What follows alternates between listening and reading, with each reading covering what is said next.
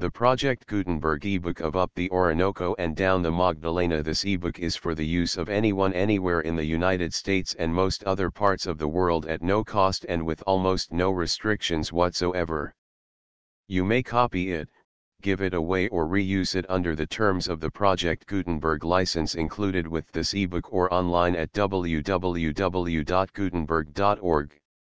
If you are not located in the United States, you will have to check the laws of the country where you are located before using this ebook.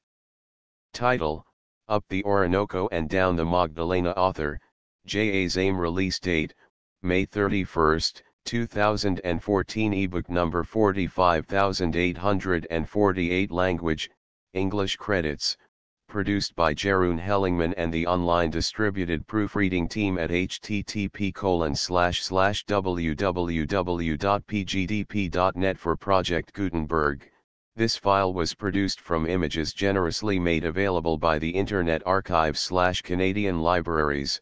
Start of the Project Gutenberg ebook. Up the Orinoco and Down the Magdalena. Up the Orinoco and Down the Magdalena, a cavalcade in the Andes.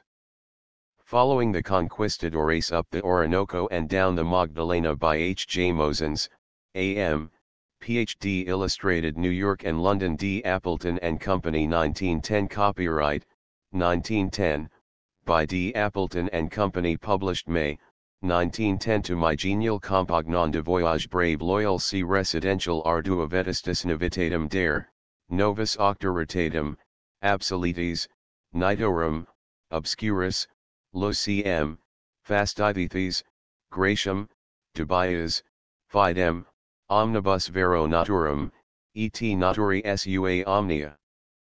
Itac entium non assecutus, voluus abunda pulchrum et magnificum est.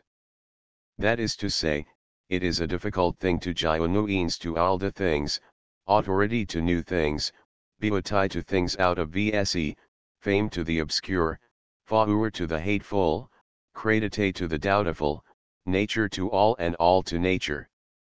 To such nevertheless as cannot attain to all these, it is greatly commendable and magnifical to how attempted the fame. From the preface, addressed to the Emperor Vespasian, of Pliny's Natural History. Forward. The following pages contain the record of a journey made to islands and lands that border the Caribbean and to the less frequented parts of Venezuela and Colombia. Thanks to our trade relations with the Antilles, and the number of meritorious books that have been written about them during the last few decades, our knowledge of the West Indies is fairly complete and satisfactory. The same, however, cannot be said of the two extensive republics just south of us.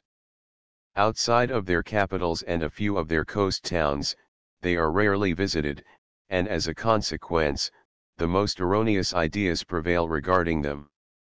Vast regions in both republics are now less known than they were 3 centuries ago, while there are certain sections about which our knowledge is as limited as it is regarding the least explored portions of darkest Africa. This is not the place to account for the prevailing ignorance regarding the parts of the new hemisphere that first claimed the attention of discoverers and explorers. Suffice it to state that, paradoxical as it may seem, it is, nevertheless, a fact. When we recollect that the lands in question were not only the first discovered but that they were also witnesses of the marvelous achievements of some of the most renowned of the conquistadores, our surprise becomes doubly great that our information respecting them is so meager and confined almost exclusively to those who make a special study of things South American. Never, perhaps, in the history of our race was the spirit of adventure so generally diffused as it was at the dawn of the 16th century, just after the epoch-making discoveries of Columbus and his hardy followers. It was like the spirit that animated the Crusaders when they started on their long march to recover the Holy Sepulchre from the possession of the Moslem. It was, indeed, in many of its aspects, a revival of the age of chivalry. The sea of darkness had at last been successfully crossed. That ocean of legend and mystery with its enchanted islands inhabited by witches and gnomes and griffins had been explored. And that strange island of Satan Aksho, the island of the hand of Satan, where the evil one was supposed once a day to thrust forth a gigantic hand from the ocean to grasp a number of the inhabitants, was consigned to the limbo of medieval superstitions. A new world was revealed to the astonished Spaniards. Every animal, tree, plant seemed new to them and often entirely different from anything the old world could show. There was, too, a new race of men, with strange manners and customs, men who told them of a fountain of youth, of regions of pearls and precious stones, of cities and palaces of gold in the lofty plateau and in the heart of the wilderness. Those who first came to the New World acted as if they were in a land of enchantment and were prepared to believe any tale, however preposterous, that appealed to their lust of gold or love of adventure. No enterprise was too difficult for them, no hardship too great. Neither trackless forests, nor miasmatic climates, nor ruthless savages could deter them from their quest of treasure, or quench their thirst for glory and emolument. Hence those extraordinary expeditions in search of El Dorado, that El Dorado which Quesada hoped to find in Cundinamarca, his brother in Casanare, Orsua among the Omeguas on the Amazon, Philip von Hutten in the regions of the Meta and the Guaviare, and Caesar and Belalcazar in the territories drained by the Cauca and the Magdalena, in which were combined the extravagant performances of a Don Quixote with the feats of prowess of a Rodrigo Diaz. The spirit of knight-errantry seemed to revive and to bring with it an age of romance that for hardihood of enterprise and variety of incident surpassed any period that had preceded it. The feats of individual prowess were as brilliant as the success of Spanish arms was pronounced and far-reaching. It was an age of epics, of poetry in action. Lord Macaulay, in his essay on Lord Clive, writes, "We have always thought it strange that, while the history of the Spanish Empire in America is familiarly known to all the nations of Europe, the great actions of our countrymen in the East should, even among ourselves, excite little interest." One reason for the difference noted was the absence, in the English conquest of India, of those romantic and picturesque elements that so distinguished the achievements of the conquistadores in the New World, and which so fascinated Leo X, that he sat up all night to read the Decades of Peter Martyr. The picturesque descriptions, declares Theodore Irving, in his Conquest of Florida, of steel-clad cavaliers with lance and helmet and prancing steed, glittering through the wildernesses of Florida, Georgia, Alabama, and the prairies of the far west, would seem to us fictions of romance, did they not come to us recorded in matter-of-fact narratives of contemporaries, and corroborated by minute and daily memoranda of eyewitnesses. The same can be said with even more truth of the conquistadores of the Spanish Main and of the daring adventurers who first penetrated the trackless forests and scaled the lofty mountains of Venezuela and New Granada.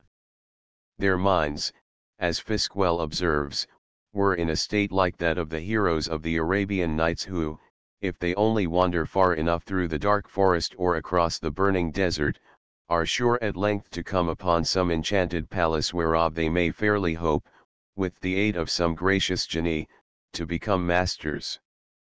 Thus it was that Cortés, unaided, however, by a gracious genie, became the master of the capital of the Aztecs, as Quesada and Pizarro became the masters of the lands and the treasures of the Muiscas and the Incas.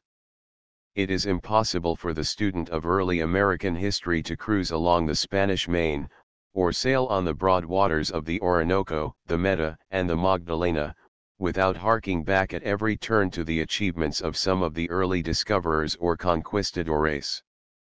Every island, every promontory, every river has been visited by them and, if endowed with speech, they could tell thrilling stories of daring adventure and brilliant exploit unsurpassed in the annals of chivalry and crusading valor.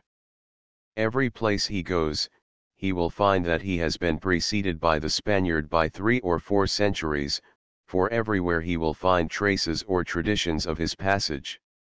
It matters not that the Spaniards were lured on by such ever-receding chimeras as Manoa, El Dorado, and Lake Paramay, that many other objects of their quest were as mythical as that of the Argonauts or as unattainable as the golden apples of the Hesperides.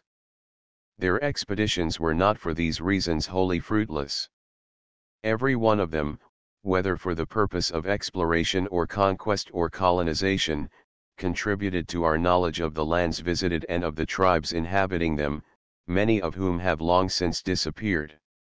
And everywhere one finds towns founded by them, or places, mountains and rivers that still bear the names that were given them at the time of their discovery. It was always our pleasure, during our wanderings in the tropics, to recall what the first explorers thought of the new lands visited by them while they were still under the spell of the novel and marvelous things that were ever claiming their rapt attention whithersoever they went. We loved to look upon the countries we visited as their first explorers had looked upon them. This we were able to do, for thanks to the old chroniclers, the wonderment of the discovery of the New World has been preserved, as in amber, in all its freshness, and that, too, for all time to come. Comparatively few people realize how extensive is the literature, especially in Spanish, that relates to the period of the conquest and that immediately following it. And still fewer are aware of its intense interest and importance.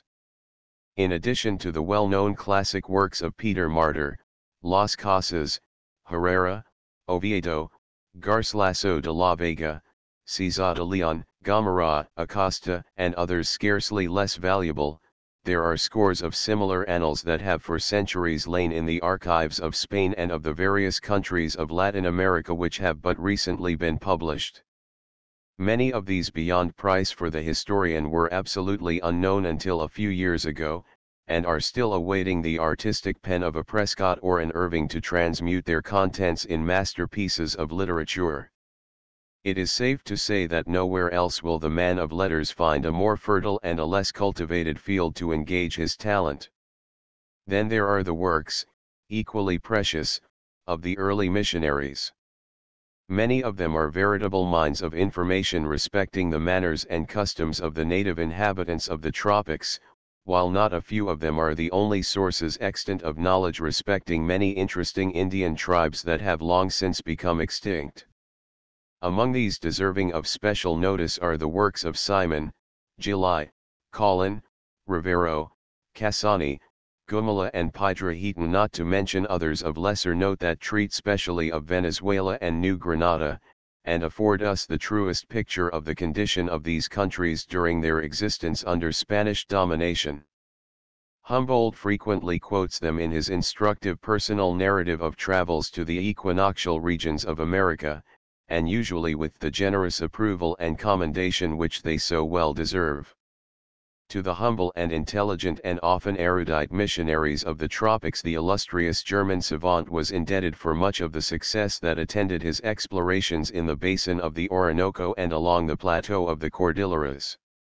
Worthy of mention, too, in traversing countries where the traveler has not the benefit of a Murray or a Baedeker, are the numerous works of those explorers German, English, French, American who have followed in the footsteps of Humboldt and his Compagnon de Voyage, Bonpland, and who have cast a flood of light upon the fauna and flora of the countries visited, and supplemented the works of the early historians and missionaries by describing the condition of their inhabitants as it obtains to day. In the following pages the author has endeavored to give not only his own impressions of the lands he has visited but also, when the narrative permitted or required it, the impressions of others conquistadores, missionaries, and men of science who have gone over the same grounds or discussed the same topics as constitute the subject matter of this volume. The rapidly increasing interest of our people in all matters pertaining to South America, and the eagerness now manifested to see closer trade relations established between the United States and the various republics of Latin America, seemed to justify this course. For the student, as well as for the general reader, it seemed to be desirable, if not necessary, to indicate, at least cursorily, by citations and footnotes, the character and extent of that large class of works, historical and scientific, that occupy so important a position in the annals of discovery and of material and intellectual progress. In the words of Pliny, quoted on the title page, it has been the aim of the author to give newness to old things, authority to new things, beauty to things out of use, fame to the obscure, favor to the hateful, credit to the doubtful, nature to all and all to nature. A difficult task truly, how difficult no one can more fully recognize than the author himself.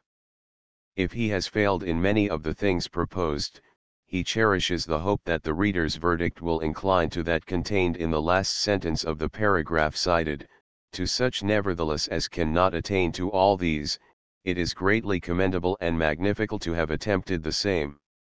The present book will be followed by a volume to be entitled, Along the Andes and Down the Amazon. The author. Contents chapter page I Introductory 1-2. Trinidad and the Orinoco 54-3. The Great River 82-4. In Mid-Orinoco 112 v El Rio Meta 139-6. Approaching the Andes 165-7. The Llanos of Colombia 195-8. The Cordillera of the Andes 228-9. In Cloudland 255x. The Athens of South America 285-11. The Muisca Trail 313-12. The Valley of the Magdalena 346-13. In the track of Plate Fleets and Buccaneers 377-14. The Rich Coast 399 Bibliography 429 Index 435 List of illustrations facing page A Cavalcade in the Andes Frontispiece on the Coast Range, Venezuela 42 Scene on the Orinoco 76 An Indian Home on the Orinoco 94 In the Llanos of Venezuela 122 Indians of Mid-Orinoco 122 Our crew ashore for fuel 160 La Ninita, our launch, on the Upper Meta 176 A Travelers Lodge in the Llanos of Colombia 204 A Shelter on the banks of the Oco 220 Our camp in the Llanos 220 Stopping for luncheon in the Lower Cordilleras 240 Peons Fording a river in the Andes 262 A Valley in the Cordilleras 286 Road between Bogota and Honda 332 Champagne going up the Magdalena 354 A Palm Forest in the Tropics 372 Method of transporting freight between Honda and Bogota 414 Route followed by author. Up the Orinoco and down the Magdalena Chapter I Introductory Easterland on a dark, cold day toward the close of January, 1907, the writer stood at a window in New York, observing some score of a mid-end army removing the avalanche of snow that cumbered the streets after a half-week of continuous storm. He was pondering a long vacation, musing where rest and recreation might be found, at once wholesome and instructive, amid scenes quite different from any afforded by his previous journeys. He was familiar with every place of interest in North America, from Canada to the Gulf, from Alaska to Yucatan. He had spent many years in Europe, had visited Asia, Africa, and the far-off isles of the Pacific. He cared not to revisit these, much less to go where he must entertain or be entertained. He sought rest, absolute rest, and freedom, untrammeled by conventional life. For the present he would shun the society of his fellows for the serene solitude of the wilderness, or the companionship of mighty mountains and rivers. Not that he was a misanthrope or that he wished to become an anchoret. Far from it. Still less did he wish to spend his time in idleness. This for him would have been almost tantamount to solitary confinement. He dreamed of a land where he could spend most of the time in the open air close to nature and in communion with her, where both mind and body could be always active and yet always free as the bird that comes and goes as it lists. Whilst thus absorbed in thought, and casting an occasional glance at the laborers in the street battling against the frost king, whose work continued without intermission, the writer was awakened from his reverie by the dulcet notes evoked from a Steinway grand and the sweet, sympathetic voice of one who had just intoned the opening words of Goethe's matchless song as set to music by Liszt. Knowest thou the land where the pale citron grows, and the gold orange through dark foliage glows? A soft wind flutters through the deep blue sky, the myrtle blooms, and towers the laurel high. Knowest thou it well? Knowest thou it well? Oh, there with thee! Oh, that I might, my own beloved one, flee! It was La Nina, the pet name of the young musician, that came as a special providence to clear up a question that seemed to be growing more difficult the longer it was pondered. The effect was magical, and all doubt and hesitation disappeared forthwith. La Nina, as if inspired, had, without in the least suspecting it, indicated the land of the heart's desire. Yes, the writer would leave, and leave at once, the region of cloud and frost and chilling blast, and seek the land of flowers and sunshine, the land of soft wind and blue sky, the land where the pale citron grows, where the gold orange glows. It would not, however, be the land of which Mignon sang and which she so yearned to see again. Lovely, charming Italy, with its manifold attractions of every kind, must for once yield to the sunland of another clime far away, and in another hemisphere. A few days afterwards the writer, with a few friends, had taken his place in a through Pullman car bound for the land of Easter, the land of Ponce de Leon. They found every berth in the car occupied by people like themselves, hastening away from the rigors of winter and betaking themselves to where trees bloom throughout the year, soft breezes blow, and fragrant flora wears a lasting smile. Some were going for the rest and the amusement promised at several noted winter resorts. Others were in search of health that had been shattered by confinement or overwork. Some were going away for a few weeks only, others for the entire winter. Some were going no farther south than Florida, others purposed visiting some of the Antilles, and even, mayhap, the Spanish Main. As for the writer, he had no fixed plan, and for this reason he had not even thought of making out an itinerary. He would go to Florida to take up again a line of travel that had been interrupted some decades before. He had always been interested in the lives and achievements of the early Spanish discoverers and conquistadores, and had, in days gone by, followed in the footsteps of Narvaez and de Soto, of Cabeza de Vaca and Coronado, Fray Marcos de Niza, and Hernando Cortés. And now that he had the opportunity, it occurred to him that he could do nothing better or more profitable than make a reality what had been a dream from boyhood. He would visit the islands and lands discovered by the immortal admiral of the ocean sea and follow in the footsteps of the conquistadores in tierra firme. He would explore the lands first made known by Balboa and Quesada and Belalcázar and rendered famous by the prowess of the Almagro and the Pizarros. He would visit the homes of the Muiscas, the Incas, and the Ayamaras, wander among the Cordilleras from the Caribbean Sea to Lake Titicaca and beyond, and follow in the wake of Diego de Ordaz and Alonso de Herrera on the broad waters of the Orinoco and in that of Pedro de Ursua and Francisco de Orellana in the mighty flood of the Amazon. A great undertaking apparently, and, considered in the light of certain reports published about tropical America, seemingly impossible. To say the least, such a journey, it was averred, implied difficulties and privations and dangers innumerable. Do you wish to spend the rest of your life in South America? It will require a lifetime to visit the regions you have mentioned. I have myself spent many years in traveling in tropical America, and knowing, as I do, the lack of facilities for travel, the countless unforeseen delays of every kind, and the mañana habit that obtains everywhere in the countries you would visit, I have no hesitation in stating that you are attempting the impossible, if you mean to accomplish all you have spoken of in the limited time you have allotted to yourself.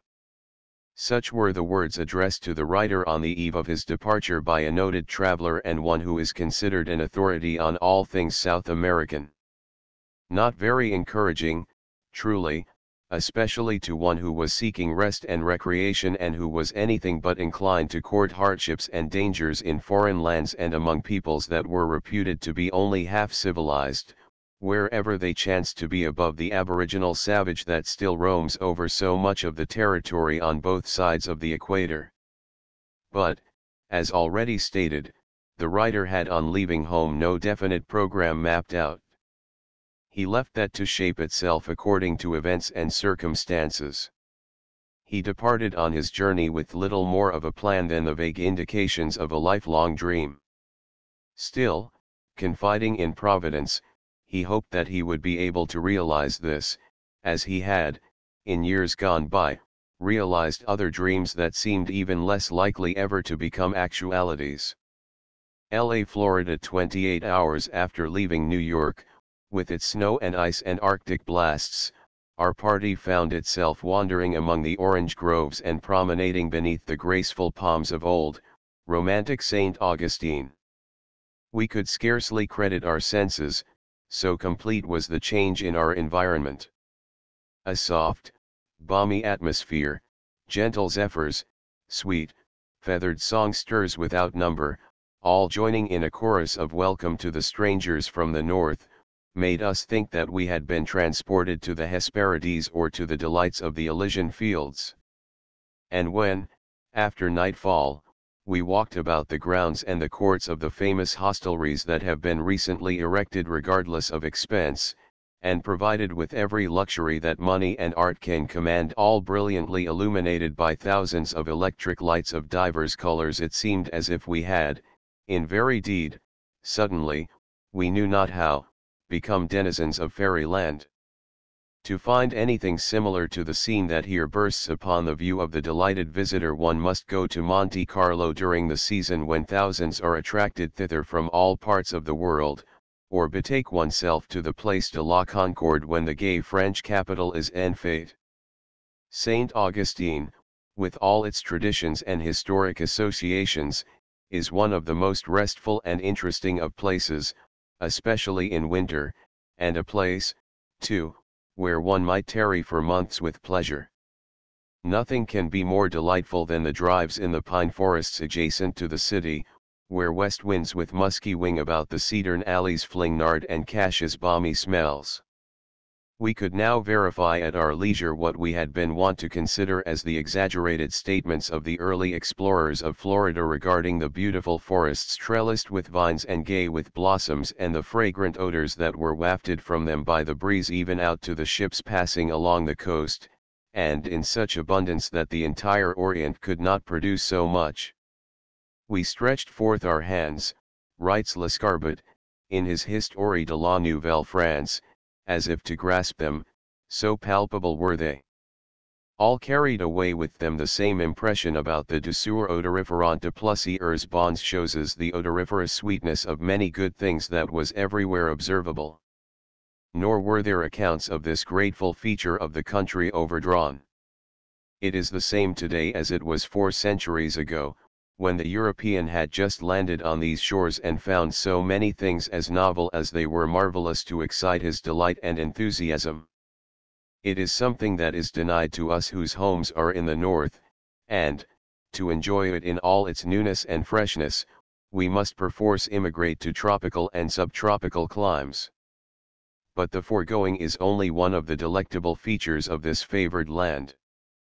As we wander through the groves and gardens and sail on the placid waters of the rivers and lakes, through the silent Everglades or the dark and mysterious forests, we find at every turn something to charm the ear or delight the eyes. Everywhere we meet with new and beauteous form of animal and vegetable life and realize for the first time, perhaps, how diverse and multitudinous are the forms of animated nature. If we are to credit Herrera, it was on account of its beautiful aspect, as well as on the day on which it was discovered, that the locality received the name it now bears. The historian says explicitly that Ponce de Leon and his companions named it Florida because it appeared very delightful, having many pleasant groves, and it was all level, as also because they discovered it at Easter, which, as has been said, the Spaniards call Pascua de Flores or Florida. In view of this clear and positive statement of Herrera, one is surprised to see that writers treating the subject ex professo have fallen into error regarding the origin of the name Florida.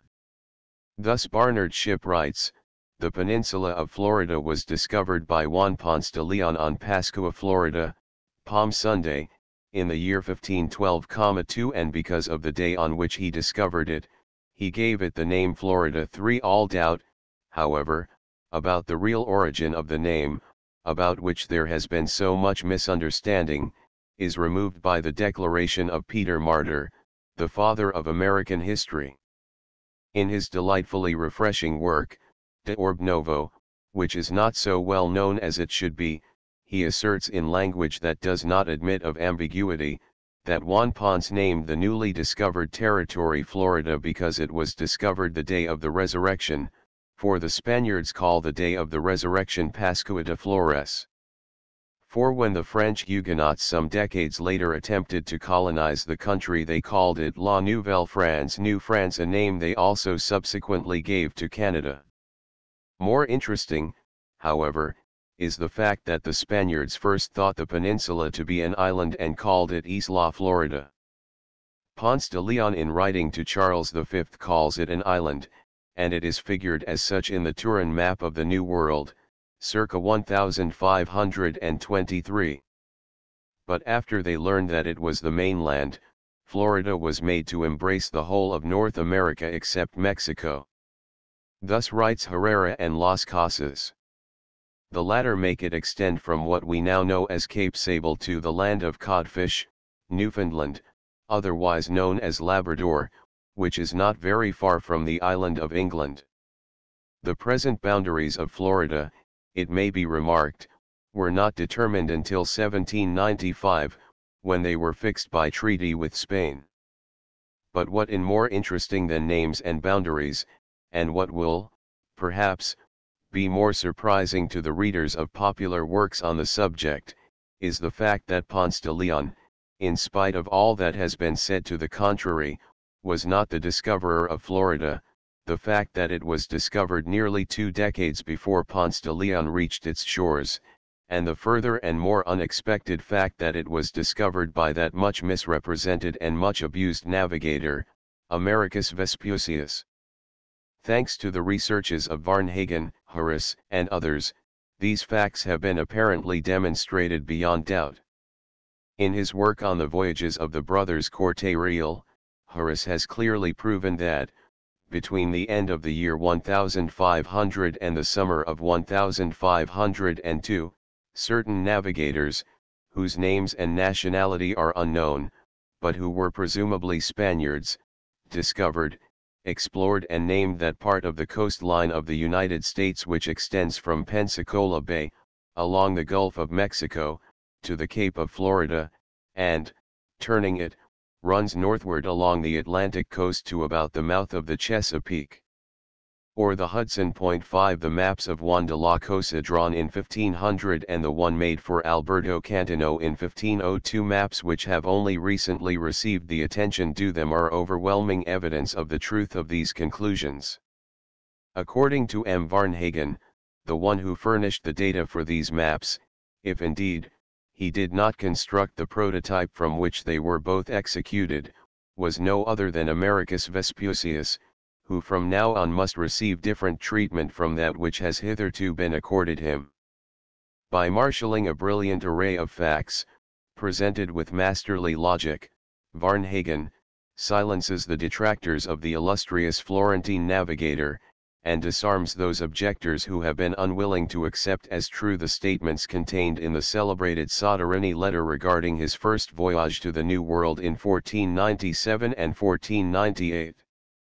He leaves no doubt on the reader's mind, that Vespucius, after visiting Honduras and Yucatan, sailed thence to and around Florida, and that, if he did not himself actually construct the original of the Cantino map, it was he that supplied the data from which both this map and that of Juan de la Cosa were rendered possible. 6 If some fortunate student of early Americana should eventually ferret out the 4 journeys of which Vespucius frequently makes mention, and in which he gives an account of all his voyages, he would render an incalculable service to the cause of truth, and would be able to demonstrate to the satisfaction of even the most exacting critic the extent and importance of the services rendered by the pilot major of Spain to the crown of Leon, and Castile, services only second to those which distinguish Columbus himself.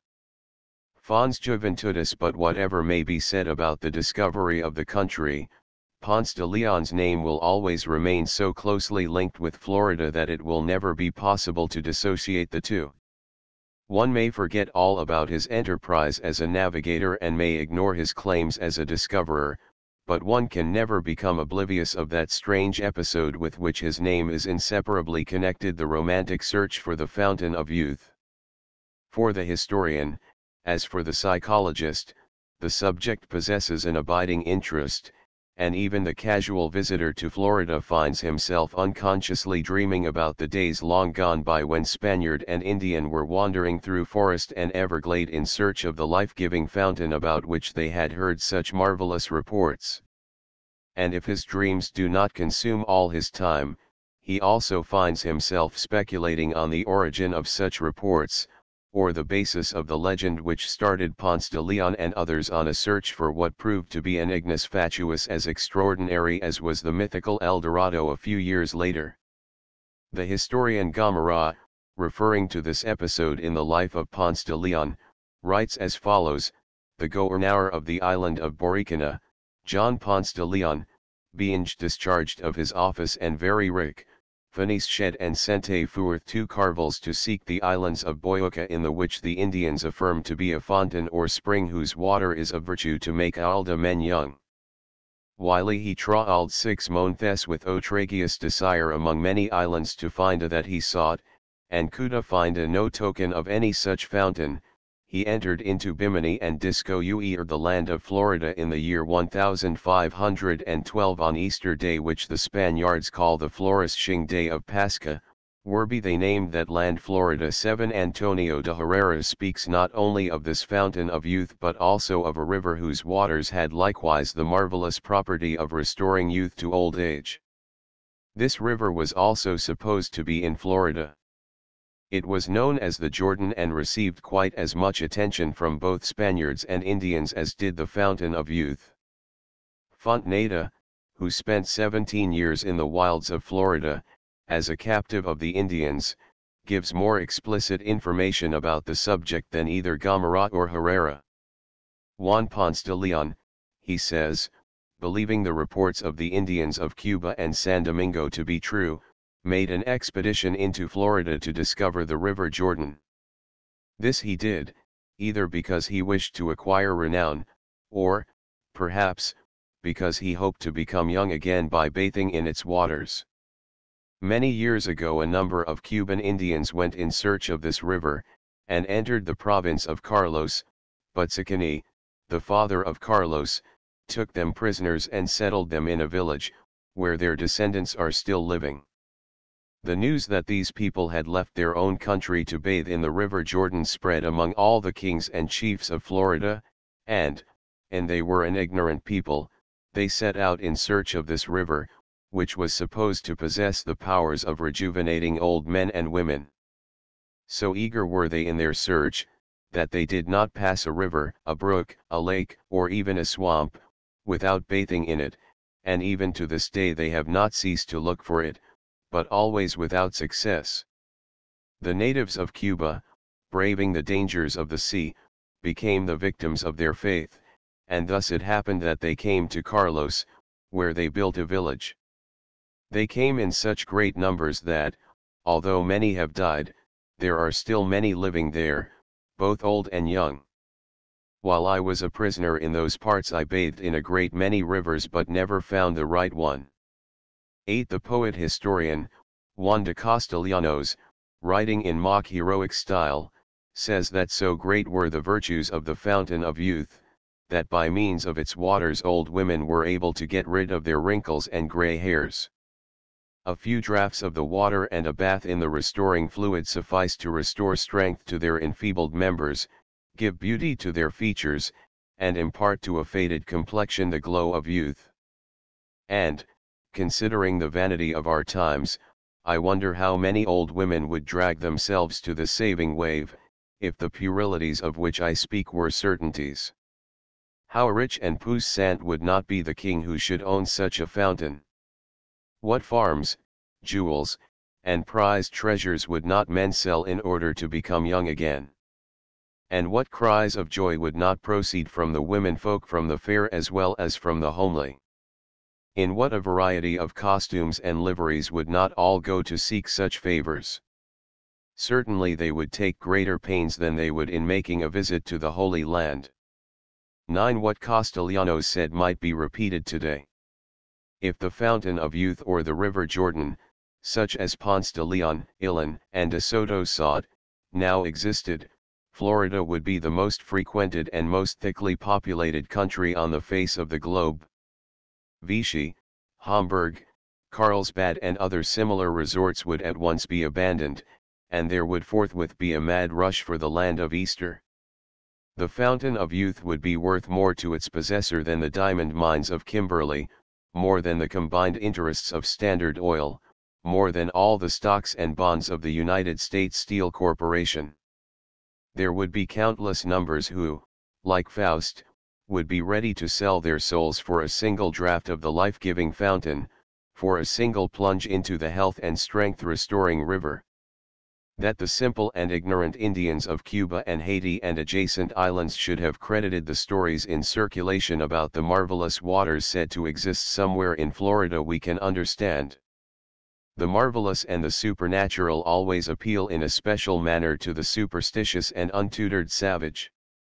We are, however, disposed to smile at the credulity of the enlightened Spaniard who did not hesitate to sacrifice fortune and life in the quest of what could never be found outside of Utopia.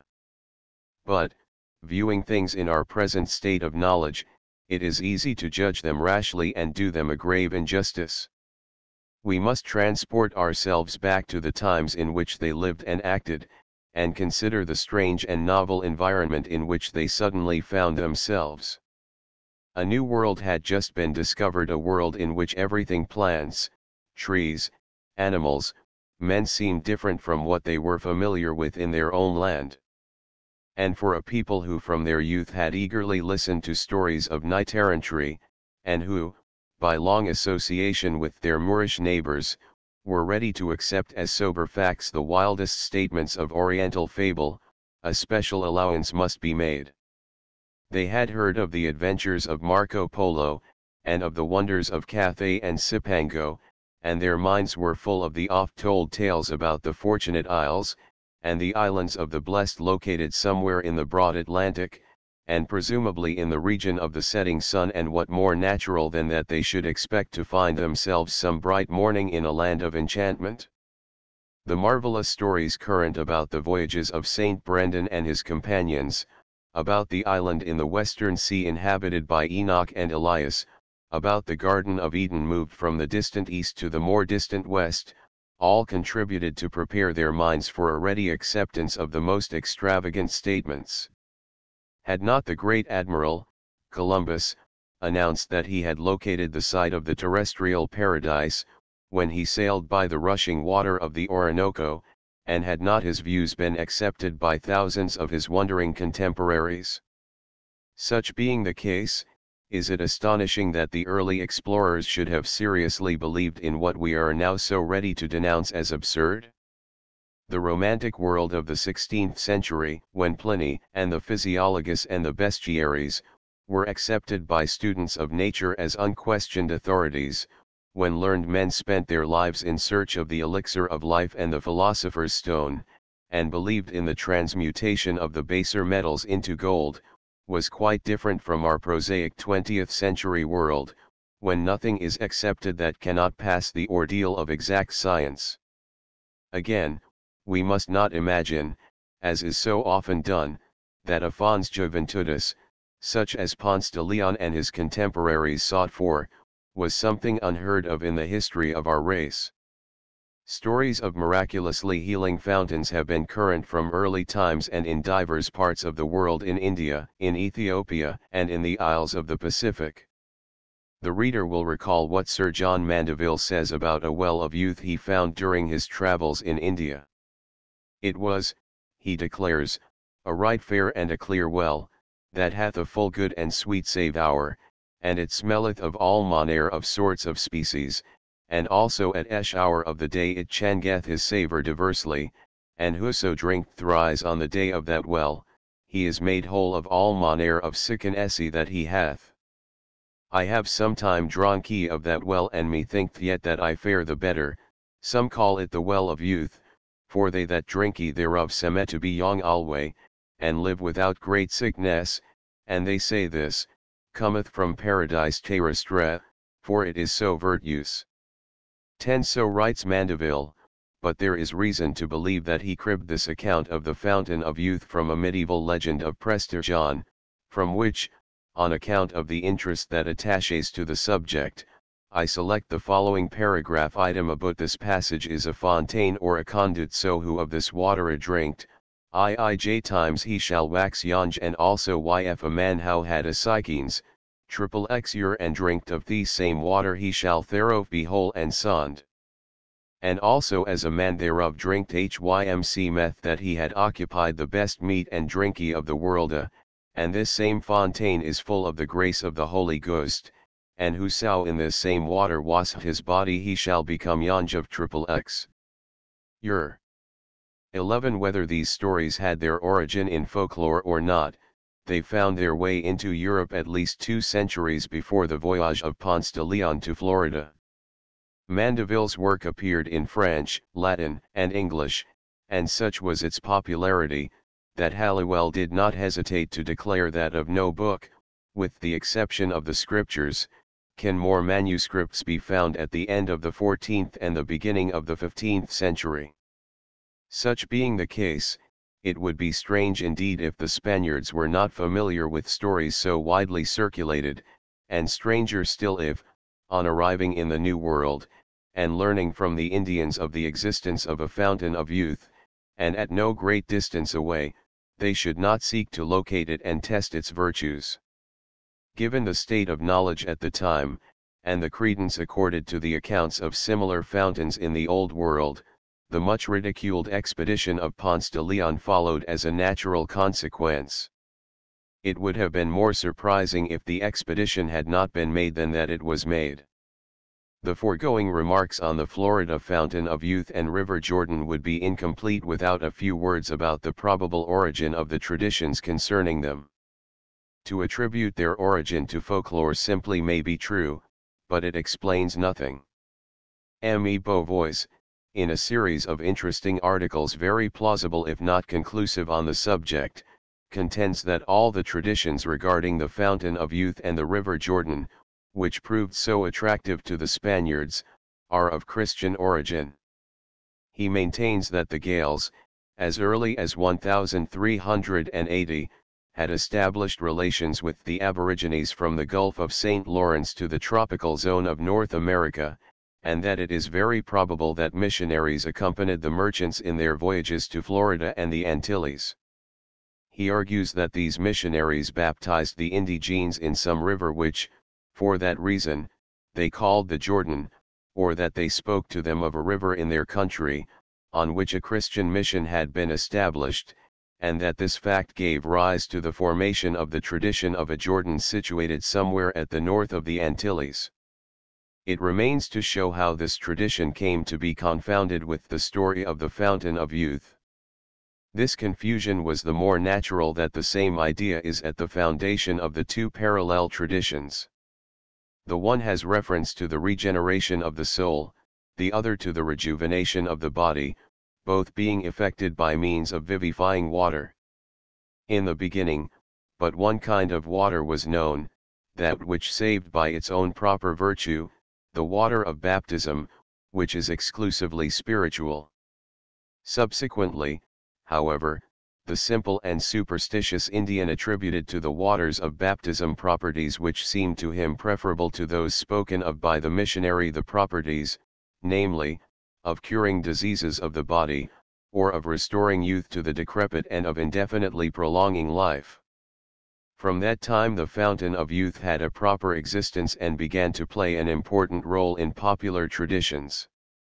How long the tradition of the beneficent waters of Florida existed, and Florida, it must be remembered, meant to the Spaniards of the 16th century all the Atlantic coast and Beauvois, does not determine. It may have been only a few generations, or it may have been several centuries. It may even have dated back to about the year 1008, when Thorfinn Karlsefni was baptized in Vinland the Good, Massachusetts, the first Christian, so far as known, born on the American continent.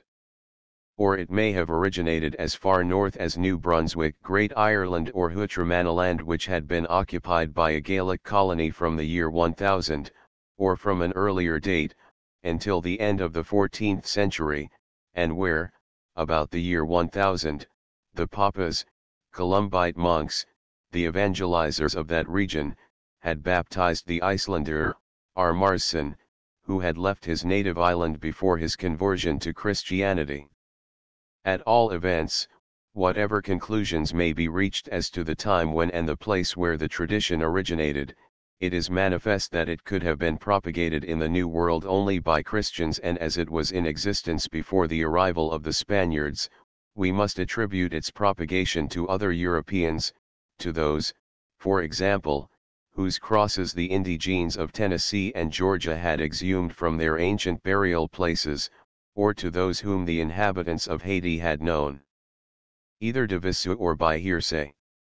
12. What is here said of the Christian origin of the Florida Fountain of Youth can likewise be predicated of the one mentioned in the legend of Prester John, whence, as we have seen, Mandeville got his story, for it is said, this same fontaine is full of the grace of the Holy Ghost, an obvious allusion to the regenerating waters of baptism.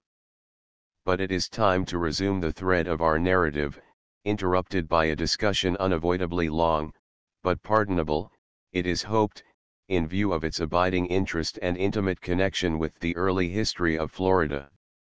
Besides, my purpose is not so much to give descriptions of the countries through which we shall pass, something which has in most instances been done before, as to give the impressions of their earliest explorers, and to dwell, as briefly as may be, on topics relating to the various regions visited, that possess even for the most casual reader a perennial fascination and importance. In countries like those we shall visit, the impressions of the first explorers are often more interesting and instructive than those of the latest tourist or naturalist, for such impressions have about them a freshness and an originality, often a quaintness and a simplicity, that are entirely absent from modern works of travel. Another reason for so doing is that much of the ground, over which we shall travel, is practically the same today as when it first greeted the eyes of the conquistadores, and many of the towns and cities we shall visit, no less than the manners and customs of the people, differ but little from what they were in the time of Charles V and Philip II. Thus, regarding many things, the statements of the Spanish writers and missionaries of 4 centuries ago are still as true as if they had been penned but yesterday, and that, too, by the most accurate observer. From St. Augustine, the oldest city in the United States, the traveler has the choice of 2 routes to Havana. One is by way of Tampa Bay, called by De Soto the Bay of Espiritu Santo, and by some of the early geographers designated as the Bay of Ponce de Leon. What, however, is now known as Ponce de Leon Bay, is farther south and near the southernmost point of the peninsula. The other route is along the east coast of the state. At the time of our visit the railroad was in operation only as far as Miami, but was being rapidly pushed towards its terminus at Key West. We chose the eastern route because we could in fancy follow more closely in the footsteps of the conquistadores and picture to ourselves, in the ocean, nearly always visible, that long procession of barks and brigantines which 4 centuries ago plowed the main, some moving northward, others southward, all manned by brawny, hardy mariners in search of gold and glory. Spaniards, like Ponce de Leon and Pedro Menendez, Italians, like Americus Vespucius and Verrazzano, Englishmen, like Hawkins and Raleigh, Frenchmen, like Ribaut and Laudonnière, all passed along this coast, all bent on achieving distinction or extending the possessions of their respective sovereigns. Brave and gallant mariners these, men whose names are writ large on the pages of story and who occupy a conspicuous place in the records of the heroes of adventure. From Miami we went by steamer to Key West, which will soon be accessible by rail from St. Augustine. The sea was as placid as an inland lakelet and the voyage to Havana was in every way ideal. We skirted along the Florida Keys, those countless coral islets that are to serve as piers for the railroad under construction, which is to form so important a link between Cuba and the United States. When completed, the time consumed in going to the Pearl of the Antilles will not only be greatly lessened, but the former discomforts and terrors of the journey will be entirely eliminated. No longer will the traveler be obliged to encounter the hurricanes of the Bahamas or the heavy seas off Cape Hatteras. He will be able to take his seat in a Pullman car in New York and go, without change, through to Key West and thence to Havana and Santiago de Cuba. How different was it when the small Spanish craft of 4 centuries ago navigated these waters on their way from Panama and Vera Cruz to the mother country. Then, as the reader will observe, by reference to the old maps of Florida, the Keys, or coral reefs along the coast, were known as Los Martires, the martyrs, so named by Ponce de Leon on account of the number of shipwrecks that occurred here, and because of the number of lives that were lost on these treacherous shoals, and also, as Herrera informs us, because of certain rock formations in the vicinity that have the appearance of men in distress.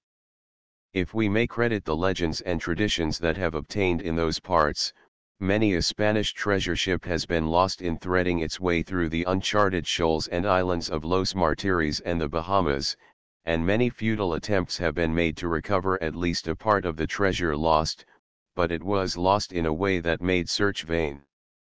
And of the adventurous divers, who braved the dangers of current and wave, one can safely say in the words of Bret Harte, never a sign, east or west, or under the line, they saw of the missing galleon, never a sail or plank or chip, they found of the long-lost treasure ship, or enough to build a tale upon. The Pearl of the Antilles. Early the morning following our departure from Miami we were aroused from our slumbers by the cry of a mariner, "Land ho, all hands ahoy!" We were on deck without delay, and there before us, under a sky of purest azure, we beheld the hills of Cuba, clad in a mantle of undying verdure. Its resplendent shores were arrayed in hues of glowing beauty and unimagined loveliness. Fragrant groves of orange and pomegranate, luxuriant forests white with clouds of bloom, formed a glorious setting to the refulgent waves that reflected the crimson splendors of the rising sun. Delicious zephyrs, fanning their balmy wings, bathed our brows with dewy freshness, sweet with perfume from ambrosial fruits and tropic flowers. Yes, we were in the Pearl of the Antilles, the sweet Isle of Flowers, in Gan Eden, the garden of delight that in the legends of long ago was reckoned among the Isles of the Blessed. The beautiful pictures before us, however, were but as a fleeting panorama. We had but little time to feast our eyes on them before we were in front of grim, frowning Morro Castle, that for 3 centuries and more has stood sentinel of the fair city at its feet. Adjoining the castle are the cabanas, a vast range of fortifications more than a mile in length, and nearly 1,000 feet in breadth. Just opposite, on the other side of the harbor's entrance, is the Bateria de la Punta, and some distance farther beyond is the star-shaped Castle Adders. From a military standpoint Havana is well protected, and, with Morro Castle properly equipped with modern artillery, would be practically impregnable. Few West Indian cities have greater historic interest than Havana.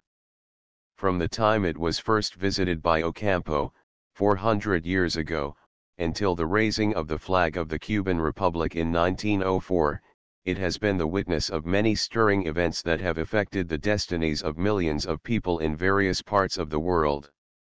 It was from Havana's port that Cortés, in 1519, sailed on his memorable voyage to Mexico.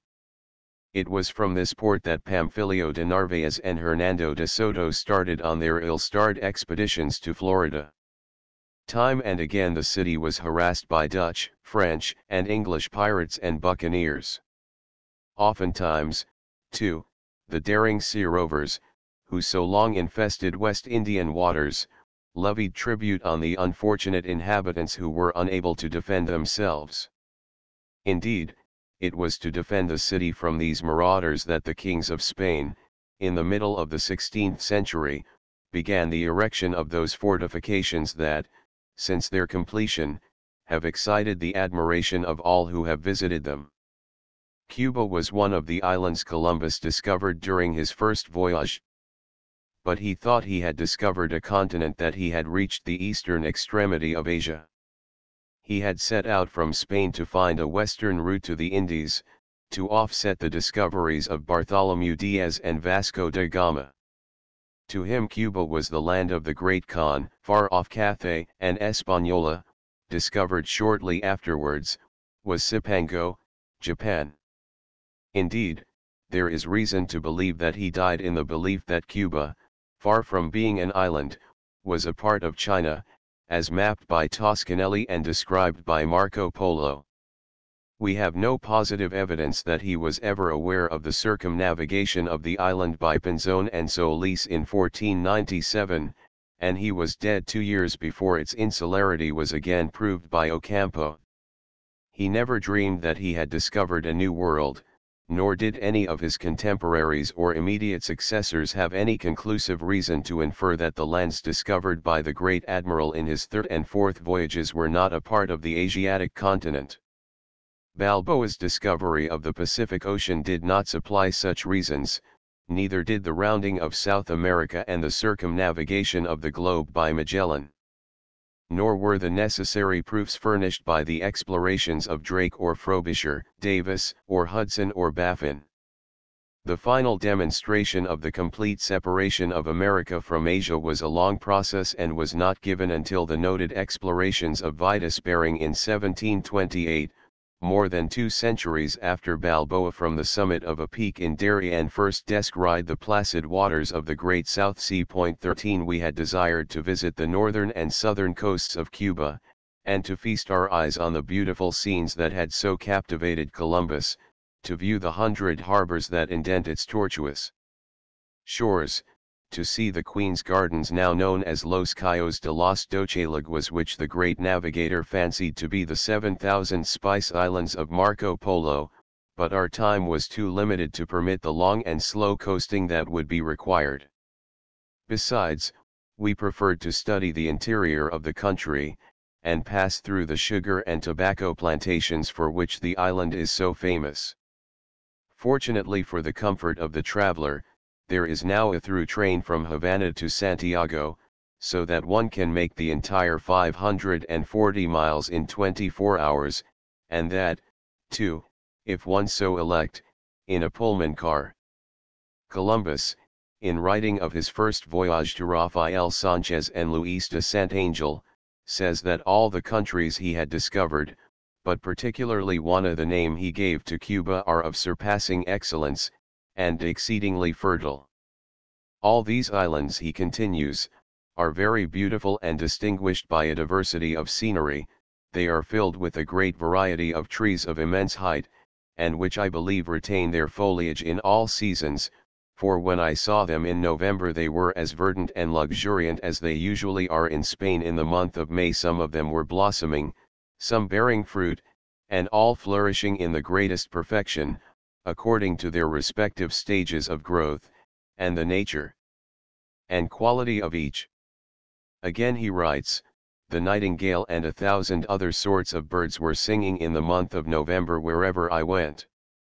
There are palm trees in these countries of 6 or 8 sorts, which are surprising to see, on account of their diversity from ours, but, indeed, this is the case with respect to the other trees, as well as the fruits and weeds. Here are also honey, and fruits of 1,000 sorts, and birds of every variety.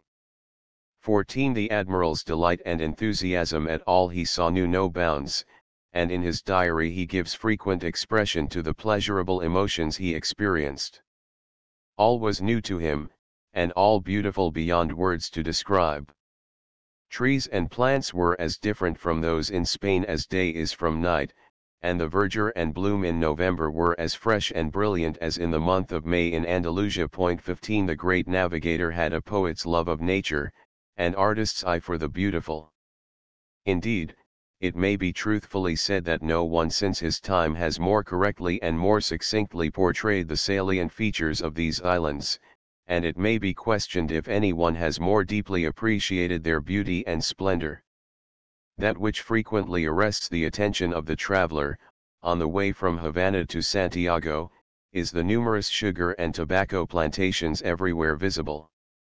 Sugar cane, as is known, was not found by the Spaniards on their arrival in the New World, but was introduced there a short time after, most probably from the Madeira or Canary Islands. Tobacco, however, is an American plant, and one of the things that most surprised the Europeans on first coming in contact with the Indians of the newly discovered islands was to find them smoking the dried leaves of this now favorite narcotic. The first mention of tobacco is in Columbus' diary under date of November 6, 1492. Referring to two messengers he had sent out among the Indians, he writes, "The two Christians met on the road a great many people going to their villages, men and women with brands in their hands, made of herbs, for taking their customary smoke. 16 These, then, were the first cigars of which we have any record." The use of tobacco in pipes was apparently first observed in Florida by Captain John Hawkins during his voyage to the peninsula in 1566. Among many other interesting things he tells us about the inhabitants is that of their use and love of the pipe. The Floridians, when they troil how a kind of herb dried, which with a cane, and an earthen cup in the end, with fire and the dried herbs put together, do suck thorough the cane the smoke thereof, which smoke satisfieth their hunger, and therewith they lie ye 4 or 5 days without meat or drinky, and this all the Frenchmen veast for this purpose, yet do they hold a opinion withal, that it causeth water and flame to void from their stomachs. 17 The early Italian traveller, Girolamo Benzoni, evidently did not share the views of the Floridians and Frenchmen regarding the value of tobacco. To him it was nothing less than an invention of Satan. Speaking of its evil effects, he says, "See what a pestiferous and wicked poison from the devil this must be." 18 But it is the good old Dominican, Pere Labat, who has the most to say about the introduction and use of tobacco. His charming, gossipy account of men and things and his vagabunda loquacitas, have lost none of their fascination for the curious reader since they were first written nearly 2 centuries ago. Among other things he does not hesitate to affirm that the Indians, by introducing the use of tobacco among their pitiless conquerors, succeeded, in great measure, in avenging themselves for the unjust servitude to which they had been reduced. 19 According to the good father, tobacco proved to be a veritable apple of discord, because it gave rise to a protracted war of words among men of science. In this war a large number of ignoramuses as well as savants participated. And not the last to declare themselves in favor of or opposed to what they understood no better than the serious affairs of the day, in which they had been but too active, were the womenfolk. Physicians discussed its properties, nature, and virtues, as if it had been known all over the habitable world from the times of Galen, Hippocrates, and Aesculapius, and their opinions were as diverse, and as opposed to one another as are today the opinions of allopaths and homeopaths, osteopaths, and psychopaths. They prescribed when and how it was to be taken and in what doses. They and the chemists of the time soon recognized in tobacco a valuable addition to their pharmacopoeia. Nay, more, it was not long before it was proclaimed as a panacea for all the ills that poor suffering humanity is heir to. Its ashes cured glanders, taken as a powder it cured rheumatism, headache, dropsy, and paralysis. It was a specific against melancholy and insanity, against the smallpox and the plague, against fever, asthma, and liver troubles. It strengthened the memory and excited the imagination, and philosophers and men of science could be, it was averred, no better prepared to grapple with the most difficult of abstract problems than by having the nose primed with snuff. The effects induced by chewing tobacco were said to be even more marvelous, for among other things it was claimed that by thus using it hunger and thirst were allayed or prevented.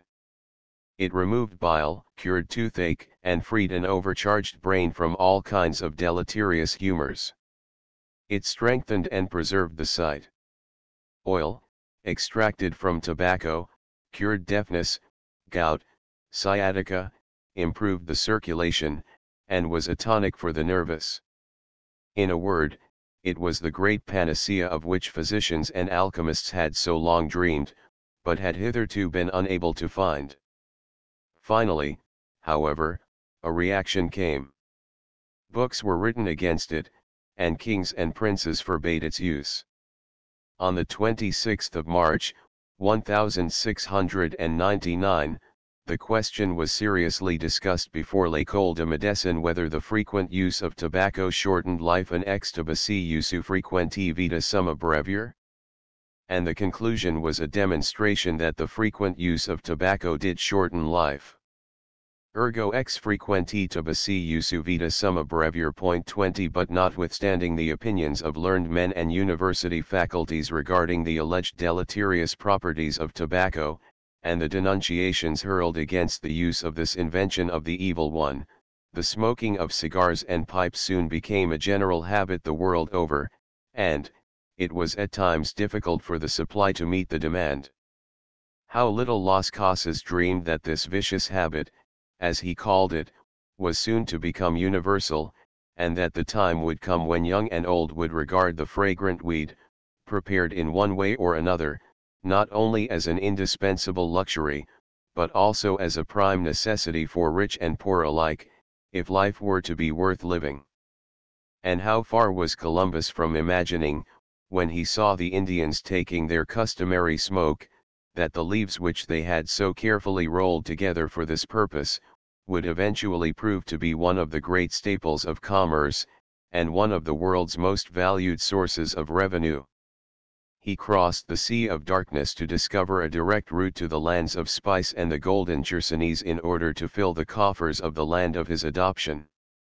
He and his companions explored every island they met in their wanderings in quest of gold and pearls and precious stones, and here, in the narcotic plant, that appeared to them as little more than a curiosity, there were treasures greater than those of Ormus and Ind.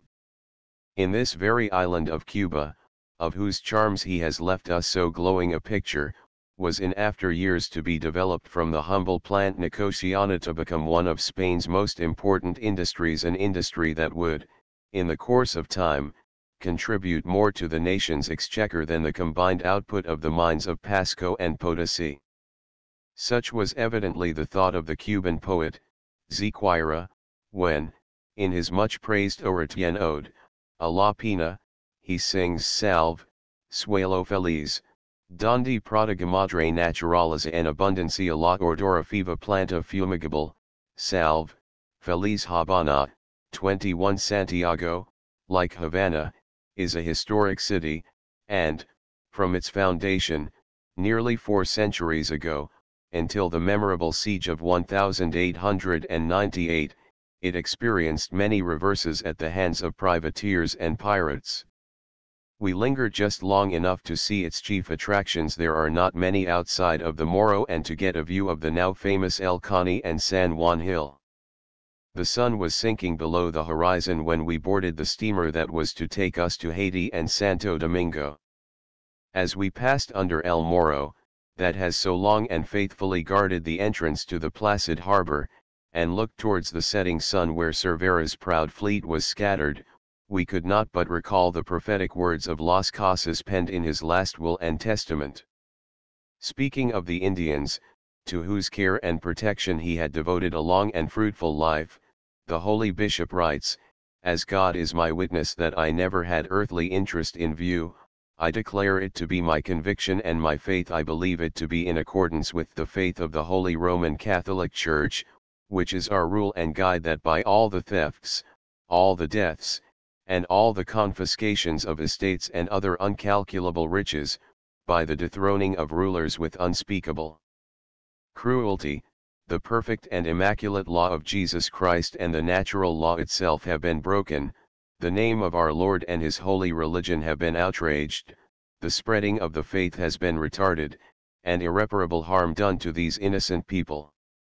Hence I believe that, unless it atones with much penance for these abominable and unspeakably wicked deeds, Spain will be visited by the wrath of God, because the whole nation has shared, more or less, in the bloody wealth that has been acquired by the slaughter and extermination of those people. But I fear that it will repent too late, or never. For God punishes with blindness the sins sometimes of the lowly, but especially and more frequently the sins of those who think themselves wise, and who presume to rule the world. We ourselves are eyewitnesses of this darkening of the understanding. It is now 70 years since we began to scandalize, to rob, and to murder those peoples, but to this day we have not come to realize that so many scandals, so much injustice, so many thefts, so many massacres, so much slavery, and the depopulation of so many provinces, which have disgraced our holy religion, are sins or injustices at all. 22 were the tragic scenes enacted in these waters and in the harbor of Manila, the fulfillment of the prophecy. If we should be disposed to think so, let us not forget, in contemplating the humiliation and punishment of Spain, that we too have sinned as Spain sinned.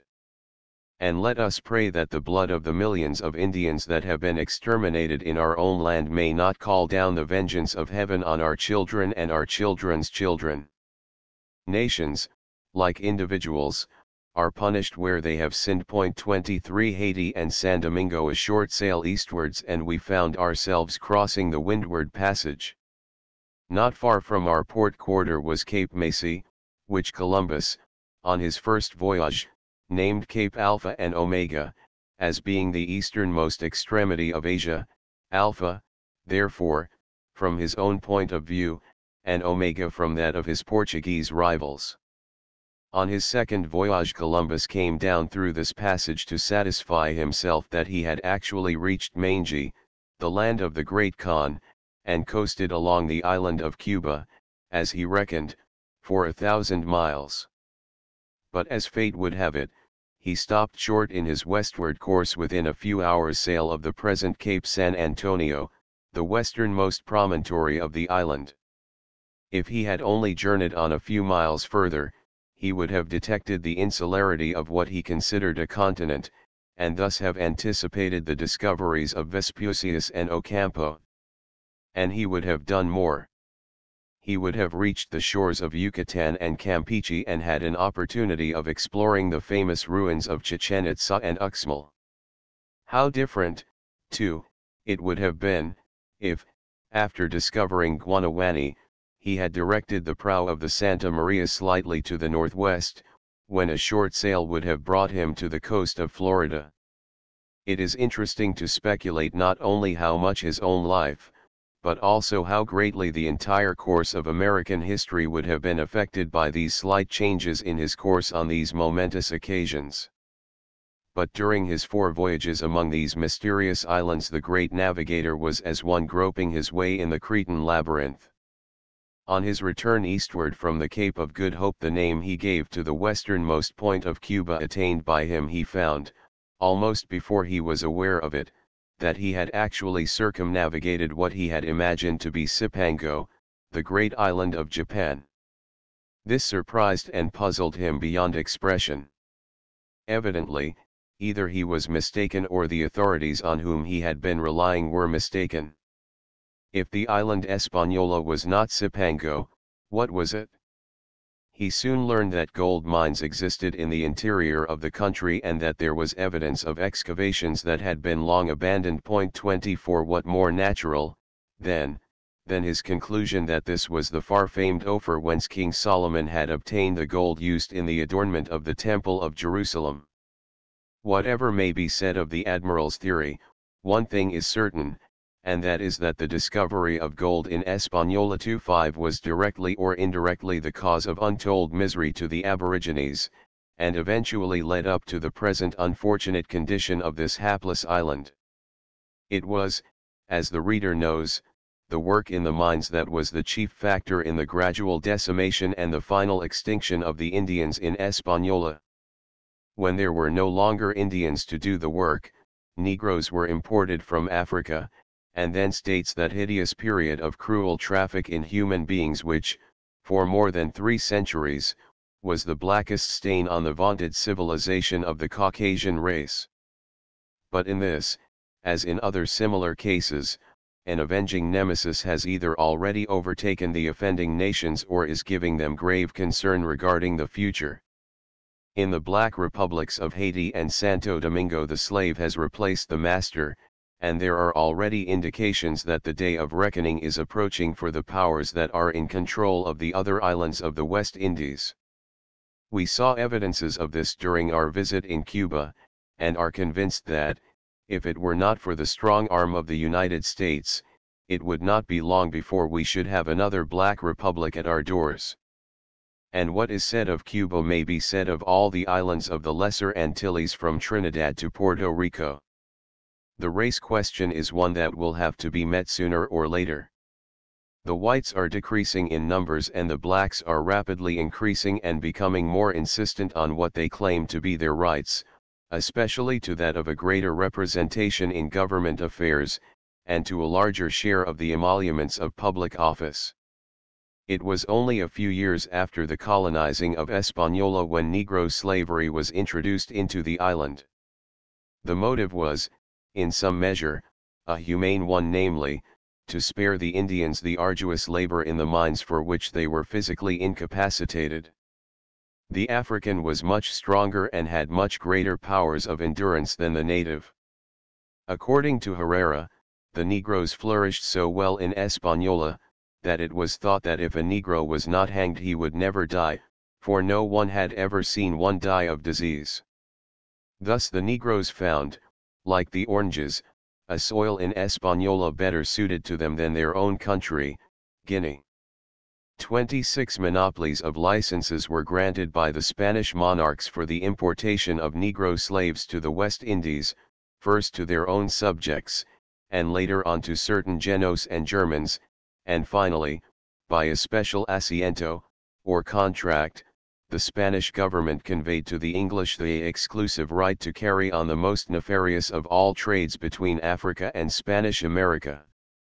The British engaged to transport annually to the Spanish Indies during a term of 30 years, 4,800 of what, in trade language, were called Indian pieces, that is to say, Negro slaves, paying a duty per head of 33 escudos and 1/3.27. So great was the number of Negroes imported into America from 1517, when Charles V first permitted the traffic, until 1807, when the slave trade was abolished by an act of the English Parliament, that it has been computed that their total number was not less than 5 or 6 millions. In one single year, 1768, it is said that the number torn from their homes and country and transported to Spain's new colonies was no less than 97,000.28. But the inevitable soon came to pass, much sooner than even the wisest statesman could have foreseen. The great Cardinal Ximenes, it is true, realized from the beginning the risk incurred by sending Negroes to the Indies. He contended that it was wrong to send beyond the ocean people so apt in war as the blacks, who might at any time stir up a servile war against Spanish rule. He insisted that the Negroes, who were as malicious as they were strong, would no sooner perceive themselves to be more numerous in the New World than the Spaniards, than they would lay their heads together to put on their masters the chains they now carried. 29. The Cardinal's prediction soon came true. In all parts of the Indies, in the islands of the sea and on tierra firme, there were massacres and uprisings and servile wars, without number, and both the colonies and the mother country had often occasion to regret the introduction within their boundaries of so dangerous and warlike subjects. But it was too late to rectify the mistake. It was impossible to drive them out of the country, or to return them to the land whence they had been brought against their will. So rapidly had they increased in numbers that they now, in many places, constituted a great majority of the population. Hispaniola, today constituting the two republics of Haiti and Santo Domingo, was the first island of which they got supreme control. Which will be the next? The question is not an idle one. It is one frequently asked in the West Indies. The unrest and agitation of the blacks are much greater than we in the North imagine. Their ambition is greater and their political aspirations higher than those who have not been among them are prepared to admit. The situation is certainly not one that justifies supine indifference on the part of the governments now in control, nor is the difficulty one whose solution can be indefinitely postponed. Every lover of law and order must hope that some modus vivendi can be arrived at whereby, while all the legitimate claims of the Negro are conceded, the world will he spared another decline and fall like that which has been witnessed in Hispaniola. We called at several of the ports of Haiti and Santo Domingo, but we found little to interest us outside of the capital of the latter republic. Santo Domingo is not only the oldest city in the New World. The early abandoned settlement of Isabella never deserved the name of city, but is, in many respects, the most interesting. Founded by Bartholomew Columbus in 1496, and named Santo Domingo after the patron saint of his father, Domenico, it was, for a while, the seat of the viceroyalty. It was to this place that Don Diego Colon, the son of the admiral, brought his lovely bride, Dona Maria de Toledo, a daughter of one of the oldest and proudest families of Spain. Here he set up a vice-regal court that excited the envy of his enemies, and was by them made the basis of charges preferred against him that he meditated establishing a government independent of the mother country. Of the viceroy's palace, Oviedo writes to Charles V, "It seemeth unto me so magnifical and prince-like that your majesty may be as well lodged therein as in any of the most exquisite builded houses of Spain." 30 From Santo Domingo radiated the lines of discovery and conquest that culminated in the achievements of Cortés, Balboa, and Pizarro. Here Columbus was loaded with chains and imprisoned by Bobadilla. Here was established the first university of the New World.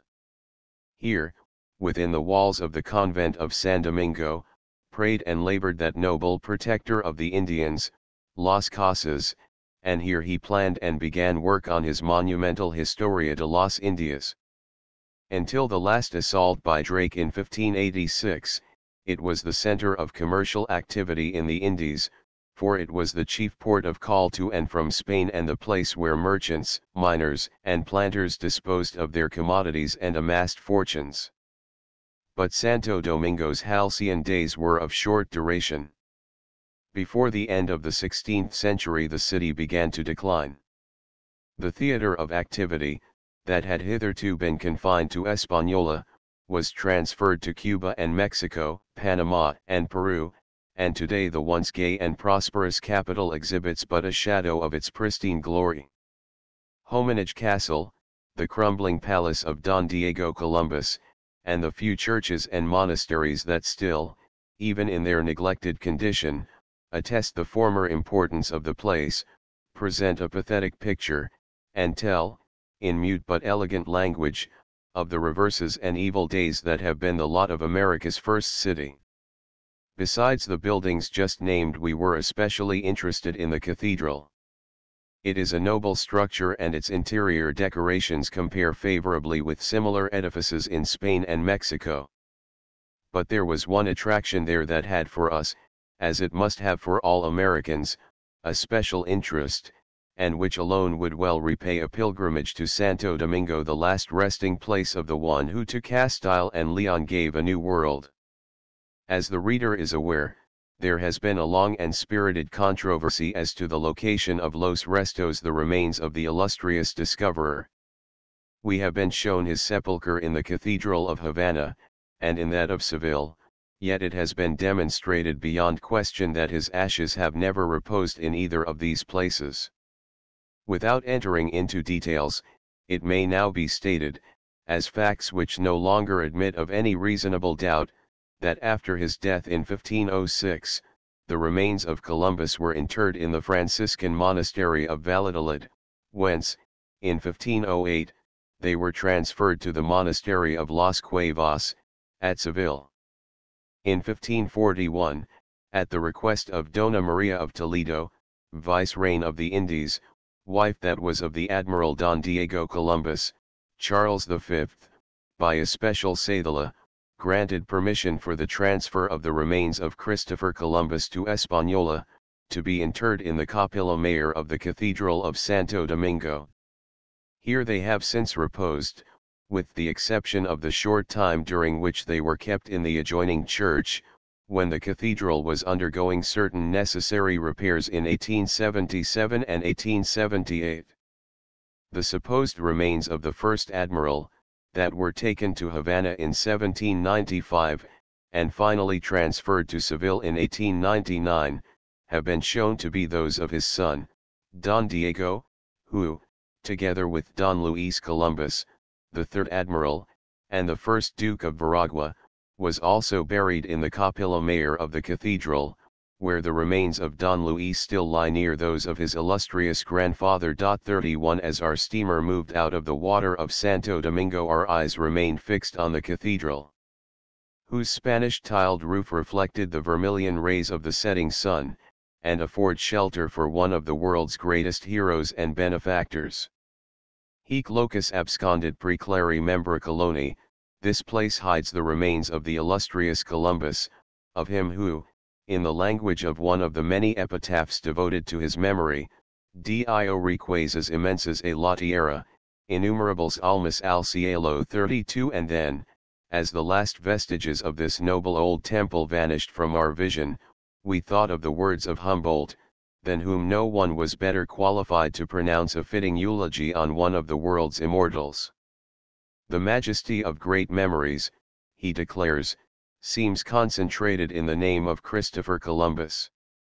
It is the originality of his vast conceptions, the compass and fertility of his genius, and the courage which bore out against the long series of misfortunes, which have exalted the admiral high above all his contemporaries. 33 And we dreamed, or was it a telepathic intimation of a future reality, when the precious remains, that have so long been guarded in this distant and rarely visited island, should be transferred for a third and a last time, but this time where they might be visited and venerated by millions instead of the few hundred that now find their way hither, and where they might occupy a noble sarcophagus, like that which beneath the dome of the Invalids, holds all that is mortal of the great Corsican. And in a temple worthy alike of the man and of the greatest nation in the world.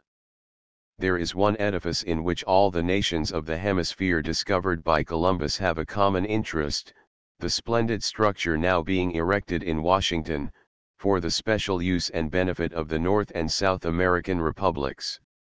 Here in the capital of the nation, in the district named after the discoverer, in sight of the tomb of the father of his country, should the remains of the admiral of the ocean sea, find an abiding place of sepulture commensurate with the magnitude of his achievements.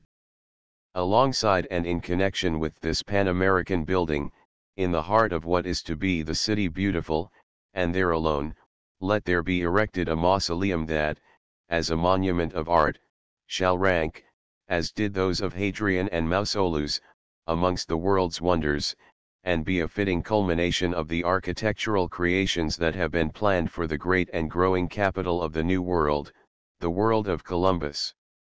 Puerto Rico and Curaçao. From Santo Domingo we went to Puerto Rico. As is well known, this island was discovered by Columbus during his second voyage in 1493. 16 years later a settlement was founded here by Ponce de Leon.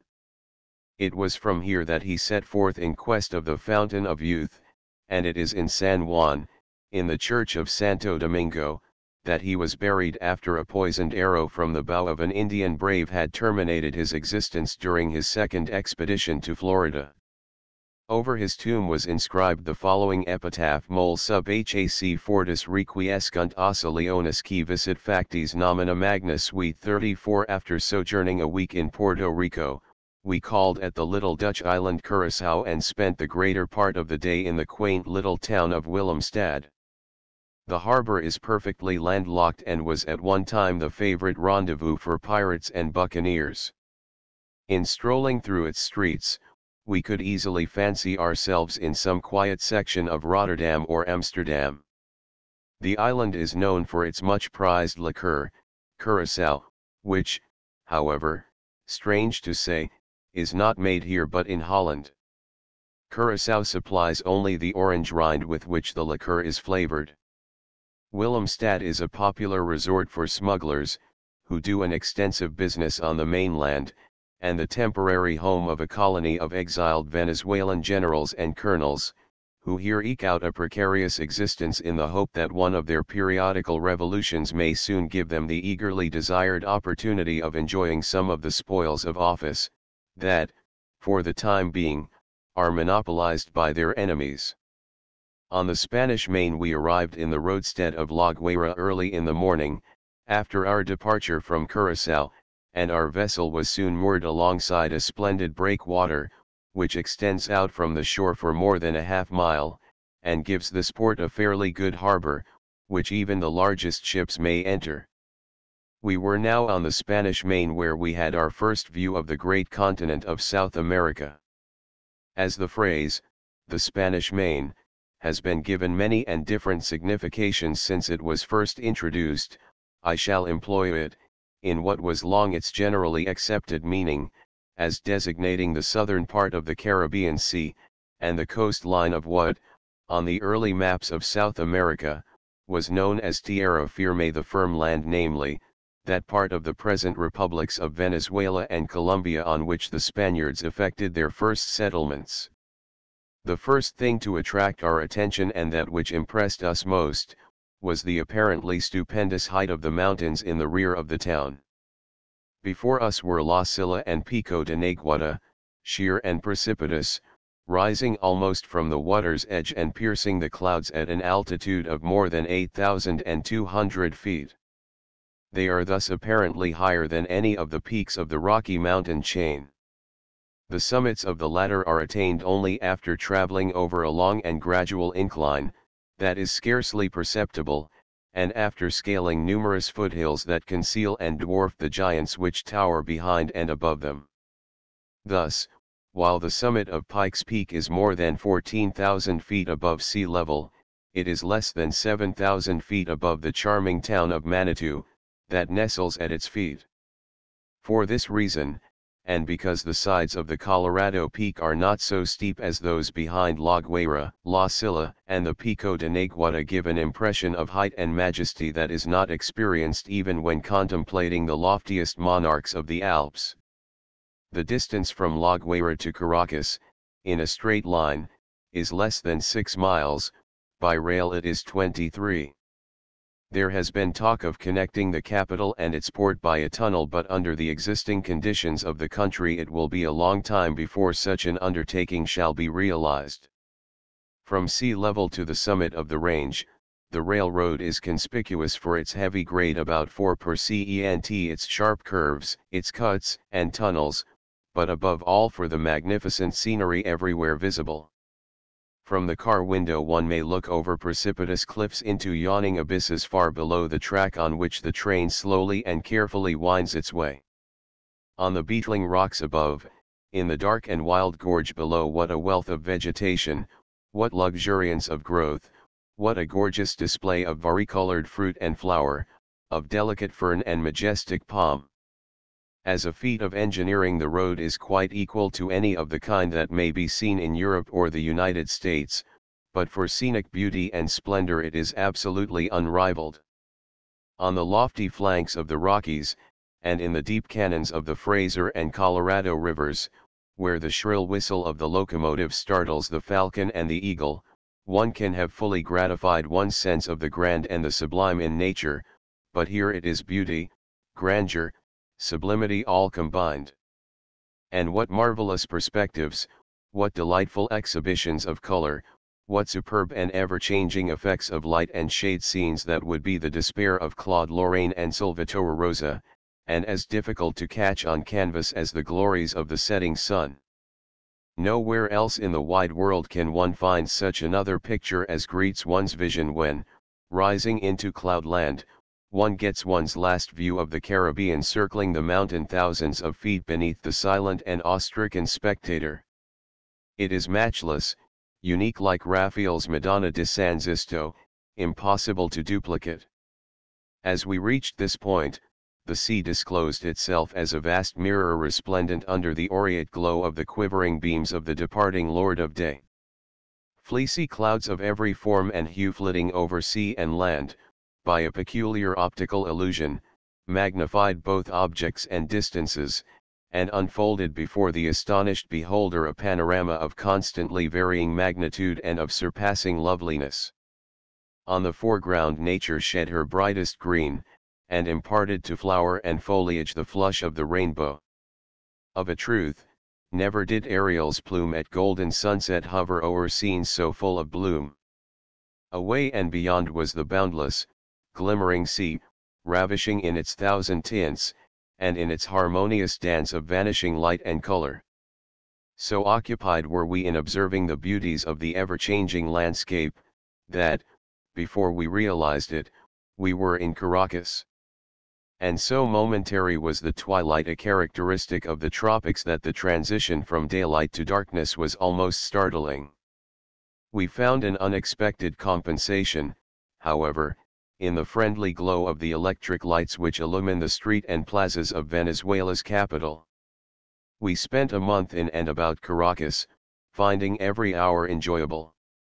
It is, in many respects, a beautiful city and located near the base of the mountains La Silla, the saddle from its fancied resemblance to an army saddle, and El Cerro de Avila, in a charming valley from 1 to 3 miles wide and about 10 miles long.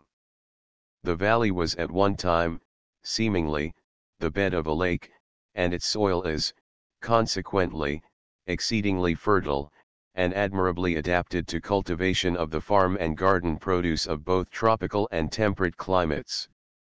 A friend, who had traveled much, once told us that he regarded Taormina, in Sicily, as the best and most beautiful winter resort in the world.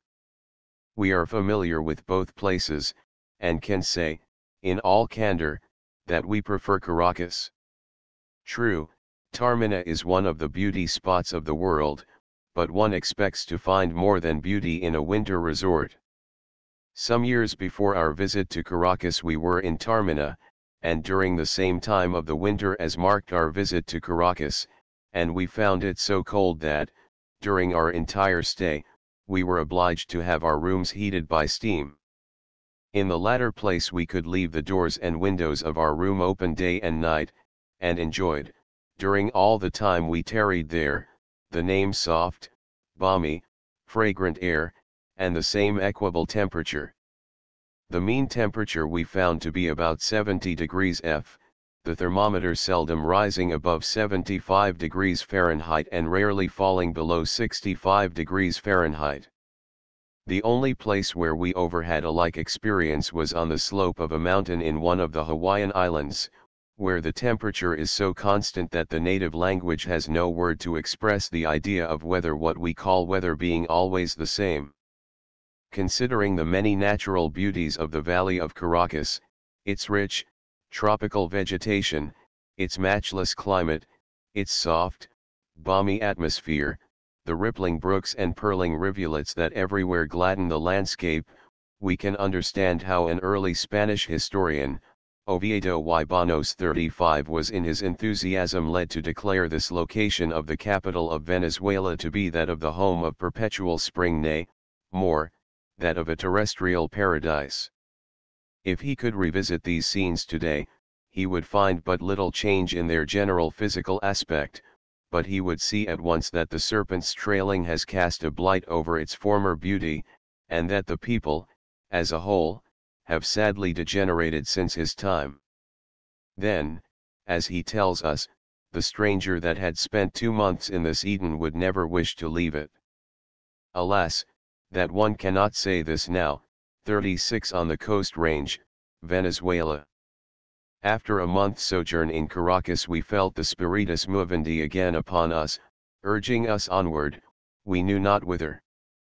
We were under the spell of what the Germans so aptly call the wanderlust, and it did not make much difference what direction we took so long as the road we traveled enabled us to enjoy new scenes and visit peoples whose manners and customs were different from our own. Having thoroughly rested and recuperated the strength we so much needed, we felt that we should like to take a trip to the Orinoco, in order that we might have an opportunity of studying the fauna and flora of its wonderful valley and of meeting some of the many Indian tribes that rove through its forests. In spite of all our efforts, however, we could find no one who could give us any satisfactory information about the best means of reaching the river or the time that would be required to make the journey. We consulted government officials and merchants that had business relations along the Orinoco, but their information was vague and contradictory. We purposed going first to San Fernando de Apure, on an affluent of the Orinoco, and thence by water to Ciudad Bolívar and the port of Spain. We were told that there were steamers plying between San Fernando and Ciudad Bolívar, the chief city on the Orinoco, during the wet season, our summer, but not during the dry season, our winter. That meant that if we went to San Fernando we should be obliged to use a canoe to reach Ciudad Bolívar, and this implied a long, tiresome, and somewhat dangerous voyage under a burning sun and in what we were assured was a malarious region. The time necessary to reach the river on horseback varied, according to our informants, from 1 to 2 weeks. One well-known general, it was stated, had by an extraordinary tour de force made the trip the preceding year in 4 days. Some assured us we could go by carriage the entire distance. Others were equally positive that there was nothing more than a trail connecting the points we wished to visit, and that mules would be better than horses for such a journey. Outside of 1 or 2 small towns, there were no hotels along the route. But this did not matter. We had our camping outfit with us, and rather preferred to live in our tent to risking our night's rest in such uninviting posadas lodging houses as we should meet with in the way. Finding that we could not get in Caracas the information we desired, we resolved to go to Victoria, an interesting town southwest of the capital, and accessible by rail in a few hours. But our success in Victoria was no better than it had been in Caracas. In spite of all our efforts we could elicit no information that would warrant us in starting on so long a journey as that to the Orinoco, and one that might involve many hardships and dangers without adequate compensation. Yet, notwithstanding our ill success so far, we did not for a moment think of abandoning our contemplated trip to the valley of the Orinoco. Far from it. The more we thought of it the more fascinating the project became. Now that we had gone so far, we were determined to see the famous river at all hazards. If we could not reach it by one route we would go by another. We accordingly concluded to continue our journey by rail to Puerto Cabello, and thence go by steamer to Trinidad. Once there, we felt reasonably sure we should find some means of attaining our goal, the grassy plains and vast forests of the Orinoco basin. As proved by subsequent events, it was for us a most fortunate occurrence that we did not adhere to our original plan of reaching the Orinoco by San Fernando de Apure, as our change of program enabled us to see far more of South America and under more favorable auspices, than we had before deemed possible.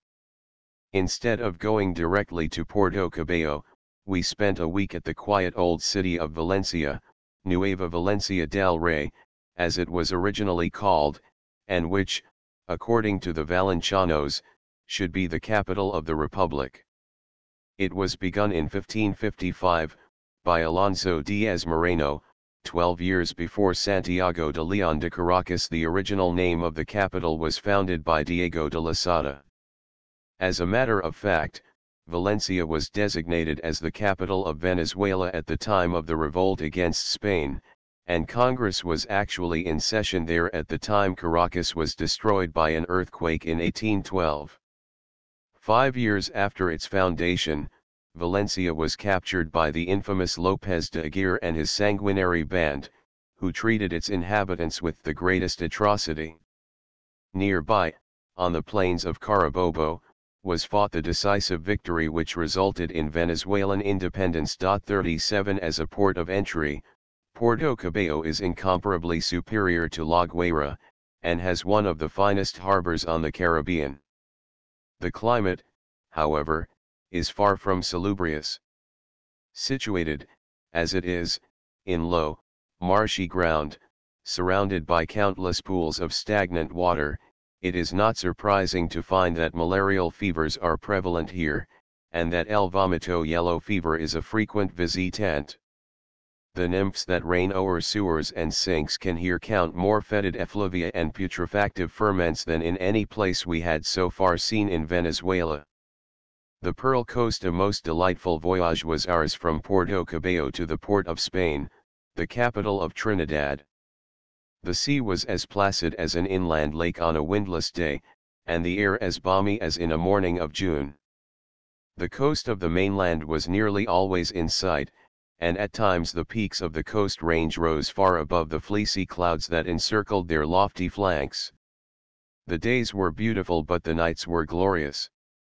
All our youthful dreams about the delights of sailing on southern seas, amid emerald isles, and under bright starlit skies, where soft spice-scented zephyrs blow, were here realized. The serenity and transparency of the azure vault of heaven, with its countless shooting stars, had their counterpart in the smooth, unruffled Caribbean, to whose water millions of noctiluci imparted a phosphorescent glow which rivaled that of molten gold.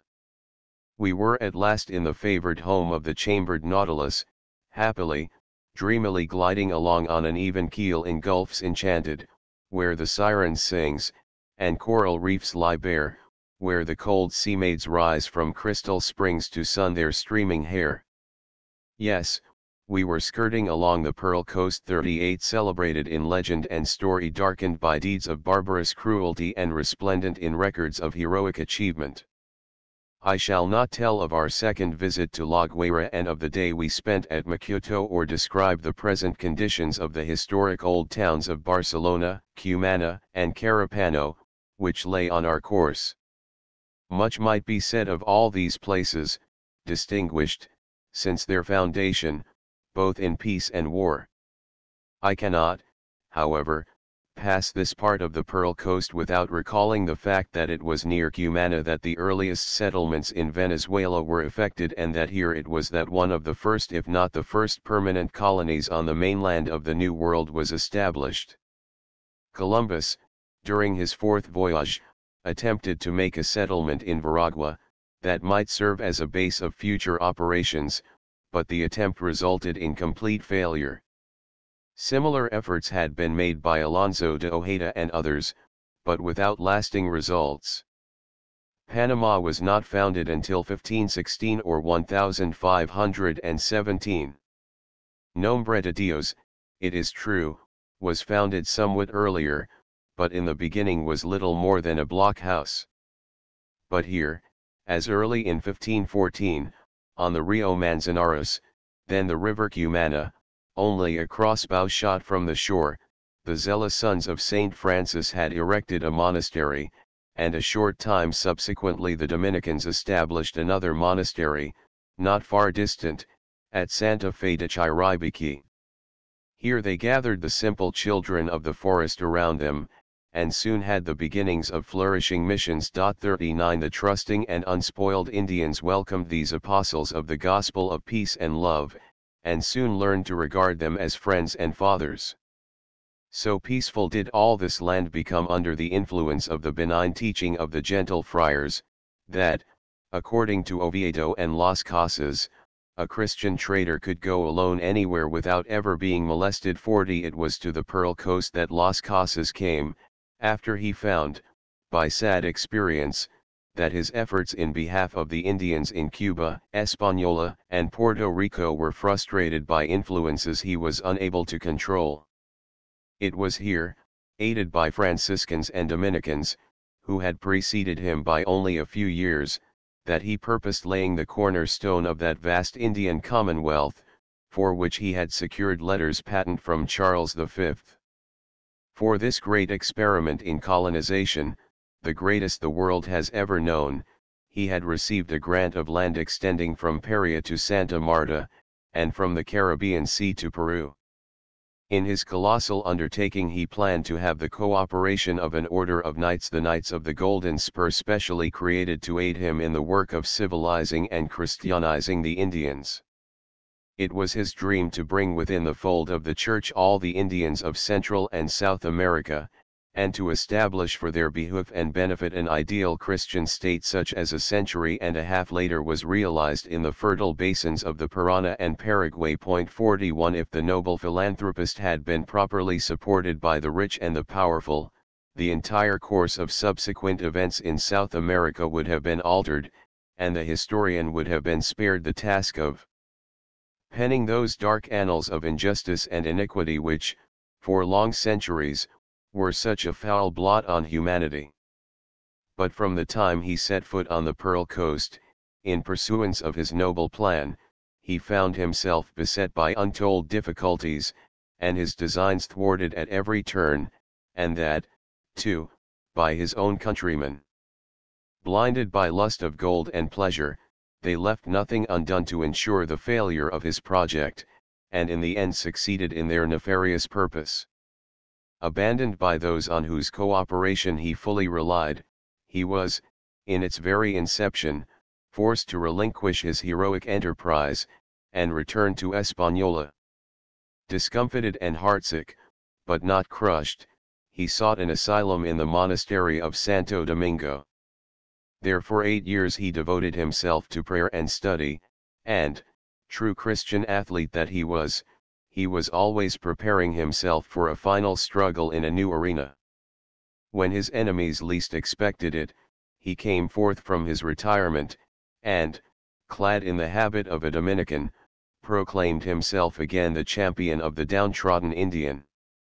And from that moment until the day of his death, at the advanced age of 92, whether as a simple monk or as the Bishop of Cuyapa 42, his voice was always raised in behalf of the children of the forest, and against their enslavement by cruel, soulless seekers after fortune. 43 He was, if not the first, the world's greatest abolitionist, and if there are still many millions of red men in the New World today who have escaped the bond of servitude, it is mainly due to their illustrious protector, Bartolomé de las Casas. 44 The Pearl Islands within sight of the land where Las Casas went to lay the first foundation stone of his ideal commonwealth is a group of islands which had a special claim on our attention, islands which, during 4 centuries, have been the scene of many a romance and have been stained, no one can tell how often, by the blood of tragedy.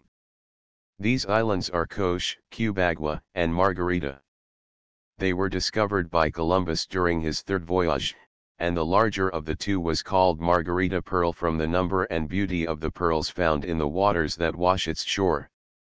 Even before he had left the Gulf of Paria, between Trinidad and the mainland, he had observed that the aborigines of Tierra Firme were decked with bracelets and necklaces of pearl, and soon discovered, to his great satisfaction, that these much prized gems could be obtained in great abundance, and that many of them were of extraordinary size and beauty.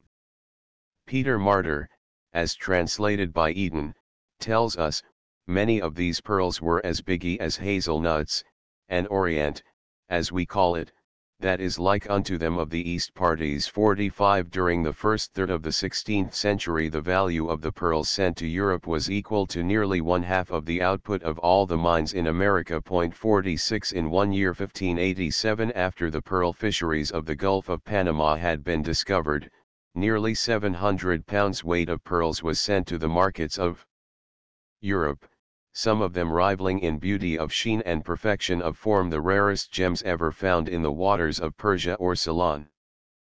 It was from these fisheries of the New World that Philip II obtained the famous pearl, weighing 250 carats, of the size and shape of a pigeon's egg, mentioned by the early chroniclers. So great was the commercial activity among these little islands, especially in Cubagua, that the Spaniards built a town there, which they called New Cadiz, although the site chosen was without water, and so sterile that the Indians had never lived on it. Toward the end of the 16th century the pearl fishery in these parts diminished rapidly, and in the early part of the century following, the industry, according to Layet, had died out altogether, and the islands of Coche and Cubagua fell into oblivion. But while it lasted, sad to say, it meant untold misery for the thousands of Indian and Negro slaves who were forced, at the sacrifice of their health and often of their lives, to enrich their cruel masters by work that was almost as fatal as that in the mines of Hispaniola. For more than 200 years the pearl fisheries in the waters around these islands were practically abandoned. Even during the last century comparatively little work was done to develop an industry that, during the 16th century, contributed so much to the coffers of Spain. About the year 1900, however, a French company secured a concession from Venezuela to fish in the neighborhood of these islands.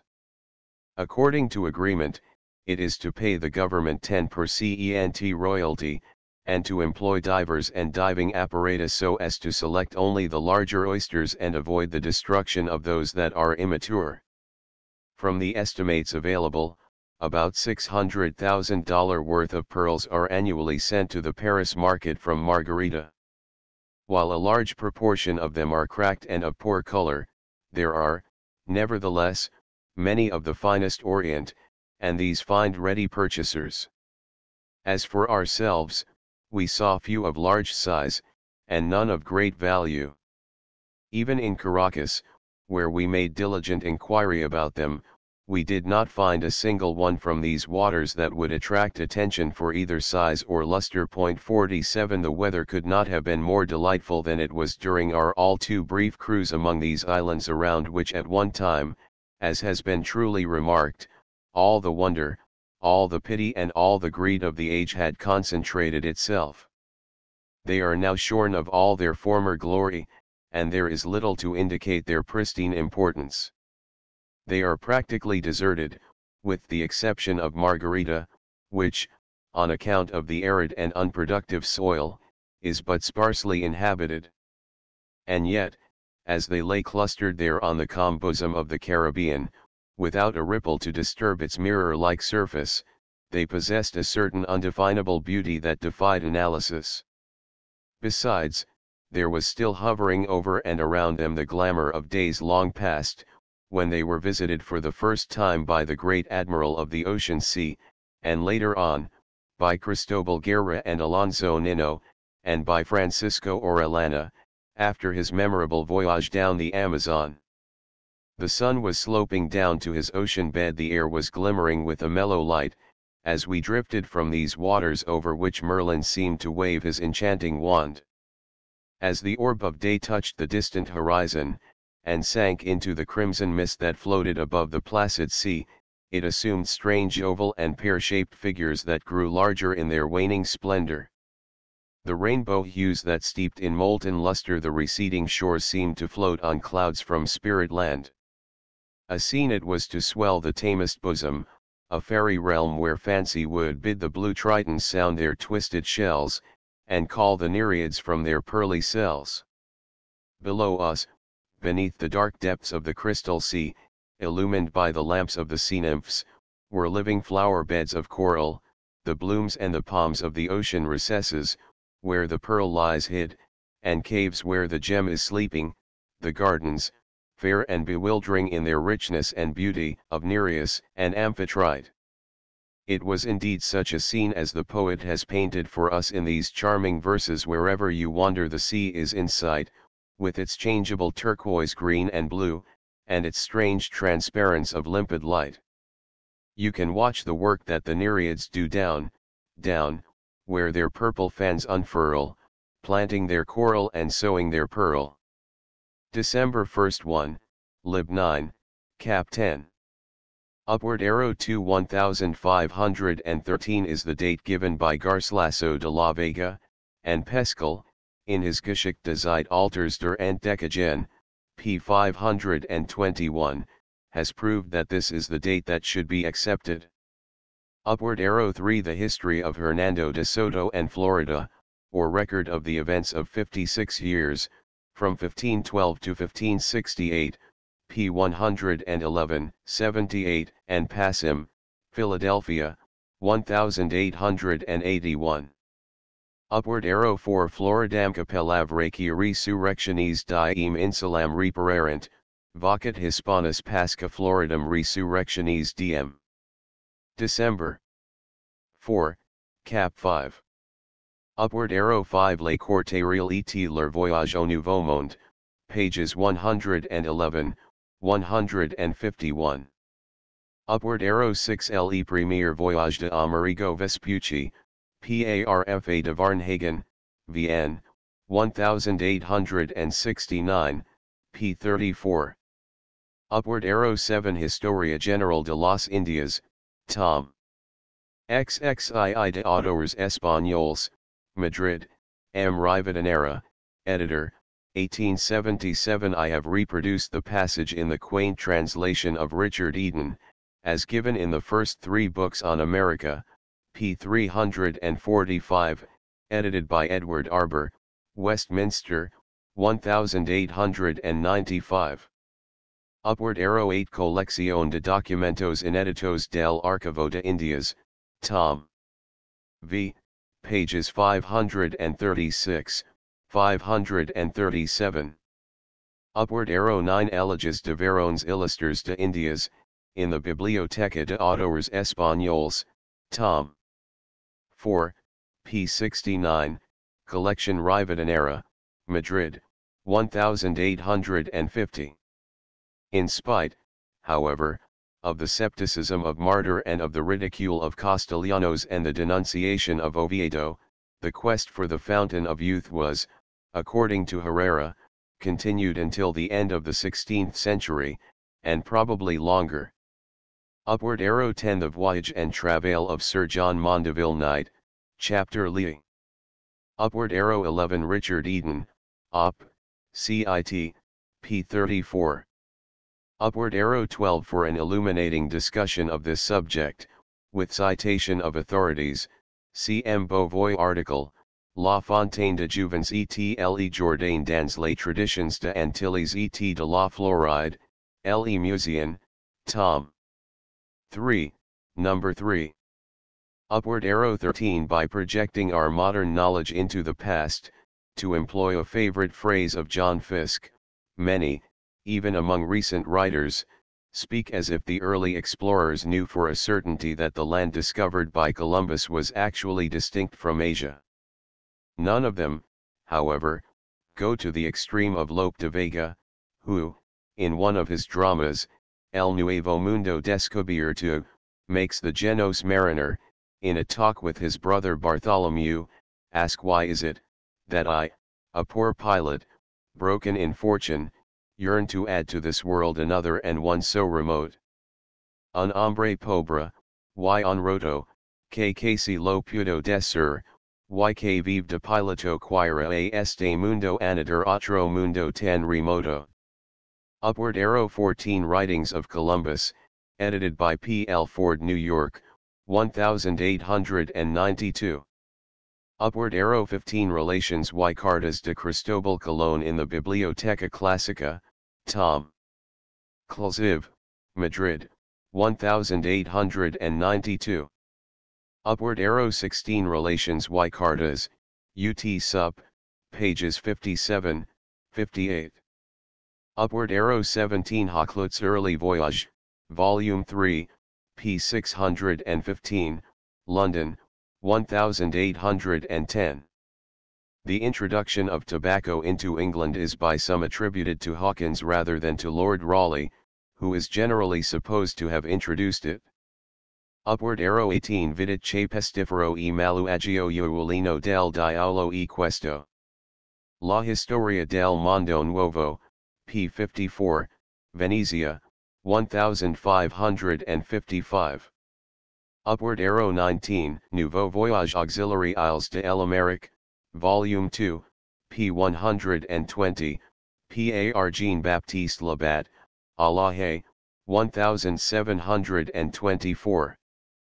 Upward arrow 20, even royalty took part in the controversy. In a counterblast to tobacco, King James concludes his argument against the use of the weed as follows: a custom loathsome to the eye, hateful to the nose, harmful to the brain, dangerous to the lungs, and in the blackest stinking fume thereof, nearest resembling the horrible Stygian smoke of the pit that is bottomless. The works of the Most High and Mighty Prince James, by the grace of God, King of Great Britain, France, and Ireland, Defender of the Faith, etc., p. 222, London, 1616. Upward arrow 21, hail, happy soil, whence Mother Nature lavishes in abundance the odoriferous, smokable plant. Hail, happy Havana. Upward arrow 22, Vida y Escritos de Don Fray Bartolomé de las Casas, Obispo de Cayapa, por Don Antonio Maria Fabi, Tom. I, pages 235, 236, Madrid, 1879. Upward arrow 23, Fray Bartolomé de las Casas, sus tiempos y su apostolado, por Carlos Gutierrez, pages 351, 352, 368, 369, Madrid, 1878. Upward arrow 24, Études sur les rapports de l'Amérique et de l'ancien continent avant Christophe Colomb, par Paul Gaff Arl. p. 124, ETSEQ, Paris, 1869. Upward arrow 25, the diminutive of España, and signifying Little Spain. Also known by the Latinized name Hispaniola, and as Isabella, in honor of the illustrious patron of the discoverer. Haiti is an Indian word meaning craggy land, or land of mountains. Upward arrow 26, Historia de las Indias, December 2, Lib 3, Cap 14. Upward arrow 27, Southey's History of Brazil, Volume 3, Chap XXXIII. Upward arrow 28, Sir Clements R. Markham in his introduction to Hawkins' Voyages, says, speaking of this subject, it is not therefore John Hawkins alone who can justly be blamed for the slave trade, but the whole English people during 250 years, who must all divide the blame with him. Upward arrow 29, The Spanish Conquest in America, by Sir Arthur Helps, Volume I, p. 350, London and New York, 1900.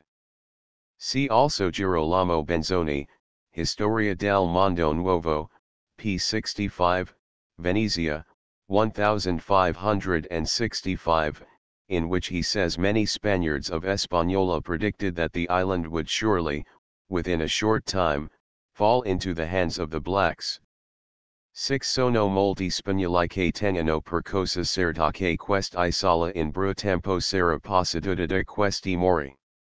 Upward arrow 30, Eden's first 3 English books on America, p. 240. Upward arrow 31, for a complete discussion of this subject, see Christopher Columbus, his life, his works, his remains, pages 507 to 613, by J. B. Thatcher, New York, 1904. According to this author, very small portions of the precious ashes of the great discoverer exist in the Vatican, in the University of Pavia, where Columbus was a student, in the Municipal Hall of Genoa, in the Lenox Library, New York, and in the possession of 4 different private individuals whom he names. Upward arrow 32, to earth he gave immense riches, to heaven souls innumerable.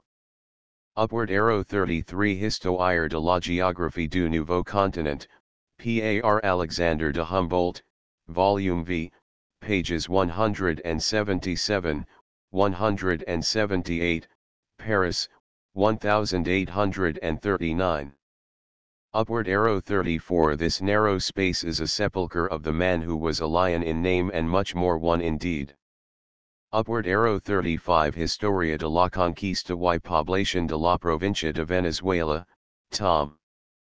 2, p. 36, Madrid, 1885.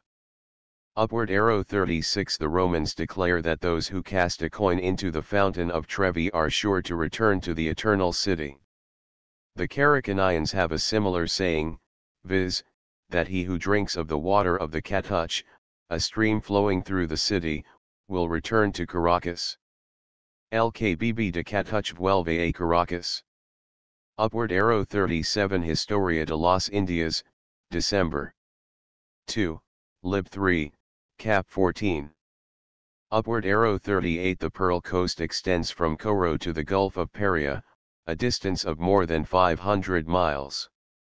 Upward arrow 39. Padre A. Colin, Historia Chorográfica, Natural y Evangelica de la Nueva Andalucía, Madrid, 1779, and Conversion and Piritud de Indios Cumanagatos y Palenques, por el P. Father Matías Ruiz Blanco OSF Seguido de los Franciscanos en las Indias, por Father Francisco Alvarez de Villanueva, OSF, Madrid, 1892.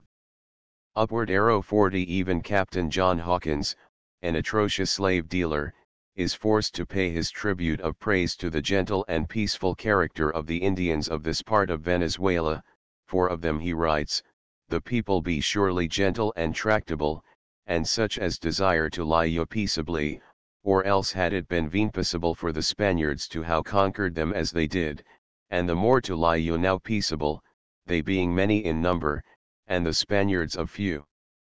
OPCIT, Volume 3, p. 28. Upward arrow 41. F.A. Magnuts Bartholomew de las Casas, His Life, His Apostolate, and His Writings, Chaps. 8, 11, 12, New York, 1909. Upward arrow 42. Antonio de Remisel, Historia de la Provincia de San Vicente de Chiapa, 1619. Upward arrow 43. In his last will he writes, inasmuch as the goodness and the mercy of God, whose unworthy minister I am, called me to be the protector of the inhabitants of the countries, which we call the Indies, who were once the lords of those lands and kingdoms. I have labored in the court of the kings of Castile, going and coming from the Indies to Castile and from Castile to the Indies many times for about 50 years, i.e., from the year 1540, for the love of God alone and through compassion, seeing those great multitudes of rational men perish, who originally were approachable, humble, meek, and simple, and well fitted to receive the Catholic faith and practice all manner of Christian virtues. Fabi, OPCIT, Tom. I, pages 234, 235. Upward arrow 44. In contemplating such a life, writes Fiske, as that of Las Casas, all words of eulogy seem weak and frivolous. The historian can only bow in reverent awe before a figure which is in some respects the most beautiful and sublime in the annals of Christianity since the apostolic age. When now and then in the course of the centuries God's providence brings such a life into this world, the memory of it must be cherished by mankind as one of its most precious and sacred possessions. For the thoughts, the words, the deeds of such a man, there is no death. The sphere of their influence goes on widening forever. They bud, they blossom, they bear fruit, from age to age. The Discovery of America, Volume 2, p. 482. Upward arrow 45. December 1st, Book 8. The same writer informs us that the sailors of Pedro Alonso Nino, on leaving Curacao to return to Spain, had 16 pounds weight, after 8 vinces to the pounda, of pearls, which they bought for exchange of our things, amounting to the value of 5 shillinges. Upward arrow 46 of these gems of the ocean, tears by naiads wept, one could then repeat, as well as now, the words of Pliny, the richest merchandise of all, and the most sovereign commodity throughout the whole world, are these pearls. Naturalis Historia, Lib 9, Cap 35. Upward arrow 47 The Venezuelan pearl oyster Margaritifera radiata is related to the Ceylon species, Margaritifera vulgaris, and ranges in color from white to bronze and, sometimes, black. It is slightly larger than the Ceylonese gem, and is occasionally of excellent quality. About 350 boats, each manned by 5 or 6 men, are now engaged in the pearl fishery of Venezuela. Most of them are from the ports of Cumana, Juan Grigo, and Carapano. The reader who is interested in the pearls of Margarita and of the Pearl Coast, may consult with profit the very elaborate work, The Book of the Pearl, by George F. Coons and Chas. H. Stevenson, New York, 1908, and The Pearl, by W. R. Castell, Philadelphia and London, 1907. Upward arrow.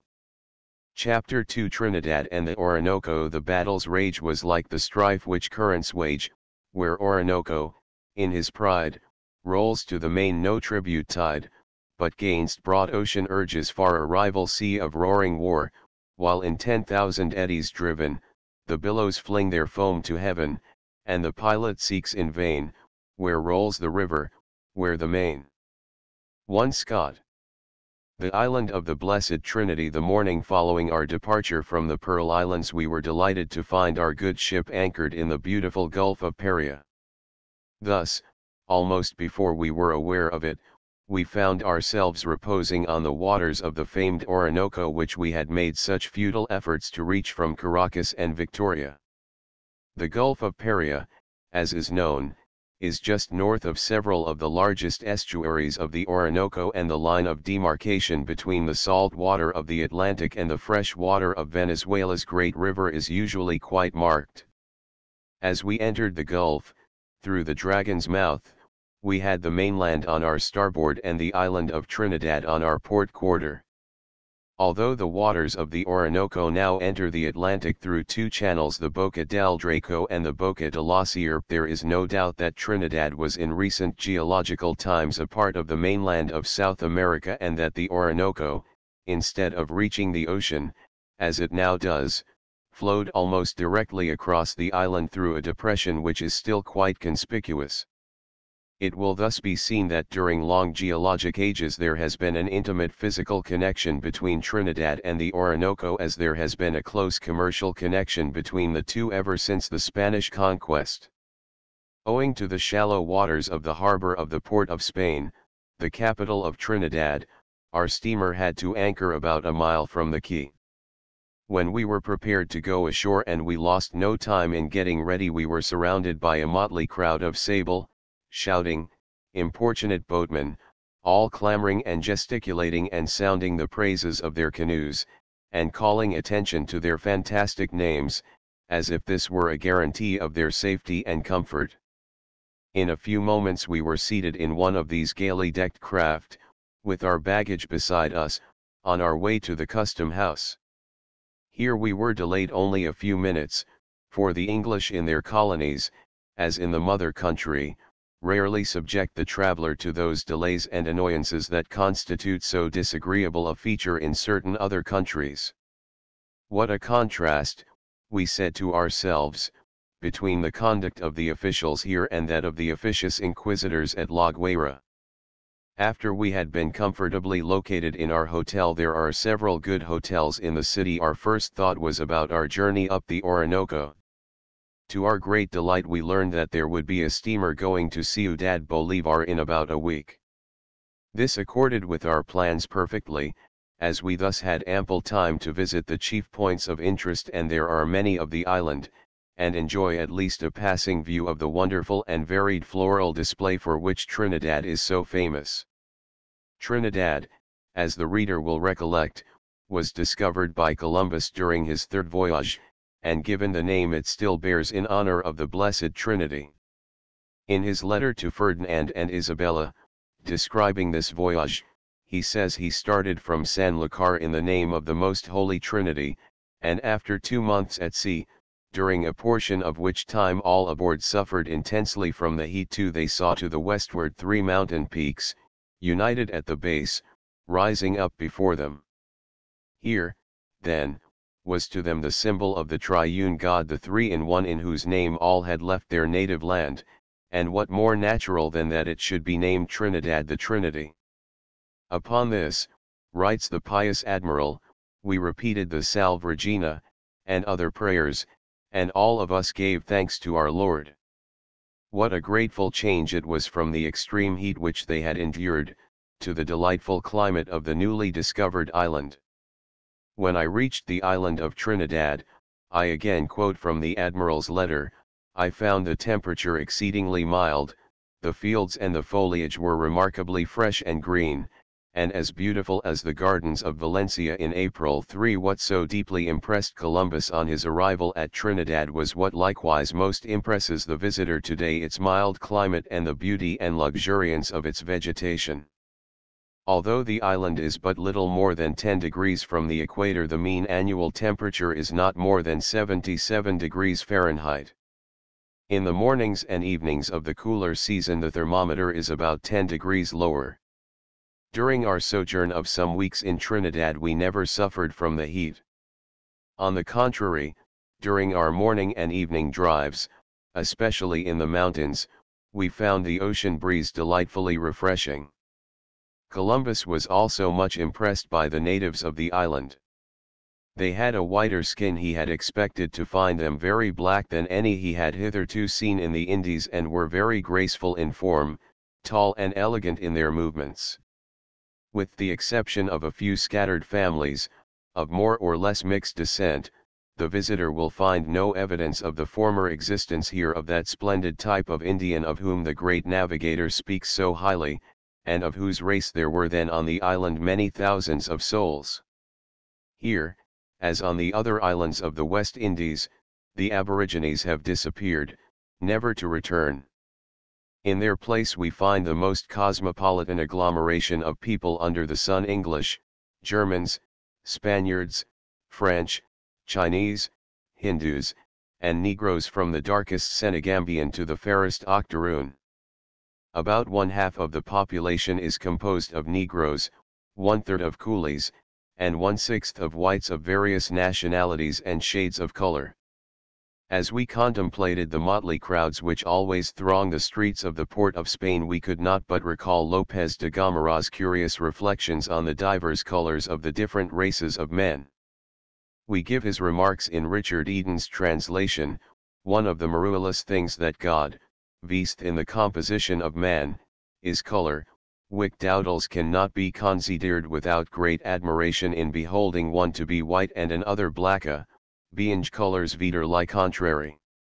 Some likewise to be yellowy, which is between blacka and white, and other of other colors as it were of diures liuris. And as these colors are to be maruled at, and so is it to be considered how they differ one from another as it were by degrees, forasmuch as some men are white after diures sorts of witness, yellowy after diures manners of yellowy, blacka after diures sorts of blackness, and how from white they go to yellowy by discolorigny to brown and rede, and to blacka by ashy color, and murray somewhat lighter than blacka, and tawny like veen to the West Indian, which are all tawgy therein. Generally they're purple, or tawny like veen to sade quinces, or of the color of chestnuts or olios, which color is to them natural and not by their goinge naked as many how thought, albeit their nakedness how somewhat helped thereunto. Therefore in like manner and with such diversity as men are commonly white in Europe and blacka in Afrique, and with like variety are they tawny in these Indies, with divers degrees diversely inclinage more or less to blacka or white. For the coolies interested us immensely, in whatever part of the island we met them, and they are to be seen everywhere and were for us the subject matter of constant study. They occupy an entire suburb of the port of Spain, and, for those who are interested in sociological and economic questions, no place is more worthy of a visit.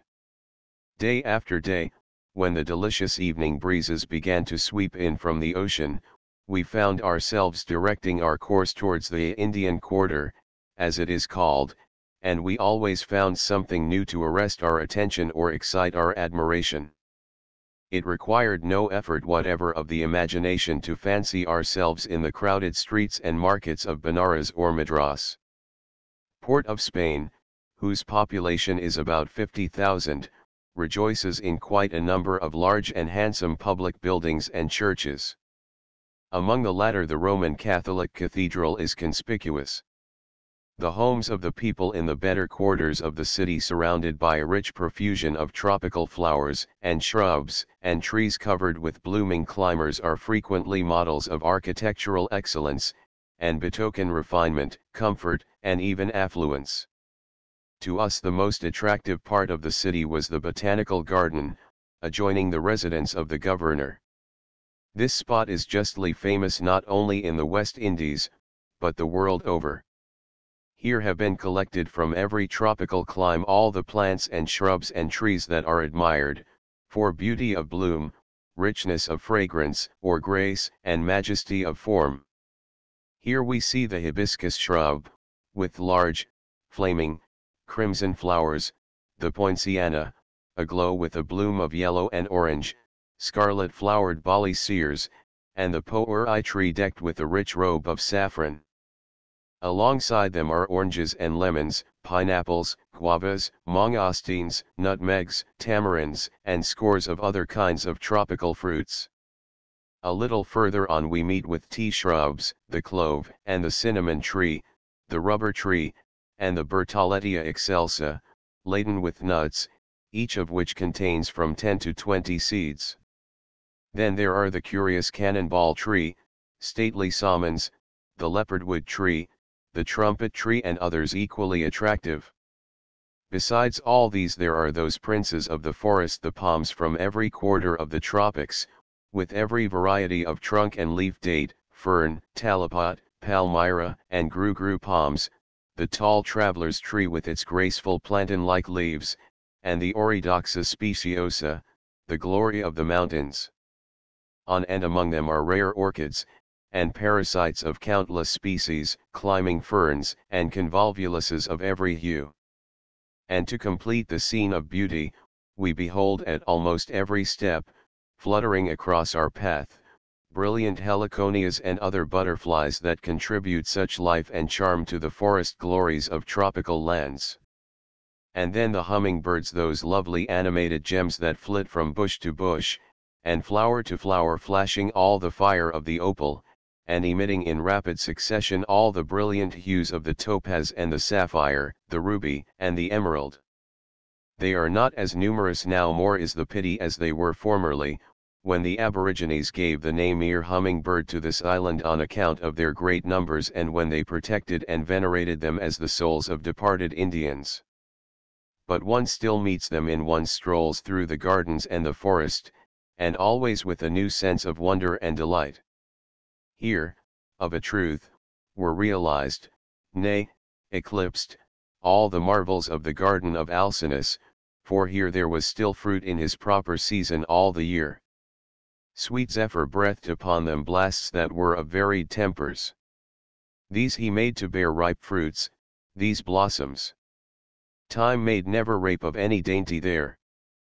5. It is, indeed, worth a visit from afar to see and study these marvels of plant and vine and bush and tree of the Botanic Garden. But the whole island is, at least for the stranger from the north, one vast Botanic Garden.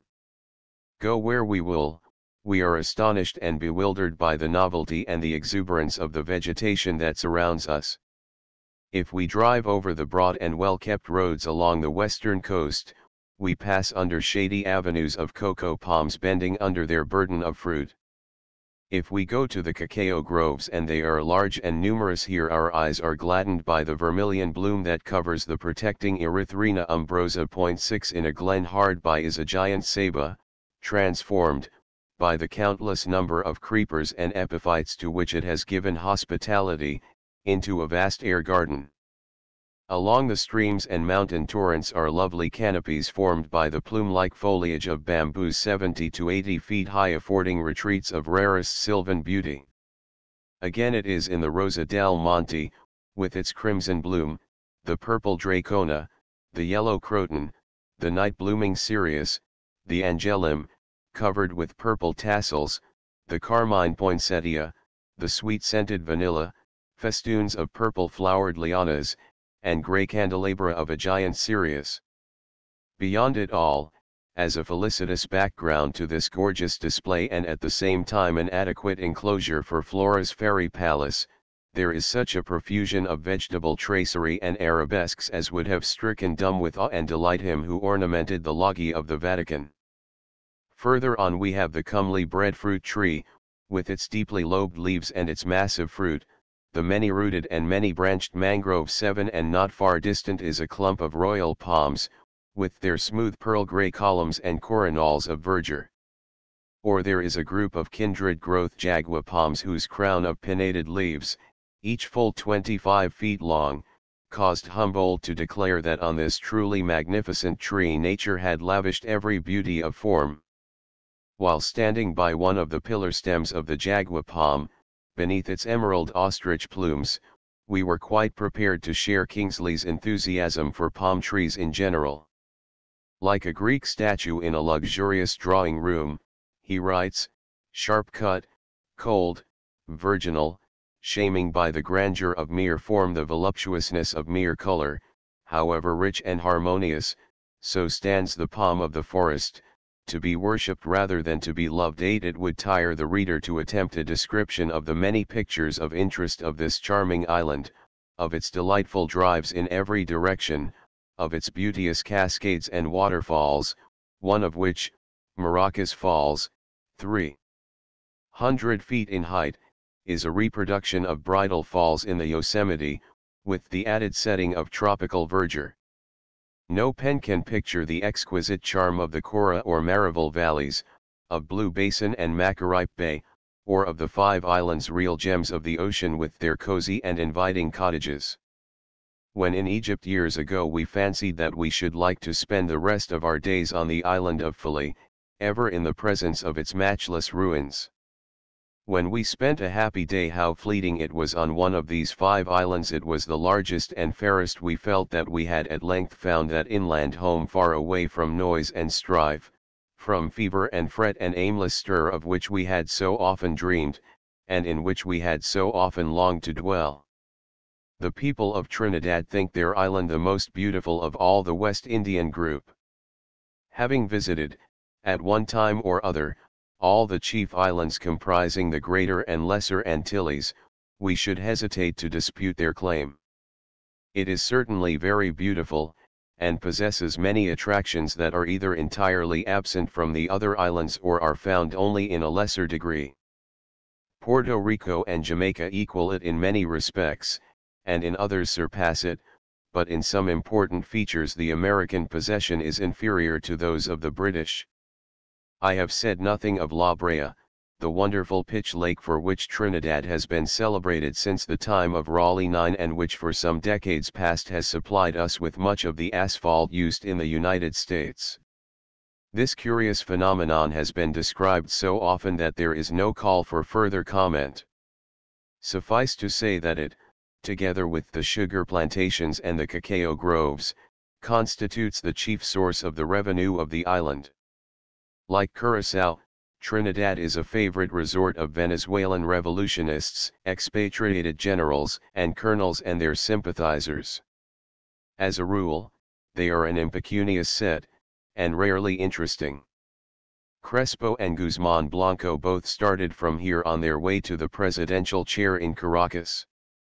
So did the unfortunate Paredes, shortly before our arrival in Venezuela, but he had scarcely set foot on the soil of his native country, which he had promised to liberate from the evils of Castroism, before he, with his followers, was shot down in cold blood.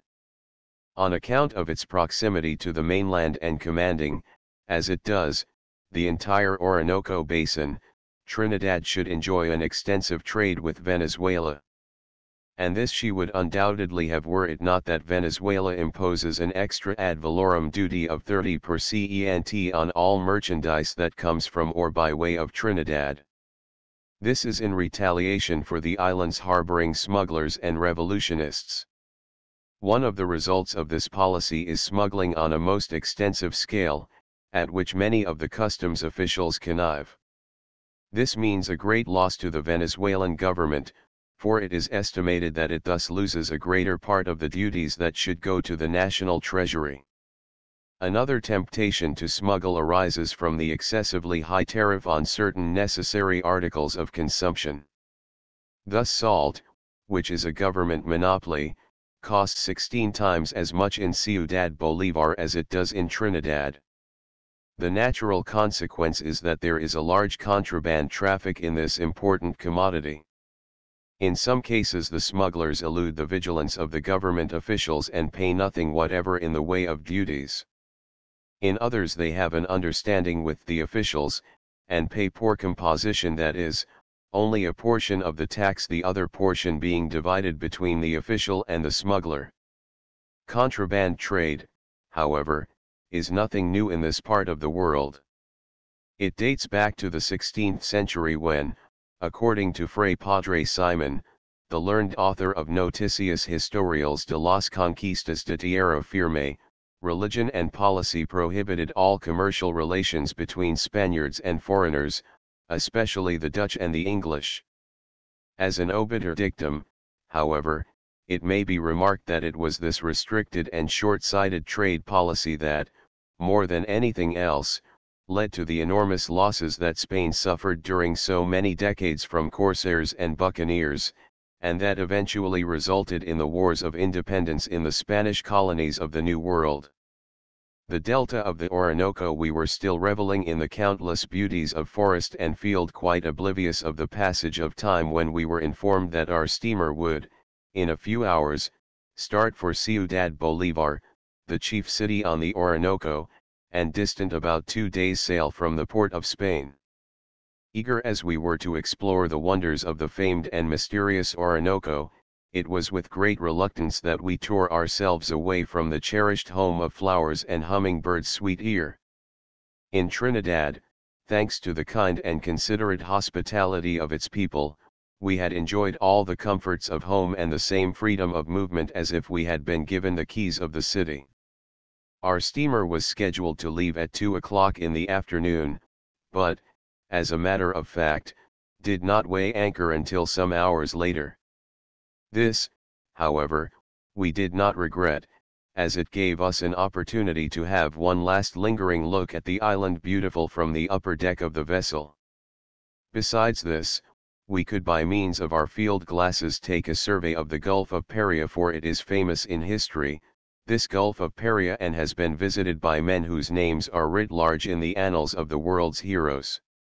Its waters were visited in 1805 by England's one-eyed, one-armed sailor man, while in pursuit of the French and Spanish warships which he had chased from Gibraltar to the Caribbean Sea and thence back to Trafalgar, where Spain lost its navy and England her greatest admiral. Had Nelson found the hostile squadron under the lee of Trinidad, the delta of the Orinoco would now be as famous in naval history as the delta of the Nile. It is, however, the imposing figure of Spain's great admiral, Cristobal Colon, that looms highest in these parts. He it was that gave the chief promontories of island and mainland, and the channels that separate the one from the other, many of the names they still bear. Far down to the south is La Boca de la Sierpe, the Serpent's Mouth, the channel that separates the southwesternmost point of Trinidad from Venezuela. It was through this channel that Columbus passed when he entered the Gulf in which we now are, and from which he got his first view of the mainland of the New World. But he did not realize at first the magnitude of his discovery. Thinking the land he saw on his port quarter was an island, for during his 2 preceding voyages he had seen nothing but islands, outside of Cuba, which he fancied to be the eastern part of Asia, he named it Isla Santa, or Holy Island. A short distance to the northwest of us is La Boca del Draco, the dragon's mouth, through which the great navigator pushed his prows into the setting sun, and made west-east. The names Serpent's Mouth and Dragon's Mouth were given to the two straits mentioned on account of the strong currents found there and on account of the danger Columbus experienced in taking his ships through them. His letter to Ferdinand and Isabella contains a graphic description of the dangers he encountered while passing through the Serpent's Mouth.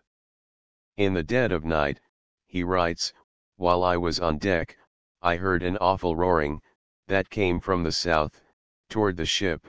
On the top of this rolling sea came a mighty wave roaring with a frightful noise, and with all this terrific uproar were other conflicting currents, producing, as I have already said, a sound as of breakers upon rocks. To this day I have a vivid recollection of the dread I then felt lest the ship might flounder under the force of that tremendous sea, but it passed by, and reached the mouth of the before-mentioned passage, where the uproar lasted for a considerable time. 10. He had similar difficulty in making his exit through the dragon's mouth. No wonder that the frightened sailors of Columbus imagined that they were the sport of the evil one. Being in the region of Paria, writes Navarrete, the admiral asked the pilots what they made their position to be. Some said that they were in the Sea of Spain, others that they were in the Sea of Scotland, and that all the seamen were in despair, and said the devil had brought them there. 11. Columbus, as has been stated, at first considered the land on his port side to be insular in character, but before he left the Gulf of Paria he was evidently convinced by the raging surges of fresh water that had nearly swamped his ships, that he had discovered a land of continental dimensions.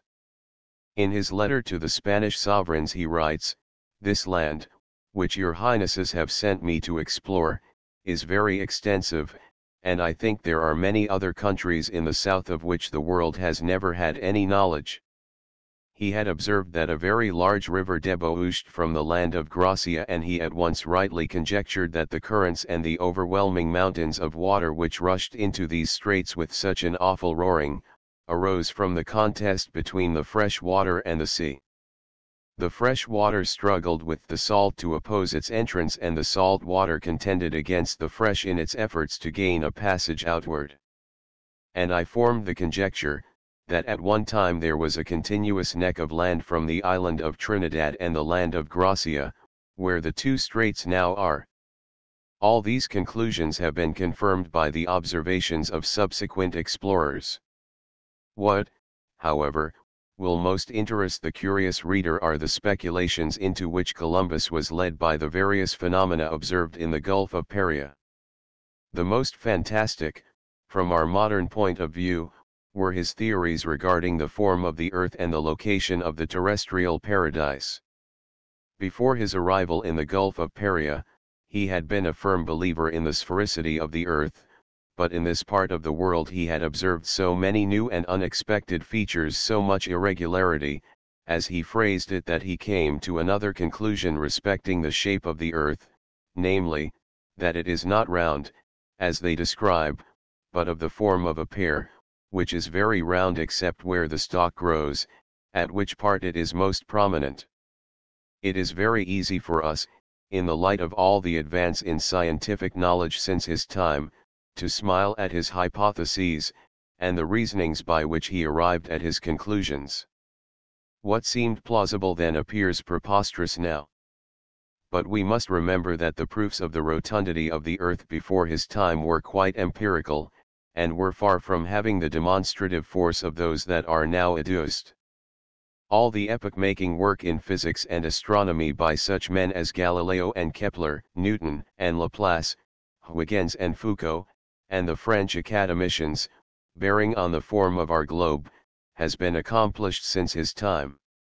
If we now know that the earth has the form of an oblate spheroid and not that of a pear, it is in consequence of the progress of physical astronomy during the 4 centuries that have elapsed since Columbus sailed the western seas. Before his time the learned had located the earthly paradise in various parts of the eastern hemisphere. Some contended that it was in Mesopotamia, others that it was in Ethiopia near the headwaters of the Nile, but all agreed that it was somewhere in the east.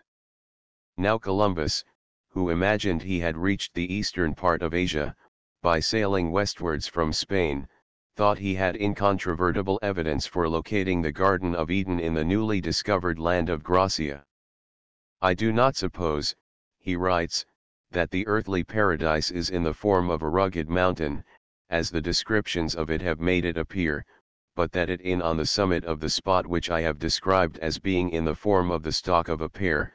The approach of it from a distance must be by a constant and gradual ascent, but I believe that, as I have already said, no one could ever reach the top except by God's permission, as he asserts elsewhere.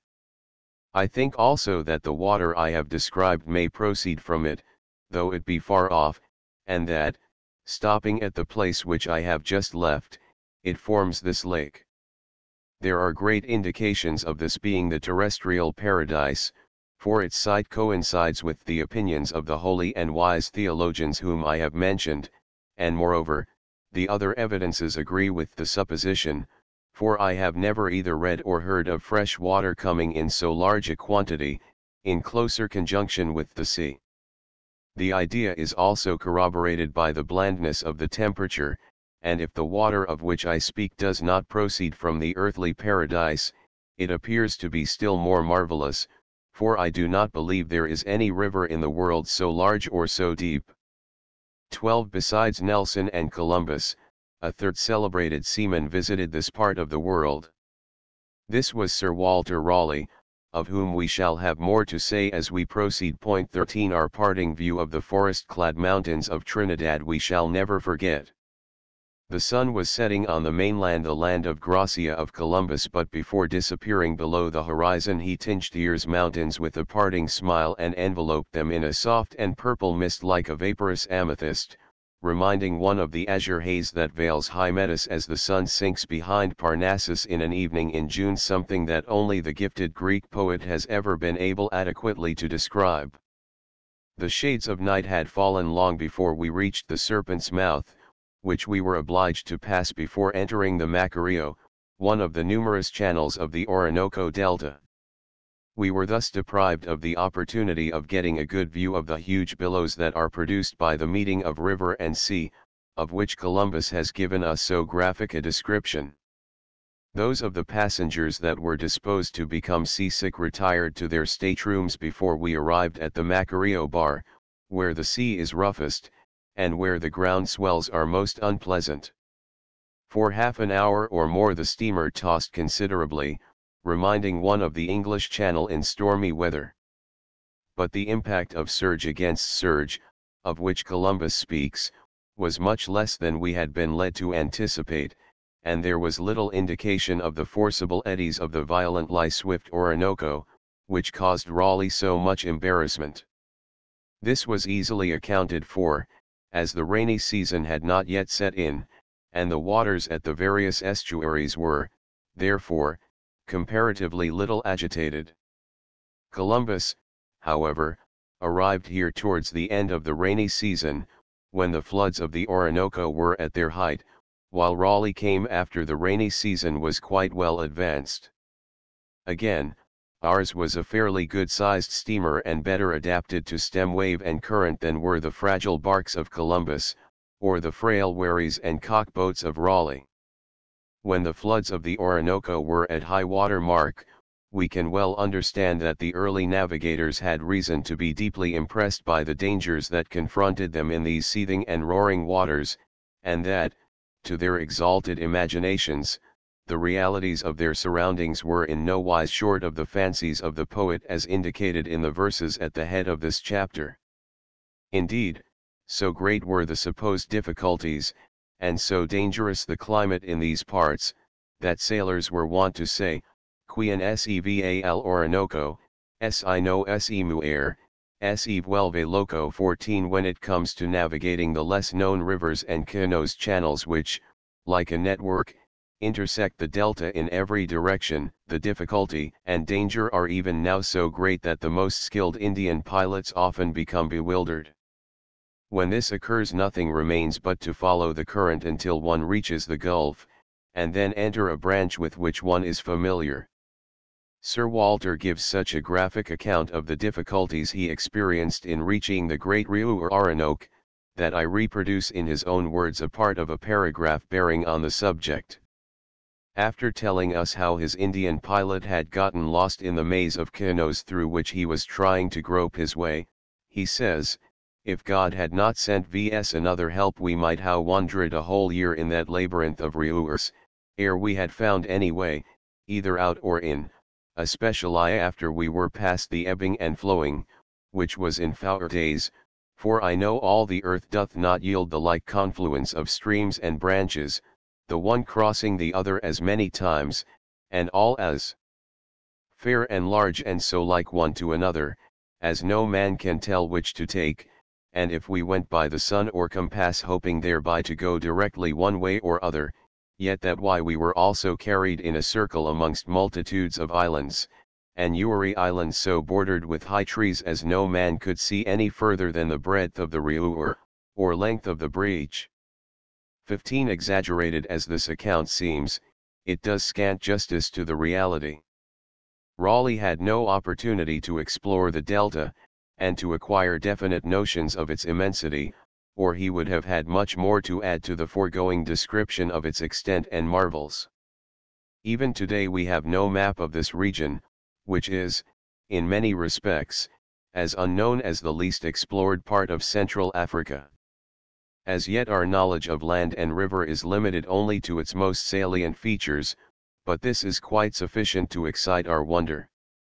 Suffice it to say that the area of the delta is greater than that of Sicily, that its base, from its main branch at the Boca de Navios to the embouchure of the Manamo, is nearly 200 miles in length, that the Orinoco, at the bifurcation of its two principal branches, is 12 miles in width, that there are no fewer than 50 branches conveying the waters of the mighty river into the Atlantic, that the lowlands of the delta are divided into thousands of islands, and islets, by a network of rivers diverging in fan shape towards the sea, and by innumerable canoes and bayous, some with stagnant water, others with strong currents, ramifying in every direction in straight lines and in curves, so that escape from their intricacies by any one, except an experienced pilot, would be as impossible as would have been an exit from the Cretan labyrinth without the clue of Ariadne.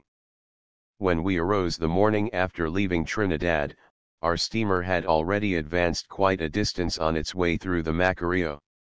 This brazo, or branch, is chosen not because it is the largest or the deepest, but because it affords the shortest and most direct route between the port of Spain and Ciudad Bolívar. Although the distance to this latter place from the mouth of the Macareo is only 260 miles, it usually required nearly 2 days, counting the stops on the way, for the trip up the river. So strong is the current the return trip, however, can be made in much less time. We shall never forget our first view of the Orinoco and of the impressions we then received. Was it that we were at last sailing in the placid waters of the one river of all the world that we had from our youth most yearned to behold, or was it that we had been dreaming of the sight and beauties of the terrestrial paradise, as fancied by Columbus to exist in these parts, or was it because of both these elements combined? We know not, but one thing is certain, and that is that our first view of the Orinoco and its forest-shaded banks, festooned with vines and flowers, recalled at once those musical words of Dante, "Sweet hue of eastern sapphire," that was spread o'er the serene aspect of the pure air, high up as the first circle, to mine eyes unwonted joy renewed 16 and brought vividly back to memory his inimitable description of his entrance into the Garden of Eden, where he was to meet again his long-lost Beatrice. To emphasize the illusion, there suddenly appeared under a noble morich palm on the flower-enameled bank of the river and only a few rods from where we were standing, 2 children of the forest, a young man and a young woman, bride and groom, we loved to think, who were as Columbus found the American, as Adam and Eve were after the fall, when, in the words of Milton, those leaves they gathered, broad as Amazonian targe, and with what skill they had, together sewed to gird their waist. Handsome was the youth and beautiful was the maiden, strong as Hiawatha, fair as Minnehaha, both fit models for sculptor and painter, and such as the poet dreams of when depicting his heroes and heroines of the forest primeval. Were they the king and queen of their tribe? Fancy said, yes. But whether they were or not, one could say with truth that the ten-colored maid was like the one Raleigh met along this very same river, and who, in his own words, was as well formed and as well shaped as you or I saw any in England. 17 Near this interesting young couple, both in the heyday of youth, lay a cluster of plantains, which was doubtless to contribute to their morning repast. But what a coincidence that, even in this trifling circumstance, we should find an additional reminder of the earthly paradise. Have not men of science named the plantain Musa paradisaica, in allusion to the tradition, which has long obtained, that it was the plantain, and not the apple, that was the forbidden fruit in Eden? 18 It was there to fill out the picture as an artist in the tropics would wish to see it painted. But there was still something wanting. While we were yet under the spell of our environment, and lost in the contemplation of the Edenic beauties around us, we were awakened from our reverie by a plunge and a splash before the prow of our vessel, and there, greatest surprise of all in our series of coincidences, was a giant anaconda, full 30 feet long, vigorously plowing its way to the opposite bank of the river. It was like the water snakes in the rhyme of the ancient mariner. Blue, glossy, green and velvet black, it coiled and swam, and when it reared, the elfish light fell off in hoary flakes. So startling was this strange apparition that we could scarcely credit our senses, and, had it not been for exclamations of surprise by several of the passengers nearby, we should have thought, for a while, that it was all a dream. The picture was now complete. There was the serpent in this paradise of delights, as in the paradise of our first parents. And what added to the strangeness, the uncanniness of the appearance of the serpent at this particular juncture, was the extraordinary rarity of such an occurrence. One of the officers of the steamer told us that he had been sailing up and down the Orinoco for 20 years and had never seen one of these boas before. And more wonderful still, it was the first and last we ourselves saw, although we subsequently traveled many thousands of miles on tropical rivers along which such serpents have their habitat. 19 All in all, our first view of the Orinoco fully met our fondest expectations so far as they related to variety and exuberance of vegetation and beauty of scenery. The entire delta of the Orinoco may aptly be described as one of nature's choicest conservatories, in which flora has collected together the fairest growths of garden and forest, and where the charm of foliage and flower is enhanced by the presence of countless species of the feathered tribe of richest plumage and of dazzling hue.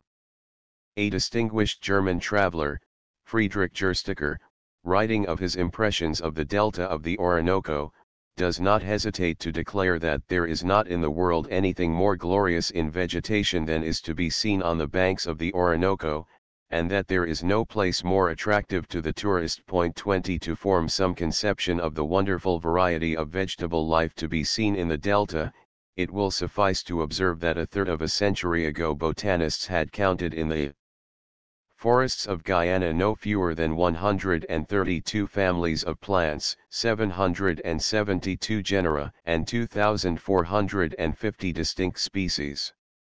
Of the genera, more than 60 were indigenous. Although we saw many things in the delta of the Orinoco that possessed intense interest for us, we saw none of the natives living in houses built on the summits of trees, about which some recent writers, following Raleigh, Humboldt, and others, still entertain their readers. To tell the truth, we did not expect to find such dwellings, as it has been demonstrated beyond question that they do not now exist, and probably never did exist in these parts outside of the fertile imaginations of Raleigh and Gumala. Humboldt never visited the delta, and hence, what he says on the subject in Personal Narrative of Travels to the Equinoctial Regions, is based on reports received from others. 21 Cardinal Bimbo, writing in the first half of the 16th century, speaks of them, and Benzoni, his contemporary, who spent 15 years in traveling in the New World, illustrates by an engraving what he has to say about the Indian houses built on the tops of trees. 22 Seen on the Orinoco. From Goering. Ferdinand Columbus, who, although a mere youth, had accompanied his father on his fourth voyage, writes, that when in the Gulf of Uraba, we saw people living like birds in the tops of trees, laying sticks across from bough to bough, and building their huts upon them, and though we knew not the reason of the custom, we guessed that it was done for fear of their enemies, or of the griffins that are in this island. 23 Peter Martyr, who most likely got his information about these strange dwellings from Ferdinand Columbus, tells us that the trees on which they were built were of such height, that the strength of no man's arm is able to hurl a stone to the houses builded therein. He adds, however, that the owners of the houses have their wine cellars in the ground and well replenished shed. And he vouchsafes the reason for not keeping the wine, with all other necessary things they have, with them in the trees. For albeit that the vehemency of the wind, is not of port to cast down those houses, or to break the branches of the trees, yet are they tossed therewith, and sway somewhat from side to side, by reason thereof, the wine should be much troubled with wind. When the king or any of the other noblemen dine or sup in these trees, their wines are brought them from the cellars by their servantes, which by means of exercise are accustomed with no less celerity to run veep and down the stairs adherent to the tree, than do our wage boys veep on the plain ground, fetch vs what we call for from the cob arde beside our dining table.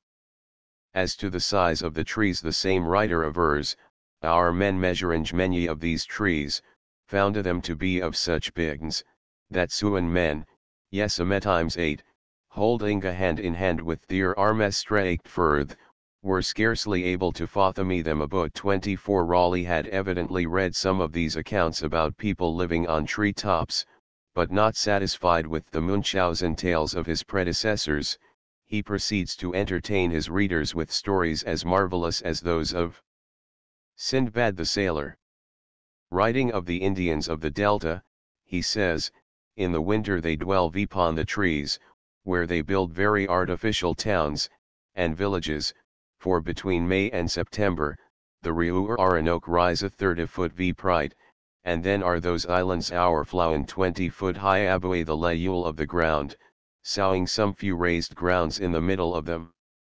They nor eat of anything that is set or sown, and as at home they vse neither planting nor other monurants, so when they come abroad the refuse to feed of aught but of that which nature without labor bringeth forth. 25 Of the Waras, the Indians who inhabit the delta, the missionary, Padre Gumala, writes that when their islands are periodically inundated by the rise of the Orinoco, they erect their huts on piles not on trees, as Raleigh states above the water. Furthermore, he tells us that these huts are made of the morich palm, which grows abundantly in these islands, and are covered with the leaves of it. From the fibers of the leaf, they make their hammocks and their cords for fishing and for bowstrings. Around the pulpy shoot that ascends from the trunks is a web-like integument that serves them for the slight covering they wear. On the productions of this tree, also, they entirely subsist. The pulpy shoot is eaten as cabbage, and the tree bears a fruit like the date, but somewhat larger. When the inundation ceases, the tree is cut down, and being perforated, a palatable juice exudes, from which they make a drink. The interior substance of it is then taken out and thrown into vessels of water and well washed, and the ligneous fibers being removed, a white sediment is deposited, which, dried in the sun, is made into a very wholesome bread. 26 Accepting the foregoing statements as true, Humboldt philosophizes as follows: it is curious to observe in the lowest degree of civilization the existence of a whole tribe depending on a single species of palm tree, similar to those insects which feed on one and the same flower, or on one and the same part of a plant.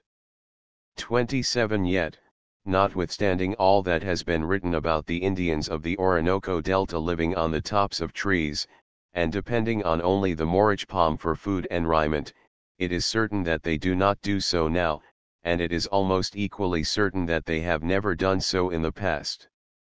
Truth to tell, these stories seem to repose on little better foundation than those so long circulated and credited regarding Lake Paramay, and the great city of Manoa, the home of El Dorado. Raleigh had no time or opportunity to explore the delta, and there is reason to believe that in this, as in other matters, he gave free rein to his fancy to satisfy his readers' desire for the marvelous. Gumala, apparently, got his information regarding these particular subjects at second hand. He spent many years on the Middle Orinoco and some of its affluents, but there is no evidence that he was ever in a position to verify the stories so long current regarding the manner of living of the inhabitants of the delta. The fact is, no one, so far as known, ever made any attempt to explore the interior of the delta until more than 2 centuries after Raleigh's time and until nearly a half-century after Humboldt's visit to the valley of the Orinoco. As a consequence, all that had been reported by earlier writers was exaggeration and guesswork, if not pure invention. Sir Robert Schomburgk, who, as Her Majesty's Commissioner to survey the boundaries of British Guiana, explored the delta in 1841 and some months of his sojourn there was during the rainy season, states explicitly, that not in a single instance did he find Indians dwelling on trees. We can well suppose that the numerous fires which were made in each hut, and the reflection of which was the stronger in consequence of the stream of vapor around the summit of trees in those moist regions, illuminated at night the adjacent trees, but the fire itself was scarcely ever made on the top of a tree. The inundation rises at the delta seldom higher than 3 or 4 feet above the banks of the rivers, not 20 or 30 feet, as Raleigh asserts, and if the immediate neighborhood of the sea and the level nature of the land be considered, this is an enormous rise. 28 Hereupon, who visited the delta some years subsequently to Schomburgk's sojourn there, declares, I have lived more than a year and a half among the Waras of the Orinoco Delta, and those of the east coast of South America. From Cape Sabineta to Cape Nassau, at the mouth of the Pomeroon River in British Guiana, both during the dry and the rainy season, and never have I beheld any of the aerial dwellings that have been described. 29 The one, however, who has most thoroughly explored the interior of the delta is Sister Andrés E. Level, who spent several years among the Waras, or Guaraunos, as they are called by the Spaniards. His investigations have completely exploded the false notions so long entertained regarding the delta and its inhabitants. The land is not all an impassable swamp. Much of it is so elevated above the river that it is never reached by the high floods of the Orinoco. Its soil is even more fertile than that of the Nile Valley and produces every tropical fruit and tree in the greatest profusion. Game is abundant, and the Indians have extensive rancherias plantations which supply them grain, fruits, and vegetables of all kinds.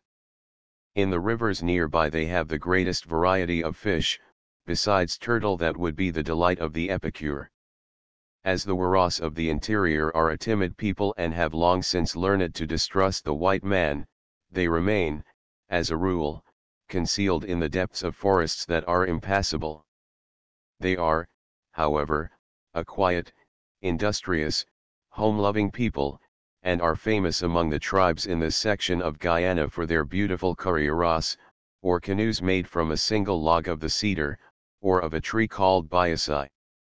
Some of these dugouts, the monoxyla of the Greeks, are full 50 feet long and from 5 to 6 feet broad and find a ready sail as far south as Demerara.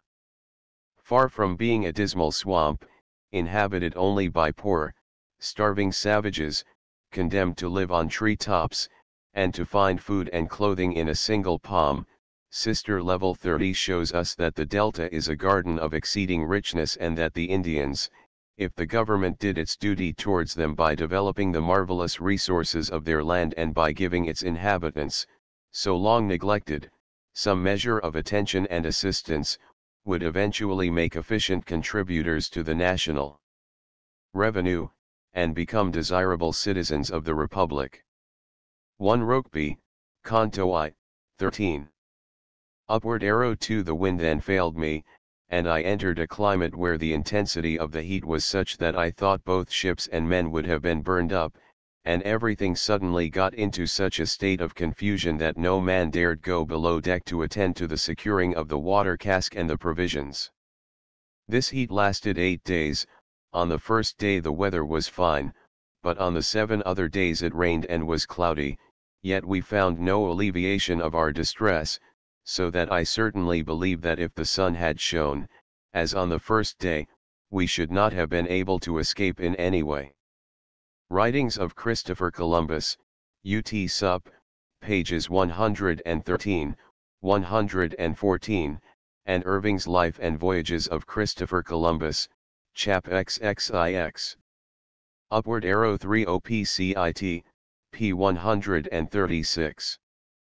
Upward arrow 4 Eden's first 3 English books on America, p. 338. Upward arrow 5 Chapman's Odyssey, bk 7. Upward arrow 6 called Bois Immortel by the French, and in Spanish bearing the appropriate name of Madre de Cacao, Mother of Cacao. Upward arrow 7 It was upon the boughs and sprays of these trees that Raleigh found great store of oysters, very salt, and well tasted. A species of edible oyster is still found on this tree, the Rhizophora mangle of Linnaeus, but, although served on the table in the West Indies, it is far from being as luscious as our Blue Points or as large as our Lynn Havens. Upward arrow 8 At last, p. 79, London, 1905. Upward arrow 9 At this point called Tierra de Brea or Pish, writes Raleigh, there is that abundance of stone pitch, that all the ships of the world may therewith loaden from thence, and we made trial of it in trimming our ships to be most excellent good, and melteth not with the sun, as the pitch of Norway, and therefore for ships trading in the south parties very profitable. The Discovery of Guyana, pages 3 and 4, published for the Hakluyt Society, London, 1848. Upward arrow 10 Writings of Columbus, OPCIT, pages 120, 121. Upward arrow 11 Colección de los Viajes y Descubrimientos que hicieron por mar los Españoles desde fins del siglo XV. Tom. 3, p. 583. Upward arrow 12 See the aforementioned letter of Columbus to Ferdinand and Isabella for the quotations above given. The whole letter will well repay perusal. See also Relations y Cartas de Cristobal Colon, Tom. Cl. 14, de la Biblioteca Clásica, Madrid, 1892, p. 268 ETSEQ Americus Vespucius shared with Columbus the belief in the existence of the terrestrial paradise in the newly discovered lands near the equator. Writing to his friend, Lorenzo de' Medici, giving him an account of his second voyage, he declares in the fields flourish so many sweet flowers and herbs, and the fruits are so delicious in their fragrance, that I fancied myself near the terrestrial paradise, and again, if there is a terrestrial paradise in the world it cannot be far from this region.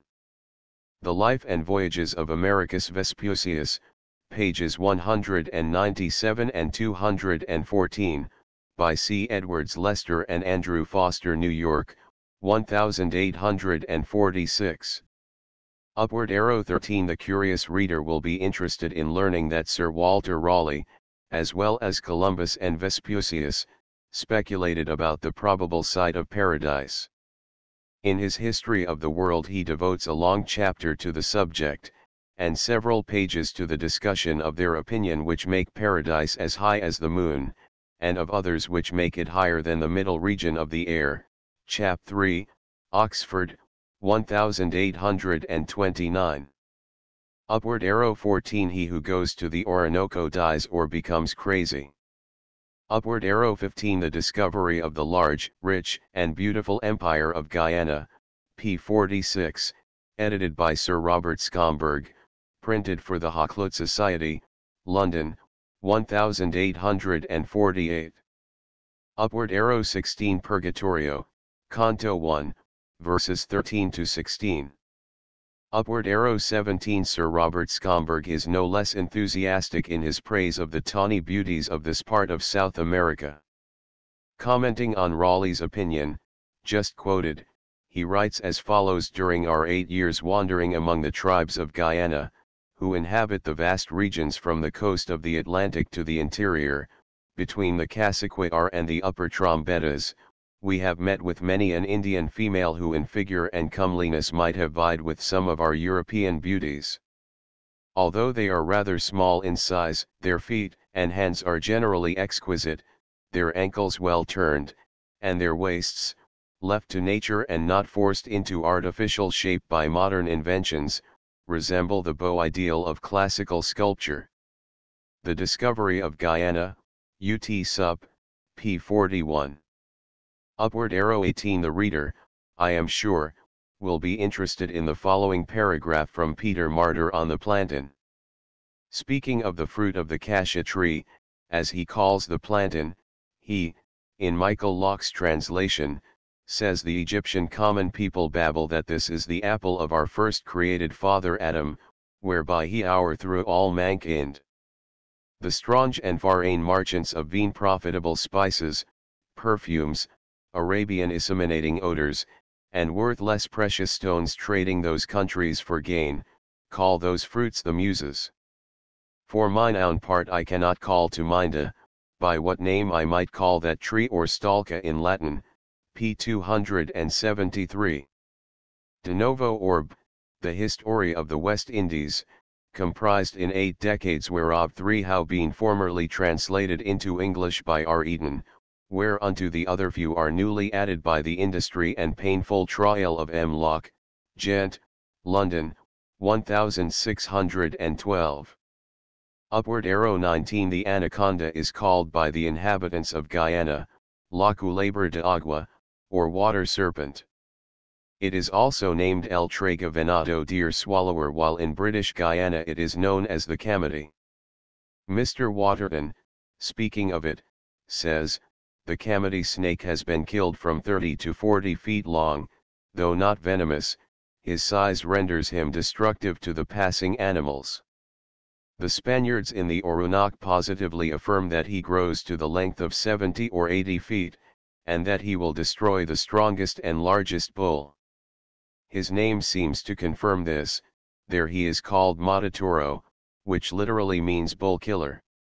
Thus may be ranked among the deadly snakes, for it comes nearly to the same thing in the end, whether the victim dies by poison from the fangs, which corrupts his blood, and makes it stink horribly, or whether his body be crushed to mummy, and swallowed by this hideous beast. Wanderings in South America, First Journey. Upward arrow 20. Neue Reisen, p. 698, Berlin. Cf. wanderte einst durch den Touristen im Strom und die Küstengebiet de Orinoco, Chap XXXIII, XXXV, von Eberhard Graf zu Urbach, Leipzig, 1892. Upward arrow 21. The navigator, writes the illustrious savant, in proceeding along the channels of the delta of the Orinoco at night, sees with surprise the summit of the palm trees illumined by large fires. These are the habitations of the Guarans, Titivitas and Waraides of Raleigh, which are suspended from the trunks of trees. These tribes hang up mats in the air, which they fill with earth, and kindle, on a layer of moist clay, the fire necessary for their household wants.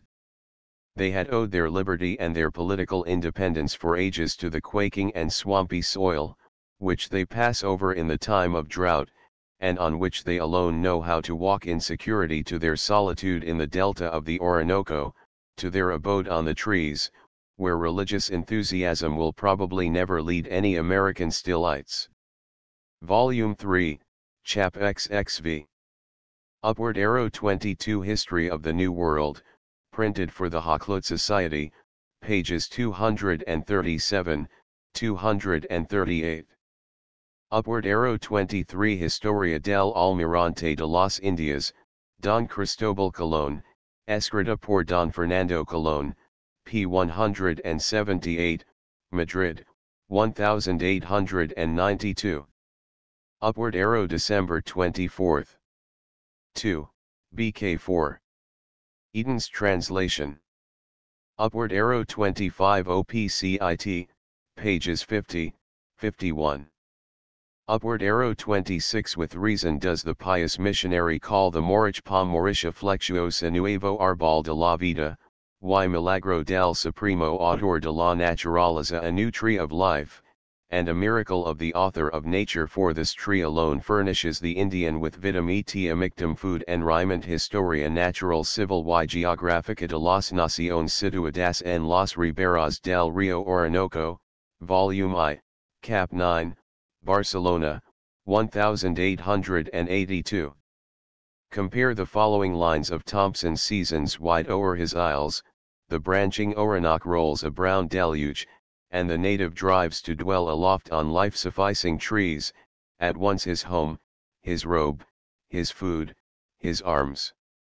Upward Arrow 27 OPCIT, Volume 3, p. 9.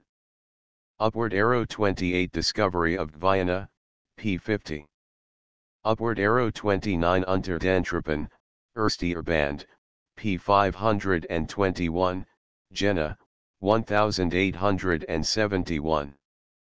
Upward Arrow 30 El Delta del Orinoco Tomado de la Exploración al Alto Bajo Orinoco y Central en 1850, por André C. Level, Volume 3, de la Memoria de la Dirección General de Estadística al Presidente de los Estados Unidos de Venezuela, en 1873. Upward Arrow. Chapter 3 The Great River, what a wide river, was the exclamation of a fellow passenger as our steamer passed out of the Macareo and turned the apex of the delta. It was, indeed, very wide, and the bank of the Orinoco on our port quarter was almost invisible. Here, even during the dry season, this mighty watercourse is no less than 4 leagues in width. We now, for the first time, fully realized that we were sailing on the broad waters of one of the world's master rivers. After the Parana and the Amazon, it is the largest waterway in South America, and, for the volume of water it carries into the ocean, it ranks with the Mississippi, the Congo, Yangtze-Kiang, and the Brahmaputra. Well have the natives of the lands through which it flows named it the Great River, for it is great in every way, great in the immense basin it drains, great in the tribute it carries to the ocean, and great in the number and magnitude of the rivers it counts among its affluents from the distant Cordilleras. As along the Macareo, so here along the Orinoco, one never tires of gazing at the magnificent forest trees and the dense shrubbery with which the banks are fringed. At one time it is the wide-branched ceiba, covered with bright blooming epiphytes, at another a clump of graceful morage palms, whose tremulous plumes are given an added beauty by the presence of a bevy of multicolored parrots and macaws. The foliage of tree and shrub is here ever fresh and luxuriant, and retains always that delicate hue so characteristic of the leafage of our northern woodlands in the early days of spring. Most of the trees, large and small, are literally weighed down with parasites and epiphytes. Among the latter growths are orchids of countless variety and rarest beauty, such as are seldom seen in our northern floral conservatories. And the way in which the trees are held together by those strange forms of vegetable life so abundant in the tropics, the bijucos or bush ropes. Sometimes they are as thick as a man's arm, sometimes they are like a ship's cable, sometimes they may be mistaken for telegraph wires, so long and fine are they. They extend from the ground to the tops of the highest trees, or drop from the summits of the loftiest monarchs of the forest to the earth beneath, sometimes singly, sometimes by scores. Then again they cross one another from tree to tree and form a trellis work that at times is next to impassable. And these bejucos, or lianas, as they are also called, are, like the trees, burdened with air plants of various species, at one time large masses of leaves, at another long spikes of the richest blossoms. At almost every turn the vision is delighted by lovely arboreal groups and charming natural bowers, all graced with the most gorgeous combinations of emerald foliage and ruby bloom interspersed with delicate tufts of lilac, pink and canary, and illumined by gleams of flitting sunshine which bring out a glorious play of color effects with which the eye is never tired. "A dryad's home," we heard an enthusiastic senorita exclaim, as we passed one of these flower-decked bowers, on which glittered the checkered sunlight. And so well it might be, it was so rare a gem of sylvan loveliness. While passing up this majestic river and admiring the ever-varying panorama of rarest floral beauty, we recalled a couple of paragraphs in Darwin's Journal of Researches, in which he refers to the futility of attempting to describe, for one who has never visited the tropics, the wonders of the scenery there and above all the marvels of the vegetable world.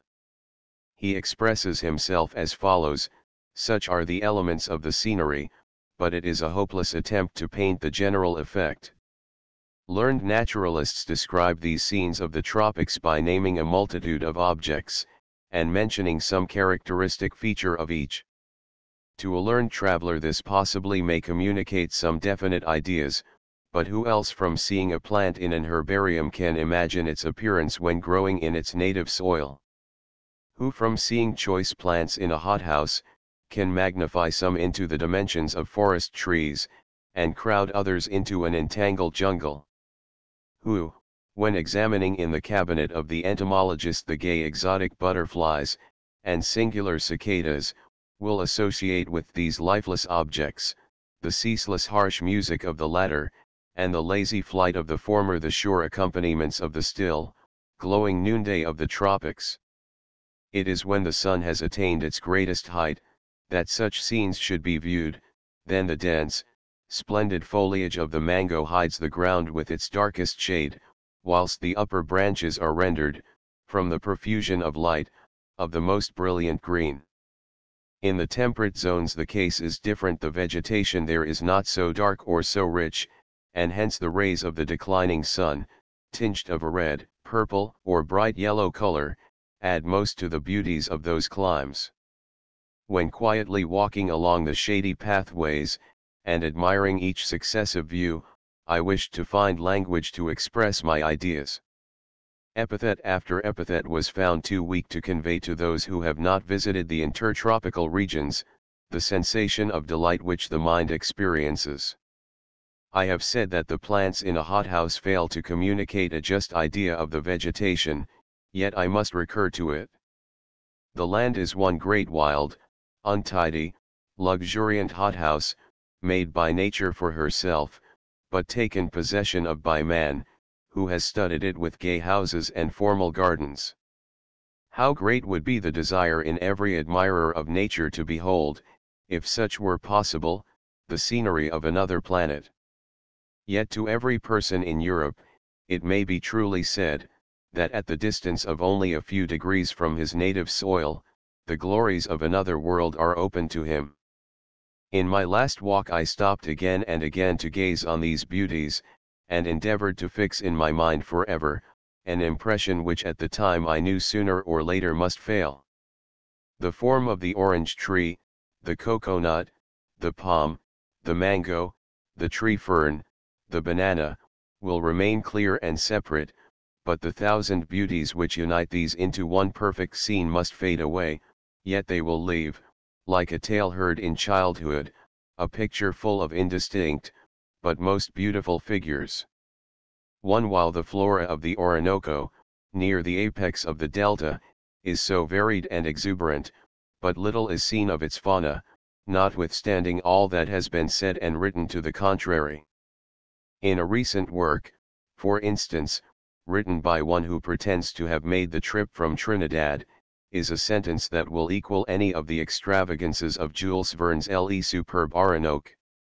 The jaguar, says the author, will stop drinking, or the tapir look up from browsing on the grass, and the monkey pause in swinging from tree to tree, as the boats hurry noisily by, while the drowsy alligator or manatee floats lazily on, his head half out of the water, until perhaps a conical bullet from a Winchester rifle or from a revolver, which everyone carries, rouses him to a knowledge that it is not good to trust too much to mankind.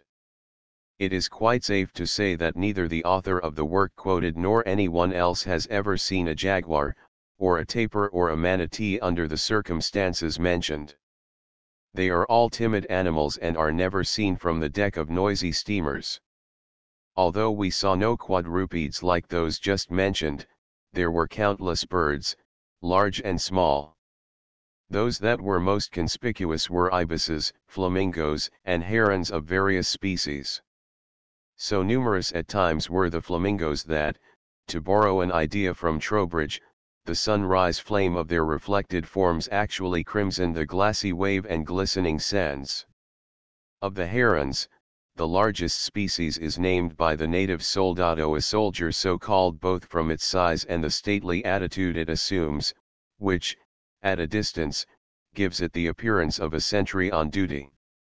A flock of these tall, white birds, seen feeding in an everglade in Cuba was, during the second voyage of Columbus, taken for a party of men clad in white tunics, and led the admiral to believe that they were inhabitants of Mangan, a province just south of Cathay.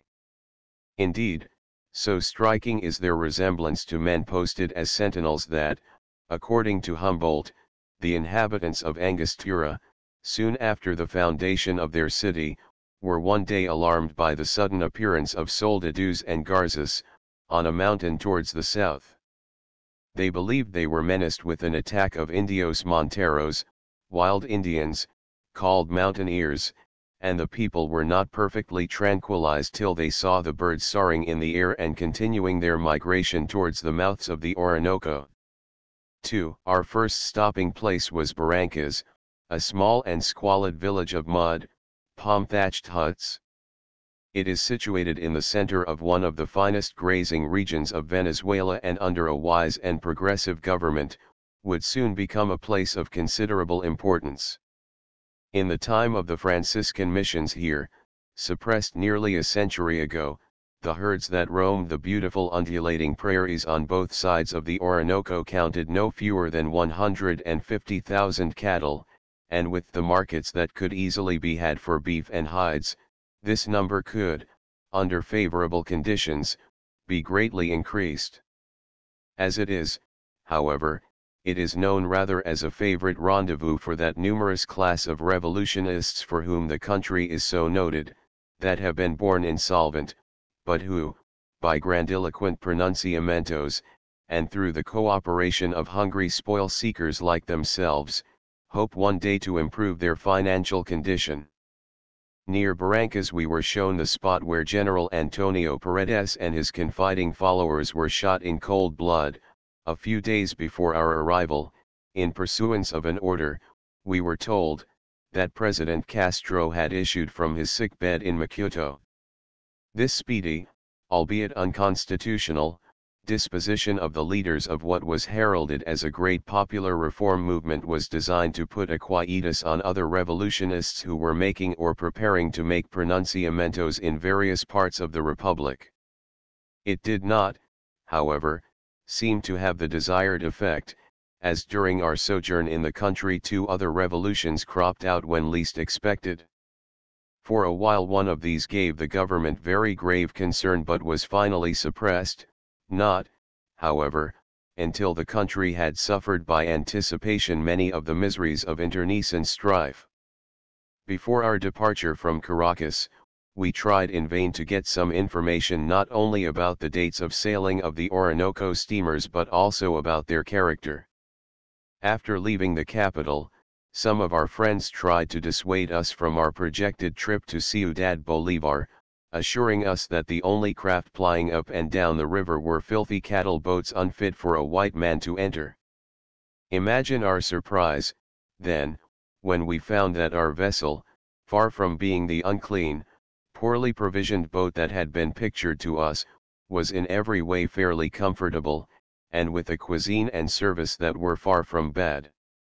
In construction and general arrangement, it was not unlike the smaller double-deck steamers on the Hudson River or on our northern lakes. Our cabins were spacious, with broad berths, and clean bedding and furniture. Indeed, we have often had cabins in our large transatlantic steamers in which there was less of comfort and convenience than were afforded by our cabin in this unpretending boat on the Orinoco. As to the passengers, they were quite a cosmopolitan crowd. Among them were some Europeans and several Americans, but the greater number were Venezuelans, most of them bound for Ciudad Bolívar.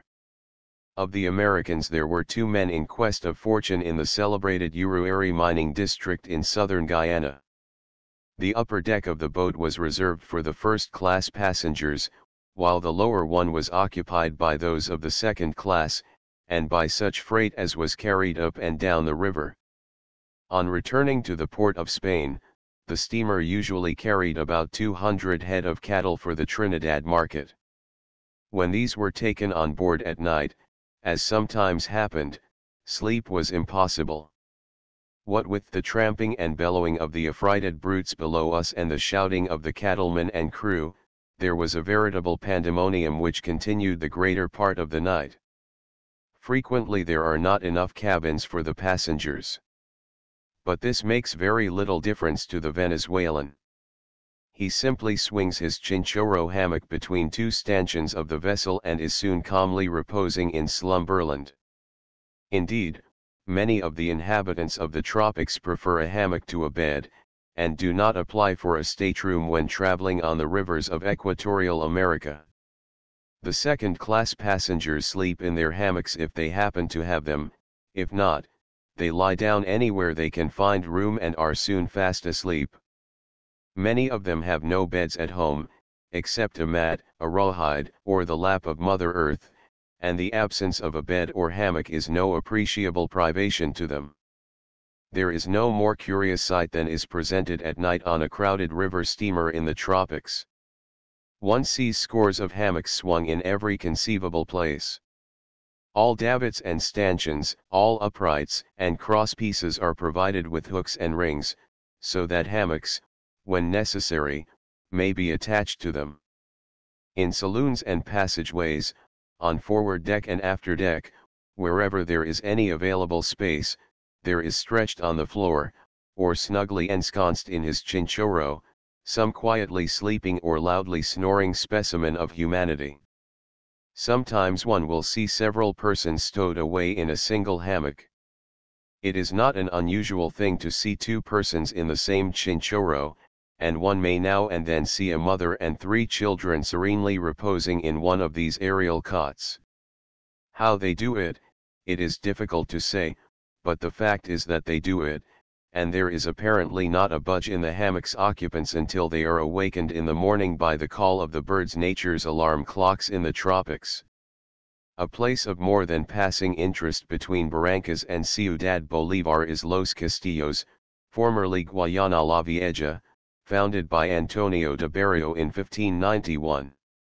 It was here, in 1618, that young Walter Raleigh, the son of the admiral, lost his life in an encounter with the Spaniards who had possession of this stronghold. It was near here, also, that Bolívar, at a critical hour during the War of Independence, saved his life by hiding in a swamp near the village. About 10 leagues further up the river, at the mouth of the Caroni, and opposite the island of Fajardo, Diego de Ordaz, the officer under Cortés who got sulfur out of the crater of Popocatépetl, found in 1531 a settlement called Carao during his exploration of the Orinoco. This was afterwards named Santo Tomé de Guayana, and was for a short time a missionary center, the first on the Orinoco. It was, however, destroyed in 1579 by the Dutch under Jansen. There is little now at this point to interest the traveler except the beautiful Salto Cataract of the Caroni River, so celebrated for its picturesque scenery, and the wealth of orchideous plants with which the adjacent trees are clothed. Raleigh in describing these falls says that so great was the mass of vapor due to the fury and rebound of the waters that we took it at the first for a smoke that had risen OUE or some great town, and Padre Colin, in his description of it, says the roar of the cataract is so great that it can be heard at a distance of several leagues. Both these accounts are quite exaggerated. The falls are very beautiful and romantic, but by no means so grand or so imposing as they have been depicted. Near the confluence of the Caroni and the Orinoco is the straggling little town of San Felix. At this point our mining party left us for their long journey of 150 miles on mule back to Callao. They gave us a cordial invitation to accompany them, but we had other plans, and, although we should have enjoyed exploring this famous mining district of southern Guyana, we felt constrained to continue our course westwards. For a number of years the Uruari mining district promised to equal, if not surpass, the most famous gold fields of Nevada and California. One of the mines, the Callao, rivaled the great Comstock mines of Virginia City, and for a considerable period, we are assured, original shares of 1,000 pesos produced dividends of 72,000 pesos yearly. In 1895, however, the main lode was lost, and since that time, owing to lack of funds, little has been done in any of the mines in the district. The owners of the Callao mine still hope to find the lost lode, and it was to investigate the condition of this mine, and of certain others in the neighborhood, that our American friends undertook their long trip southwards. If the outlook justifies it, they purpose improving the present wretched cart road, which connects the mines with San Felix, and putting on suitable traction engines for the transportation of freight, which has hitherto been carried on the backs of burros and in carts of the most primitive type. During the halcyon days of the Callao mine, when all eyes were directed towards this quarter of the world, a certain syndicate tried to secure from the government a concession for building a railroad from the Orinoco to the Uruari gold fields. The then president of Venezuela was quite willing to grant the concession, but insisted, it is said, on having by anticipation a much larger share of the prospective profits of the road than the company was willing to give. Had the railway been constructed, there is no doubt that many other valuable mines would have been developed, and that southeastern Guyana would soon have become one of the most productive regions of the Republic. The road would have benefited not only the mining interests but would have led to a rapid development of the grazing and agricultural industries, which, in this part of Venezuela, could, under favorable conditions, be second only to those of the llanos of the Apure, and of the fertile plains of the states of Bermudez and Bolivar.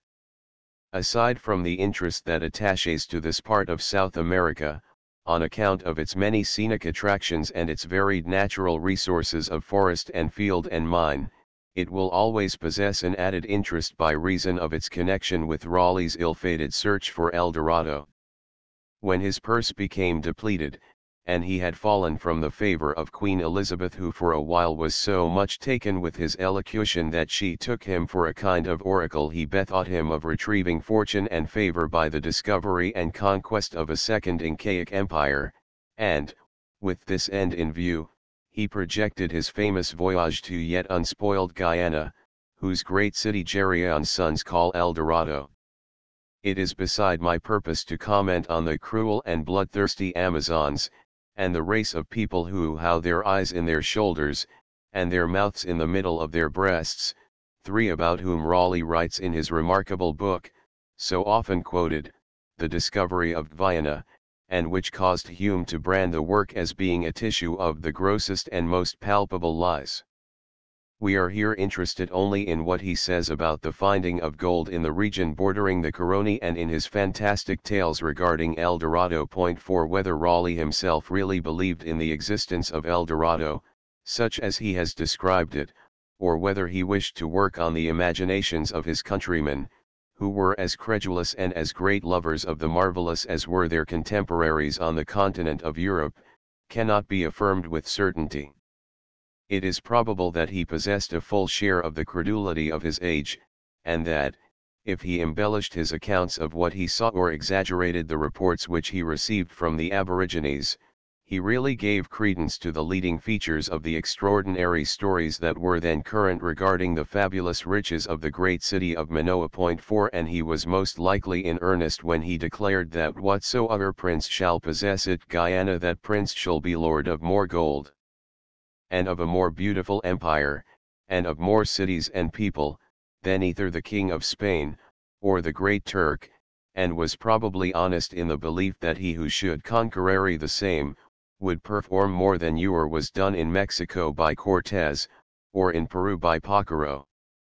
The New World was, for the people of the Old, still a land of mystery and enchantment, and the great majority of the adventurers in the newly discovered lands were quite ready to credit the wildest tales, and follow the most elusive phantoms, provided they gave indications, however slight, of the possibility of satisfying that hoary sacred fames which consumed the poor and rich alike.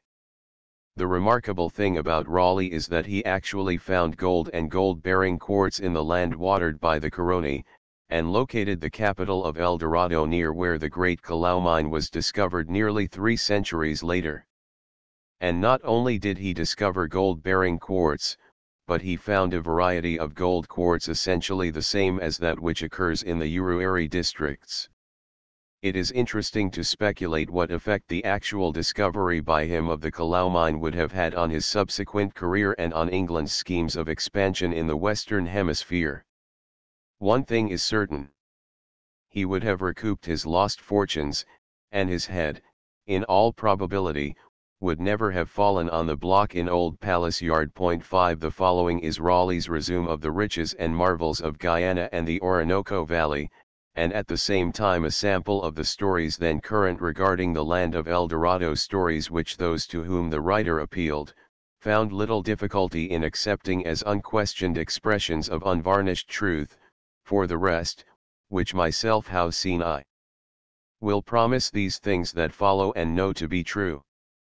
Those that are desirous to discover and to see many nations, may be satisfied within this River, which bringeth forth so many armes and branches leading to all countries, and provinces, above 2,000 miles east and west, and 800 miles south and north, and of these, the most either rich in gold, or in other merchandises.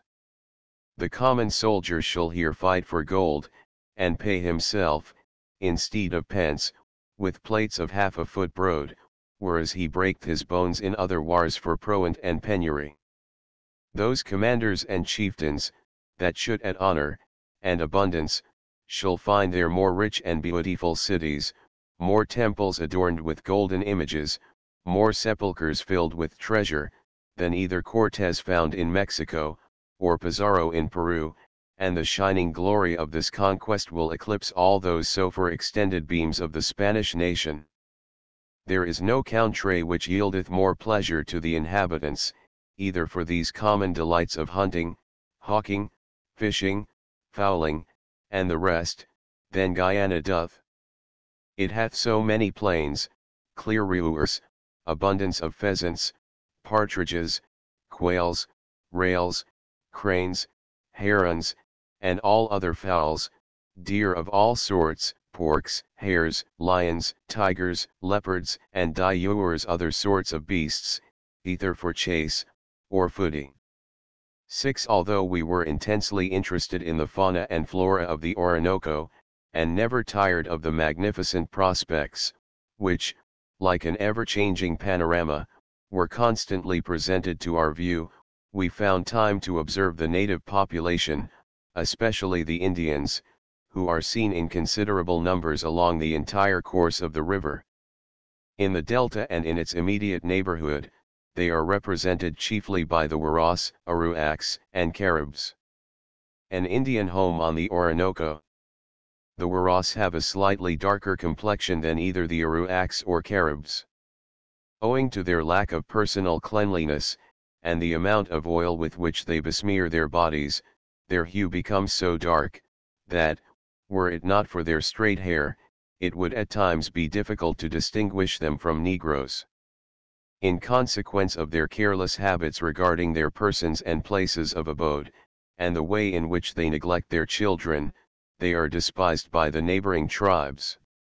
Their rude huts, often no more than a little palm thatch supported by a few uprights, afford them but little protection from sun and rain.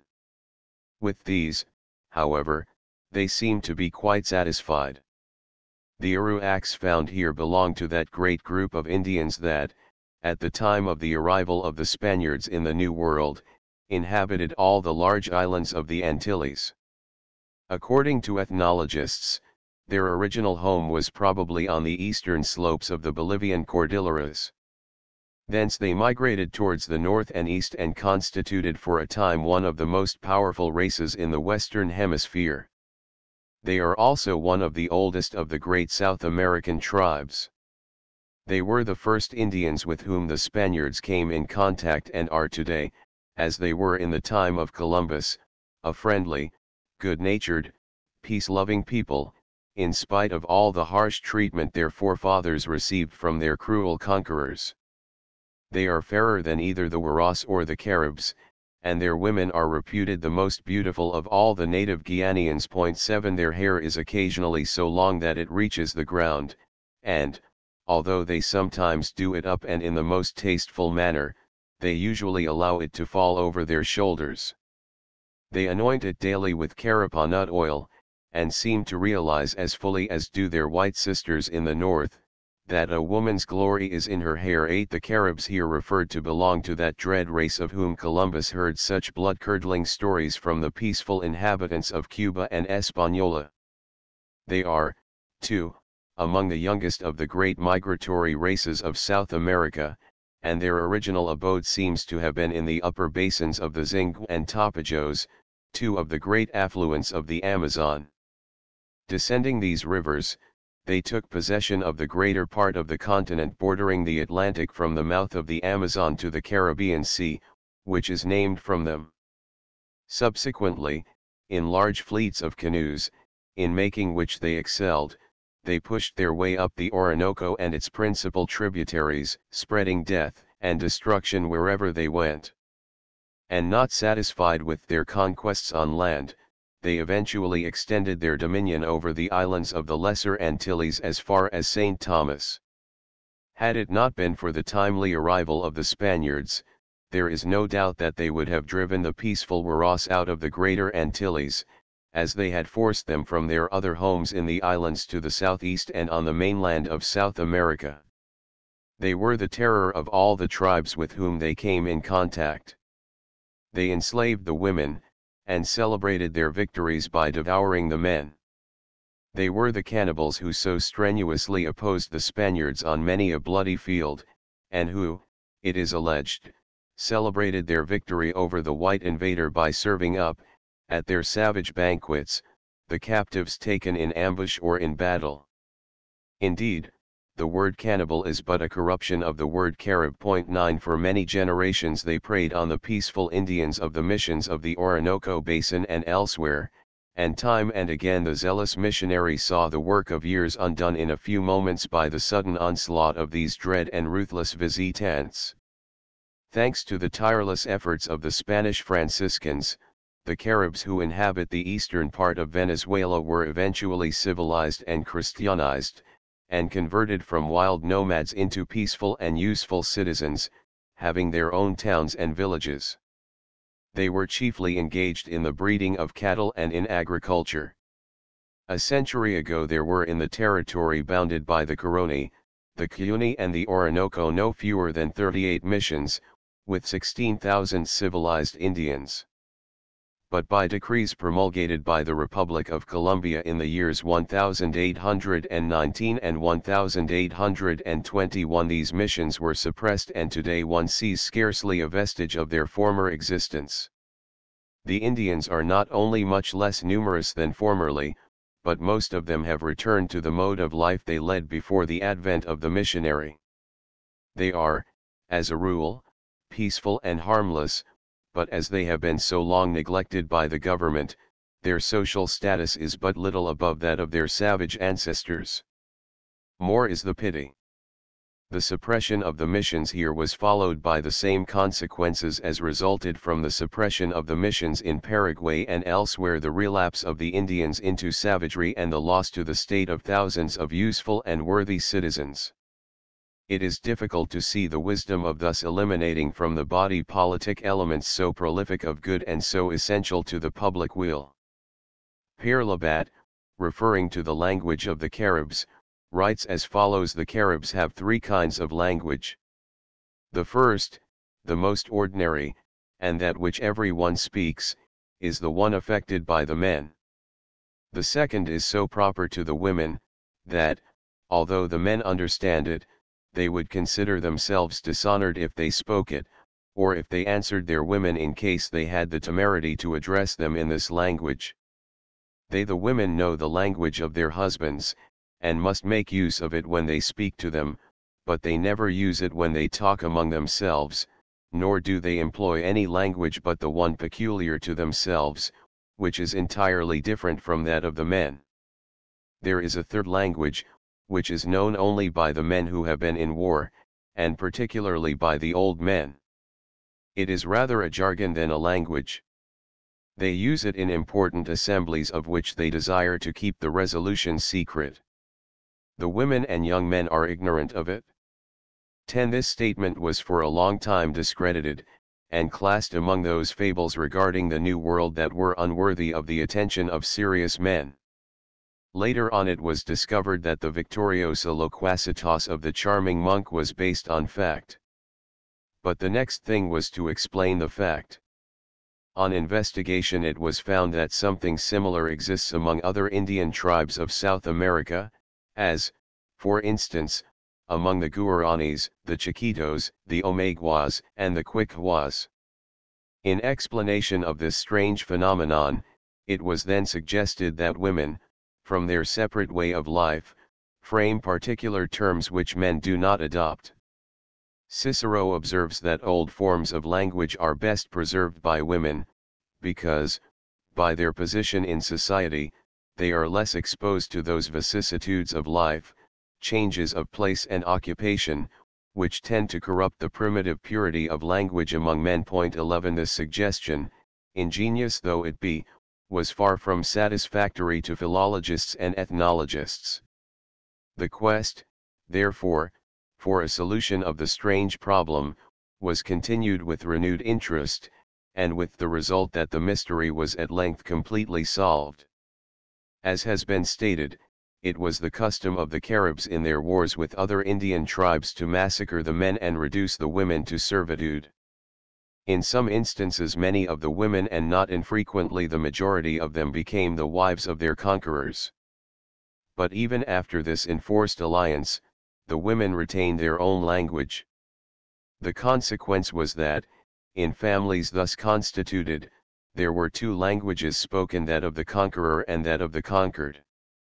While, however, the general accuracy of Pere Labat's statements were thus put beyond further doubt, it was discovered, by a comparative study of the languages of the Caribs and those of the tribes which they had subjugated, that it was not strictly true to assert that the language of the women was entirely different from that of the men, totalmente different de celui de homes, as the good Dominican had affirmed. They were entirely different in the words of daily use and of most frequent occurrence, but the difference extended in reality only to the minor part of the vocabulary actually employed. But the difference was quite sufficient to justify the interest it had so long excited among men of science, and to stimulate the researches which have only in recent years been crowned with success. 12. The night before arriving at Ciudad Bolivar, while dreamily reclining in a steamer chair, I was awakened from my musings by a vivacious señorita, of pronounced Castilian type, rushing up to her father, near by, and exclaiming in an excited manner, "Myra, Padre, Myra, La Cruz del Sur. Look, father, look, the Southern Cross." And sure enough, there, in the constellation Centauri, was the Croce Maravigliosa, the marvelous cross of the early navigators, the crucero of incomparable beauty and brightness, the celestial clock of the early missionaries in the tropical lands of the New World. The cloud-veiled skies of the preceding nights had prevented us from getting a view of these lucicante holy lights, but now we were privileged to behold them in all their heavenly splendor. At once we recalled that well-known passage of Dante, which the lovers of the great Florentine have applied to this constellation. To the right hand I turned, and fixed my mind, on the other pole attentive, where I saw 4 stars ne'er seen before save by the ken of our first parents. Heaven of their rays seemed joyous. Oh, thou northern sight! Bereft indeed, and widened, since of these deprived. 13 We never suspected it at the time, but as subsequent events proved, the Señorita's Cruz del Sur was to be our timepiece for many subsequent months. During long wanderings over mountain and plain and in many changing climes, it was the Southern Cross that served as our guide, and marked the hours of night, in lieu of Polaris and Ursa Major, which had disappeared below the horizon. Toward noon, the second day after leaving the port of Spain, we got our first view of Ciudad Bolívar, founded in 1764 by Joaquín Moreno de Mendoza, and since that time the capital of Guyana, now the great state of Bolívar. Situated upon an eminence, on the right bank of the river, it presents a very imposing appearance and seems much larger than it is in reality. The white stone walls of the houses, and the brownish-red tiles of the roofs, together with the delicate green crowns of lofty palms that dot every part of the city, enhance in a marked degree the beauty of the picture as seen under the brilliant light of the noonday sun.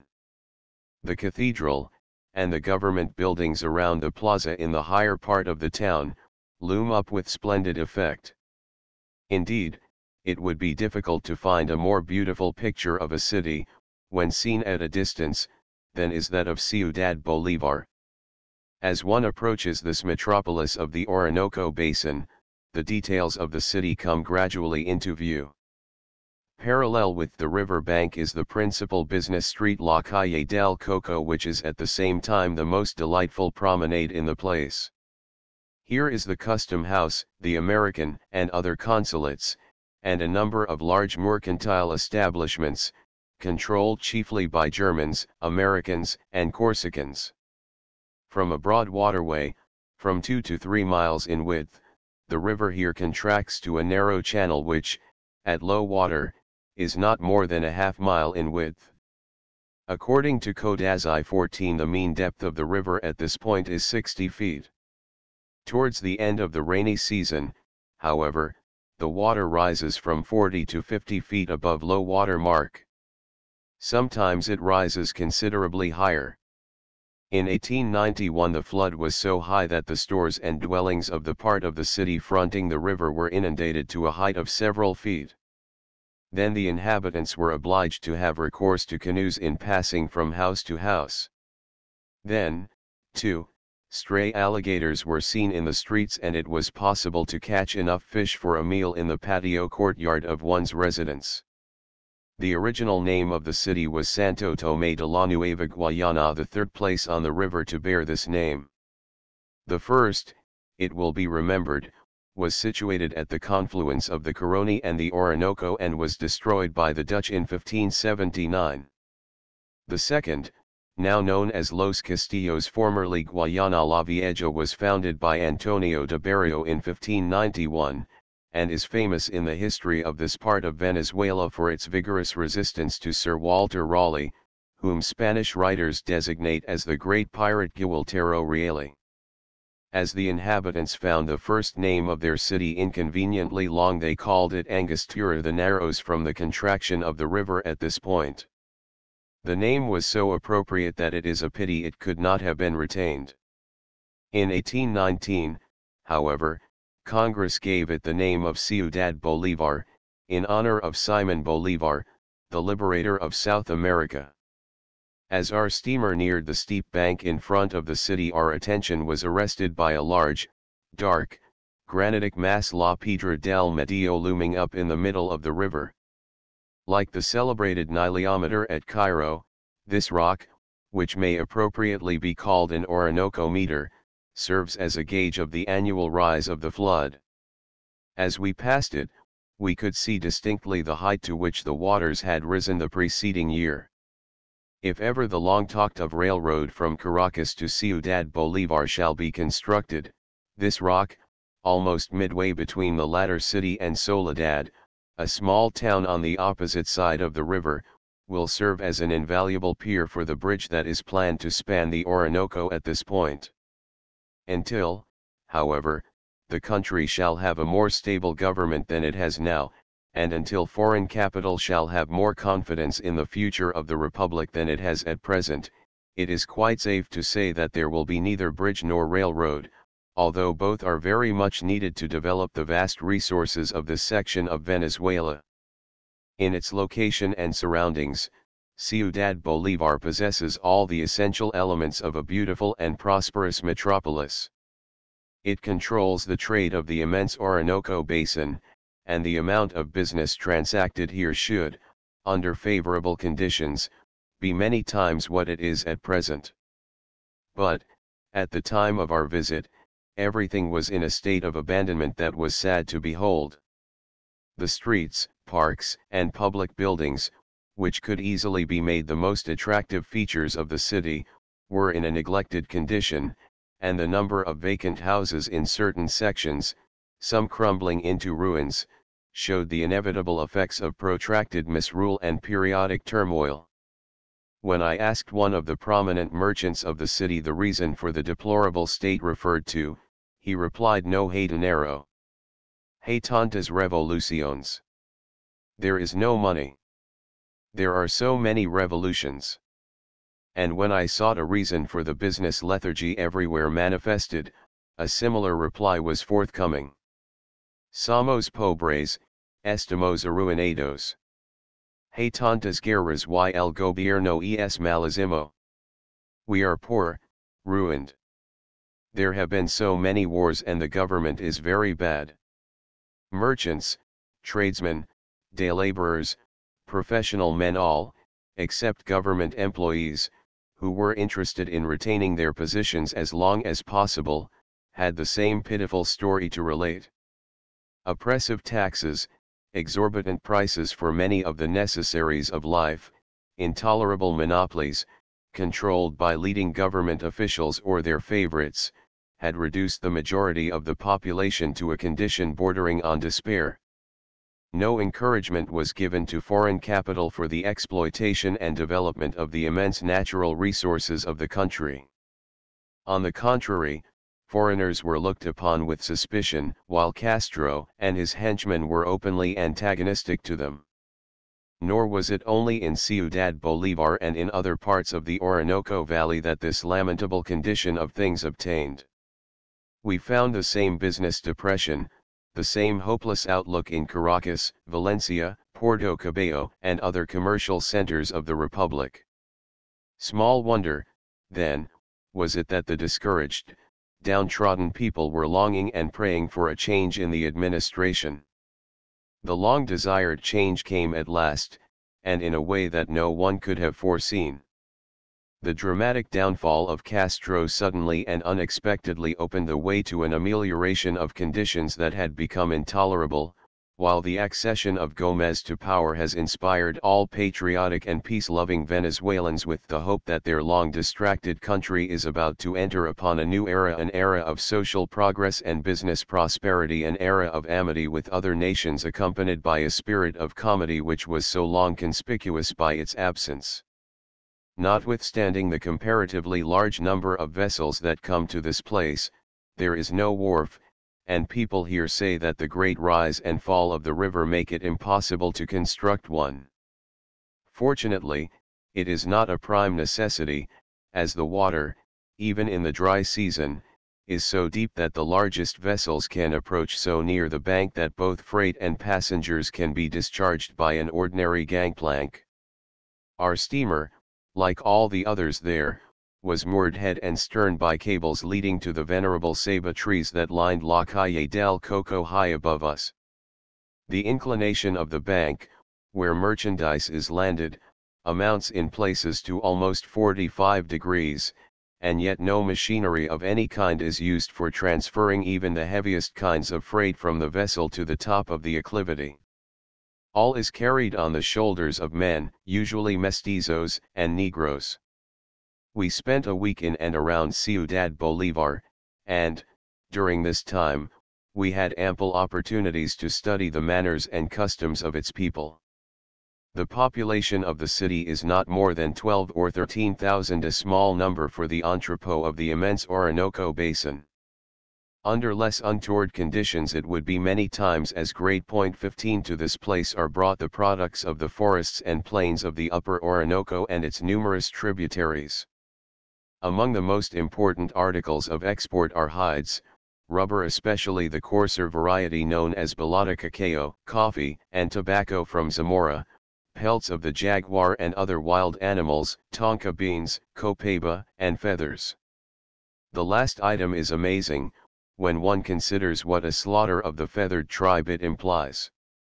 We met a Frenchman here who was just packing for shipment to Paris several 100,000 egrets, the result of a 3 years' hunt in the forests and plains of the Orinoco basin.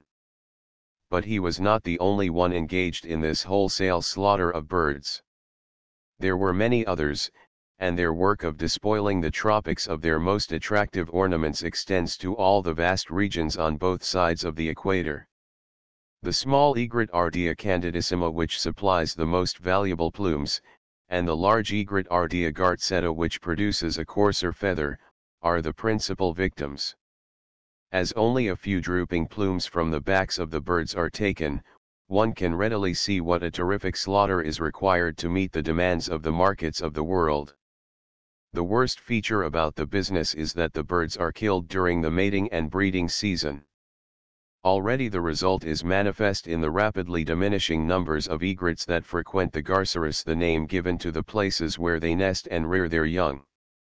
The beauty of a few feathers on their backs, writes one who, if not a misogynist, is evidently in sympathy with the aims and purposes of our Audubon Society, will be the cause of their extinction. The love of adornment common to most animals is the source of their troubles. The graceful plumes which they doubtless admire in each other have appealed to the vanity of the most destructive of all animals. They are doomed, because the women of civilized countries continue to have the same fondness for feathers and ornaments characteristic of savage tribes. 16 The houses of Ciudad Bolívar, built on a hill of dark, almost bare hornblende schist, are in marked contrast with those of the port of Spain. In Trinidad's capital each residence usually frame is provided with numerous doors, and jalousied windows, and surrounded by gardens, with a profusion of the most beautiful tropical flowers and trees. Here, on the contrary, the houses, generally only 1 story high, have but one door, with all the external windows crossed by heavy iron bars, not unlike those of our jails. 17 This, however, is not peculiar to Ciudad Bolívar, but obtains throughout Latin America, as it obtains in all the parts of Spain formerly occupied by the Moors. Yet these windows, which are in themselves so forbidding, are in the cool of the evening the most attractive parts of the house.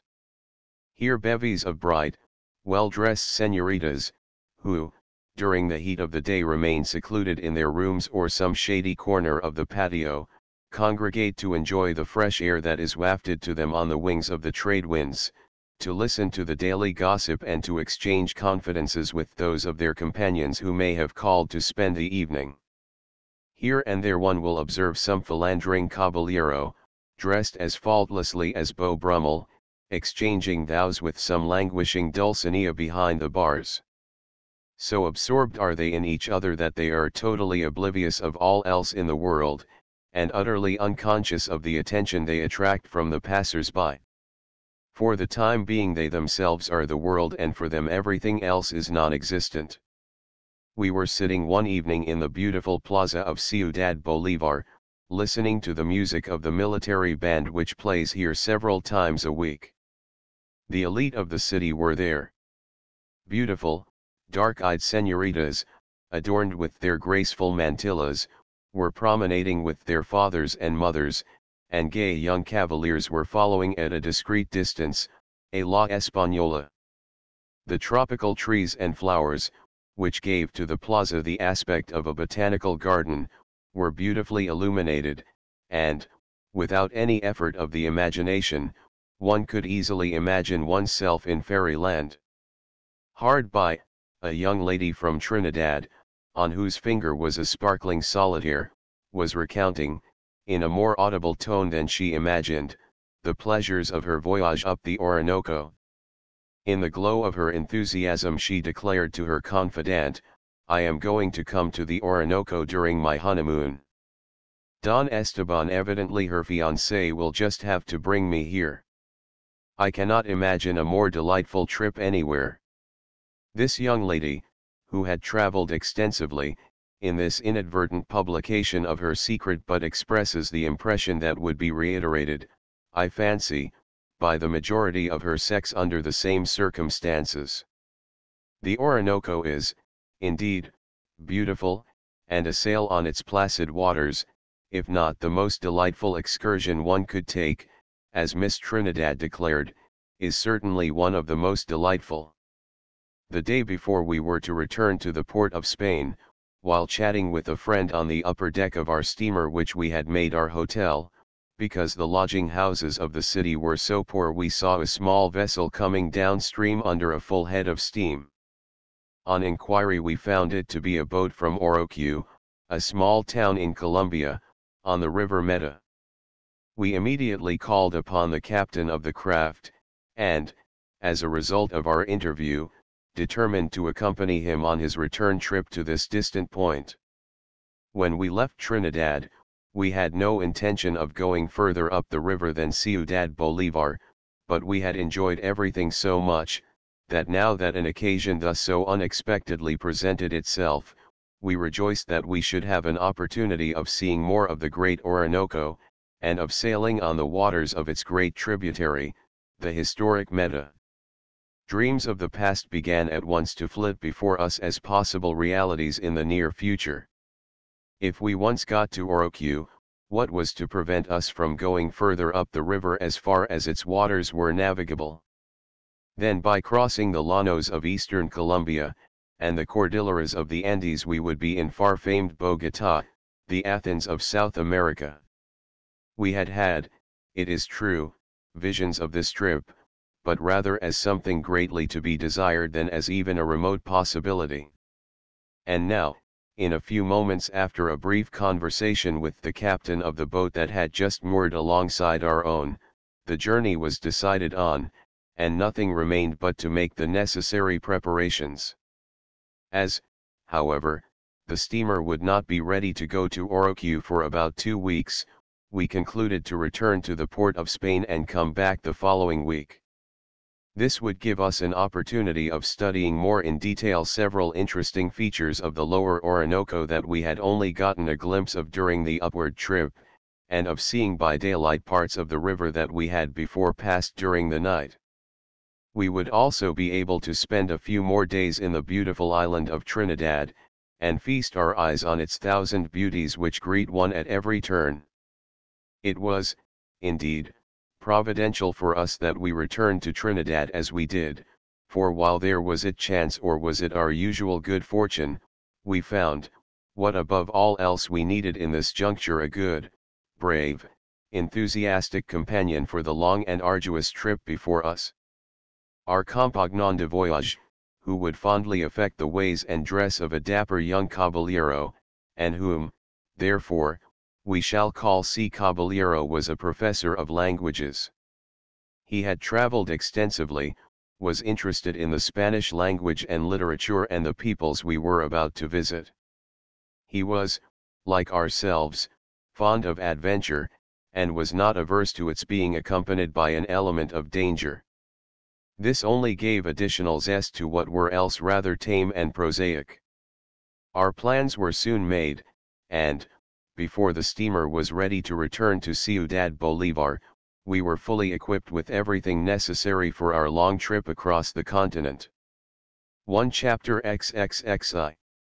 Upward arrow 2 OPCIT, Volume 2, pages 255, 256. Upward arrow 3 The Waponomas, to whom Othello, in his address to the fair Desdemona, refers in the following passage, the cannibals that each other eat, the anthropophagi, and men whose heads do grow beneath their shoulders. Captain Keymis, who served under Raleigh, tells us, as we read in Hakluyt, of people who have eminent heads like dogs, and live all the daytime in the sea, and they speak the Carib language.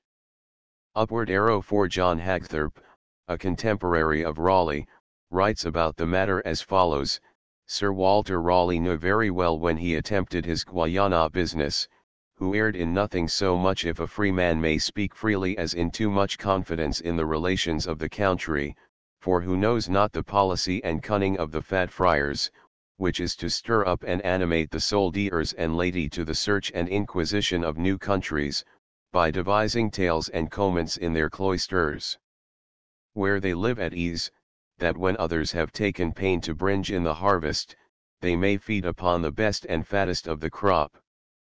England's Exchequer, or a discourse of the sea and navigation with some things thereunto coincident concerning plantations, London, 1625.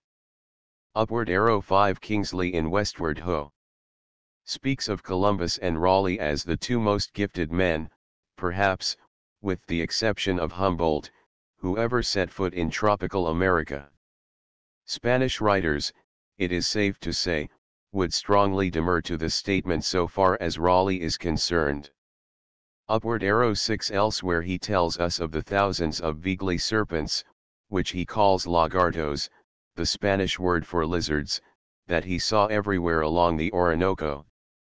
They were what are now known as crocodiles and caimans, the former of which, according to Schomburg, are seldom more than 6 to 8 feet long, while the latter are said sometimes to attain a length of 25 feet. We saw several of them every day, but their number was far from being as great as is usually represented.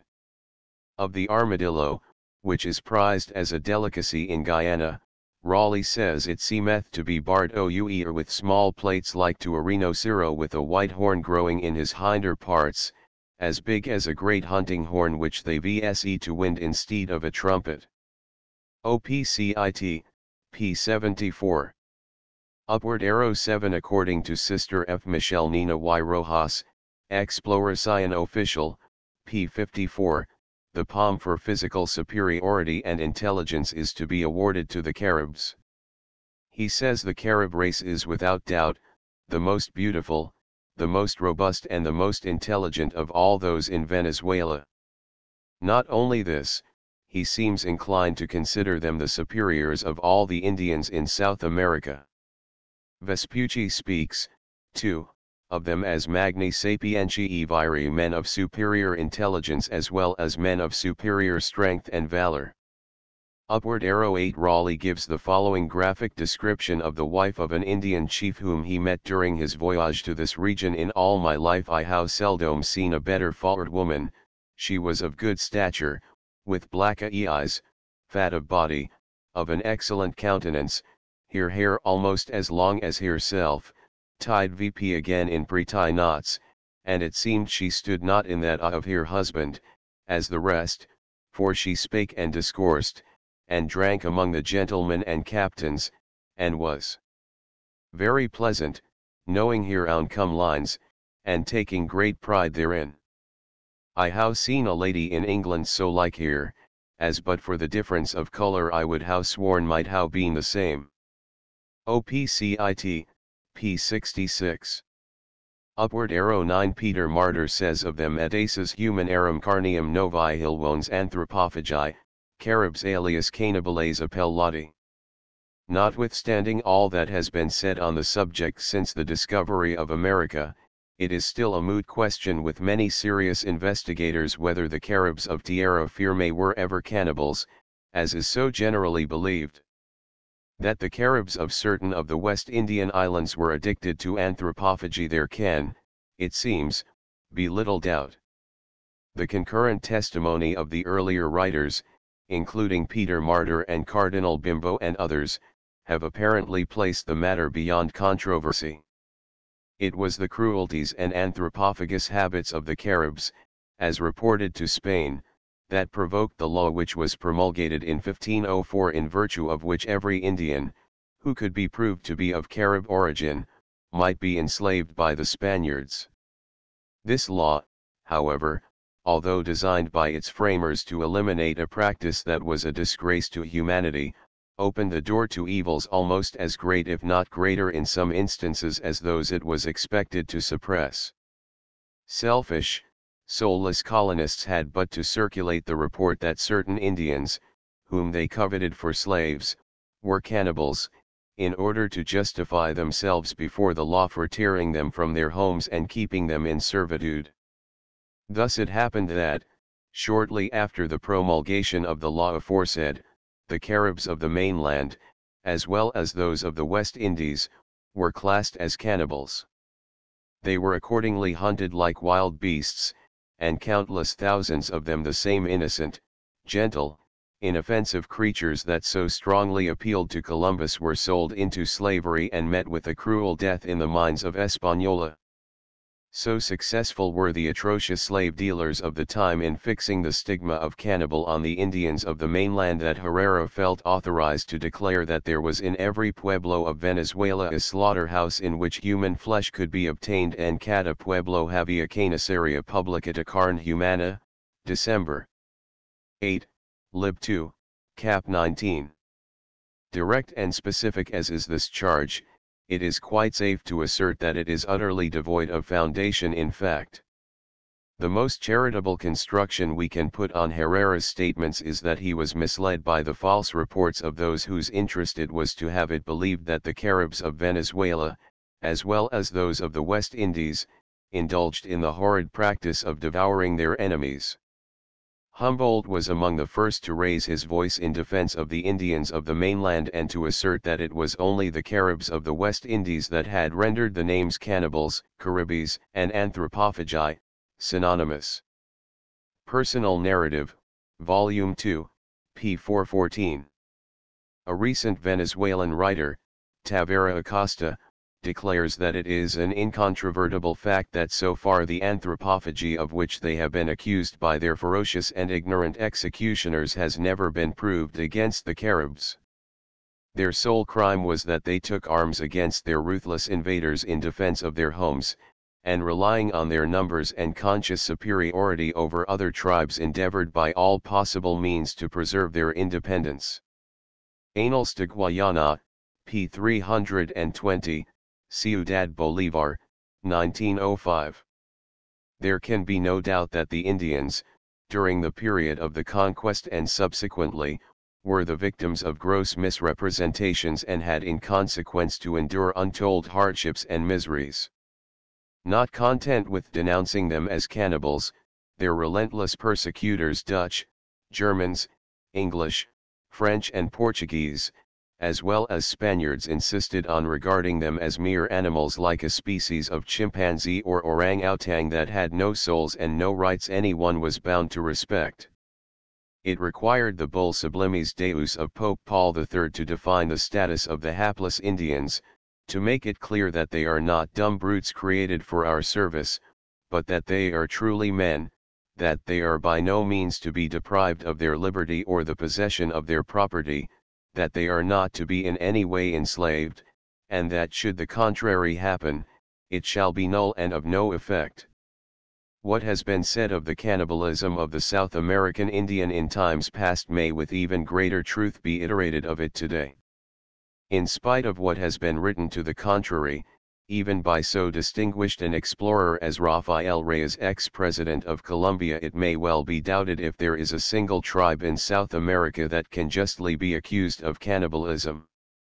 Some of them, owing to their miserable social condition, or because they have for generations past been the victims of the injustice and cruelty of the whites, may be ferocious and vindictive, but, that even the worst of them are cannibals, is yet to be proved. Compare Oviedo y Bonos, OPCIT, 2, p. 377 ETSEQ, and across the South American continent, Exploration of the Brothers Reyes, paper read at the Pan American Conference, by General Rafael Reyes, the delegate for Colombia, December 30, 1901, Mexico and Barcelona, 1902. Upward arrow 10, Nouveau Voyage Auxiliary Isles de l'Amérique, Volume 6, pages 127, 128, Paris, 1743. Upward arrow 11 Facilis enim mulieres incorruptum antiquitatem conservant, quod multorum sermones experts ea tenent semper, qui prima didicerunt. De Orat, Lib 3, Cap 12, 45.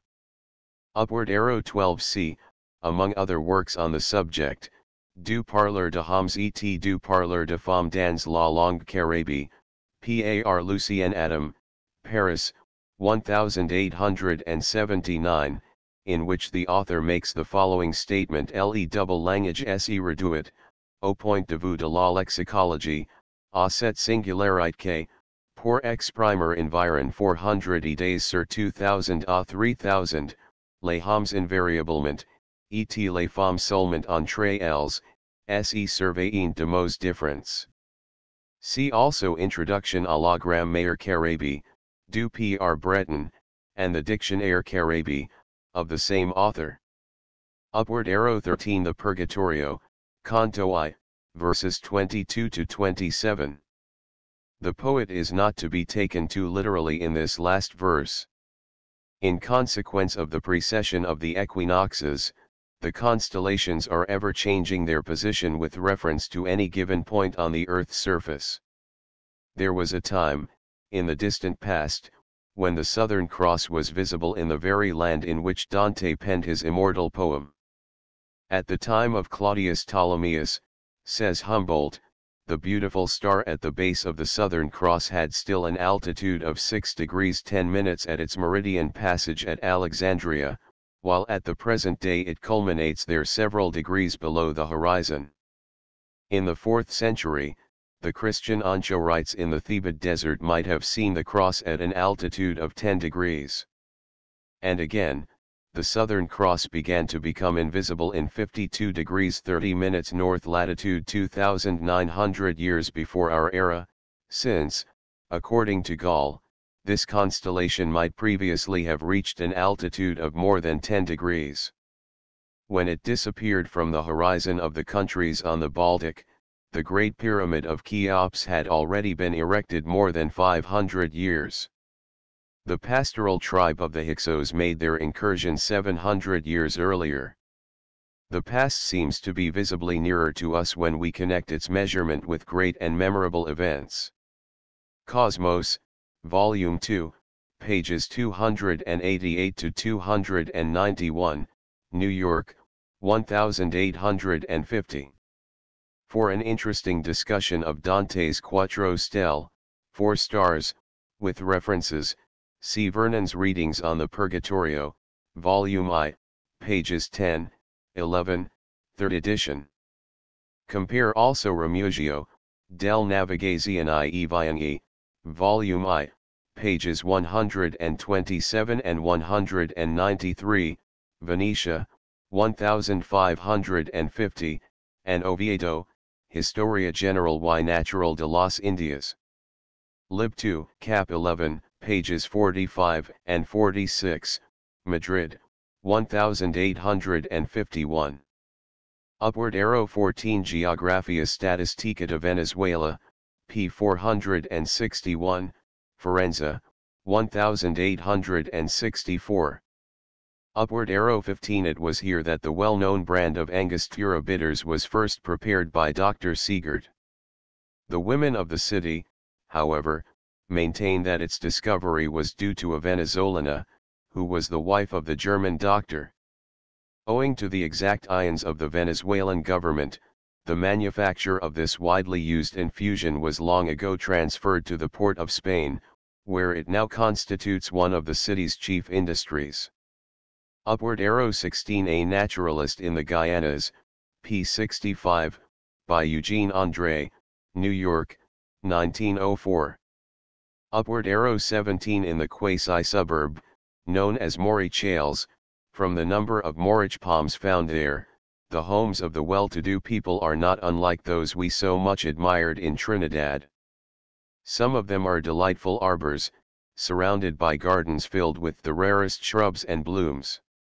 Here truly, in the language of Pliny, flowers are the joy of trees, and they vie with one another in the brilliance of their colors, and in the exuberance of their growth. Upward arrow. Chapter 4. In mid-Orinoco at last we were ready to start on our long journey up the Orinoco and the Meta, and then across the llanos of eastern Colombia, and the Cordilleras to far-off Bogotá. For several days the swarthy stevedores of Ciudad Bolívar had been busy in transferring to our little steamer the freight that had here been accumulating for her during the preceding 6 months. For several days, too, our friends and acquaintances had been endeavoring to dissuade us from what one and all pronounced a rash and dangerous undertaking. All meant well, but all were prophets of ill. No one, we were assured, had ever gone to Bogotá by the route we purposed taking, and we were solemnly warned time and again that we were surely risking our health if not exposing our lives. Everything, it was averred, was against the successful termination of our journey, and it would be a miracle if we ever reached Bogotá alive. First of all, there were the steaming, miasmatic exhalations in the Orinoco and Meta valleys, from which they were never free, and the ever-present danger of yellow fever and other malignant diseases. Even people who were thoroughly acclimated incurred the greatest risk in traveling through this pestiferous, germ-laden atmosphere. How much more then should we, who had so recently come from the chilly north, be exposed, if we still persisted in our foolhardy venture? And then, if we fell sick, as we surely must, we should be in a trackless wilderness, among savages, and far away from medical aid of any kind. Then there was the torrid climate to take into account. By reason of the intense heat, it would be impossible to travel by day. We should then perforce be obliged to travel by night. And this implied new dangers of straying from a poorly defined trail, or of falling into ravines or quagmires, and dangers from wild animals of all kinds, with which the forests and plains were always infested. There was the jaguar, always prowling about, seeking whom he might devour, the laberi and bocara, serpents whose envenomed fangs bring certain death to their victims, and the dread boa that was pictured as hanging in untold numbers from the branches of the trees in the forests through which we should pass. A torrid climate, a reeky, malarial atmosphere, a region infested with venomous serpents, all this was bad enough, but this was far from being the sum total of the pests and plagues we should encounter. There was that ever-present pest whose name is not legion, but billion, on which travelers in South America have exhausted their supply of adjectives in the vain attempt adequately to express their sentiments. I refer to what the Spaniard has so aptly called the plaga, the plague, the cloud of mosquitoes of many species that constantly torment the traveler, and give him no rest night or day.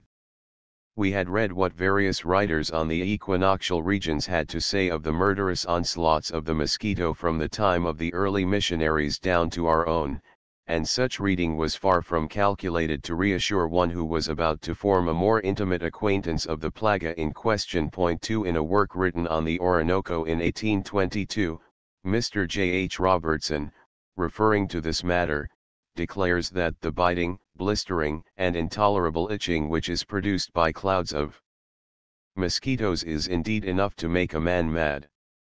He says that they made the passengers, blacks as well as others, that were on the boat with him, almost roar with agony, and that in the morning the whole body exhibited one mass of small blisters from millions of bites we had received during the night. 3. In a more recent book, by another Englishman, it is stated that the Orinoco is the paradise of mosquitoes, and the hell of travelers. There, insects of unusual size, and speckled in an ominous and snake-like manner, issued from the bush in millions and assailed every square inch of the exposed skin. Moreover, they stung through the boots, coat, and waistcoat, and drew blood wherever they penetrated. For on looking over these works again, we found that the miseries referred to were endured chiefly in the delta of the Orinoco, and not so much in the river above. Yet, strange to say, our experience, so far at least, was the very contrary of all this, although we had passed through the delta 3 times. On none of these occasions had we ever been molested by a single mosquito, or had we ever thought of using a mosquito net.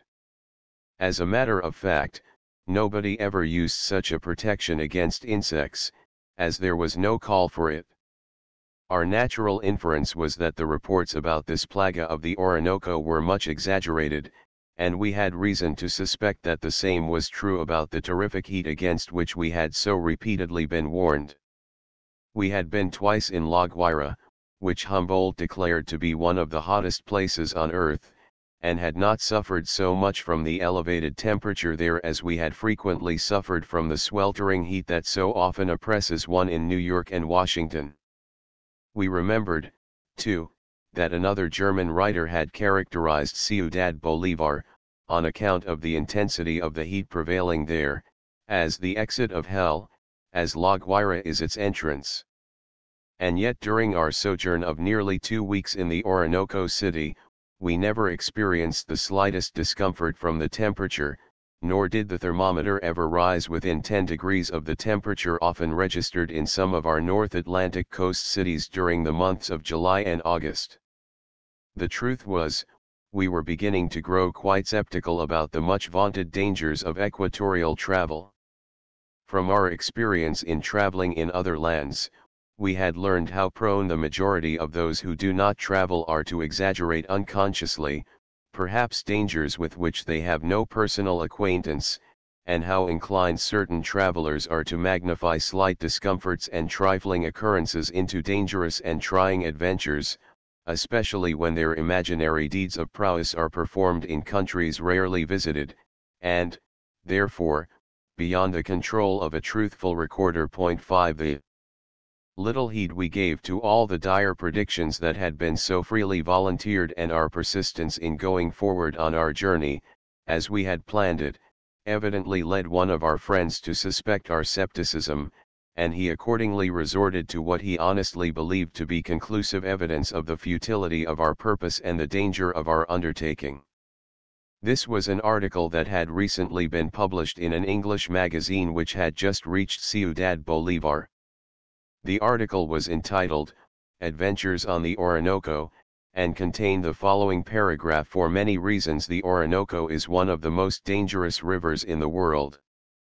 Not only are there countless physical dangers in the shape of sunken rocks, wrecks and tree trunks, huge sand banks, ever-changing channels, and bewildering currents, but also many living, though often hidden, perils in the form of man, beast, or reptile.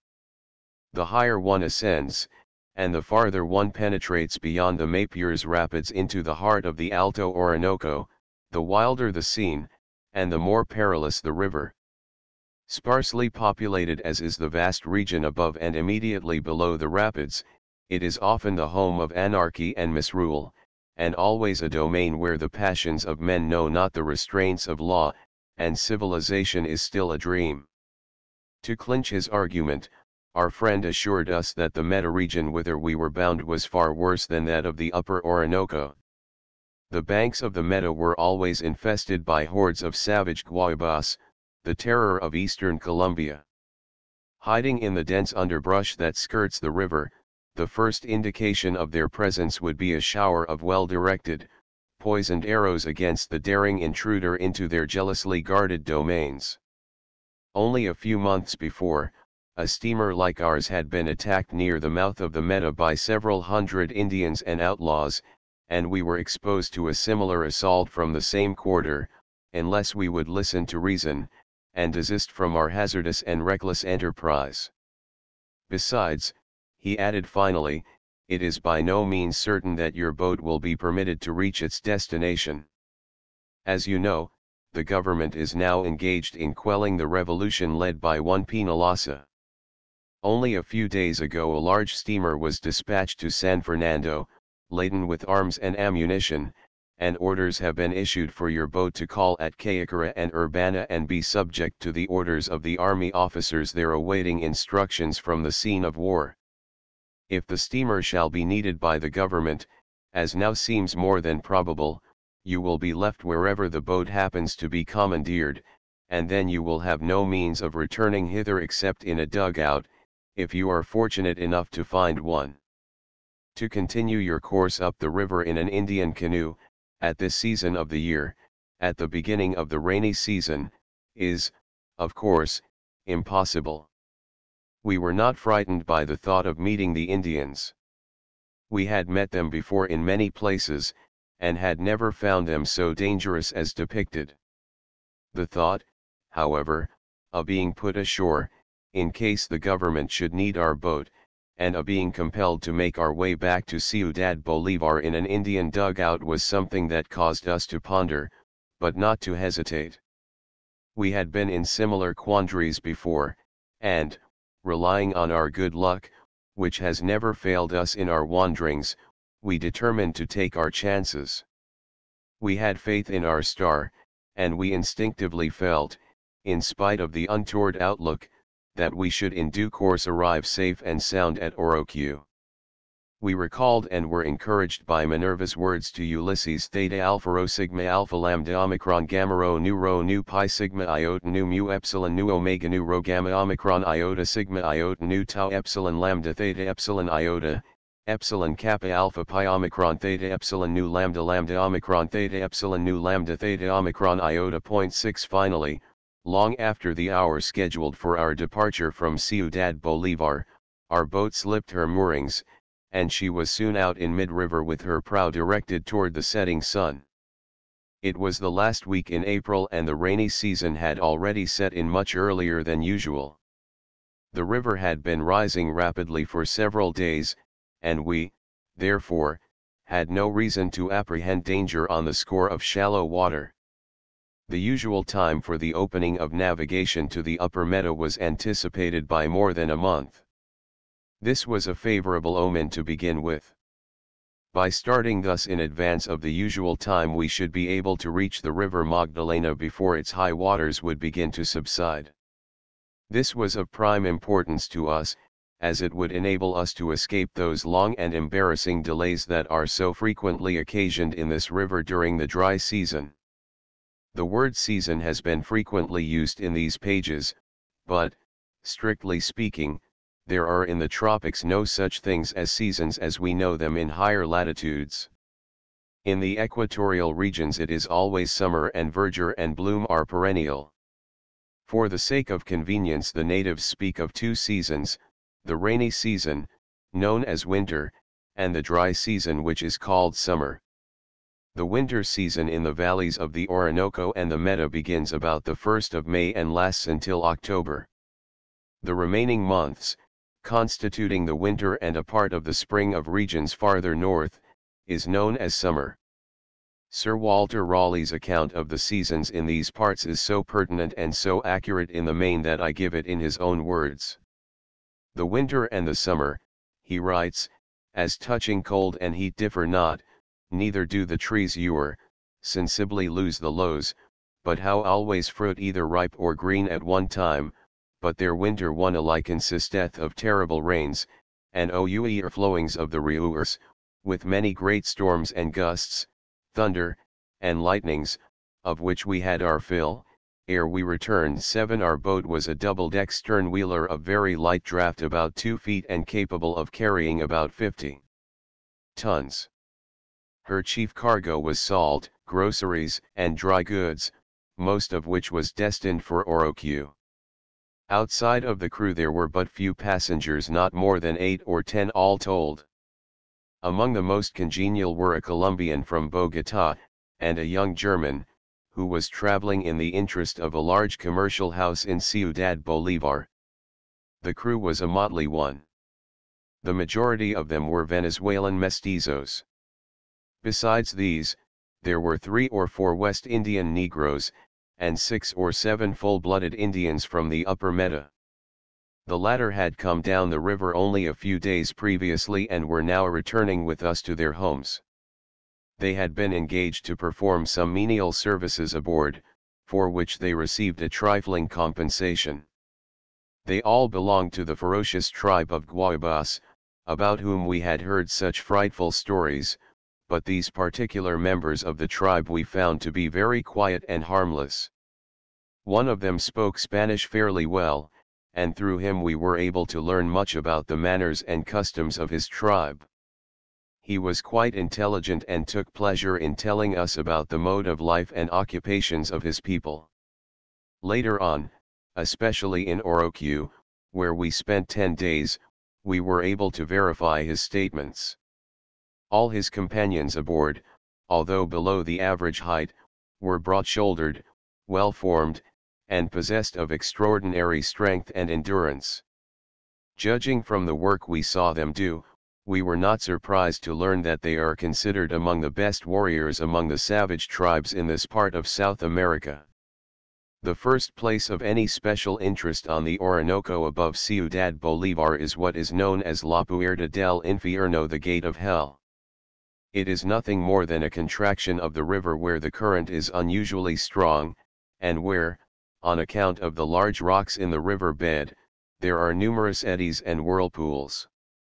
From what we had been told, the passage at this point was more difficult and dangerous than shooting the rapids of the St. Lawrence, and the scenery was represented as grand beyond description. The scenery was wild and interesting, but far from sublime or awe-inspiring. The current, it is true, was quite rapid, and our little craft made but slow progress through the surging, seething waters, but there was never any danger. For small sloops or schooners, and especially for carreras, or dugouts, the passage would doubtless be difficult and somewhat perilous. It is, however, important that the pilot and helmsman should exercise considerable care so as to avoid striking the massive rocks with which the bed of the river is so thickly studded. Considering the fertility of the soil, and the splendid grazing lands on the north bank of the Orinoco, one is surprised at the sparseness of the population. It is only at long intervals that one sees any signs of human habitations, and then they are of the most primitive character. Mapire and Las Bonitas are two straggling villages whose inhabitants are chiefly engaged in stock raising. The latter place was also at one time the center of the tonka bean industry, but most of this trade has been transferred to Ciudad Bolívar. Of the people of Las Bonitas, the noted explorer Crevaz writes as follows: "Every man here has a cabin, a mandolin, a hammock, a gun, a wife, and the fever. These constitute all his wants." 8. Near the confluence of the Apure with the Orinoco is the town of Caycara, with a population of 600 or 700 souls.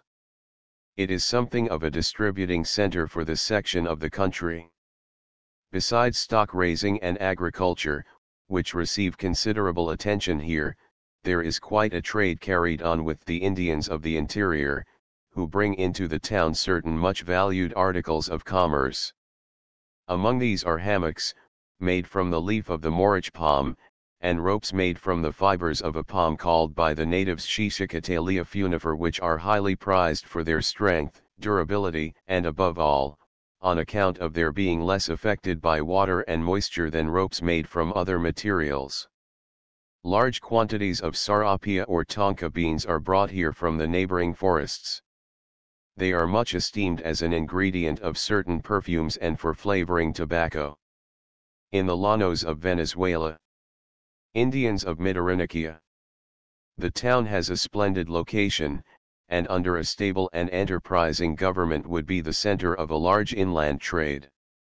Towering about 150 feet above the town is a hill of gneissic granite, on the summit of which are the ruins of a Capuchin monastery, which has been abandoned since the War of Independence. Our party was here augmented by a Venezuelan hide and cattle merchant.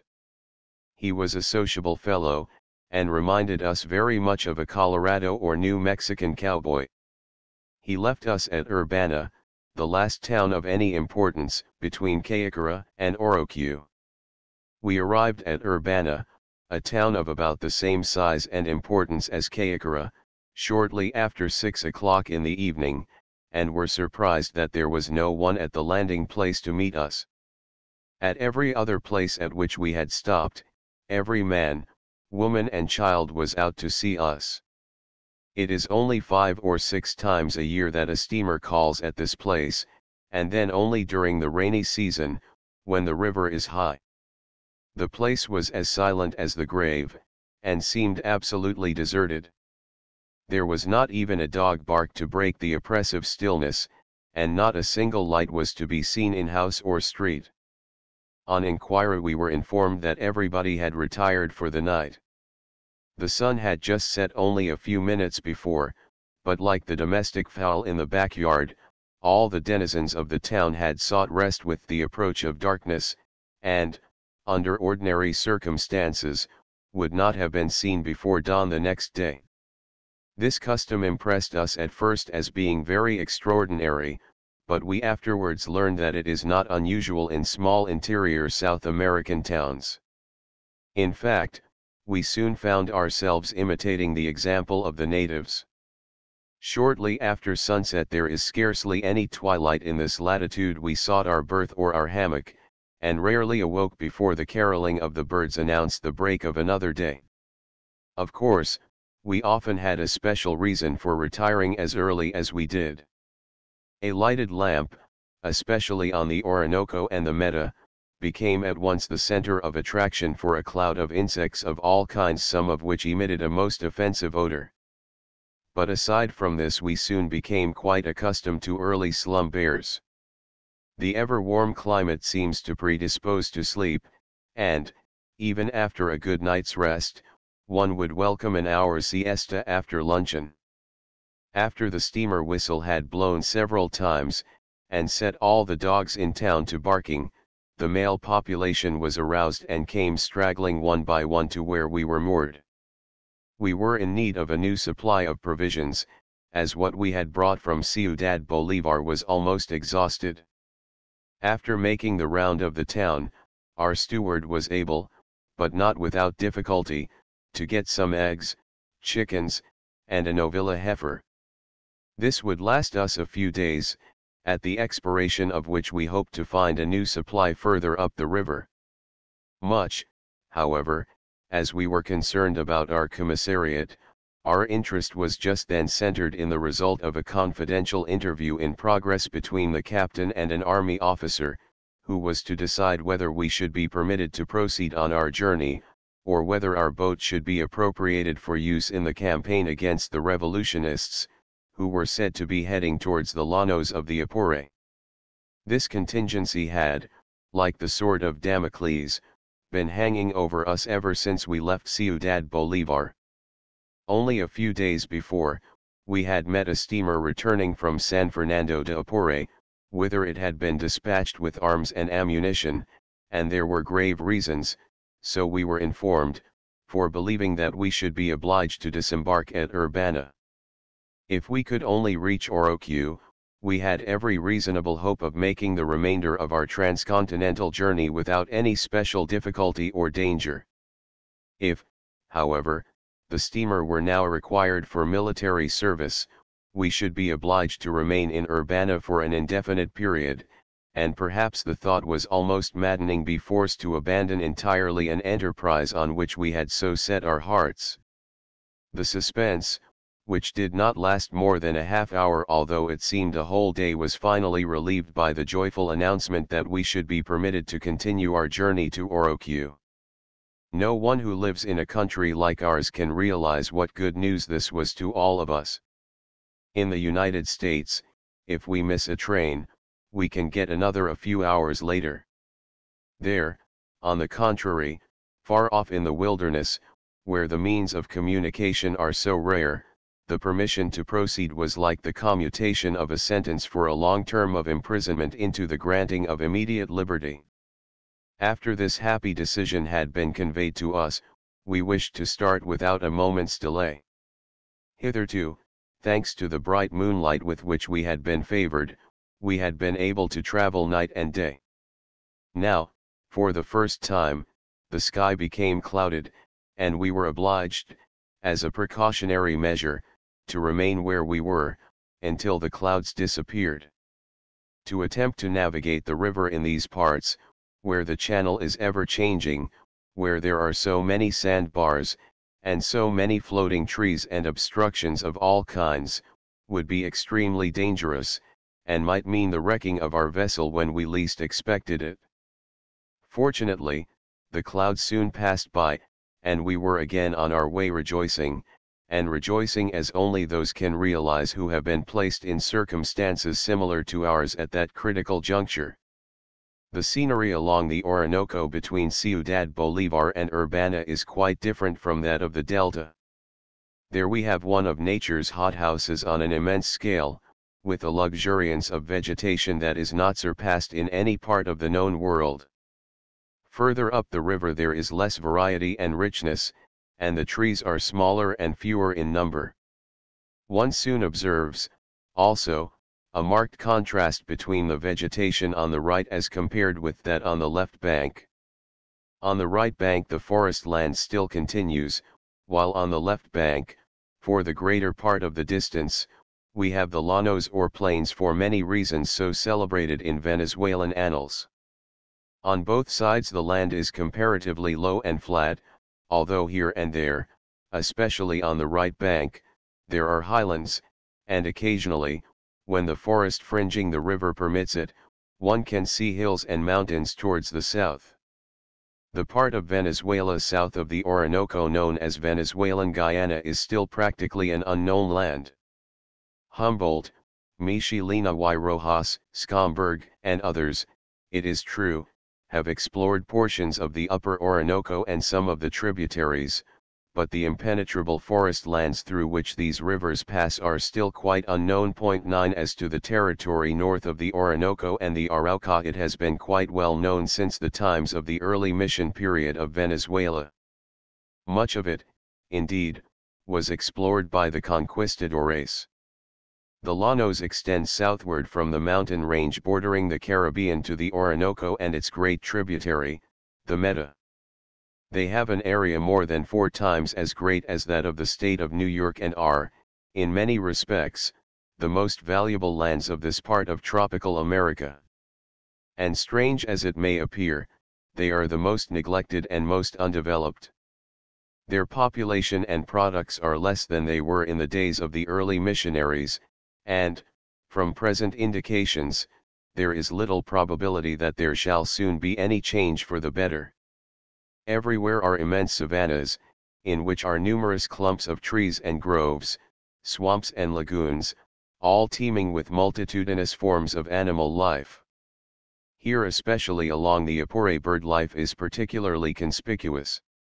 It is here that occur the most extensive garceros in Venezuela, if not in South America, and it is here that the annual slaughter of the egret is greatest.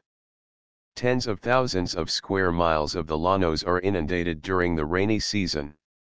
Then certain parts of the country present the appearance of immense inland seas. The rivers overflow their banks, and the floods rise almost to the tree tops of the nearly submerged forest. The landscape then is not unlike what it must have been during the Carboniferous period, immense stretches of dense, luxuriant woodlands in a vast freshwater sea. It is then that it seems an unfinished country, the mountains not yet having lent enough material to the llanos to keep them out of water during the entire year. For centuries past the llanos have been famous for their immense herds of cattle and horses. It is said that General Crespo, one of the presidents of Venezuela, had no fewer than 250,000 cattle, 10 on his hatos ranches, and we were told of an old bachelor who now has a hato that counts 100,000 head of cattle, not to speak of an immense number of horses. During the War of Independence the wild horses and cattle were in some parts so numerous as literally to render it necessary for a party of cavalry to precede an army on the march, for the purpose of clearing the way for the infantry and guns. 11 And only a few decades ago, we were assured, the number of cattle was so great that they were slaughtered for their hides alone. During recent years, however, owing to the number of revolutions, and the little encouragement afforded by the government to stock raisers, the herds on the llanos have greatly dwindled in size and number. 12 Under favorable conditions they could with ease greatly be multiplied, and be made to contribute materially to the world's beef supply. The unlimited pampas, with their rich, succulent grasses, 10 to 12 feet high, are capable of supporting millions of cattle, and there is no reason why they should not be made available for the European and North American markets at much lower prices than the beef that is shipped from Argentina and Australia. Specially constructed cattle boats, of light draft, could be made to ply the Orinoco, the Apure, the Arauca, and the Meta at all seasons of the year. Under a settled and progressive government, the grazing industry should be the chief source of revenue of the Venezuelan Republic. But, as conditions now are, cattle raising is in a most deplorable state. When we asked the Llaneros people of the plains along the Orinoco and the Meta why they did not have larger herds on their magnificent savannas, they invariably replied, "What is the use? We get a large herd, and then there is a revolution. The army comes along and appropriates our cattle, and we never get a penny for them." During our trip up the Orinoco we tried at a Conoco small farm to purchase some chickens, but were told by the proprietor that, although he usually had large numbers for sale, he did not then have a single one left. I heard yesterday that the revolutionists were coming this way. He had heard of the Penalosa outbreak, and I at once killed all my chickens and gave my family and friends a great chicken feast. If the soldiers had come they would have taken all and would not have given me anything for them. There are no better horsemen in the world than the Llaneros of Venezuela and Colombia. They have often been called the Cossacks of South America, and the name is not undeserved. In daring feats of horsemanship their only rivals are the cowboys of our western plains, and the intrepid gauchos of the pampas of Argentina. And no one has a greater love for horses than has the Llanero. Like the Arab, he would rather part with his most cherished possessions than dispose of a favorite steed. For one who has met this modern centaur, or who is familiar with his mode of life, the reason is evident. As the Llanero spends the greater part of his life on horseback, his faithful charger is to him, as to the Arab, not only a companion, but his dearest and most reliable friend.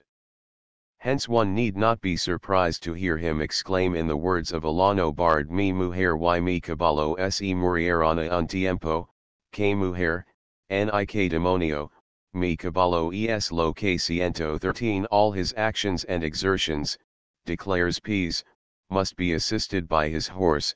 For him the noblest effort of man is when, gliding swiftly over the boundless plains and bending over his spirited charger, he overturns an enemy or masters a wild bull.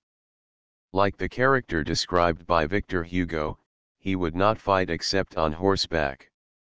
He forms but one person with his horse. He lives on horseback, trades, buys and sells on horseback, eats, drinks, sleeps and dreams on horseback.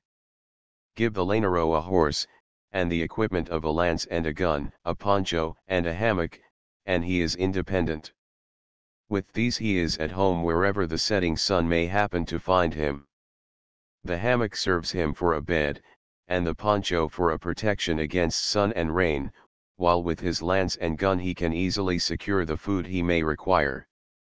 Having these things, he is happy, and although he may be poor in all other worldly goods, he is ever ready merrily to sing: "Con mi lanza y mi caballo no me importa la fortuna, alumbre o no alumbre el sol, brill o no brill la luna." 14 It was the Llaneros who during the war with Spain contributed so much towards achieving the independence of both Venezuela and New Granada. Under their leader, Pease, they allowed the Spanish army no peace day or night. Armed with their long lances, they seemed to be ubiquitous and pursued their enemies with unrelenting fury. and the novelty of their methods of warfare in anticipation of those so successfully employed by the Boers in their recent war with England were such as quite to disconcert those who rigidly adhered to the tactics in vogue in Europe. On one occasion Pease dislodged a large detachment of Spaniards by driving wild cattle against them, and then, burning the grass by which they were surrounded, utterly destroyed all of them. How like De Wet's methods in the Transvaal. 15 On another occasion it was necessary for Bolivar's army to cross the Apure, near San Fernando, in order to engage Murillo, whose headquarters were then at Calabozo. But Bolivar had no boats, and the Apure at this point was wide and deep. Besides, the Spanish flotilla was guarding the river at the point opposite to which the Patriot forces were marching. Bolivar was in despair. Turning to Pease, he said, "I would give the world to have possession of the Spanish flotilla, for without it I can never cross the river, and the troops are unable to march." "It shall be yours in an hour," replied Pease. Selecting 300 of his Lanero lancers, all distinguished for strength and bravery, he said, pointing to the gunboats, "We must have these Fleckers or die. Let those follow To-16 who please." And at the same moment, spurring his horse, he dashed into the river and swam towards the flotilla. The guard followed him with their lances in their hands, now encouraging their horses to bear up against the current by swimming by their sides and patting their necks, and shouting to scare away the crocodiles, of which there were hundreds in the river, till they reached the boats, when mounting their horses, they sprang from their backs on board them, headed by their leader, and to the astonishment of those who beheld them from the shore, captured every one of them. To English officers it may appear inconceivable that a body of cavalry with no other arms than their lances, and no other mode of conveyance across a rapid river than their horses, should attack and take a fleet of gunboats amidst shoals of alligators, but strange as it may seem, it was actually accomplished, and there are many officers now in England who can testify to the truth of it. 17 The islands between Urbana and the cataracts of Atures have long been famous for the number of turtles that annually congregate on them. During the dry season they come to these islands by hundreds of thousands, and deposit their eggs in the playas, or sand banks, which are here quite extensive. So great is their number, says Padre Gumala, that it would be as difficult to count the grains of sand on the shores of the Orinoco as to count the immense numbers of turtles that inhabit its margins and waters. Were it not for the vast consumption of turtles and their eggs, the river Orinoco, despite its great magnitude, would be unnavigable, for vessels would be impeded by the enormous multitude of the turtles. 18 Humboldt estimated the number which, in his time, annually deposited their eggs on the banks of the Middle Orinoco to be nearly 1,000,000. Owing to the abandonment of the system of collecting the eggs, that prevailed in the time of the missionaries, the number of turtles is not now so great as formerly. The amount of oil, however, that is still prepared from turtle eggs, is sufficient to constitute quite an important article of commerce. The time of the Cosecha egg harvest always brings together a large crowd of Indians of various tribes, besides a number of pulperos small traders from Urbana and Ciudad Bolivar. To our great disappointment, we arrived a few days too late for the harvest. We were able to see no more than a few belated turtles here and there and the abandoned palm leaf huts that served to protect the Indians from the sun during their temporary residence on these sand banks which have been the favorite resorts of countless turtles from time immemorial. Our steward was fortunate enough to get a large fine turtle, weighing fully 50 pounds, and we had turtle steak and turtle soup that would delight the most confirmed epicure. Our chef, we may add in this connection, took pride in his work, and his skill and attention contributed not a little to the pleasure of our fortnight's voyage on the little steamer which he served so well. A matter of ever-increasing astonishment to us was the continued great width of the Orinoco, after we had passed such immense tributaries as the Caroni, the Cora, the Apure, and the Arauca. Near Urbana, 600 miles from its mouth, it has a breadth of more than 3 miles. This peculiar feature of the great river has attracted the attention of travelers from the earliest times. Padre Gelai, a learned missionary, who spent more than 18 years in the Orinoco region, thus writes of the great river in his informing Saggio de Storia Americana: "One cannot understand how the external appearance of the Orinoco remains practically uniform, except near its source, whether the waters of other rivers are or are not added to it." 19 de Pons tells us that the inhabitants attribute to the waters of the Orinoco many medical virtues, and affirm that they possess the power of dispelling wens and such like tumors. 20 As for ourselves, we made no experiments in this direction. We found the water so muddy from the delta to the meta, that if a tumbler full of it were set aside for a while, the bottom of the glass became covered with quite a thick layer of yellow sediment. We did not find it to possess the offensive, disgusting odor, due to dead crocodiles, turtles, and manatees of which many travelers have complained, but we did take good care never to drink any of it without having it carefully filtered. On leaving Ciudad Bolivar we had a limited supply of ice in a small refrigerator. This was a real luxury while it lasted. At first we thought it would be difficult to become accustomed to drinking the warm water of the river. It had a temperature of 82 degrees F, but we soon became quite used to it, and rarely, if ever, thought of the absence of ice. We had spent nearly 2 months in Venezuela and were about to enter the neighboring Republic of Colombia.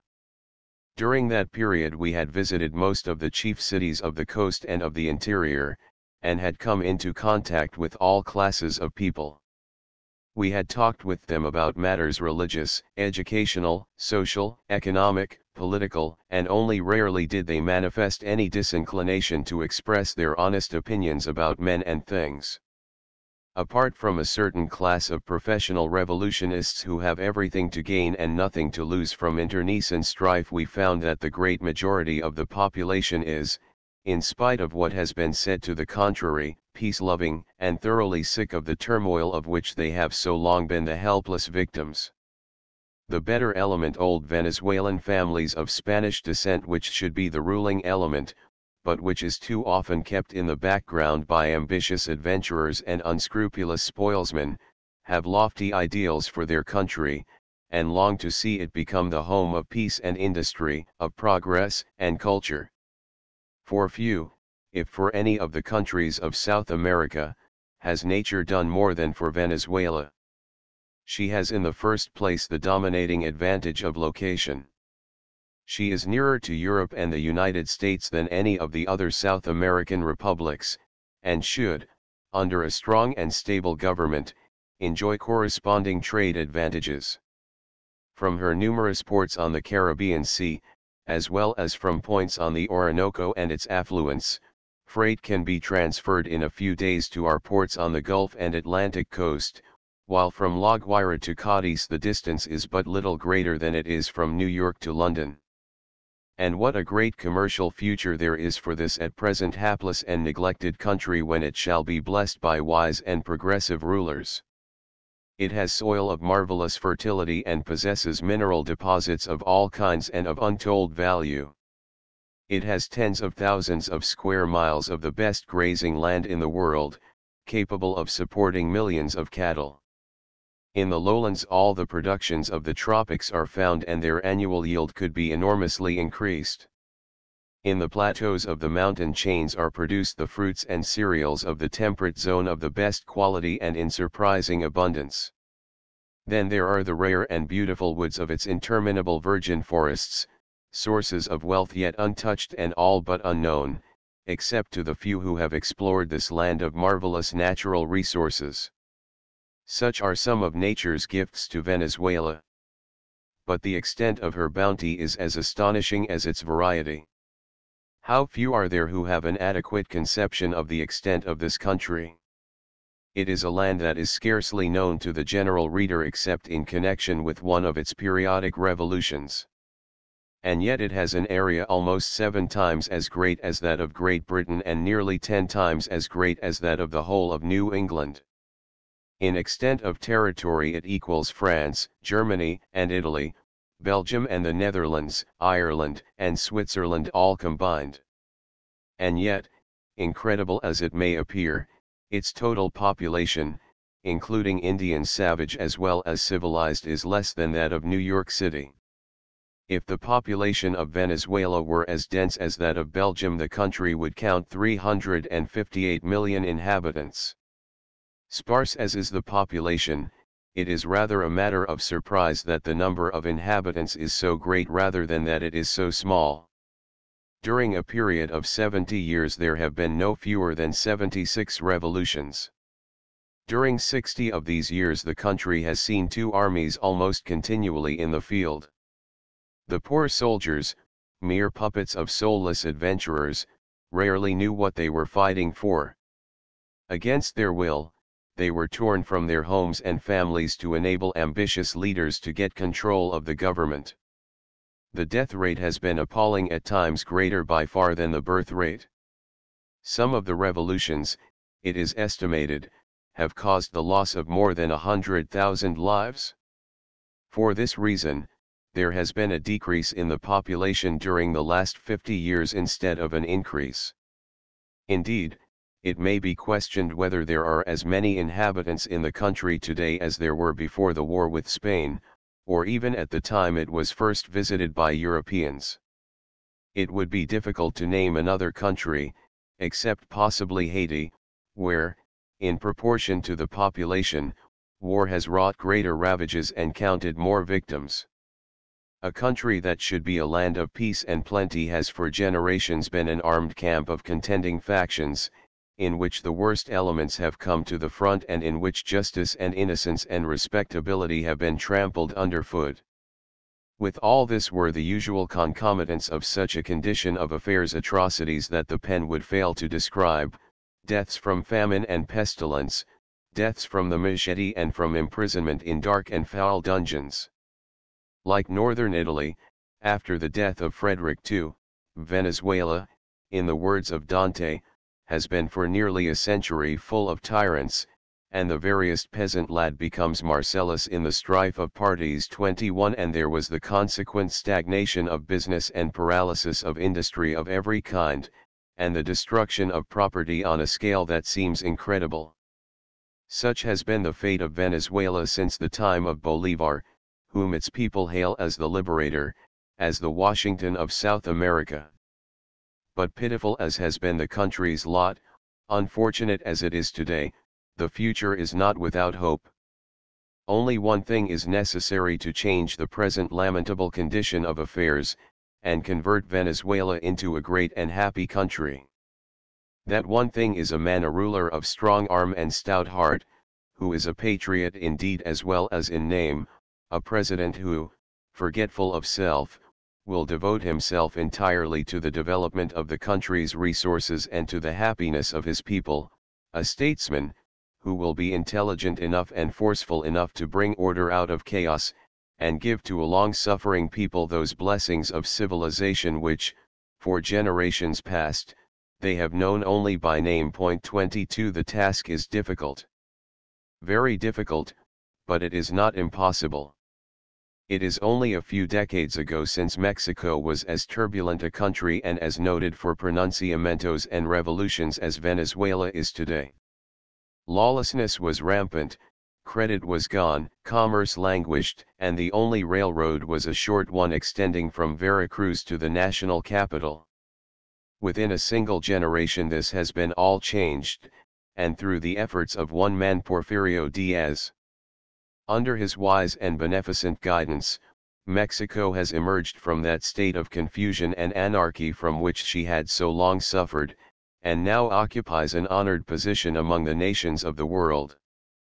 Give Venezuela a statesman and a patriot of the stamp of Garcia Moreno or of Diaz, or of our own Roosevelt, and she, too, from being a comparative waste, will be made to bloom as the rose, and, from being a byword among the peoples of the earth, will be enabled to attain to that commercial and economic eminence which is hers by nature and manifest destiny. One Sister Pérez Triana, the son of a former president of Colombia, was in 1893 obliged to flee from his country, and as the seaports were watched he and his companions were forced to escape by way of the Meta and the Orinoco. He tells us in his charming book, De Bogotá al Atlántico, p. 3, of the dread inspired by the thought of lo incierto del viaje, que emprendíamos hacia regions desconocidas, acaso nunca hala das par la planta del hombre civilizado, the uncertainty of the journey we were undertaking to unknown regions, probably never trod by the foot of civilized man. Segunda edition, Madrid, 1905. Mr. Cunningham Graham, in his introduction to this book, remarks that the voyage in itself was memorable because, since the first conquerors went down the river with the faith that in their case, if rightly used, might have smoothed out all the mountain ranges in the world, no one, except a stray adventurer, or India-rubber trader, has followed in their footsteps. p. 13, English edition, London, 1902. Another Colombian, Sister Modesto Garces, had made the same journey 8 years before, a record of which he has given us in his little work, Un Voyage a Venezuela, Bogotá, 1890. But neither he nor Sir Pérez Triana saw the lower Meta, for they left this river a short distance above Oroque, and voyaged to the Orinoco by way of the Vizcaya. 3 years subsequently to Pérez Triana's trip the same journey, with slight modifications, was made by a German naturalist, Dr. Otto Berger. He has given us a record of it in his Reisen ins Naturforschers im Tropischen Amerika, Leipzig, 1900.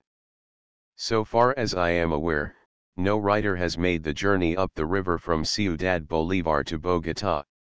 In a certain limited sense it was, therefore, probably true that we were the first to undertake the journey described in the following pages. Upward arrow to the Plaga, as understood by the natives, has special reference to the insects known to them as mosquitoes, zancudos, and jejines. What they call mosquitoes we call gnats. The zancudo is our mosquito. The jejine is a small fly whose bite is quite as painful as that of the zancudo. Sometimes the term zancudo is applied to all these pests indiscriminately. Besides these insects, that are often the cause of much suffering to the traveler in low woodlands, there are others that are sometimes included under the general designation of the plaga. These are a very small red insect known as the coloradito, and the nigua, or Jigger pulex penetrans which, on account of the misery they occasion, are often more dreaded than serpents or the wild beasts of the forest. They usually bury themselves under the toenails, where they lay their eggs. If not immediately removed they cause painful and often dangerous sores. It is related of Sir Robert Schomburgk that a negress once extracted from his feet no fewer than 83 jiggers at one sitting. The coloradito, called by the French bête rouge, and in some places known as the red tick, is almost invisible to the naked eye.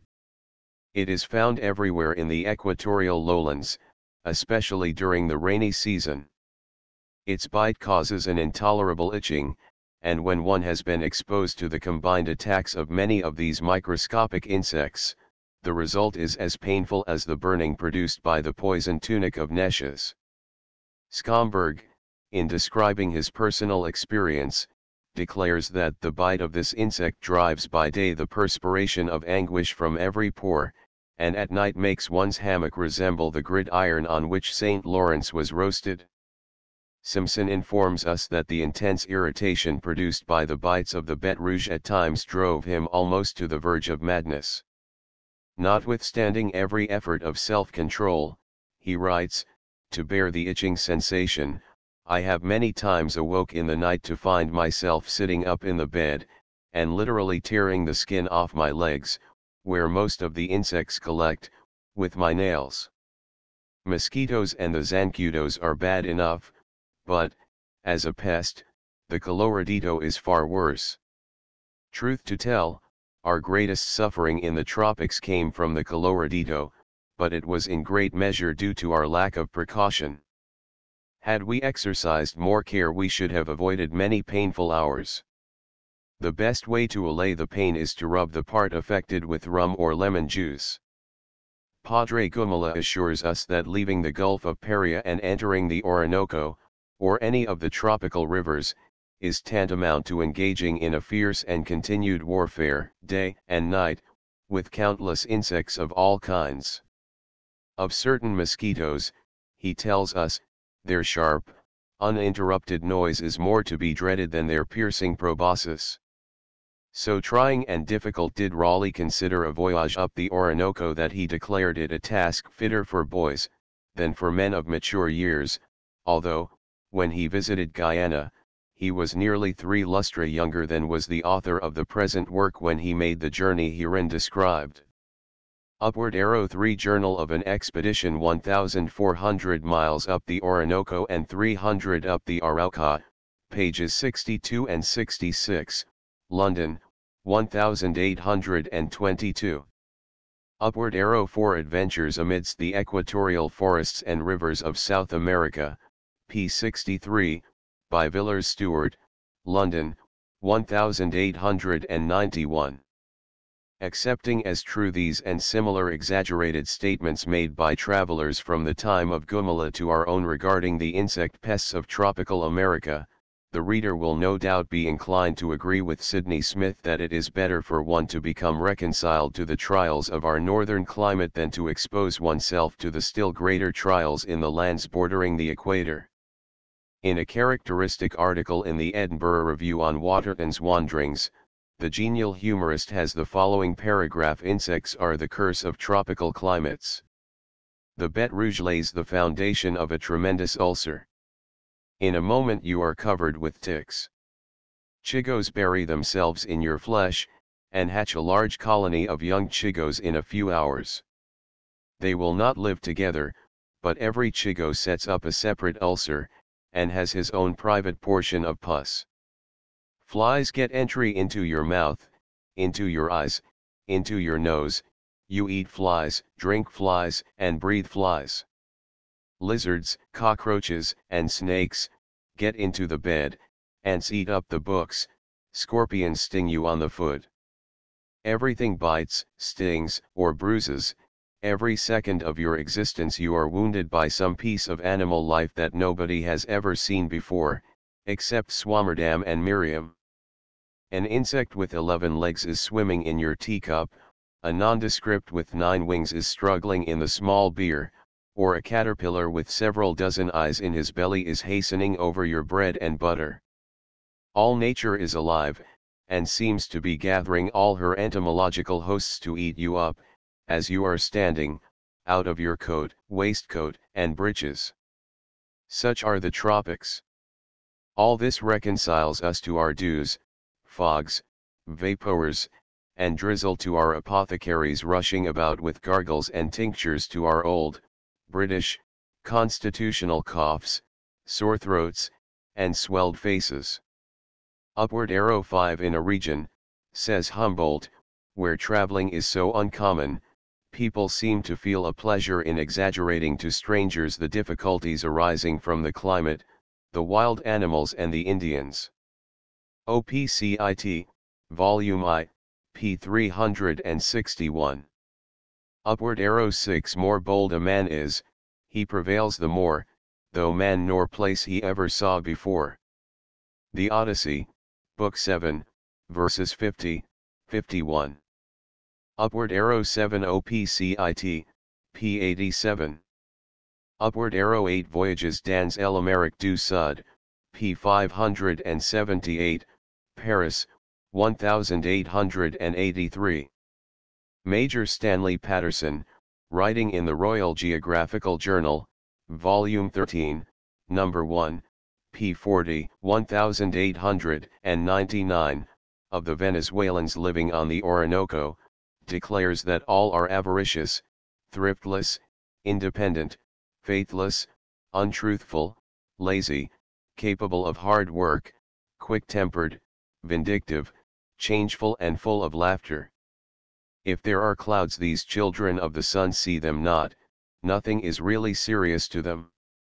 Certain of his adjectives may apply to some of the inhabitants, but they surely cannot truthfully be applied to all of them. We found many good people among them and retain the pleasantest recollections of their kindness and hospitality. Upward arrow 9. As to the flora of the forests of Venezuelan Guyana, one can truthfully say what Richard Schomburg affirms of the flora of British Guyana. In his Rhizon in British Guyana, Volume 2, p. 216, speaking of the plants in the country around Roraima, he writes as follows: "Not only the orchids, but the shrubs and low trees were unknown to me. Every shrub, herb, and tree was new to me, if not as to the family, yet as to the species. I stood on the border of an unknown plant zone, full of wondrous forms which lay as if by magic before me. Every step revealed something new. As an evidence of the variety of plant life in this part of the world, it suffices to state that Bonpland, the companion of Humboldt in his memorable journey to South America, discovered no fewer than 600 species of new plants on his way to the Cassiquiare, and that, too, in spite of the fact that his investigations were necessarily confined entirely to the banks of the river along which he passed. There are still many large tracts in Venezuela and Colombia that have never been visited by the botanist." Upward arrow 10. S. Perez Triana, OPCIT, p. 309. Upward arrow 11. Campaigns and cruises in Venezuela and New Granada from 1817 to 1830, Volume I, p. 119, London. Upward arrow 12. In his travels and adventures in South and Central America, Don Ramon Pease, the son of the first president of Venezuela, writes as follows of a certain cattle farm in the Llanos: its area would measure at least 80 square leagues, or about 150,000 acres of the richest land, but which under the present backward and revolutionary state of the country is comparatively valueless to the owner.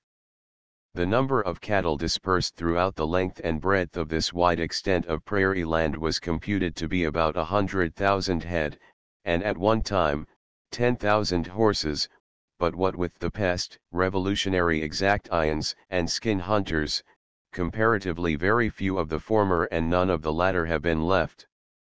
pp. 202, 203, New York, 1864.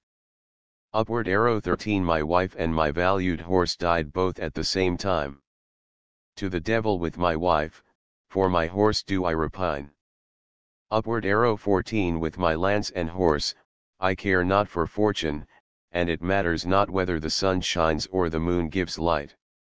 Upward arrow 15. For valuable information regarding the Llanos and their inhabitants, the Llaneros, the reader may consult, besides Pease, already quoted, Aus den Llanos, von Karl Sachs, Leipzig, 1879, and vom Tropischen Tiefland zum Wiggenschnee, von Anton Goering, Leipzig. Upward arrow 16. Uncle, a name by which Pease was frequently addressed by the Llaneros.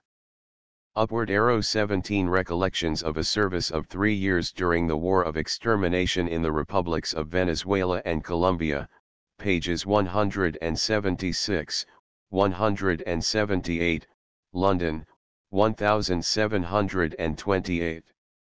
Upward arrow 18. El Orinoco Ilustrado, Cap XXII. Upward arrow 19. OPCIT, Cap 8. Upward arrow 20. Tom I, p2. Upward arrow 21. Purgatorio, 6, 124 to 126. Upward arrow 22. The unstable and turbulent condition from which the country has so long suffered cannot be attributed to a defective constitution or to impracticable laws. The Constitution of Venezuela is modeled after that of the United States, and the laws are largely based on the best legislation of other countries. But this is not sufficient. Of this unhappy country, and especially of its rulers, one may exclaim in the words of the great Florentine poet, laws indeed there are, but who is he observes them? None. During our wanderings through this country, which nature has so highly favored, we often thought that the interests of the people and of humanity would be subserved by adopting a method of government that, for a while, was deemed necessary in Florence. To quell sedition and dissension and break up the factions that had so long made law and order impossible, rulers were brought in from outside, men who had no affiliations with either the Bianchi or the Neri, Guelphs or Ghibellines, and who could, therefore, be counted upon to execute the laws with strict impartiality, regardless of family or party. Unless those responsible for the government of the country shall soon give evidence of being able to guarantee peace and tranquility and give the people an opportunity of developing the resources of the country, something in which the whole civilized world is becoming daily more interested, the time may come when the great powers will find it necessary, in the interests of international expediency, to appoint someone who may be counted upon to keep the peace, and foster the commercial and social development that is so greatly needed and is so essential to national progress and prosperity. Upward arrow. Chapter V. El río meta yendo de la manera que refiero habiendo muchos días navegado, dirán en la gran boca del estero de meta sumamente decido, alegrase cualquiera compañero, pensando ser conc luzu su cuidado, pues enqui de poblado no ven cosa, la tierra se muestra más lustrosa. Juan de Castellanos. 1 Having traveled many days in the manner above described, we finally reached the mouth of the much desired Meta. Every one rejoiced, thinking their gravest solicitudes were at an end. And although no human habitations were visible, nevertheless the land was of a bright and cheerful aspect. Thus, in Sonoris Octavarima, does the illustrious historiographer of Tunja II give expression to the joy which Alonso de Herrera and his companions experienced on their arrival at what they fondly hoped was the goal of their long and daring expedition. It was now more than a year since they had left the mouth of the Orinoco. Before starting on their adventurous journey, they had to construct flat-bottomed boats and make other preparations indispensable for a voyage so replete with danger and of such uncertain duration. Herrera was the second of the conquistadores to reach the Meta by the Orinoco. He was drawn thither by the reports of vast amounts of gold existing in the province of the Meta. But the reports proved to be as misleading in his case as they had been in that of so many other valiant leaders of expeditions in search of another Mexico or Peru.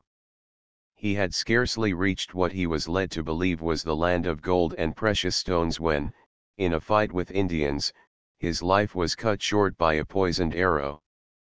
Unlike Herrera, we were glad of our arrival at the Meta, not because we were in hopes of finding treasure in its neighborhood, but because we were at last sure that our boat would not be commandeered for military purposes. True, we had been told at Urbana that there was nothing to apprehend on this score, but we were not entirely satisfied with the assurances given. When, however, we had entered the Meta, we were in Colombian territory and away from Venezuelan telegraphs and dispatch boats. After this we had no further anxiety, for we had every reason to believe that we should arrive in due course at our destination Oroque. Although Herrera's voyage to the Meta took place as early as 1535, he was not the first Spaniard to explore this part of South America. Diego de Ordaz, a captain under Cortés in Mexico, had preceded him to this region by 4 years.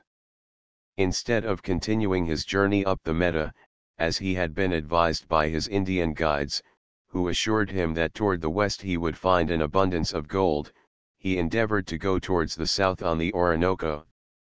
He found his plans thwarted by the great rapids he encountered, probably those of Atures or Mapiers, and was compelled to return without having accomplished anything more than making a general reconnaissance of the country through which he had passed.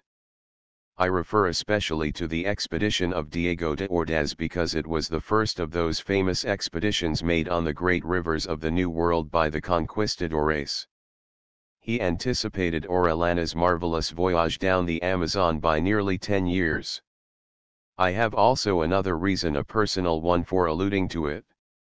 25 years before my arrival at the juncture of the Orinoco and the Meta, I had made the ascent of Popocatépetl and explored the same crater from which, more than 3.5 centuries before, Diego de Ordaz, to the great amazement of the Indians, had taken out sulfur for the manufacture of gunpowder.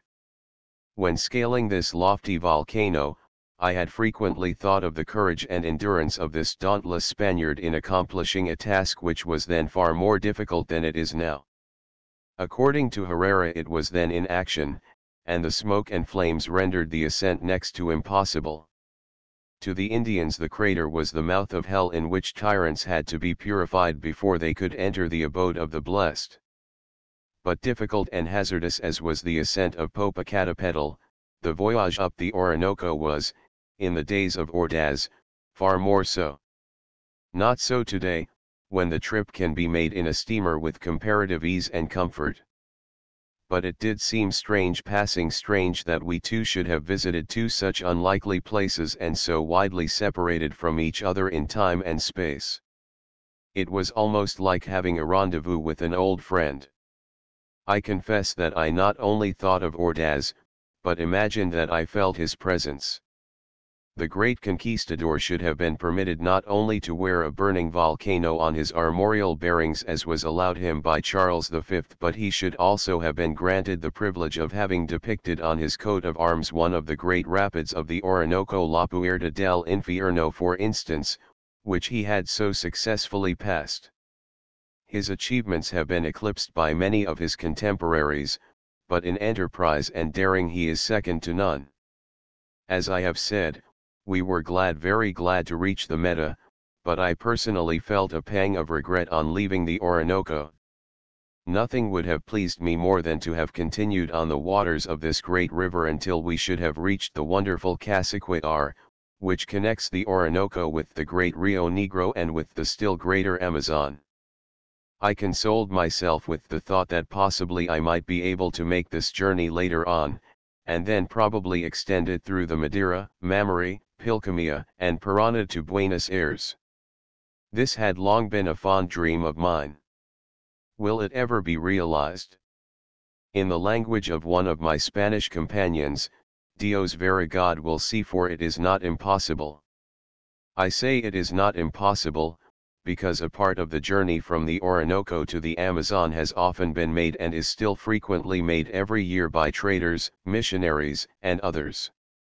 And contrary to what is often asserted, it is not an undertaking of any particular difficulty or danger. The same may be said of the journey from the Amazon to the Parana. There is reason to believe that the first to make the journey between the Amazon and the Orinoco, by way of the Cassiquiare, were Lope de Aguirre, the trader, and his companions, who went from Peru to the northern coast of Venezuela in 1561. The first white man to pass from the Orinoco to the Rio Negro by the Cassiquiare was the missionary, Padre Roman. He made the round trip from his mission near the mouth of the Meta to the Rio Negro in about 8 months, and at a time when some of his associates, Padre Gumala among the number, were endeavoring to prove that there was no connection between the Orinoco and the Amazon, and that, consequently, a journey from one to the other by boat was impossible. 3 After Padre Roman's time, the journey between the Amazon, the Orinoco, and vice versa was a very ordinary occurrence for missionaries and traders. It was made in 1756 by the Spanish commission sent to settle the boundary line between Brazil and Venezuela, by Humboldt and Bonpland, Michelena y Rojas, and numerous other explorers who have left us accounts of their travels. Since the missions have been suppressed, the Indian population between Urbana and San Fernando de Atabapo has greatly diminished, and, as a result, the traveler at times finds great difficulty in securing boats and rowers. In Humboldt's time the trip was comparatively easy. There were flourishing missions along the entire course of his travels through New Andalusia and Barcelona, through the llanos of Venezuela, along the Orinoco from Angostura to Urbana and from Urbana to the Brazilian frontier on the Rio Negro. Now all this is changed. If he could return to the scene of his famous explorations, he would not be able to locate even the site of many of the missions where he was so kindly entertained and of whose hospitality he writes in terms of such unstinted praise. From Ciudad Bolívar to San Carlos on the Rio Negro, a distance of nearly 1,000 miles, he would not find more than one or two at most. Even San Fernando de Atabapo, that in Humboldt's time was the capital of a province and an important missionary center, is today without a pastor. A priest from Ciudad Bolívar goes to this distant place more than 700 miles away once a year to look after the spiritual welfare of the few inhabitants that still remain there. The other missions, of which the illustrious savant gives us such interesting accounts, have long since disappeared, and the places they occupied are now covered with a dark, impenetrable forest growth. Most of these were suppressed at the time of the War of Independence, or died out during the countless revolutions that have since desolated the country. In the kindly and hospitable padres in charge of these missions, Humboldt always found counselors and friends, and in some of his longest and most difficult journeys they also proved to be his best and most intelligent guides. It was through them, too, that he was able always to obtain food, boats, and boatmen, three essentials that the traveler of today often finds it extremely difficult to procure. Shortly before entering the meadow we passed through the Raudal de Caribén, a swift and foaming cataract, which rushes between immense masses of black granite that stand like sentinels on both sides of the river to warn the navigator against the perils of further advance. The forms of the rocks are bizarre in the extreme. Some of them are columnar in structure and resemble the somber pillars of a Hindu temple. Others are more fantastic in shape and would easily pass for a Sardinian Norwich in ruins. From one point of view the rocks present the appearance of a dismantled fortress with its bastions, parapets, and embrasures, its glacis, scarps, and counterscarps. But the most singular spectacle of all is a formation on the right bank of the river that seemed, for all the world, to be a petrified battleship, just such a man of war as might have been fashioned by the hammer of Thor and used by a race of titans. The celebrated Garden of the Gods in Colorado does not exhibit more grotesque or diversified rock formations than does the Raudal of Caribén, and it is entirely devoid of that wonderful setting given the Orinoco by the luxuriant tropical forest and a cataract that resembles in many respects the rapids above the Falls of Niagara. One is not surprised to learn that the Indians have woven many legends about this cataract, which is almost as picturesque as are those of Achuars and Mapiers further up the river.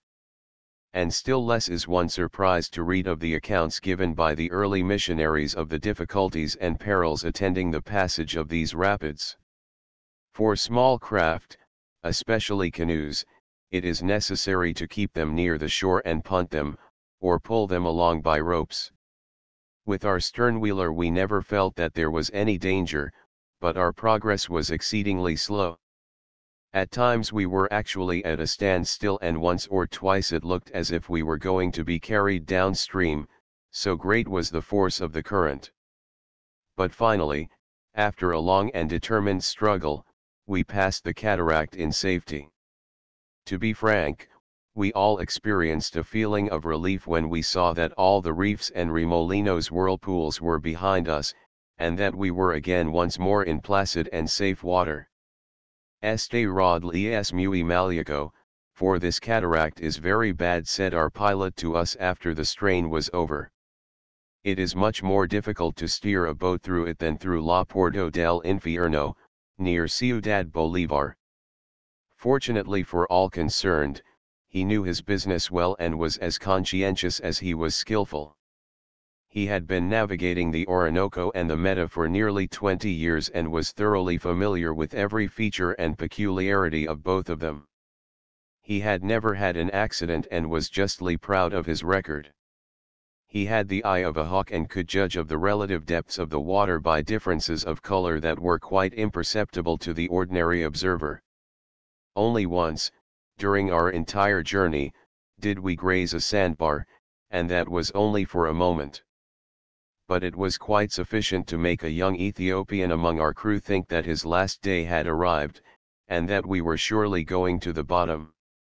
Greatly frightened, he turned to us and remarked, "It am very unwholesome to travel in this river. Dat am certain." It was at the mouth of the Meta, according to certain alarmists whom we had met in Ciudad Bolivar, that we should be exposed to grave danger from savages. A band of murderous Guaibas, led by a certain Sambo 5, a refugee from the llanos of Venezuela, had for some time, we were assured, been stationed at this point, where they attacked every vessel that passed by, and where they had already robbed and killed a large number of people who had ventured too near the outlaws' lair.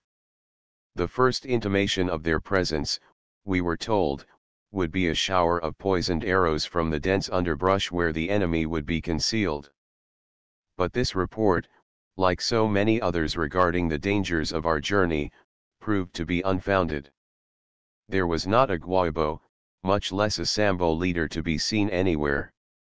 Everything was as quiet as on the proverbial Potomac.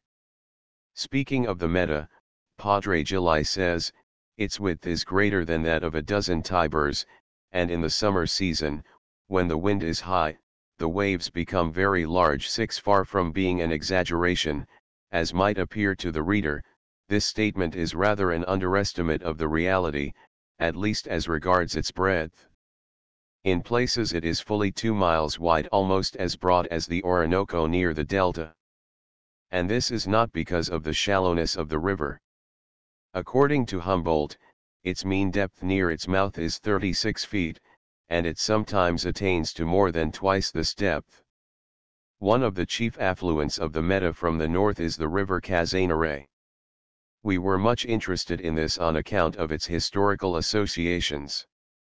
It was down this river that Don Antonio Berrio, the son-in-law of the famous Adelantado, Gonzalo Jimenez de Quesada, came on his celebrated expedition from Bogota to Trinidad.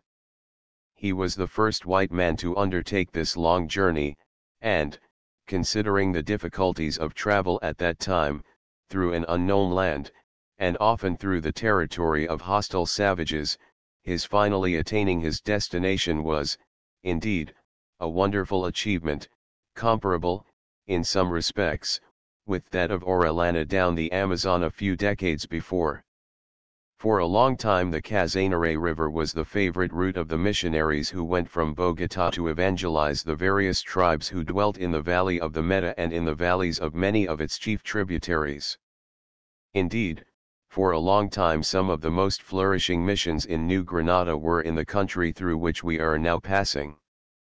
But after the religious orders in charge of the missions were withdrawn or suppressed, the Indians returned to their native wilds, and gradually reverted to their original savage condition.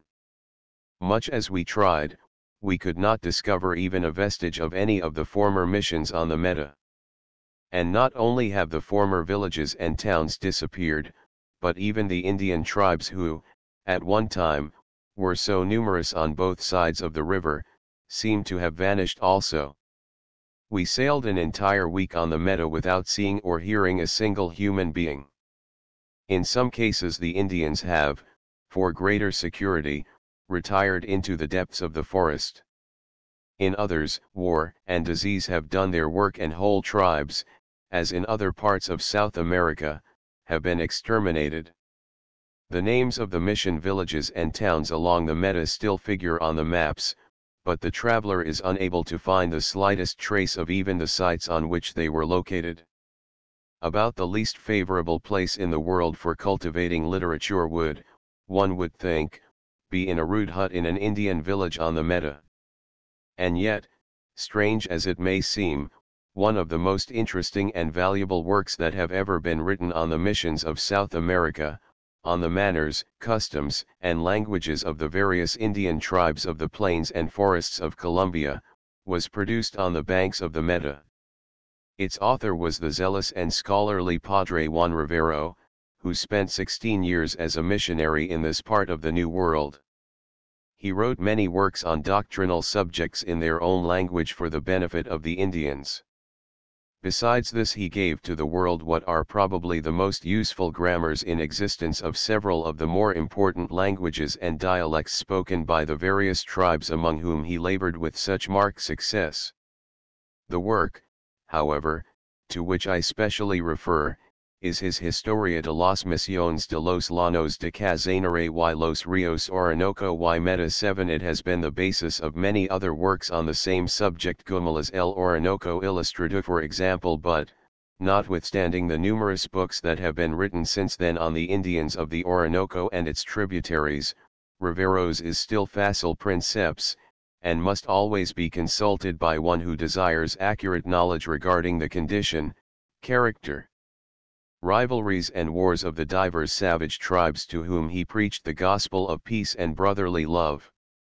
Besides this, he gives us exact information concerning the geography of the country through which he passed and affords us entertaining accounts of its fauna and flora. He supplies us, too, with rare and curious data of great scientific value to the historian and ethnologist, and gives us the benefit of his unique experience as to the best means of civilizing and Christianizing the savage hordes that in his day 1720 to 1736 wandered over the plains and through the woodlands of northern South America. It was indeed in consequence of the recognized importance of his work, as a contribution to the solution of certain social and economical difficulties, that confronted the Colombian government some decades ago, that it was finally published in 1883, after lying in the dust in manuscript for nearly 150 years. For several years some of the Indians of eastern Colombia had given great trouble to the whites in the more distant settlements. Robberies and massacres and atrocities were becoming daily more frequent, and the numerous savage hordes threatened to extend their incursions toward the villages and towns of the interior.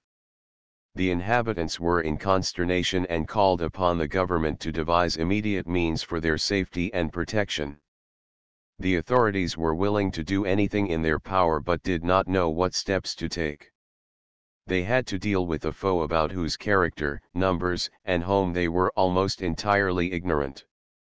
It was then that someone, by a happy inspiration, suggested calling in as advisor one who knew more about the Indians than any of the officials of the government, one who had long lived among them and had won their confidence and affection, one, consequently, who would be better able to counsel in the emergency that confronted the government than any one else that could be named.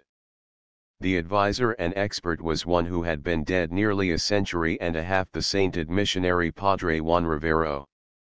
He could not testify orally, but his great manuscript work on the Indians was in the archives of Bogota, and it was decided to print it at once, and in this wise give the public the benefit of the great missionary's advice and utilize his knowledge of a wild and untractable race that had already become a serious menace to the peace and prosperity of the country.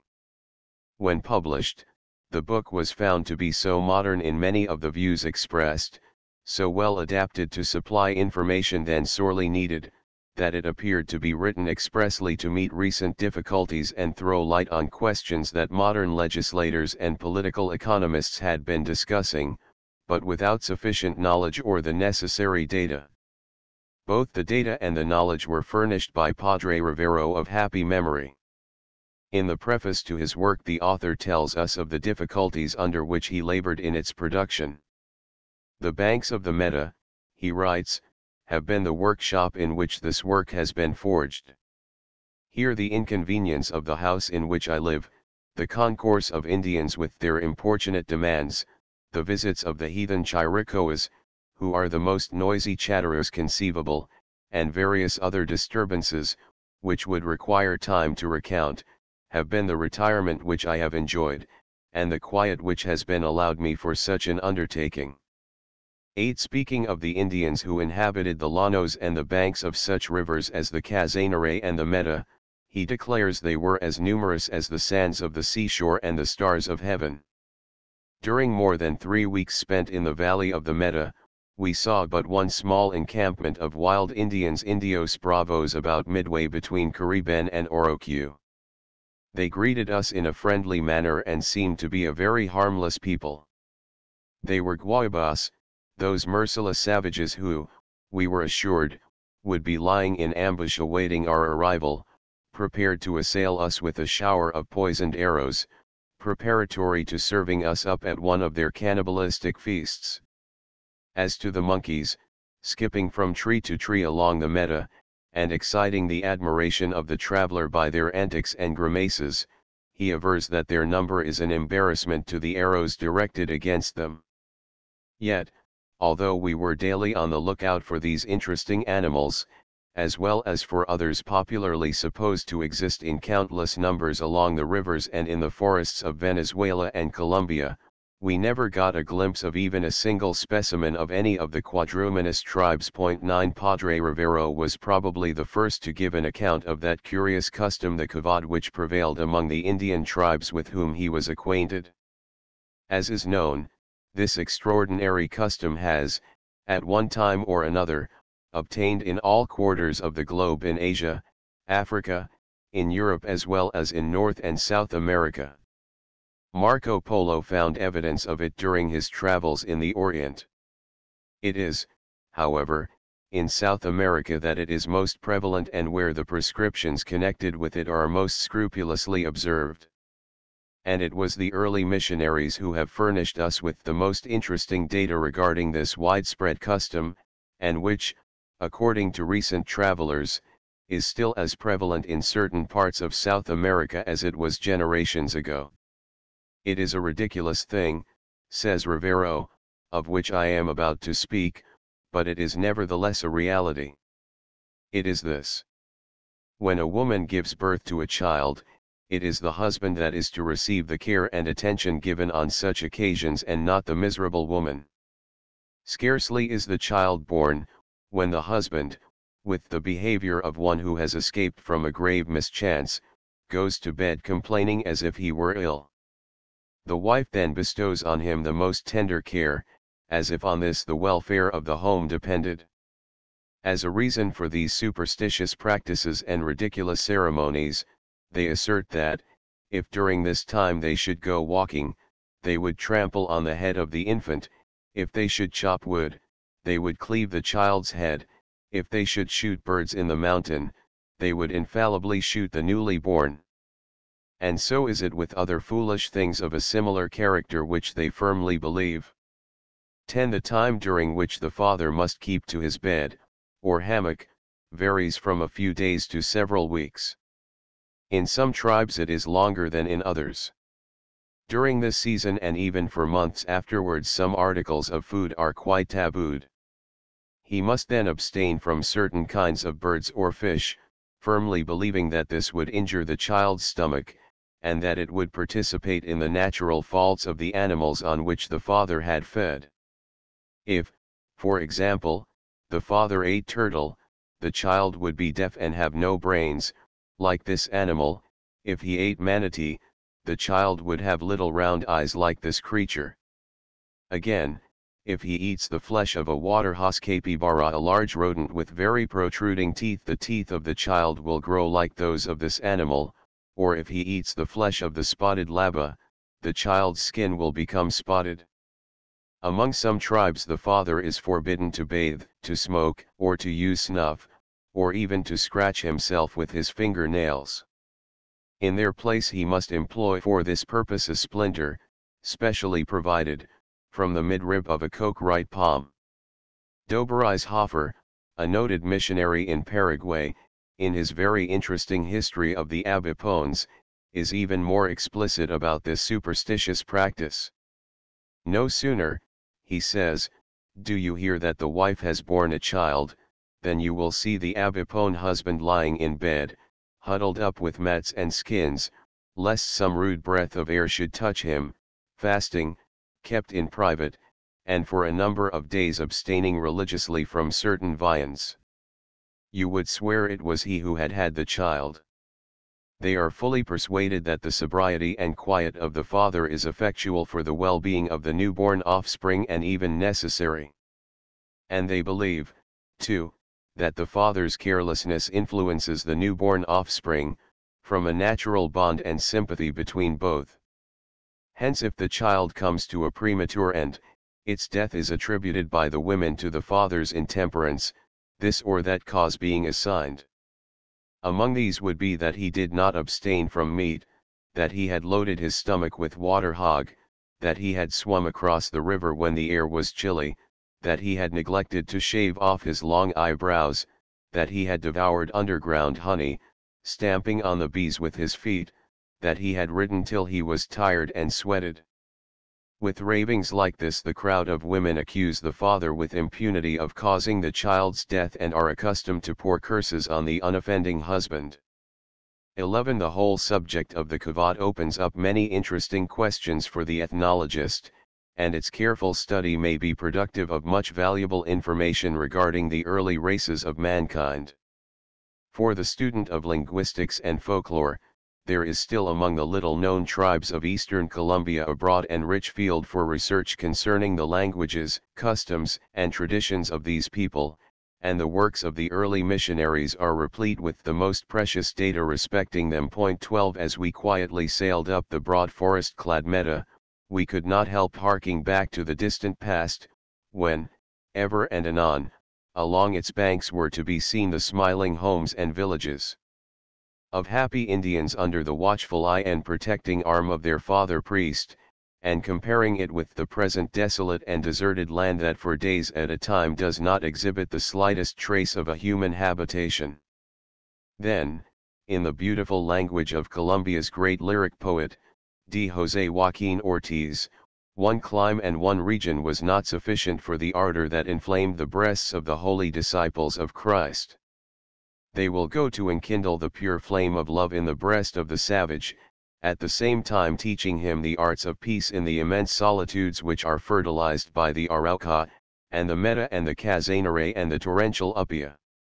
They will scale the ever-precipitous throne of the deafening storm, and will finally hear the canticle sounding in praise of the redeeming cross, in as many tongues and by as many tribes as people my native land from the west to the east. And then, too, was to be seen one of those charming gatherings so beautifully pictured by our own Longfellow in the Children of the Lord's Supper. Thus all the children of the mission hasten, at the sound of the bell, to gather about the cross, which is raised on high, and to approach near the venerable man who with his silver locks towers above so many infantile heads. Oh, neither Plato nor Socrates, famous in the annals of knowledge, after long years of continuous vigils, ever knew what these poor, ingenuous children learned from the tremulous lips of the old man at the foot of a tree trunk in the forest. 13 Much, however, as we were disposed to linger on the glories of the past, and to regret the absence of what, in days gone by, possessed such an intense human interest, we were not insensible to the marvelous natural beauties of river and forest that defiled before our admiring gaze from morning until night. At one time it is a colossal Bombax Sabo 14 that claims our attention. This tree is remarkable alike for the height it often attains and for the wonderful expanse of its branches. To support such a giant of the forest, nature has made a special provision.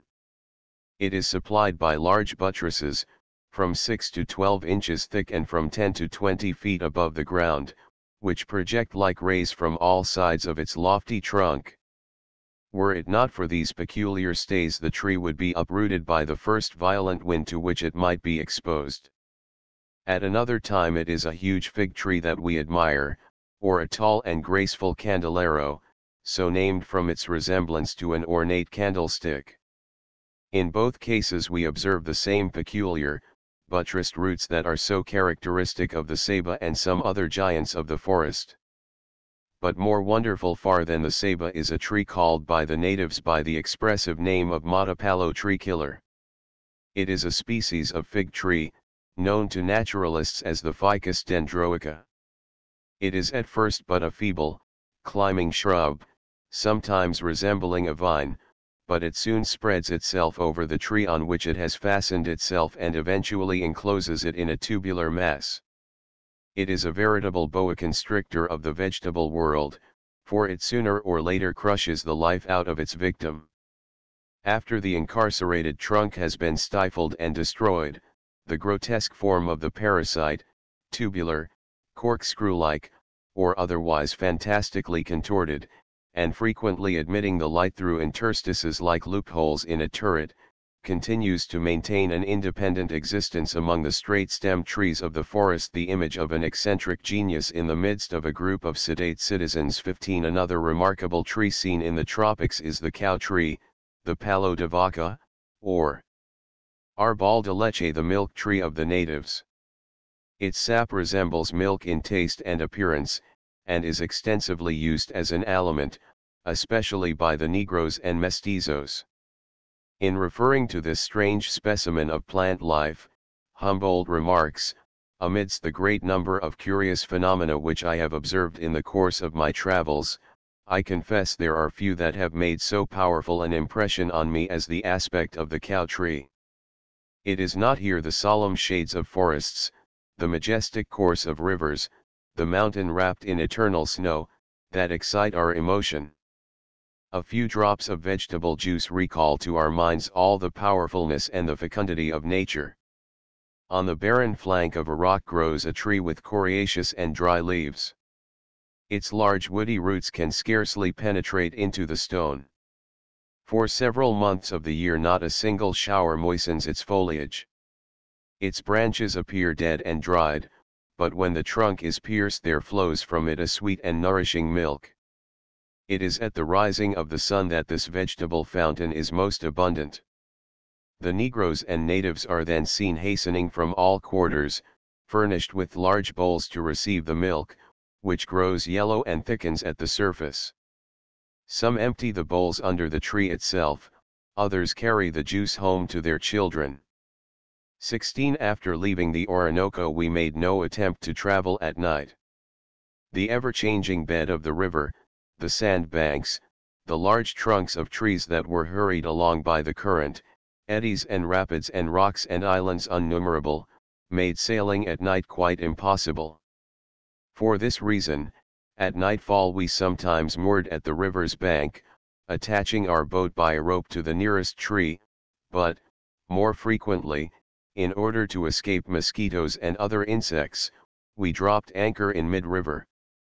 The night was always tranquil, and we were never disturbed by any of those noises, the howling of monkeys and the cries of jaguars which, in tropical forests, are usually supposed to be so pronounced a feature.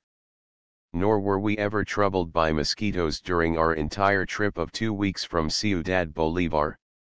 And never did we deem it necessary to take the precaution of putting up our mosquito nets to protect ourselves from the plague which we had been assured would be a nightly visitant during our entire journey.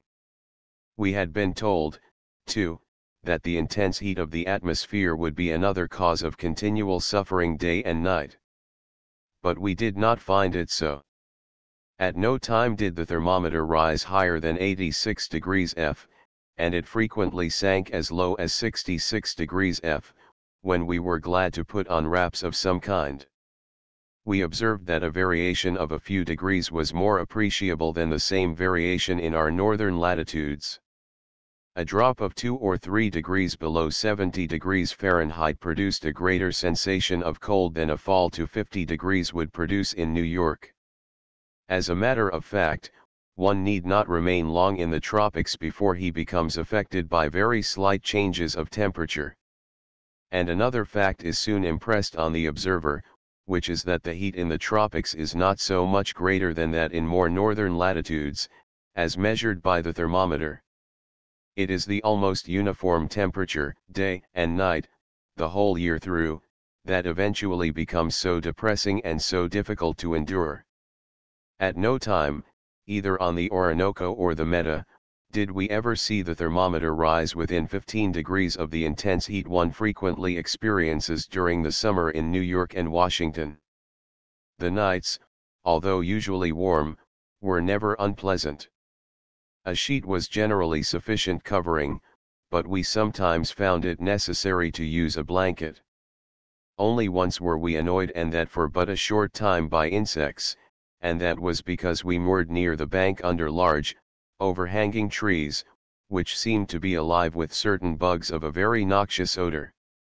Once or twice during each day it was necessary to stop to take on wood, which was usually ready and piled up on the bank. Sometimes, however, the owner would demand more than the captain was willing to give, and that meant that the crew was then obliged to go into the forest and cut fuel sufficient to take us to the next woodpile further up the river. Fortunately, we were not often obliged to cut the wood ourselves. Each time we did so meant an extra delay of 3 or 4 hours.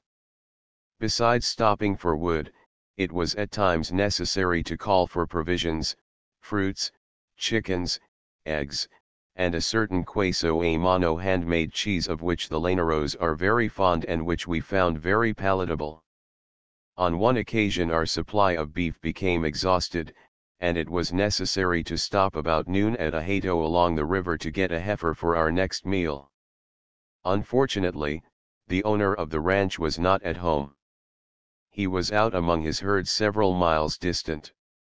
Our steward, nothing disconcerted, started in search of him, but before he had found the proprietor of the herd, and had gotten the desired novilla heifer on board, it was dark.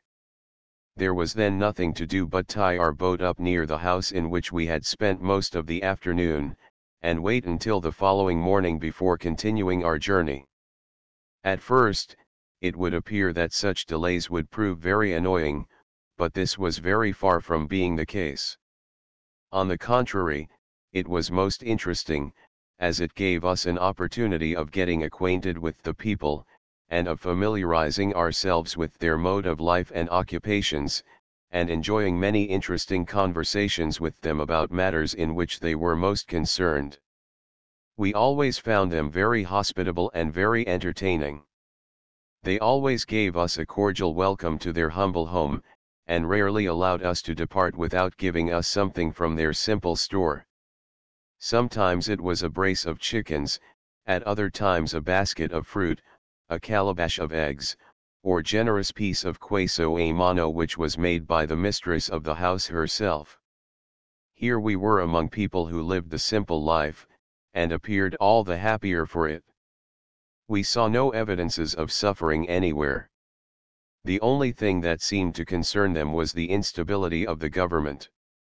True, Colombia had been in the enjoyment of peace for several years past, but every now and then some gossip monger would circulate reports about another uprising in some part of the country, and about the imminent danger to which the men were exposed of being drafted into the army, and of being torn away from their families, to whom they are devotedly attached. Our crew ashore for fuel.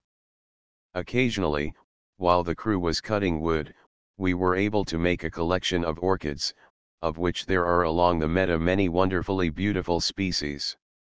At one time our deck was a veritable bower of all kinds of orchids of the most brilliant colors and of the strangest imaginable forms. Some of them possessed a most delicate fragrance, while others emitted a delightful perfume that spread over the greater part of our deck. Linnaeus knew only about a dozen exotic orchids, and expressed it as his opinion that when the world was fully explored by botanists, it might probably yield 100 species all told. How surprised he would be if he could now return to the world and find that the species of this curious plant are actually counted by thousands. To English horticulturists alone some thousands of species are known. Even some of the many genera of this extensive order contain hundreds of species.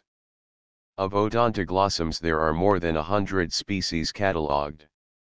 Of oncidiums more than 250 species have been described. Of dendrobiums between 300 and 400 species are known, while the genus Habenaria counts more than 400 species. Then there are the countless hybrids, and their number is rapidly increasing that, during the last few years, have been produced in the conservatories of Europe and America. Orchids are found in all parts of the world, in the marshes and groves of the lowlands and in the lofty plateaus of mountain ranges. but it is in the warm and humid regions of the equator that they occur in the greatest variety and profusion. 20 years ago the number of species known in Venezuela alone exceeded 600. In Colombia the number is probably greater. It is here, too, that some of the choicest specimens have their habitat. From this country tens of thousands of plants are shipped annually to the florists of Europe and the United States. As an illustration of the extent of this industry it suffices to state that a single firm has under cultivation no fewer than 100,000 odontoglossums, for of this species alone hundreds of thousands of plants are marketed annually. Other species are scarcely less popular. To supply the ever-increasing demand for them, there is now a small army of men continually engaged in the tropical forests in the work of collecting and preparing them for shipment. We met several of them in both Venezuela and Colombia. In the forests along the meadow we could within a small area easily have collected more orchids than were known to Linnaeus. They were everywhere in the forks of trees, on their branches, on decaying trunks, on the lianas stretching from one tree to another, and, forming with the flowering epiphytes 17 with which they were laden, the most beautiful tapestry, beside which the most exquisite Gobelin masterpiece would pale into insignificance. In other places they grew on bare, precipitous rocks, where they were quite inaccessible, on prickly cactus plants, near beautiful cascades, or clumps of arborescent ferns. We found them flourishing near the ocean shore and near the limits of perpetual snow on the crests of the Cordilleras. Everywhere they were attractive and worthy of study, some on account of their bizarre forms, mimicking insects and butterflies, others on account of their delicate fragrance, and others still on account of their gorgeous colors, which fairly rival those of the rainbow. The odors of orchids are almost as diverse as their colors and forms. While most of them have an agreeable scent, there are some that have an unbearably fetid odor. Some emit a faint and delicate perfume, others possess a fragrance which, although delicious, is almost overpowering. In some the fragrance is perceptible only in the morning, in others solely in the evening.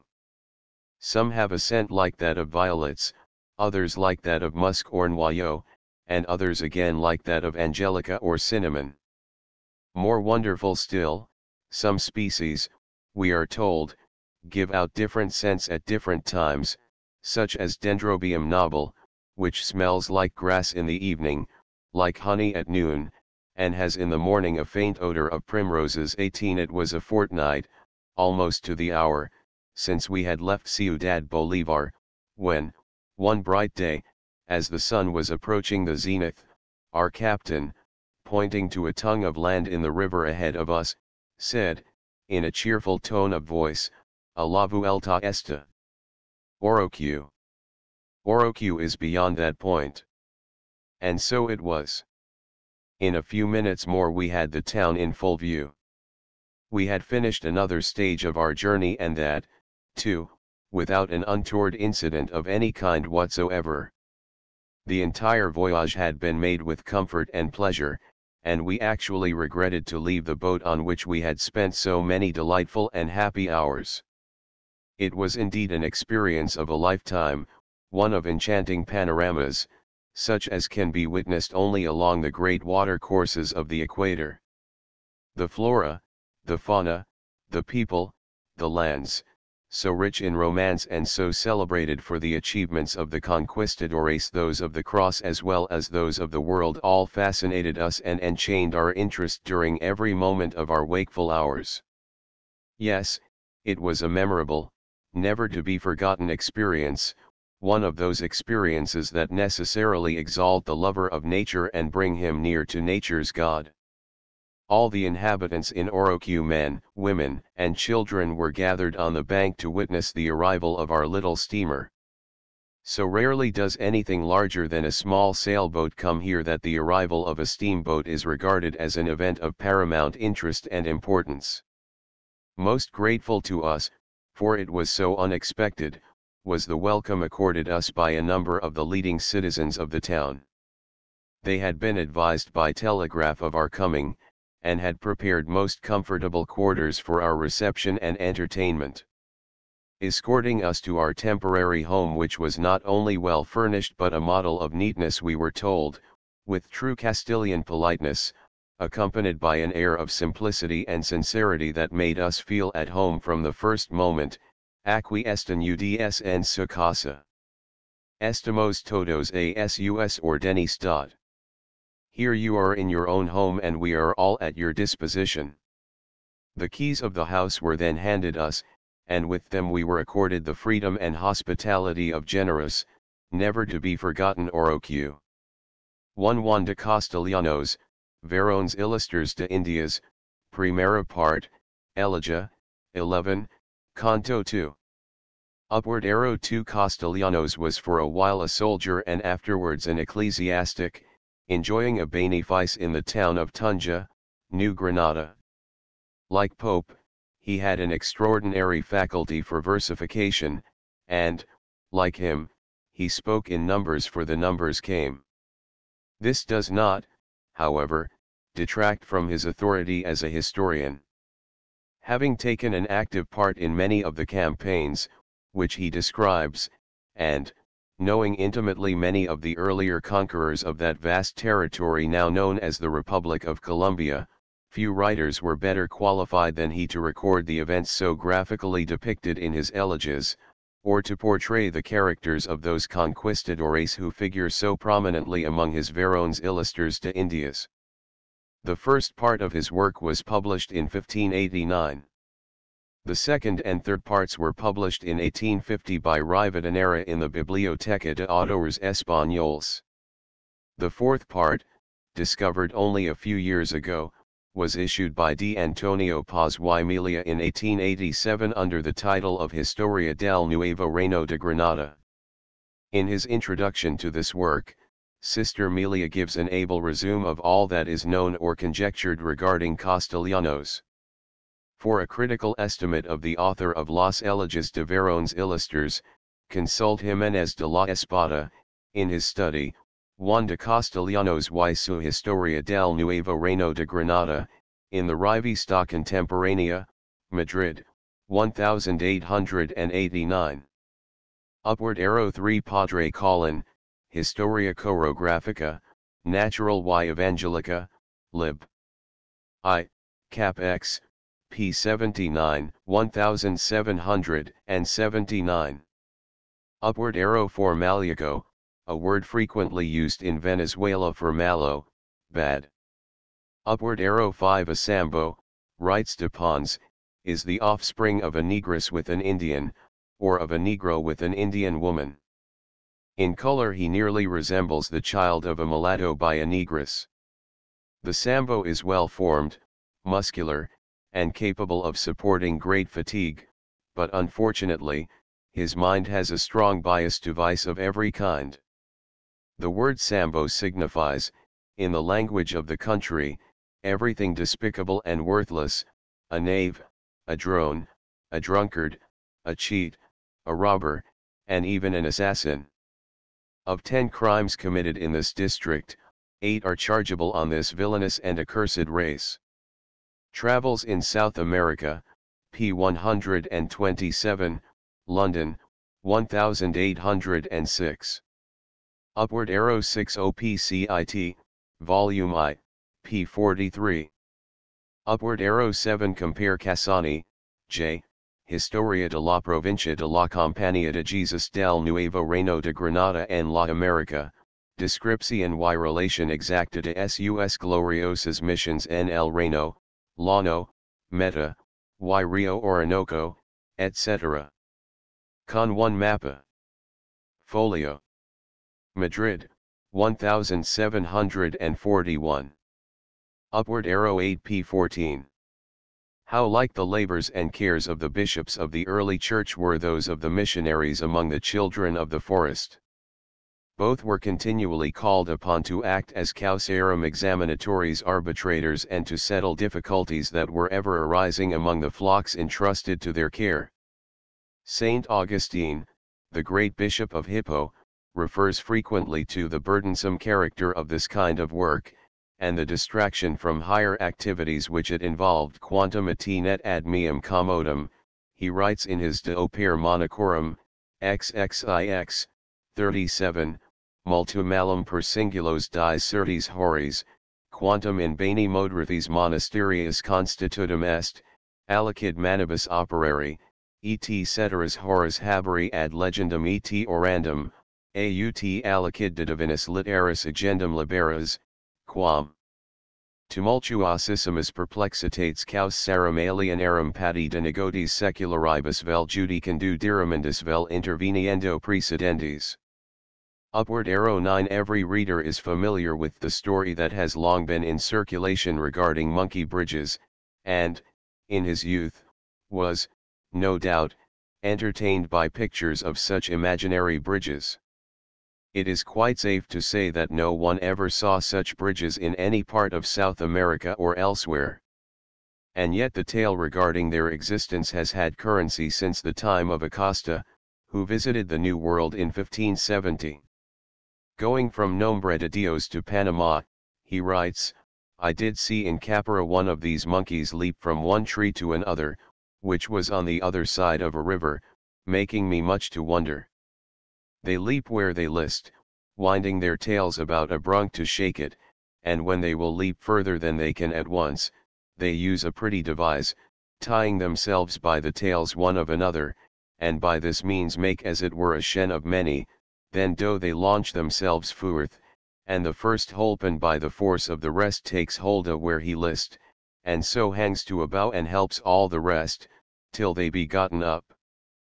Historia Natural y Moral de las Indias, BK 4, Chap 39, Grimston's translation, London, 1604. The fable about the monkey bridge belongs to the same class as those that obtain in certain parts of South America regarding the Great Devil, or Man of the Woods, a near relative of Waterton's nondescript. Kingsley, in the following passage from Westward Ho, referring to some of the things seen and heard by Amyas Leigh and his companions during their voyage up the Meta, paints a picture that is doubtless before the mind's eye of most people when they think of the forest-fringed banks of this river, but which is about as far from the reality as could well be imagined. The long processions of monkeys, he writes, who kept pace with them along the tree tops and proclaimed their wonder in every imaginable whistle and grunt and howl, had ceased to move their laughter, as much as the roar of the jaguar and the rustle of the boa had ceased to move their fear. Chap XXIII. Upward arrow 10 OPCIT, p. 347. Upward arrow 11 Historia de Abiponibus, Volume 2, p. 231 ETSEQ, Vienna, 1784. Attention has recently been called to a group of peasant superstitions that have made their appearance in Germany, which are closely analogous in principle to the kavod, though relating not to the actual parents of the child but to the godparents. It is believed that the habits and proceedings of the godfather and godmother affect the child's life and character. Particularly, the godfather at the christening must not think of disease or madness lest this come upon the child. He must not look round on the way to the church lest the child should grow up an idle stare about, nor must he carry a knife about him for fear of making the child a suicide. The godmother must put on a clean shift to go to the baptism or the baby will grow up untidy, etc., etc. C.E.B. Tyler's researches into the early history of mankind and the development of civilization, p. 304, Boston, 1878. For further information on La Kavod, the reader is referred to Brett's Indian Tribes of Guyana, p. 355, Max Muller's Chips from a German Workshop, Volume 2, p. 281, Spix and Martius's Travels in Brazil, Volume 2, p. 247, Du Terter's Histoire Générale des Antilles Habites par les Français, Volume 2, p. 371, July Saggio d'Historia Americana, Volume 2, p. 133, Tchadis Peru, Volume 2, p. 235, Tyler's Researches into the Early History of Mankind and the Development of Civilization, p. 293, et sec. And Lafitte's Moeurs de Sauvages Américains, Volume I, p. 259. Upward arrow 12. One of the peculiarities of some savages is the decided objection they manifest to having their photographs or portraits taken. They imagine that they lose somewhat of their own life by having their likeness transferred to paper or other material. And the more perfect their likeness, the greater, they fancy, is the loss which they personally sustain.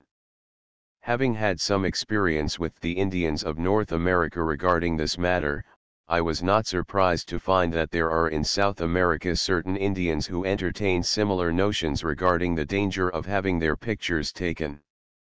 Some, to avoid having their photographs taken, will at once avert their faces, others will run away to escape the impending danger. Cf. On the Origin of Civilization and the Primitive Condition of Man, by Lord Avebury, London, 1902, and the Indians of North America, Letter 15, by George Catlin, Edinburgh, 1903. Upward arrow 13. For the benefit of those who are familiar with Spanish, I give this touching quotation in the original. It is quite impossible to reproduce in a translation the verse and rhythm of the sonorous Castilian of the poet. Así de la misión todos los niños corren en torno de la cruz que arranca en hiesta al aire y cercan al anciano, que entre tantas cabezas infantiles descuela ali con su cabeza blanca. O. N.I. Platón, N.I. Sócrates, famosos en los annales del saber, supieron tras largos años de velar continuo lo que estos pobres niños, condurazos, de los tremulos labios del anciano, al pie del leno rustico aprendieron. From his Ode Los Colonos. Upward arrow 14. Known in the West Indies as the God Tree and greatly venerated by the native Negroes. The ceiba is one of the few tropical trees that ever shed their foliage. The erythrina, when it exchanges its leaves for flowers, is another. Upward arrow 15. G. Hartwig, The Tropical World, p. 137, London, 1892. Upward arrow 16. OPCIT, Volume 2, pages 47 et sec.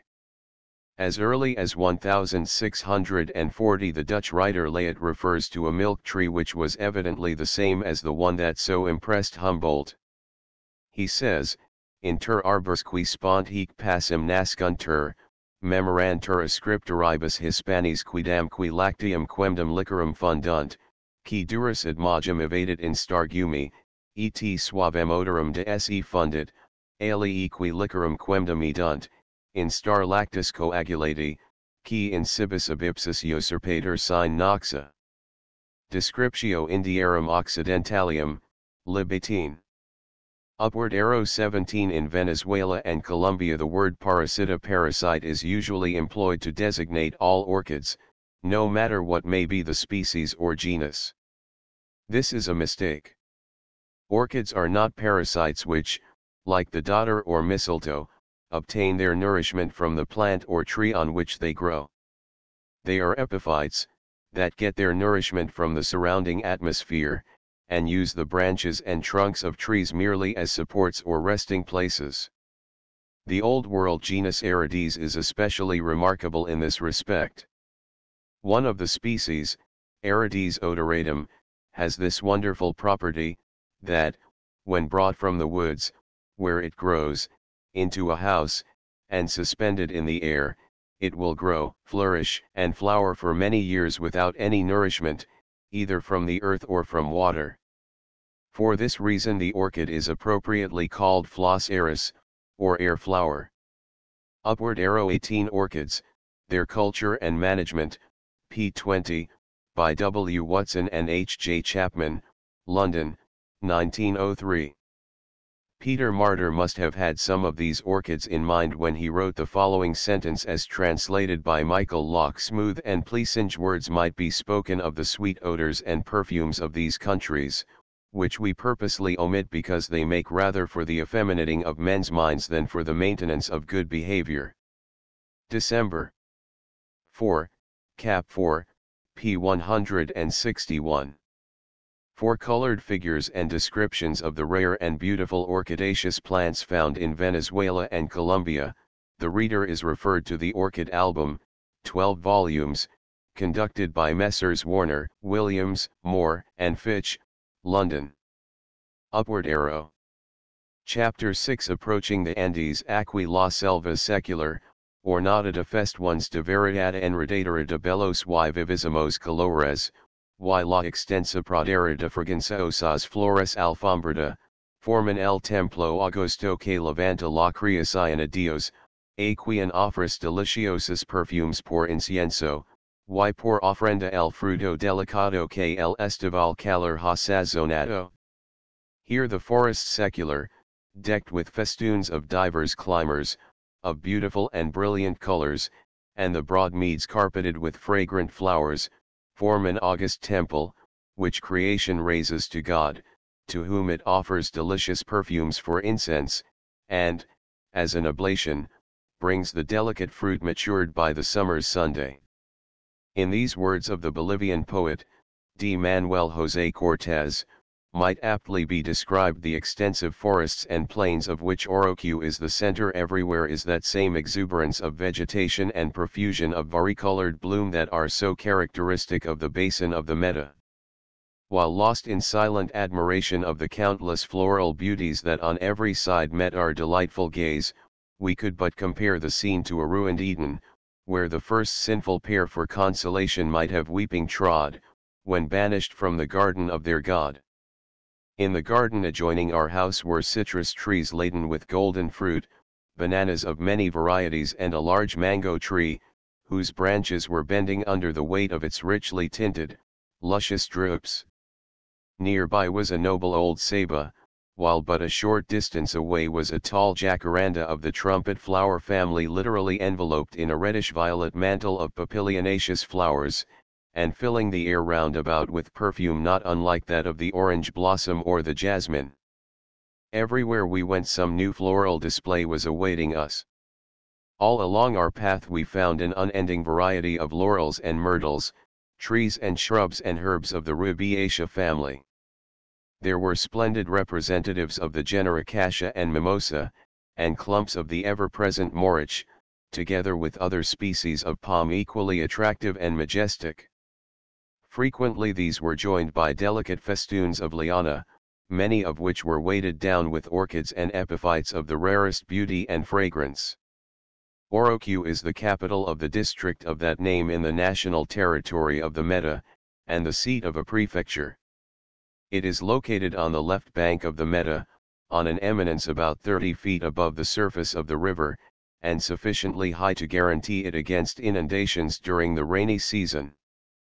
Being less than 5 degrees from the equator, the climate is warm, but, during our stay, it was never uncomfortable, and at no time did the thermometer ever rise above 82 degrees Fahrenheit.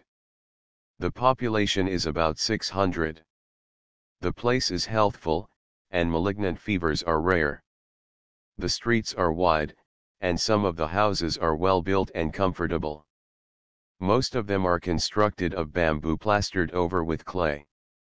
The roof is thatched with the broad leaves of the moriche palm, or preferably with those of the palmata cobija, also known as the palmata sombrero hat palm. This is what scientists call Copernicia tectorum, and is preferred to any other leaf because it is not readily inflammable. Such a roof lasts 10 or 12 years, and is impervious to water. During our sojourn in Orinoco it rained regularly for several hours every day, and, although the downpour at times was very heavy, never once did we observe a single drop of water to pass through the roof. Everything in our rooms remained as dry as if the roofs had been made of tile or slate. Many of these bamboo palm houses are constructed without the use of a single nail. Studs and crossbeams, laths, and rafters, are tied together and held firmly in place by bijokos, those wonderful natural cords and cables which are found in such profusion in every tropical forest, and which, in the hands of the natives, serve such an endless variety of purposes. Some years ago the town possessed what the inhabitants considered a large and beautiful church. It was constructed of the same materials as the other buildings of the town and occupied a conspicuous position on the plaza. In consequence of recent revolutions and other disturbances, it had been greatly neglected, and, at the time of our visit, was rapidly falling into ruins. The people had not had a pastor for some years, but were hoping to have one soon. They, however, received every few months the ministrations of a priest from a neighboring mission, and longed for the time when they could have a resident pastor and see their church restored to its pristine condition. There was a small school for boys, attended by about 20 young mestizos, but none for girls. There was a movement on foot to secure the services of some nuns to teach the girls, and the mothers of the children awaited their arrival with the greatest impatience. The Manyas nuns have a wonderful influence over the children, and young and old are thoroughly devoted to them. Orinoco has an aduana, or custom house, and is the center of a flourishing grazing district, in which there are numerous hatos and fundaciones too containing from 2 to 20,000 head of cattle. Cattle, hides and rubber, together with the coffee, which is brought from the foothills of the Andes, constitute the principal articles of export. 3 The neighboring Indians manufacture large and beautiful hammocks from the leaves of the cumaray and other palms and bring them here and exchange them for anything that may strike their fancy. Although I had brought a German hammock with me, I procured one of these Indian chinchorros, and found it during the remainder of my journey in South America the best investment I could have made. Nothing contributed more to my comfort when I desired a siesta, and when I wished to escape the filth and insect pests to which, in my wanderings, I was so frequently exposed. Of the many objects brought to Orinoco for barter by the Indians, few had greater interest for us than the weapons employed by them in the chase and in war. Among these the chief ones were their poisoned arrows and blowguns. A friend made us a present of some of them, but owing to the inconvenience of transporting them, we were unable, much to our regret, to take them with us. For a long time the mystery connected with the virulent poison, known as curare, urari wurali, etc., with which the Indians poison their arrows, remained unsolved, notwithstanding the efforts of men of science to determine its source and composition. Early travelers gave the most fantastic accounts of its composition and manufacture. According to them it was a concoction more uncanny than that prepared from eye of newt and toe of frog, wool of bat and tongue of dog. Adder's fork and blind worm's sting, lizard's leg, and owlet's wing. Indeed, so carefully did the Indians engaged in its manufacture guard the secret of its preparation that it was not until a few decades ago that the true character of this deadly compound was first understood. Boussingault suspected but did not prove the existence of strychnine in curare. 4 Humboldt was probably the first to suspect its true nature. 5 It is now known that neither snake's teeth nor stinging ants form its active principle, as was formerly supposed, but that its venomous properties are due to the presence of curarine, a bitter crystalline alkaloid obtained from the plant Strychnus toxifero, or other plants of this genus, found throughout equatorial America. Its virulence is manifested only when it is administered through the skin. It then paralyzes the motor nerves, and, if the poison be sufficiently strong, it produces death by suffocation. The Indians in Orinoco, as everywhere else along the Meta and Orinoco, were a subject of never-ending study for us. Most of the inhabitants of Orinoco are Indians or mestizos, and it would be difficult to find anywhere a gentler or more peaceful people. The town was founded by the Salivas Indians, whose nasal language the early missionaries found so difficult to master, but whose gentle nature and amiable disposition were ever the subject of the highest eulogies. Remnants of this tribe are still found in this territory, as are also representatives of the Piapacas, Tunbos, Yaruros, Quivas, and the once powerful yet friendly Achaguas. The tribe, however, that counts the greatest numbers, is the Guaybas, whom certain imaginative travelers would have us believe are as fierce as pumas or jaguars. The truth is, however, that, although some of them are more or less nomadic in their habits, and decline to live with the rationales whites, they are, as a rule, peaceful and industrious. Sister Jorge Brisson, an engineer for the Colombian government, who a few years ago thoroughly explored this country, the Casanare, speaks of them as being muy agricultores y muy trabajadores, hard-working tillers of the soil. That they are peaceful and harmless is evidenced by the fact that the owners of the scattered conocos along the Meta are rarely, if ever, disturbed by these much maligned Indians. In many of the isolated habitations, which we visited on our way up the river, we found only women and children. The men were occupied elsewhere, and were sometimes absent for weeks at a time. This, certainly, would not be the case if the Guaybas were the cruel, relentless savages they are so often represented to be. Not once in our journeyings up the Meta and its affluents did we hear of any atrocities committed by these Indians, or even of any complaints against them, although we took particular pains to inform ourselves about the matter. All the reports about their robberies and murders were confined to those we had heard 1,000 miles down the river and from people who probably never saw a Guaybo in their lives, and who would not recognize one if they were to see one. It is true that now and then a cow or a calf may disappear from some of the conocos and fundaciones, and that their disappearance is always credited to the Indians. Even if this suspicion were verified, an occasional theft of this kind, all the circumstances considered, should not be so surprising. We do not need to go beyond the boundaries of our own country to find cases of cattle stealing. And the poor Indian, often cheated and wronged, may, without being a casuist, easily persuade himself that he is justified in seeking occult compensation. This is often his only safe method of making reprisals for damage done him in person and property, and he would be more than human, if he did not occasionally resort to it if he thought he could do so with impunity. The fact is, says Brisson, the poor creatures have heretofore been very badly treated by those who claim to be civilized, and flee in terror when they see a white man. The question now is not to civilize them but to win their confidence. The problem would easily be solved if this delicate task were confided to the missionary priests. They would bring it to a successful issue much sooner than could government officialdom. 6. Contrary to what is often imagined, the Indians who visit the settlements along the Meta and the Orinoco are always decently if but scantily clad. In their forest homes, however, their raiment usually consists of a simple lapcloth. On occasions of feasting or public rejoicing they make an addition to their toilet.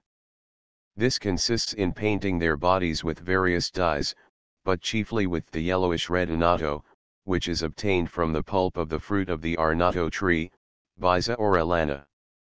They frequently cover their persons with the most fantastic designs. Indeed, it is only when thus decorated that the true children of the forest consider themselves properly dressed. They would be ashamed to appear before strangers otherwise. 7 Tigers and serpents, observes Mr. Brisson, are bugbears of the same family as Indios bravos, savages. It is certain that the tiger jaguar is fond of heifers and calves. But herdsmen will tell you, that in order to get rid of one, it is at times necessary to follow him for a fortnight before being able to find and kill him. This is sufficient to prove that the tiger is never the first to attack a man in the llanos of Casanare, where it has food in abundance. Serpents are met with only casually. 8 I was glad to find one writer, who is so familiar with the country as is Sister Brisson, to speak thus of the wild beasts most dreaded and of the still more dreaded Indios bravos, for it harmonized perfectly with my own experience. We were one day talking with our host in Orinoco about the stories told by travelers and writers regarding the jaguars of the South American forests. He smiled, and said, "I have lived in this country 35 years. I have several hatos in various parts of the country, which I visit frequently. In doing this I am obliged to travel much through the forests and plains. I have often journeyed up and down the Orinoco, and the Meta from Trinidad to Bogota, and, believe me, during all these years, I have never seen but one jaguar, and that was in passing." How different his experience from that of those who, after a short excursion into the interior of South America, where they rarely leave the beaten track used for centuries, have, nevertheless, such wonderful adventures to relate, such miraculous escapes from savage beasts and more savage Indians. Our host was a Venezuelan of Spanish descent, and a splendid type of the old Spanish school. He had spent a part of his youth in Germany, and was a man of education and refinement. He was untiring in his delicate attentions to us during our sojourn in Orinoco, and made us quite forget that we were so far from home and what we so often fancy are the indispensable necessities of civilization. He had been eminently successful in business. Besides owning the largest business house in Orinoco, which is a distributing point for the great Casanare territory, he is the proprietor of several of the largest hatos in the country and counted his cattle by tens of thousands. In addition to all this, he has various other interests that yield him a handsome income. He enjoys the reputation of being a millionaire, and the reputation is apparently justified. How he could content himself to live in this isolated quarter of the world 6 months from everywhere, as one of his clerks expressed it, when he could enjoy all that money could command in the capitals of the Old or the New World, was a mystery to us, and yet he seemed to be perfectly happy here, and to have no desire to live elsewhere. Was it the ever-dominant feeling that there is no place like home, that made him prefer Orinoco to Paris or London? Quien sabe? The only Europeans living here were 3 Germans. 2 of them had arrived but a few months before our visit, while the third had been here for nearly 20 years. This latter was also as much attached to Orinoco as was our host. The year before he had visited his family and friends in Hamburg and Berlin. "But," he said, "I had Heimweh got homesick for Orinoco, and came back much sooner than I intended. The noise and bustle and hurry and high pressure of Europe were quite unendurable, and I was more than delighted when I got back to dear old Orinoco." He, too, had realized that there is no place like home. And he, also, like our host, was educated and cultured, was interested in science and literature, and passionately fond of music. He had several musical instruments in his house, among others a piano, on all of which he was a skillful performer. What wonderful men these Germans are! I said to myself, when I saw these 3 men in the prime of life burying themselves away off here in the wilderness, so far away from friends and country. But this is not an unique instance of young Germans going to distant lands to engage in business and to contribute thereby towards that wonderful development of trade and influence for which the Vaterland is becoming so famous. In every part of Venezuela which we visited, we found it the same. The greatest and most successful business houses are in the hands of Germans. In all parts of South America you will find Germans, and find them, too, successful in their enterprises, and often getting more than their share of the trade of this vast continent. But they deserve success, for they have earned it, and know how to make sacrifices when they are necessary to attain it, or to reach the goal for which they are striving, to become the dominating commercial power of South America. If the United States would display but a tithe of the energy and enterprise exhibited by Germany, it would not now occupy in the southern continent the humiliating position it does among the great mercantile nations of the world, and among our friends of the great Latin American republics. It is not too late to retrieve our loss, but, to do so, we must change our policy and our methods of doing business, and conduct them along the lines recommended by such alert and far-seeing statesmen as Blaine, Root, and Roosevelt. After a delightful week spent in Oroque, we were ready to start for Barragán or Porto Nuevo on the Rio Humia, an affluent of the Meta. To go there by a Bongo 9 during the rapidly rising water, would require from 15 to 20 days.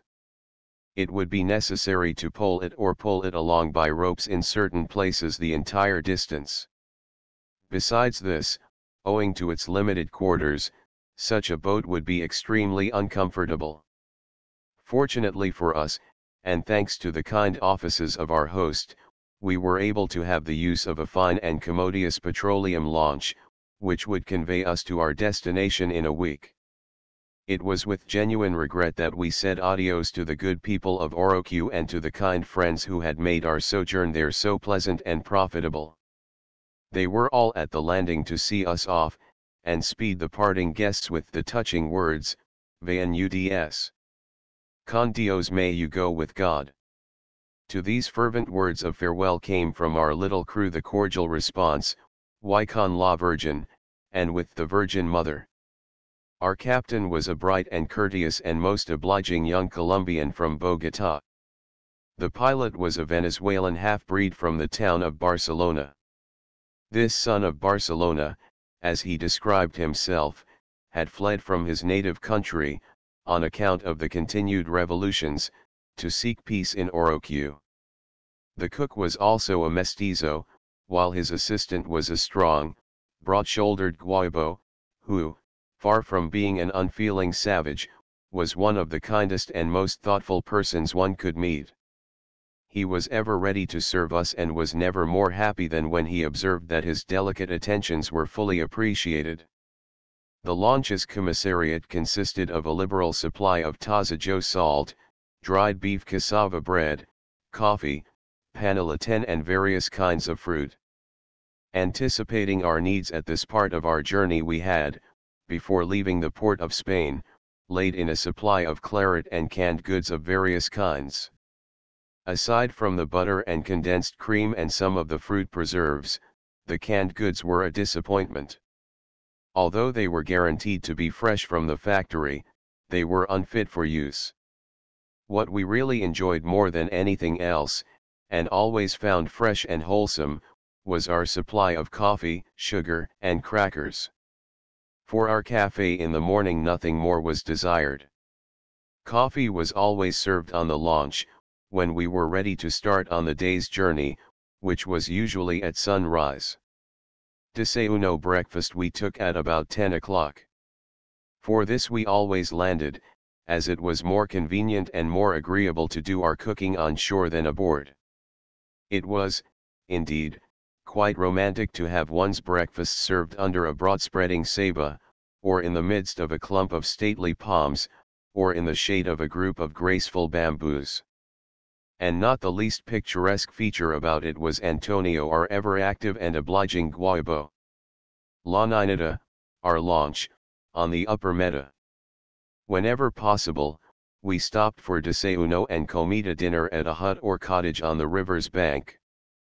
We ordinarily passed several of them in the course of the day, for the banks of the upper Meta count many more inhabitants than does the lower part of the river. Usually there was only a single cottage, but occasionally we passed a caserio consisting of 5 or 6 cottages. But whatever the number, they were always of the simplest construction possible. Sometimes the house was nothing more than a palm-thatched shed, composed solely of a roof, with eaves extending almost to the ground, resting on short supports. Sometimes the owners of these humble habitations were Indians, sometimes mestizos. But whether Indians or mestizos, we were cordially received and invited to make ourselves comfortable in the best hammock in their possession. With them the hamaca is the one indispensable article of furniture in every dwelling, even the poorest. It takes the place of our rocking chair, sofa and bed. According to the Colombian poet, Madrid, the hammock was invented by the Indians gente dulce, benigna y mansa, a race suave, gentle, and benign, and even when all else fails them they have their hammock to comfort them in misfortune, banishing their trouble in its oblivious embrace. The poet, like many others, evidently shares the Indian's fondness for the hammock, as the best verses he ever wrote was his poem La Hammoca. 11 There were several reasons for stopping at one of these native huts when we could conveniently do so.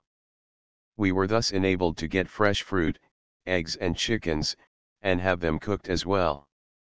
We had no complaint to make of our own cooks, but we soon discovered that the Indian and mestizo women were far better. I shall never forget our surprise and pleasure at the manner in which a young Indian woman prepared for us roast chicken, and that, too, in a remarkably short time. I never tasted a more tender or better flavored fowl in the best restaurants of New York or Paris. And she had no stove or oven in which to roast it. Her sole utensil was a wooden spit over a few coals surrounded by 3 stones about 7 or 8 inches in diameter. And all was as clean as it was enjoyable. All the furniture of the house is as primitive as the fireplace on which the meals are cooked. Often the only utensils of metal are a pot, or kettle, and a machete, which takes the place of a knife in cutting. When the hammock is not used, one sits on the ground or on a log that serves as a bench. Occasionally we were offered the carapace of a large turtle in lieu of a chair. When the hammock is not used, an ox hide, or a rush mat, or a large palm leaf serves as a bed. Often the poor people sleep on the bare ground.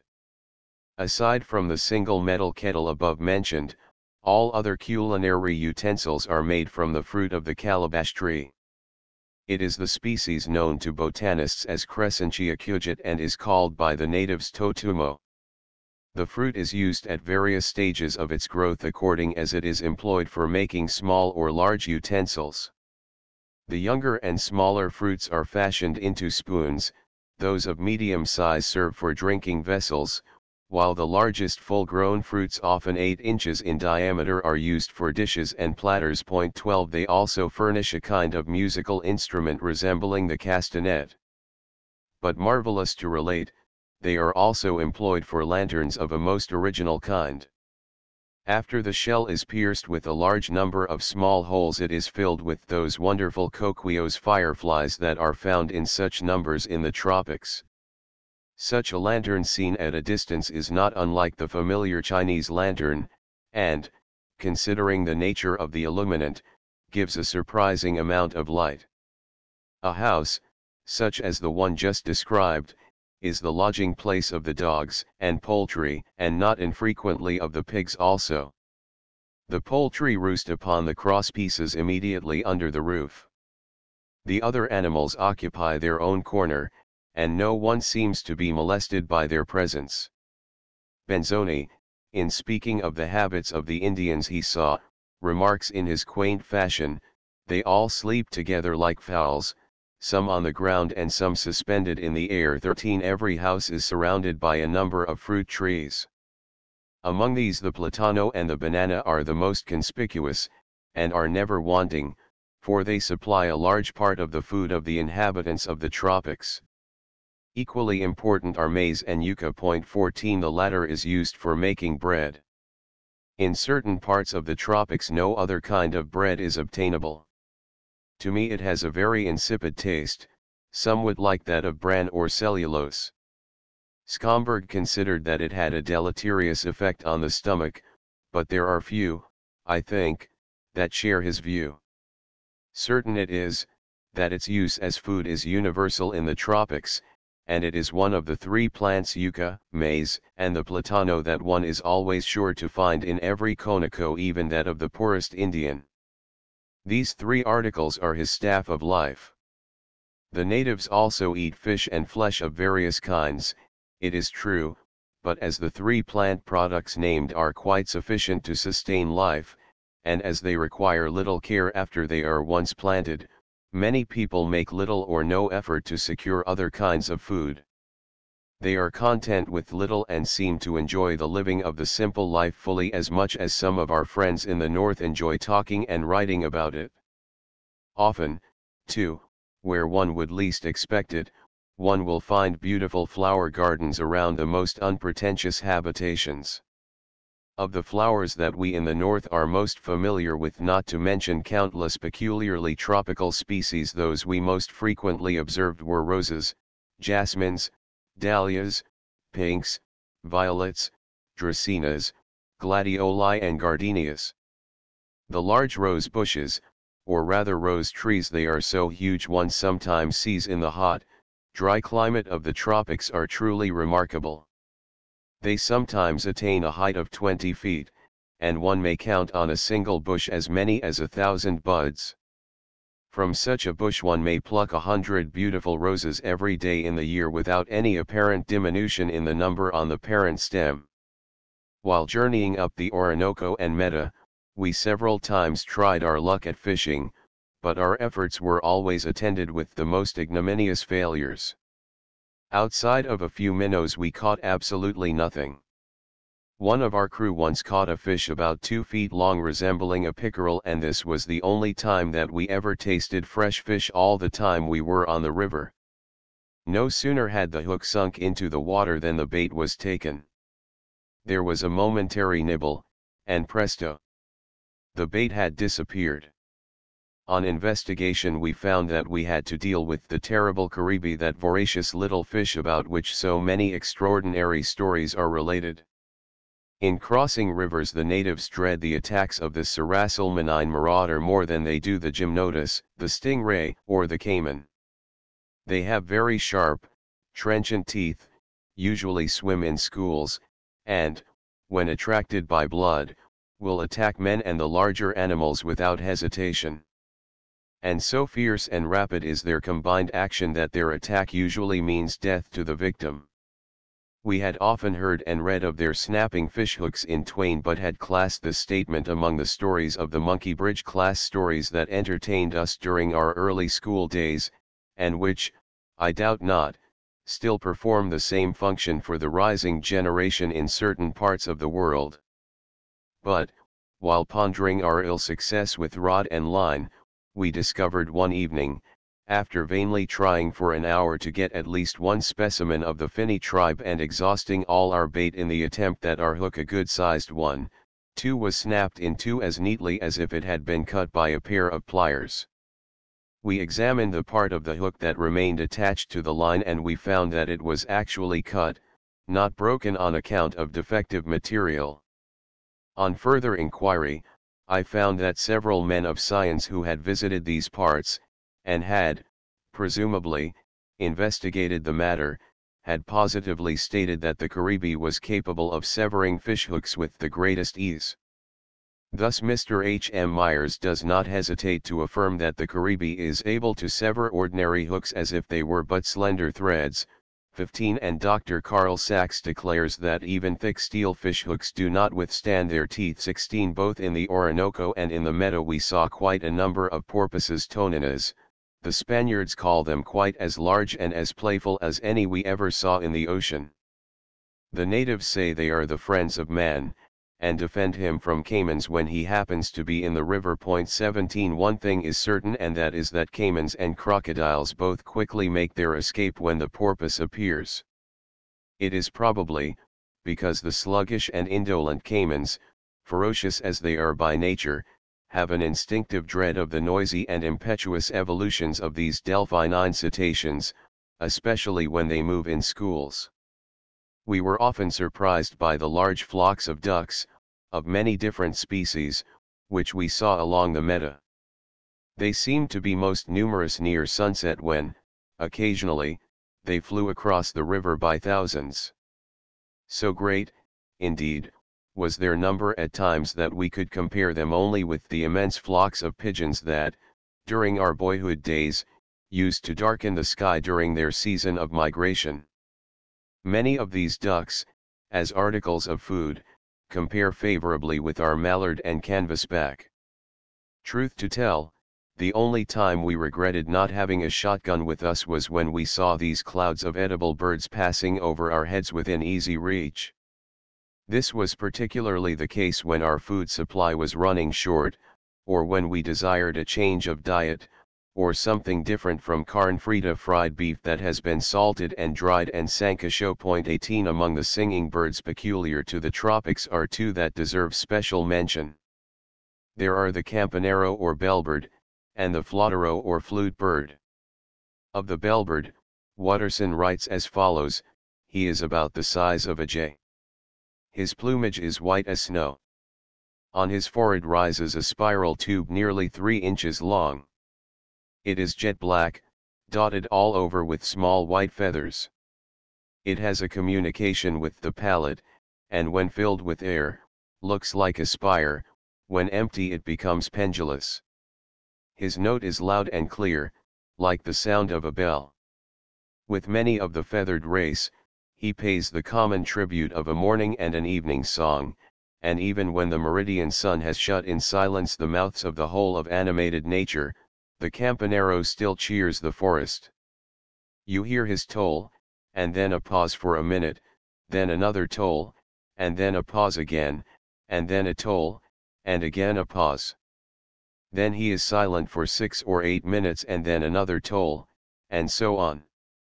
Actaeon would stop in mid-chase, Maria would defer her evening song, and Orpheus himself would drop his lute and listen to him. So sweet, so novel, and romantic is the toll of the pretty snow-white campanero. 19 So closely indeed does the note of the campanero resemble the sound of a bell that the traveler can easily fancy that there is a chapel in the depths of the forest, and that the faithful are being called to prayer. The bellbird has a near relative in the herrero, or blacksmith bird, whose note is like that produced when an anvil is struck by a hammer. The flautero, or flute bird, is quite small and of a grayish color. Its notes are surprisingly sweet and mellow, and closely resemble those of a sweet-toned flute, whence its name. One who hears this feathered songster for the first time would easily believe that he is listening to a skillful flute player, and not to the song of a tiny bird. The refrain of its song is fairly well expressed in the following notes. Unfortunately for us, we were often obliged to listen to sounds that were not so agreeable as those of the flautero or campanero. These were the raucous, discordant, never-ending noises produced by frogs and toads. In Orinoco they always began their cacophonous serenade at nightfall, and kept it up uninterruptedly until the following morning.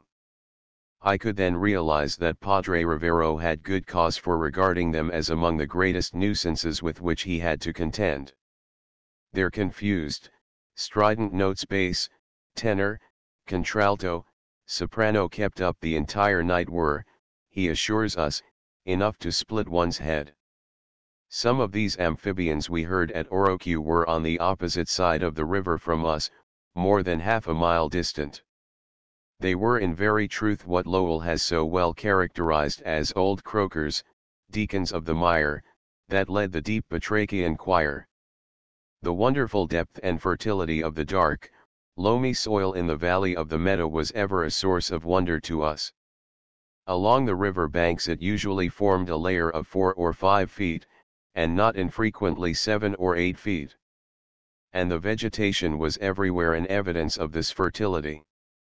At Platanals, a conico at which we spent a night, we saw a grove of several acres of the largest and most prolific bananas and plantains we had ever encountered anywhere. At another conico, farther up the river, where we stopped for breakfast, we saw several acres of corn that was rapidly maturing.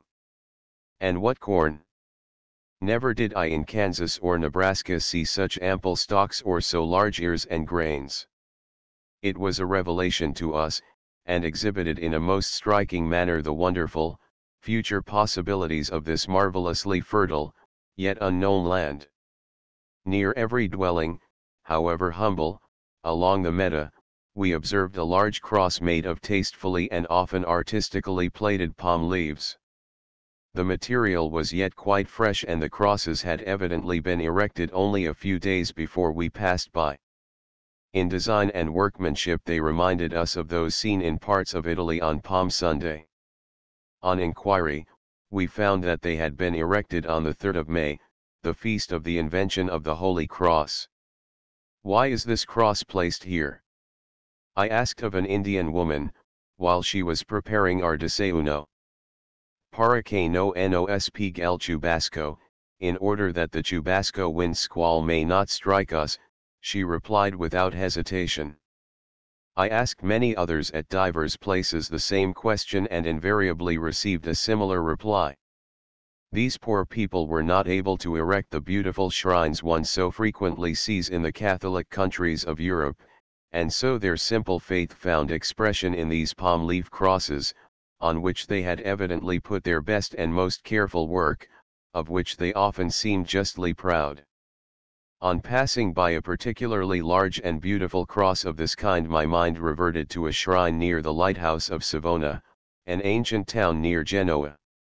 Here there is a statue of the Madonna, 12 feet high, under which are inscribed 2 Sapphic verses, expressing in rhythmic numbers the same idea that was uppermost in the mind of the good Indian woman when she braided and placed in position the symbol of redemption.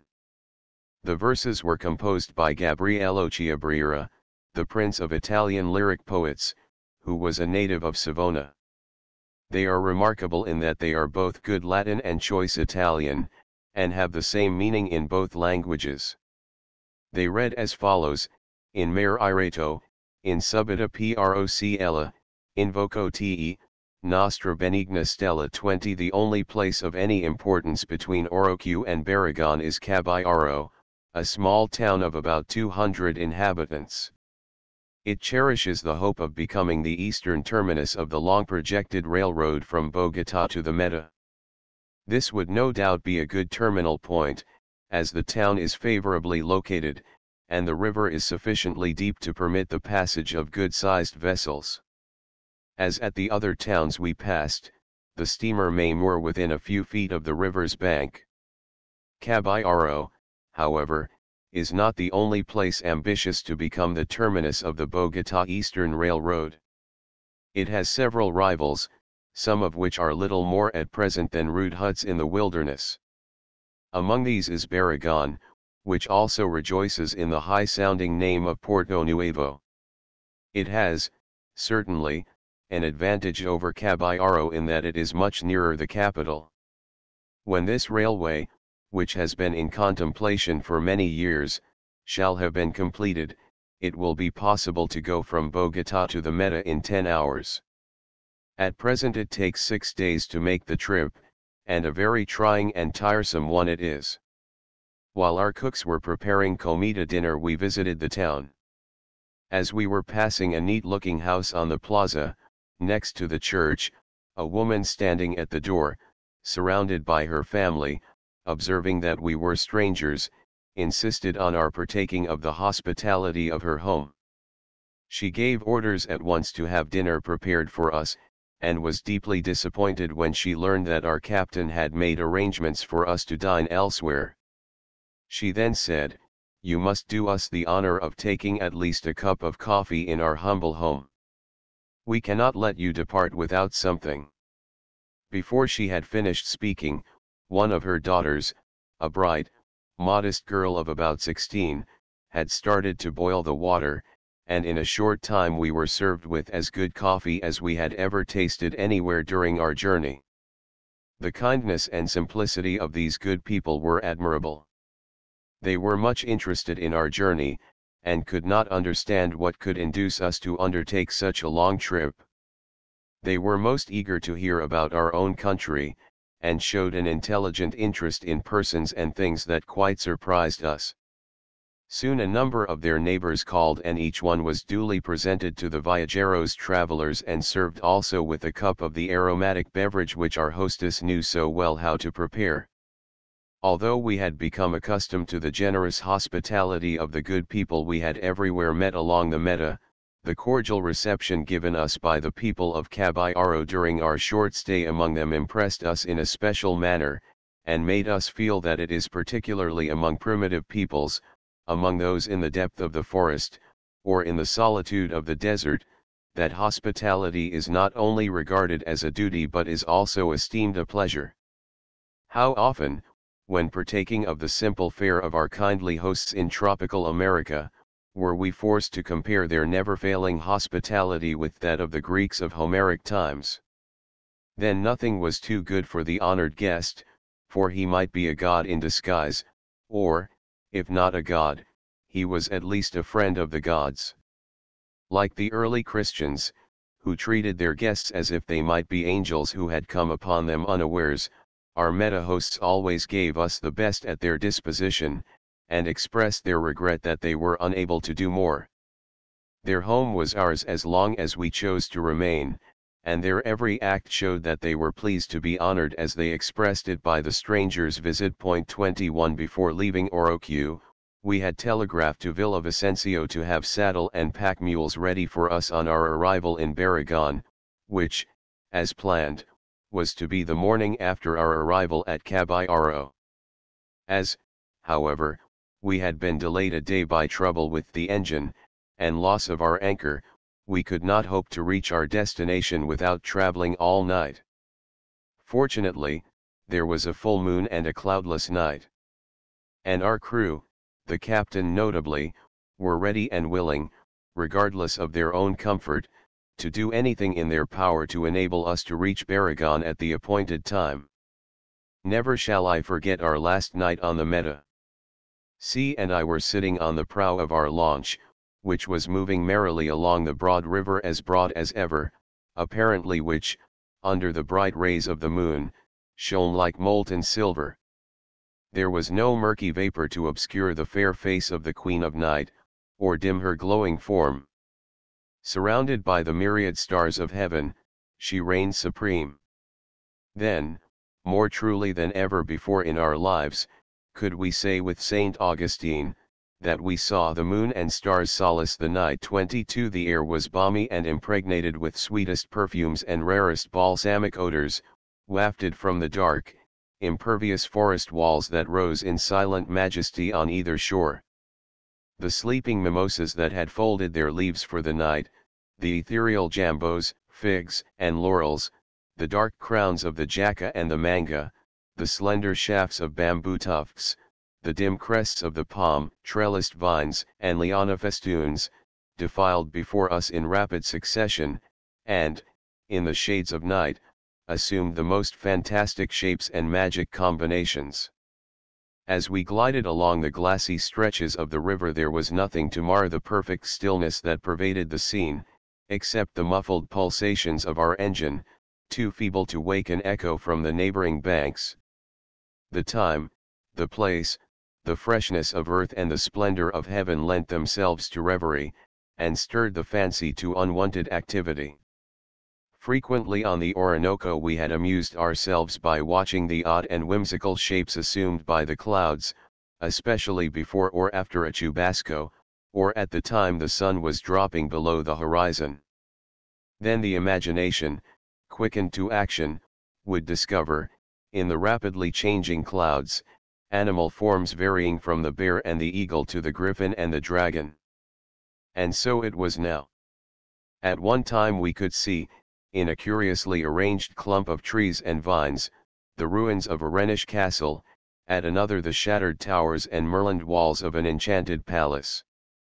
Now it was a rustic chapel by the wayside, and a moment later, as we peered into the darkness of the inner wold, and noted the huge dark tree trunks, it was the massive pillars of a Hindu shrine. Here it was a druid trysting place, there a mermaid's grot, and there again a dryad's bower or the home of a fairy queen. That Titania was not far distant was evidenced by the swarms of fairies. Matter-of-fact scientific men would doubtless call them pyrophary fireflies that, like 1,000 stars, flitted through the bloom and the foliage, illumining with their soft radiance the favorite haunt of fairyland. How we enjoyed the mystery of these vast solitudes! How exquisite the ever-changing chiaroscuro, the wondrous play of light and shade, the warmth, depth, and softness of the noble pictures that, at every turn, ravished our delighted gaze. How it all elevated the soul and enjoined recollection of spirit! the impression was in an eminent degree like that experienced beneath the somber arches of a Gothic cathedral. And why not? Were we not beneath the starry vault of heaven, in the depth of the dark, majestic tropical forest, in the most inspiring temple of the Most High? When in Orinoco, we were told that, on a bright, clear day, the Andes were visible from that place. But owing to the clouds and the mists and the forests that had constantly obstructed our view, we had not yet gotten even a glimpse of this world-famed chain of mountains. Of course, we had seen one of its spurs in the coast range of Venezuela. But this range was not the Cordillera of our boyhood dreams. We longed to see that massive chain that extends in unbroken continuity from Panama to Patagonia. And day by day, as we moved westward, our wistful eyes were ever peering through broken forest or over grass-covered glade, to catch the first view of La Cordillera de los Andes. While silently sitting on the prow of our launch admiring the countless, ever-changing beauties of that marvelous moonlight night, our last on the meta, giving free rein to our fancy, and shifting our course as the meandering river demanded, behold! Suddenly, like a vision, the Andes stood before us in all their majesty and glory, looming up to the very heavens. So instant was the apparition that, for a while, we were quite speechless from admiration and awe. The Andes, one of us ejaculated, and we were then completely under their magic spell. So agreeable was our surprise and so great our emotion that for a time it was impossible to find words to express our feelings of delight and wonder. We realized, as probably never before, what a feeble instrument language is for conveying one's innermost thoughts, and how inadequate to express what deeply stirs the soul. Our adjectives and exclamations were little more than the Indian's grunt, and less devotional than the Moslem's phrase, "Allah is great." Coming from the cold and tame nature of the north to that of the glorious and marvelous equator, we were like Plato's men, bred in cavern twilight, and then suddenly exposed to the bright effulgence of the noonday sun. We saw things wonderful and unspeakable, but all our superlatives were inarticulate and feeble, matched with the scene before us. "But what are those lights on the mountain summit, a little to the left?" inquired C, finally breaking the long-sustained silence. On the very crest of the Cordilleras and extending for a considerable distance, was a large number of brilliant lights, like so many electric arcs. It was as if the long rows of arc lamps that illumine the Bay of Naples, as one sees them from an incoming steamer, were raised skyward far above the cone of Vesuvius, or as if the resplendent white way of New York were lifted into cloudland. At first we thought it was a forest fire, but it was so different from the unsteady, yellowish-red flame of burning trees and vegetation. We had seen such fires along the Orinoco and Meta as well as elsewhere and were quite familiar with their appearance.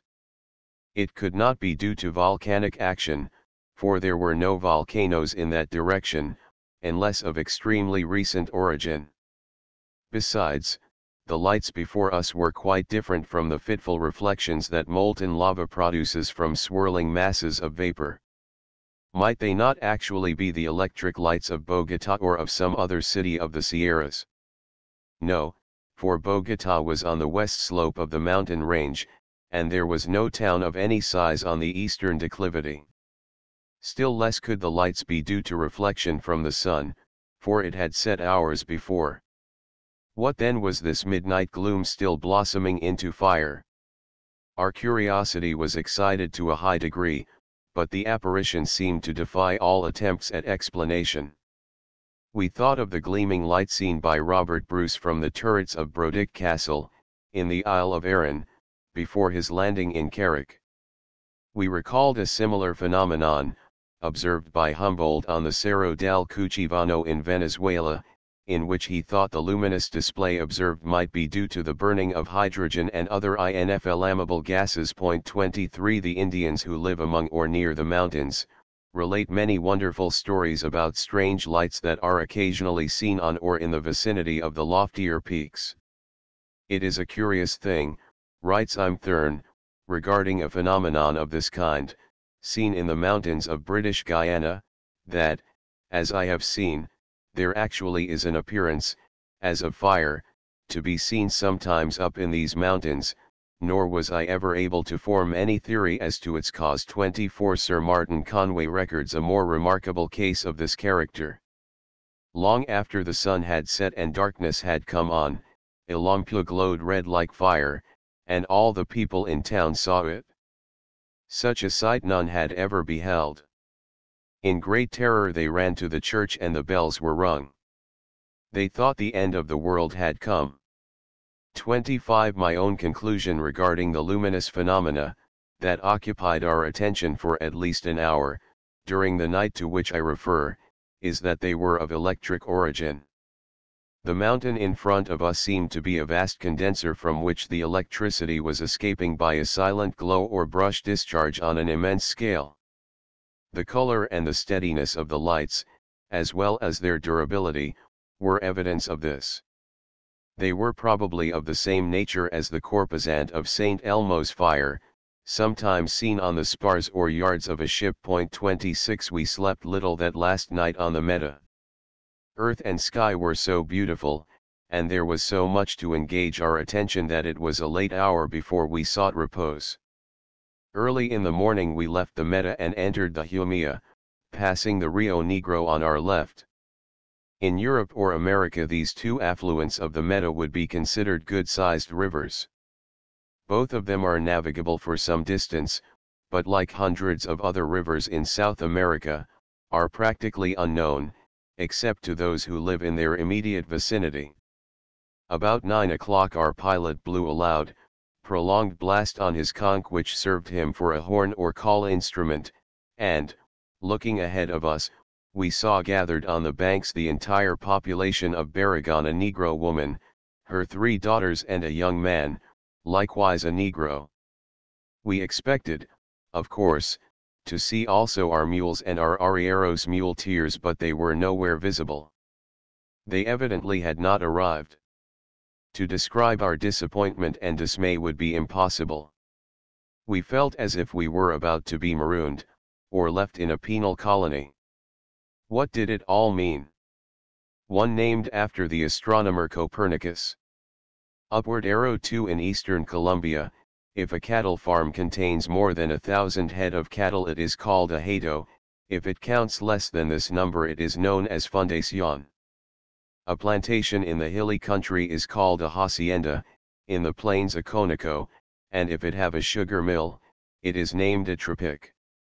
Upward arrow 3 The steamer on which we had come to Orinoco, took, on her return to Ciudad Bolívar, among other articles of freight, nearly 3 tons of orchids, of many species, collected from divers parts of Colombia.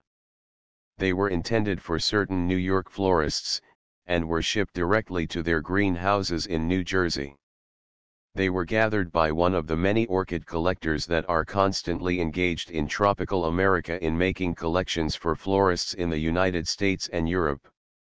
Sometimes they come across new species of rarest beauty. This means a treasure trove for the lucky finder. Not long before our visit to Colombia a truly magnificent specimen had been discovered by one of these collectors. It was sold in London for £1,000 sterling.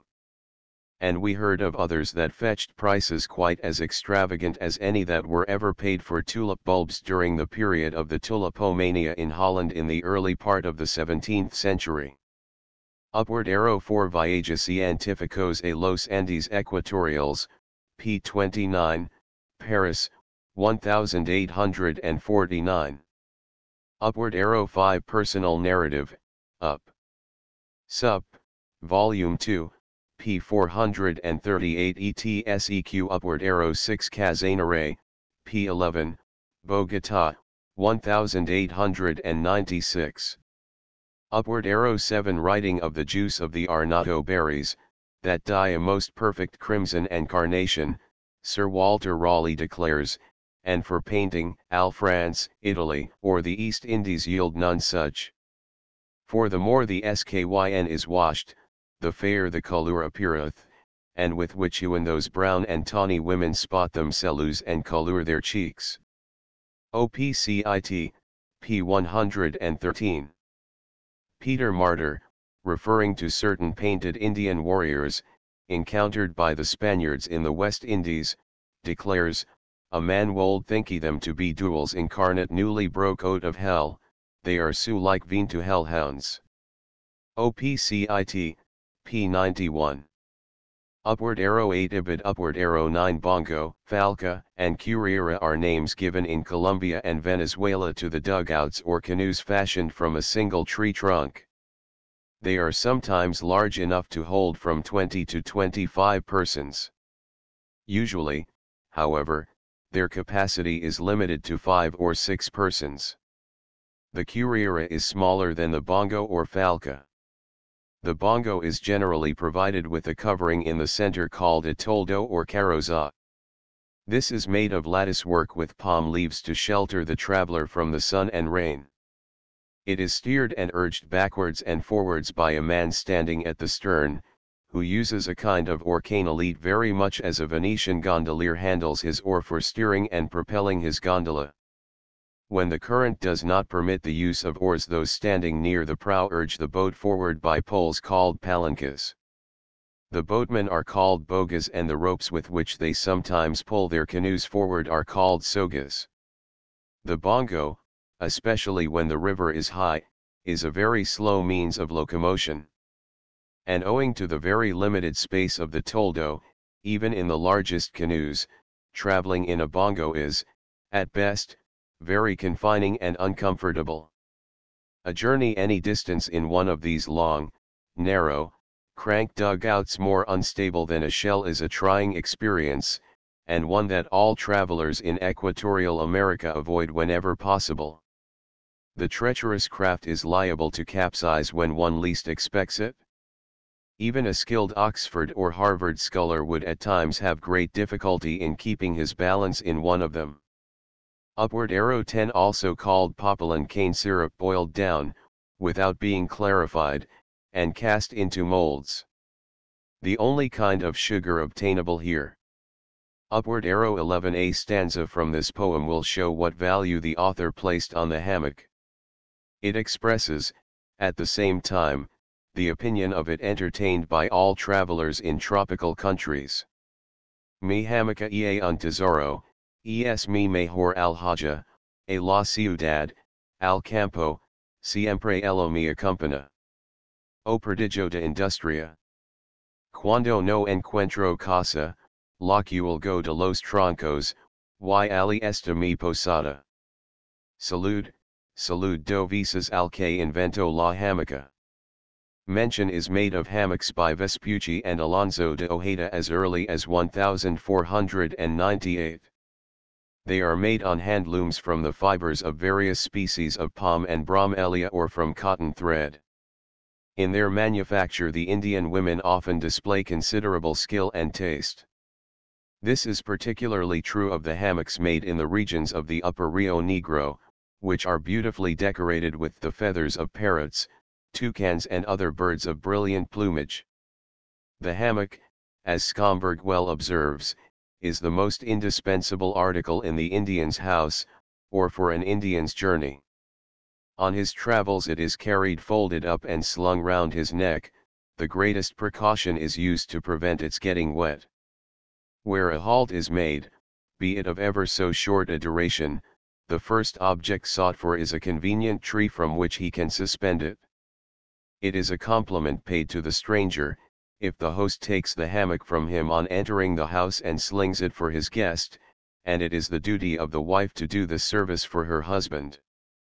The common hammocks of the Indians are generally open, that is, not closely woven, and colored red with rauco or arnato. OPCIT, p. 66. Upward arrow 12 Peter Martyr, writing of the West Indies, informs us that in all these islands is a certain kinda of trees as biggy as elms, which bear gourds in the stead of fruits. These they vse only for drinkage pots, and to fetch water in, but not for meat, for the inner substance of them is sourer than gall, and the bark as hard as any shell. Eden, OPCIT, P76. Upward arrow 13 2D dormino insime cum I poly, chi in terra, chi in aria sospso. Historia del Mondo Novo, in Venetia, 1565. Upward arrow 14 often misspelled yucca, which is the name of a genus of plants belonging to the lily family. The Spanish bayonet Yucca albifolia is a familiar example. Upward arrow 15 Life and Nature in the Tropics, p98, by H. M. and P. V. M. Myers, New York, 1871. Upward arrow 16 Aus den Llanos, p147, Leipzig, 1840. Upward arrow 17 of the Tonina, as of the dolphin that befriended Arion, one could say in the words of an ancient writer, of man, he is nothing afraid, neither avoideth from him as a stranger, but of himself meeth their ships, playeth, and disporteth himself, and fetcheth 1,000 frisks, and gambols before them. He will swimmy along by the mariners, as it were for a wager, who should make way most speedily, and always outgeth them, saily they with never so good a forewind. Upward arrow 18 The national dish of Venezuela, also much esteemed in Colombia. It is a kind of ragu composed of meat and vegetables, or fish and vegetables, highly seasoned with ají, or red pepper. Upward arrow 19 Wanderings in South America, second journey. Referring to Waterton's account of the bellbird and the distance at which it can be heard, Sidney Smith expresses his skepticism in the following fashion: the description of the birds is very animated and interesting, but how far does the gentle reader imagine the campanero may be heard, whose size is that of a jay? Perhaps 300 yards. Poor innocent, ignorant reader. Unconscious of what nature has done in the forests of Cayenne, and measuring the force of tropical intonation by the sounds of a Scotch duck. The campanero may be heard 3 miles, this single little bird being more powerful than the belfry of a cathedral, ringing for a new dean just appointed on account of shabby politics, small understanding, and good family. It is impossible to contradict a gentleman who has been in the forests of Cayenne, but we are determined, as soon as a campanero is brought to England, to make him toll in a public place, and have the distance measured. Upward arrow 20 In angry sea, in sudden storm, I thee invoke, our star benign. Upward arrow 21 Compare the reception of Ulysses by Eumaeus, in the 14th book of the Odyssey, where the old servant of the wandering hero is made to say to his unknown master guest, if one much worse arrived here than thyself, it were a curse to my poor means, to let a stranger taste contempt for fit food. Poor men, and unplucked in free seats of their own, are all from Jove commended to our entertaining love, but poor is entertainment I can give, yet free and loving. Crevaz, OPCIT, p. 556, remarks anent this subject, on pratique largement el hospitalit dans les grandes solitudes. Upward arrow 22 Vidimus lunam et stellas consolari noctem. Confessionum, lib 13, cap xxxii. Upward arrow 23 Codazzi also refers to this and other similar phenomena in his Geographia Statistica de Venezuela, pages 29 and 30, Forenza, 1864. Upward arrow 24 Among the Indians of Guyana, p. 384, by Everard T. I'm Thurn. Upward arrow 25 The Bolivian Andes, p. 201, London and New York, 1901. Padre Figueroa, in his Relations de las Misiones en el País de los Maynas, writes of similar phenomena observed among the Andes near the Amazon. Upward arrow 26 Since writing the above I have discovered that both Antonio Raimondi of Lima, Peru, and Colonel Geo. E. Church had arrived independently at a similar conclusion to my own. The Andes, writes Colonel Church, at least within the tropics, are at times a gigantic electric battery, and so highly charged that they are very dangerous to cross. The Geographical Journal, pages 341, 342, April, 1901. Upward arrow. Chapter 7. The Llanos of Colombia. No sooner had our launch reached the landing place, than we bounded ashore, eager for information about our mules and their drivers. We asked the sable matron who, with her equally sable daughters, waited at the brink to greet us, if the mules had come. She replied laconically, "No, señor." "Have you heard anything about them?" "No, señor." "Is there anyone here," and I glanced at the swarthy youth hard by, "that would be willing, if well rewarded, to go forward and hasten the arrival of men and mules?" "No, señor." What was to be done? We could not continue our journey alone and afoot, even if we were disposed to leave our baggage behind us. And it soon became evident that it would not be safe to remain long at Barragán. There was but one rude hut there, and that was surrounded by mud and pools of water covered by spawn, weeds and filth and leprous scum, certainly not a very inviting place to abide any length of time.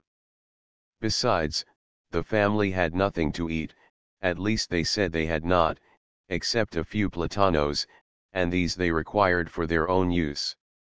We had almost exhausted the supply we had brought from Trinidad, and the little that was still left, we intended for our 3 days' trip to Villavicencio. We were not sure that we could get anything on the way, and we did not wish to run any risk of being without food where it might be most needed. Something had to be done, and that quickly, if we did not wish to expose ourselves to the pangs of hunger and the danger of fever in that filthy, miasmatic hole. In the dry season, we might return to Caballero, where we could secure horses or mules, and go thence to our next objective point, Villavicencio. During the rainy season, however, this was impossible. We had been told the night before, that several of the canoes and rivers between Caballero and Villavicencio were quite impassable, as there were neither bridges nor ferries, and that the currents were so swift that it was quite out of the question for man or beast to cross them by swimming. We were certainly in a quandary, if not in a very serious predicament. It was useless to go backwards, unless we wished to return to Orinoco, and thence to Trinidad. Even if we returned to Orinoco, we could not get a steamer down the river for several months, and to make the long trip to Ciudad Bolívar in a bongo was not to be thought of. We were confronted by the first really grave difficulty of our journey, and when we considered all the circumstances, it was enough to depress the stoutest heart. But why had not our men and mules arrived, we asked ourselves time and again. Our telegram ordering them had been received and satisfactorily answered. Just before leaving Orinoco we had sent a second telegram advising our Vaqueno guide when he should meet us, but we had not awaited a reply, taking it for granted that there would be no hitch in our plans. It now occurred that we had acted unwisely in not waiting for a response to our second telegram, so as to be sure that it had been received and was properly understood. The telegraph line to Orinoco had only recently been put up just a few weeks before our arrival there and had never been in satisfactory working order.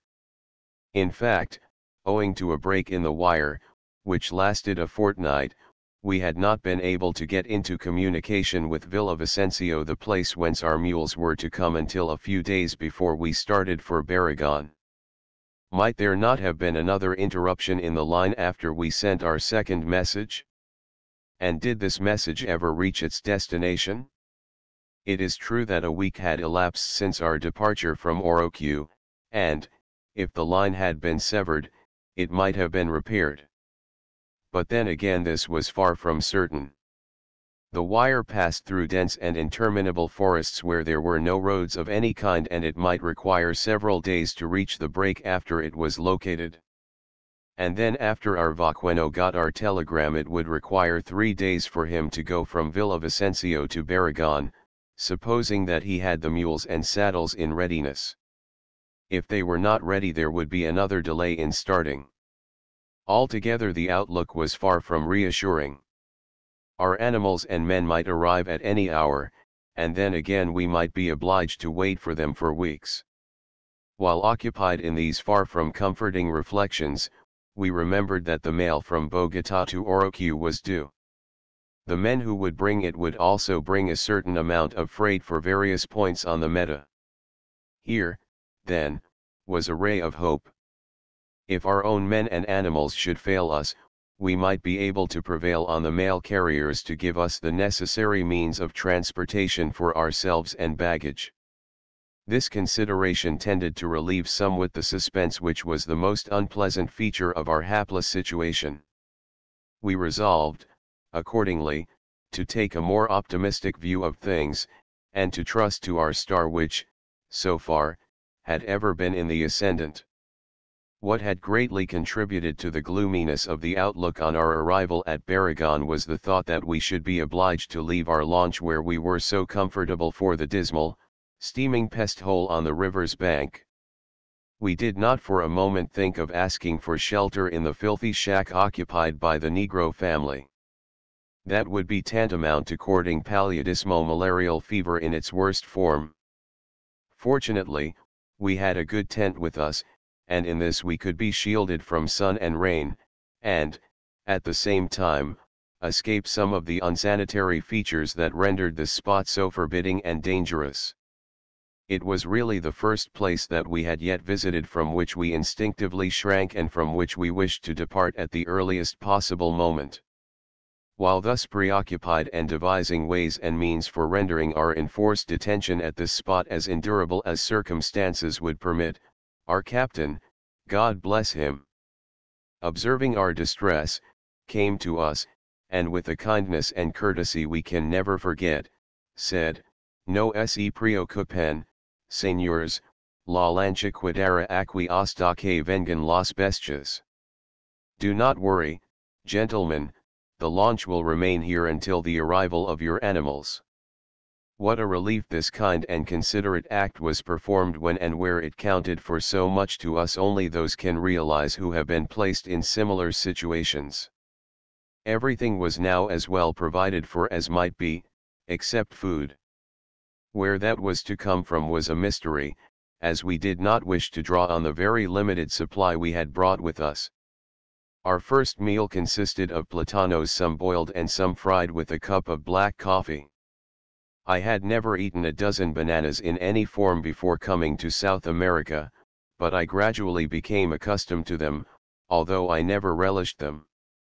Here, however, there was nothing else in sight, except 2 or 3 ducks that were quacking about the green, miasmatic pools that surrounded the Negro shanty. We endeavored to purchase these, but, although we offered the old dame several times what they were worth, she would not part with them. No African ever held on more tenaciously to his fetish or rabbit foot than did this swart Ethiopian hag of Porto Nuevo to her prized webfeet. For our dinner we fared better. Fortunately and quite unexpectedly, someone succeeded in landing a large and delicious fish, which was quite sufficient to furnish a meal for ourselves and crew. A new source of food supply was now indicated, but try as we would, it was impossible to catch another fish large or small. The impetuous current of the muddy river was decidedly adverse to our rising piscatorial hopes. But we determined not to worry on account of our lack of success as anglers. Sufficient for the day is the evil thereof. Providence, we were sure, would provide for the morrow. Probably our men and mules would arrive. If not, the mail carriers would undoubtedly come, and then no deus ex machina would be necessary to extricate us from our embarrassing situation. A dreary day passed and a more dreary night. What with the suspense and the lack of proper food, and the confinement to a disagreeable spot in the impenetrable forest, our position was such as not to encourage slumber by night or rapturous admiration of tropical flora during the day. Nevertheless, we still instinctively felt that relief would not be long in coming. The second morning we had our usual desayuno of black coffee and platanos. And to our amazement, there was added to this simple fare a fine roast chicken. Where did it come from? We had seen no chickens anywhere about the premises, and could not have been more surprised if it had dropped from the blue sky. I asked the captain, and he quietly replied with a smile, "Un poco de diplomacia. Nada más. A little diplomacy. Nothing more." Ever considerate about our comfort and needs, he had instituted a search for provisions, and learned that the La Vieja, the old woman, as he called her, had some chickens concealed not far from the house, and, whether by persuasion or threats, he would not say, he induced her to part with one of them, and intimated that the same diplomacy he had employed in getting the first, would, if necessary, avail in securing others. The outlook was still brightening, and we now felt more than ever that our deliverance was near. Shortly after midday, while we were taking our usual siesta in the launch, we were suddenly startled by an unearthly noise. All the dogs and whelps of the place and all the curs of low degree, and there were many of them, began to bark at once. And then in the forest nearby there was such shouting and screaming on the part of men and boys, accompanied by the neighing of horses and the braying of mules, that it seemed that a troop of guerrillas was bearing down upon us. Never before had we heard anything like it, except possibly a Sioux or Navajo war whoop. They seemed to desire to frighten us to death before attacking us 6 armis. But no music could have been more grateful to our ears than were those discordant notes emitted by man and beast. We knew at once what it all meant, and, almost before we could reach the top of the bank, our animals and men were all gathered in the small free space in front of the cabin, and with them were the bearers of the Bogota mail. There were about 30 mules and horses, and more than a dozen men. We had telegraphed for mules only, as we did not think we should be able to get horses, but to our delight we found that we were to have 2 good saddle horses for our personal use, besides the mules destined for our baggage. As, however, both men and animals needed rest, after their long tiresome trip from Villavicencio, it was deemed best to defer our departure until the following morning. The animals were then turned loose to browse on whatever they could find to appease hunger, and their masters were soon ensconced in their hammocks, slung wherever they could find a suitable place for them. It was arranged with our vaqueno that we should all be ready for our journey across the Llanos de Madrugada at early dawn the following morning. We had a long day's ride before us, as the nearest stopping place, where we could hope to find food and shelter, was at a place called Barrancas, where was the house of the owner of a large Hato cattle farm. Bright and early, then, the next morning, our peons and vaqueno were busy saddling our horses and packing our baggage on the backs of the mules. The mail bongo from Orinoco, which had left that place 10 days before we did, arrived a few hours before our departure, and all mail matter was hurriedly put on the backs of other mules by those in charge of the mail destined for Bogota and intervening points. It was not without a pang that we bade farewell to our devoted crew, who had done so much to render our voyage on the Meta and Humia as pleasant as it was memorable. From the ever courteous and thoughtful captain to our good-natured and obliging Guaibo, we were always the recipients of delicate attentions of every kind. We might travel far before again meeting with men so kind and so sympathetic as were those for whom it was our good fortune to meet in an isolated village of far-off Colombia. "God bless you all," we said in parting. "Nothing is too good for you." During the first hour after starting we had to struggle through what the natives call the Montana. It had nothing mountainous about it, as the name would seem to indicate, but was a dark, nearly impervious wood almost on a level with the waters of the Humia. In the dry season, I doubt not, the path through this forest would present no difficulty, but during the rainy season it was next to impassable. Everywhere there was deep, sticky mud and deeper pools and dirty stagnant water. Often our horses sank to the saddle girths in the tenacious slime, and it was only by the greatest effort that they were able to extricate themselves. At times, where the mud and water were unusually deep, we were forced, for short stretches, to make our way through the pathless forest. Then every step was impeded by branches and lianas and progress was next to impossible. Finally, with great difficulty for the animals and not a little danger to ourselves, we succeeded in effecting our exit from this terrible Montana, and, before we were aware of it, we found ourselves on high and dry ground on the edge of a beautiful, smiling prairie of apparently limitless extent.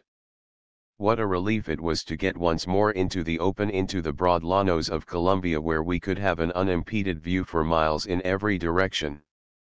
We had been in the depths of the forest so long, getting only occasional glimpses of the llanos on our way up the river, that we felt like a prisoner given his liberty after a long term of confinement.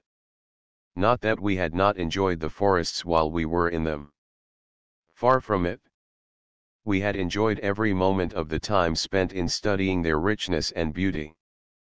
But now that we had reached the llanos, to which we had so long looked forward, and were no longer confined to the limited quarters of our launch, now that we were on our willing steeds and could move as we chose in any direction and as far afield as fancy might suggest, we experienced a sense of freedom and agility that surprised ourselves. We felt as if we had suddenly been transferred to another world, so different was our new environment from that in which we had spent so many weeks.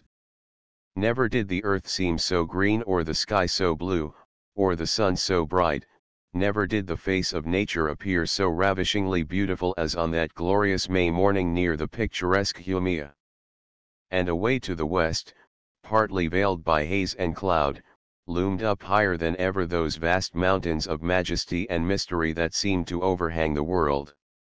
Yes, we were slowly but surely approaching the Andes, and in a few days more, Deo volenti, we should be scaling its dizzy heights and exulting in the splendid panoramas that would be presented to our enchanted gaze. The landscape before us was indeed beautiful, entrancing as a vision, fair as the happy valley of Ras Elis. Exulting in a new sense of freedom, and stirred by many overmastering emotions, we could but exclaim with Byron, "Beautiful! How beautiful is all this beautiful world! How glorious in its action and itself!" I have called the part of the llanos we were then entering a prairie, but it was far more beautiful than any of our plains known by that name. It was more like the Pampas-Brent delta of the Nile than the tame and almost treeless reaches of land which characterize so much of our western prairies. Here and there were coppices of graceful shrubs made melodious by feathered songsters whose notes were new to us, but everywhere, at no greater distance from one another, were our old friends that had accompanied us all the way from the mouth of the Orinoco, the ever-attractive Morich palms. We saw also several other species of palm that excited our interest, but none more so than the strange cornito palm. Like various species of the Enocarpus and Iriardia, it is remarkable for its adventitious or secondary roots, which, springing from the trunk in large numbers, lift it above the ground, and give it the appearance of a large column supported on a cone of smaller columns inclined to it obliquely. These roots vary from a fraction of an inch to several inches in diameter. They have at times a length of from 6 to 10 feet and embrace a space of ground from 5 to 8 feet in diameter. They are frequently covered by vines and parasites so as to form a natural bower which is used as a retreat by wild animals. Even the Indians have recourse to these fantastic arbors as a place of refuge during rainstorms. Here, as in the land of the Aruacs, the Morich palm is not only a thing of beauty, but, for the Indians, a source of comfort and joy. This and other palms, notably a kind of date palm, and the cumana, which bears a fruit similar to the wild olive, supply the Indians, during certain months of the year, with all the food they consume. Speaking of the palm, Padre Rivero declares it to be the earthly paradise of the Guayabas and Chiricoas. It is their delight, their general larder, their all. It is the subject matter of their thoughts and conversations. About it they dream, and without it life would possess no joy for them. One like the cocoa palm, by the Indian Sea, on the Isles of Balm, of which Whittier so sweetly sings, the palm on the Meta and its affluents, as well as on the lower Orinoco, is for the child of the forest a gift divine, wherein all uses of man combine house and raiment and food and wine. When contemplating the bountiful provisions of nature in favor of the inhabitants of the tropics, as evinced in various species of food-producing palms, we are forcibly reminded of the statement of Linnaeus that the first home of our race was somewhere in the tropics. Man, says this illustrious botanist, dwells naturally within the tropics, and lives on food furnished by the palm tree. He exists in other parts of the world and subsists on flesh and cereals too. The llanos in places are quite level, and intersected by numerous canos and streams. Some of them are so large that they could easily be converted into navigable canals for small craft. In other places the plains are undulating and are ideal grazing lands during the rainy season. There is always an abundance of water, even in the driest summer, and the numerous groves and clumps of trees suffice to furnish shade at all times for the largest herds. A traveler's lodge in the llanos of Colombia. We had not proceeded far when we met a large herd of cattle in care of herdsmen quietly reposing beneath some umbrageous morich palm or singing some favorite Llanero song. Contrary to what we expected, the cattle were not so wild as those we had seen in Venezuela and, although we passed within a few yards of them, they barely noticed us. They were quite as tame as anyone would find in the pasture lands of an Illinois farm. But what a fine breed of cattle they were, and in what splendid condition. They were as fat, sleek, and large as any we had ever seen on the plains of Texas or Nebraska, and would, I am sure, command as high prices in the stockyards of Chicago. We were deeply impressed with the future possibilities of the Venezuelan grazing lands, but we are now convinced that even a greater future awaits the llanos of Colombia when properly exploited. To extend the Cúcuta Railway so as to place Casanare and Villavicencio in connection with Lake Maracaibo would be a far less difficult and costly undertaking than many other railroad enterprises in South America that have been carried to a successful issue, and that, too, when the traffic hoped for was far less than it would be in this instance.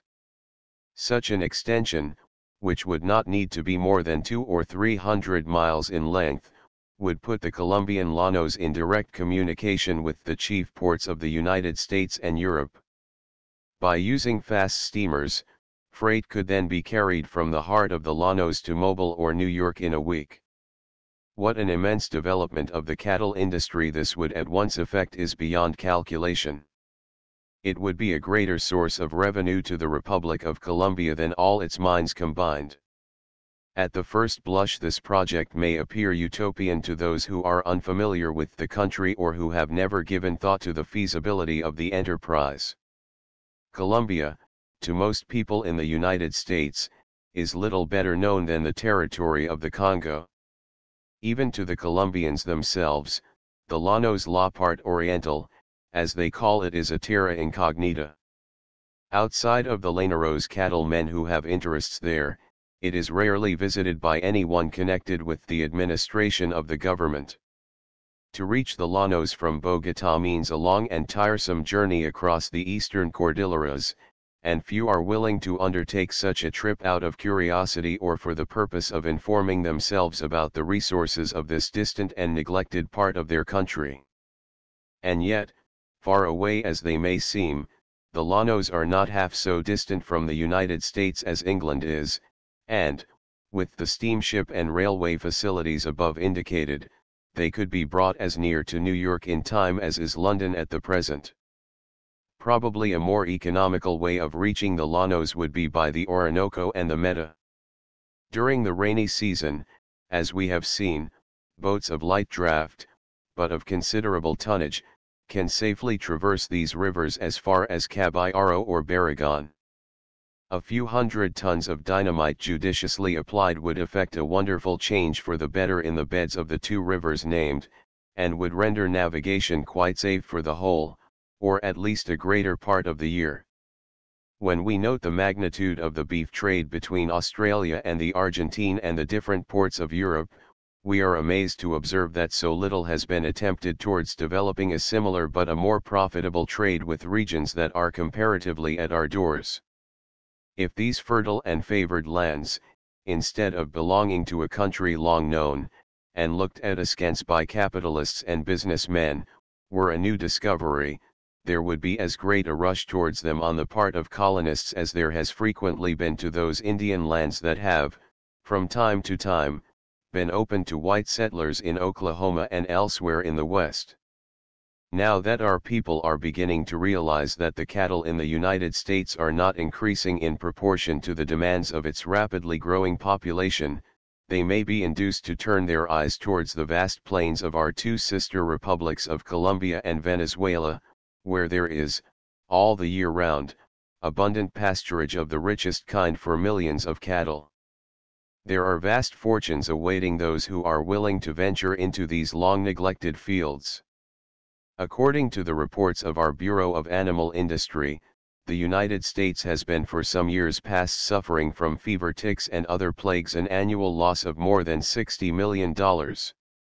This fact, coupled with the increasing demand for beef, renders it imperative to seek for an adequate supply elsewhere.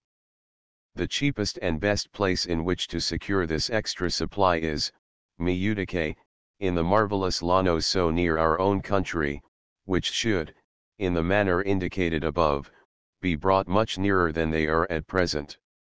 I know that people will hesitate about investing in countries whose governments are as unstable as those of the two nations mentioned, and where foreign investors have found so little encouragement and sympathy.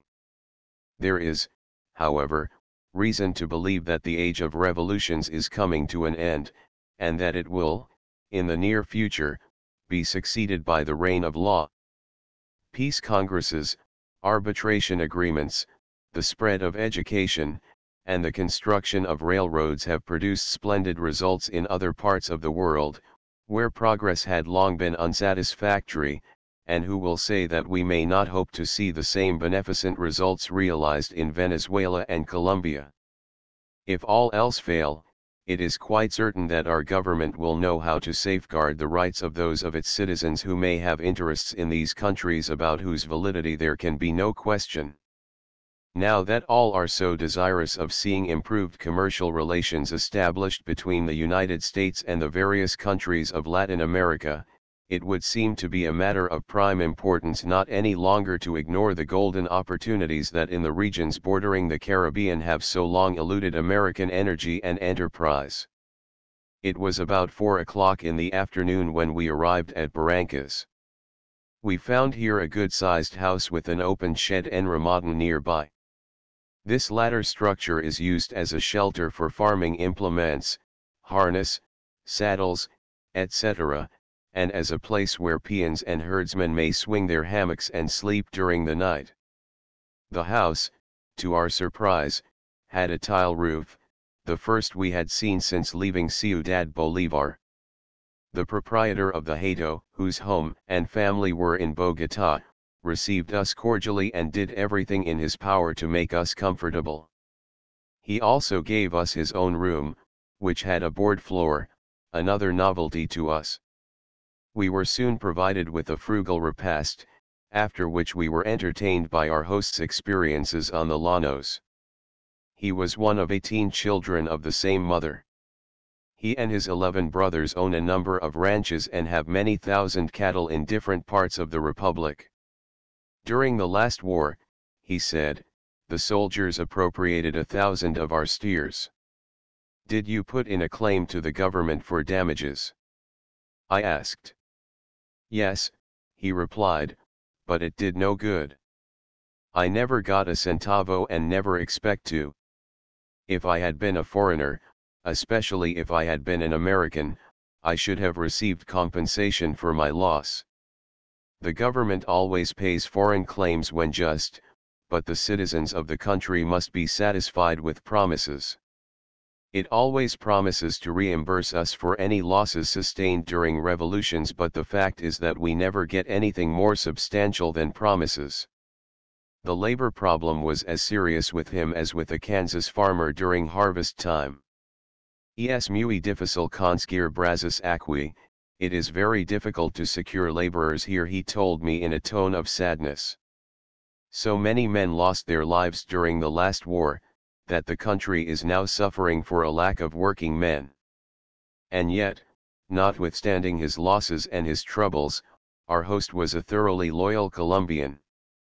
He loved to talk about his country, its marvelous resources, and the great future in store for it. He spent most of the year in the capital, coming to Barrancas only for a few weeks at a time, and that only when business demanded his personal supervision. I was curious to learn from him, a lanero, and therefore an expert horseman, the shortest possible time in which the trip could be made to Bogotá from Barragán. Some books I had read stated that the distance from the head of navigation on the Meta and we had reached that point to Bogotá was only 20 miles, while certain Venezuelans I had met had assured me that the trip could be made in 2 days. His answer was conclusive. The shortest possible time without a relay of horses, he said, is 4 days. To attempt to cover the distance in less time would be fatal to the horse. I never try to reach Bogotá from here in less than 4 days, and even this means hard riding. 3. But what brings you up the Orinoco and the Meta at this season of the year? He inquired. You are certainly the first Americans to come here Rio Arriba up the river. Others may have come to the llanos from the capital, but, if they did, I am not aware of it. And why did you select the rainy season for your journey? Why did you not wait until summer, when it is dry, and when the roads are in better condition? We then explained to him that no boats ascended the Meta during the summer season and that we were thus forced to come during the winter. Strange as it may appear, this had never occurred to him. And yet he was an intelligent man and well informed about his country and presumably about the means of communication with the countries adjacent. The Colombian lanero is a most interesting character. He is absolutely unique among his countrymen. The only people with whom he can be compared are the inhabitants of the Apure Plains and the gauchos of the Argentine Pampas. Like these he regards as fortunate the man who has received from heaven the means of safeguarding life and property, a good horse and a good lance, for having these two essentials of defense and offense, he is happy and independent. This is readily understood from his manner of life, which is quite akin to that of the Arabian nomad. The desert in which he lives and his eternal struggle against a physical environment that is as savage as it is grandiose, his occupation as a herdsman and his roving life in the boundless plain, have given the lanero a character that is as original as it is interesting. As a son of the desert, he is a lover of music and poetry, and will spend an entire night or several consecutive nights dancing, playing his rude guitar, scarcely larger than the hand that twangs it, or a huge banjo, and singing verses either of his own composition, or those of some other poet of the plains. For strange as it may appear, poets abound in the llanos as scarcely anywhere else. They may be unable to read or write, but they are nevertheless able to produce songs, tonos or trovas llaneras that are frequently marked by rare beauty and depth of feeling. Considering their limitations, their faculty for versification is often really remarkable, and it is not unusual to find among them a singer that will improvise with as much facility as an Italian improvisatore. The laneros have a poetry of their own which they never abandon. They compose what they sing and sing what they compose. And, although they cannot as yet point to one of their poets who has had the advantages of education and culture, they can, nevertheless, point with pride to many of their number who have produced metrical compositions of marked excellence and power of expression. The pity is that so far we have no anthology of these poets of the plains. There is certainly a rich field here for research awaiting some lover of the fresh and the novel in literature, and it is to be hoped that someone may soon explore a domain that is so promising in results. Their favorite compositions are ballads or rhymed romances, called gailrones, which are sung as recitatives. They closely resemble the popular rhymed romances of Spain, and refer generally to deeds of prowess performed by their own heroes in their constant struggles with the wild and unsubdued nature in which their life is cast. In these gailrones valor and not love is the protagonist. Love, in the metrical compositions of the plains, is always a secondary character. Two stanzas from a poem entitled En los Llanos on the Plains will exhibit the character of these poems, and show, at the same time, that the llanero has a keen eye for the beautiful and sublime in nature, and that his heart is open to the sweetest sentiment and the deepest piety and reverence. Lejos, muy lejos del hogar cuarito parasim que estoy en un desierto, far, far away from my hearth, he laments, me seems I am in a desert. And he gives his reason. Cuando entre vivo rosicler la aurora muestra la fresca fez en el oriente en vano busco a mi gentil señora, en vano a la hija que mi alma adora, para besarlas ambas en la frente. 5 For the llanero a view of the beauty and grandeur of his surroundings is a call to prayer, as is evinced by the following lines, O que prodigios, que beldad. El hombre débil se siente y pobre en su presencia. No hay nada aquí que el corazón no asombre, en todo escrito está de Dios el nombre, todo pregona aquí su omnipotencia. 6 Before daylight next morning, the vaqueno knocked at our door, announcing that it was time to rise, as we had another long ride before us and must start early. Coffee was soon ready for us and also a roast chicken. The latter, however, was prepared in such a way that we did not relish it. Then it was, indeed, that we missed our Indian cooks of the Meta. We asked for some milk for our coffee, but although surrounded by large herds of cattle, there was not a drop of milk in the house. When we expressed surprise at this, the cook replied, "We never milk the cows here. We leave the milk for the calves." I had often had a similar experience in the large ranches of the Trans-Missouri region and was not, therefore, specially surprised at the answer. However, a little persuasion induced one of the peons to secure us a calabash of milk, although his task was not an easy one. The cows, unaccustomed to being milked, refused to stand still, and in this instance, the peon had to tie one of them to a tree. Even then, he was obliged to call in the aid of an assistant before he could get the milk we craved. On the cattle farms of Venezuela, where the cows are quite wild, it is necessary to throw a noose around the horns of the animal to be milked, and for one of the dairymen to hold it secure by a long pole, while another does the milking in the usual way.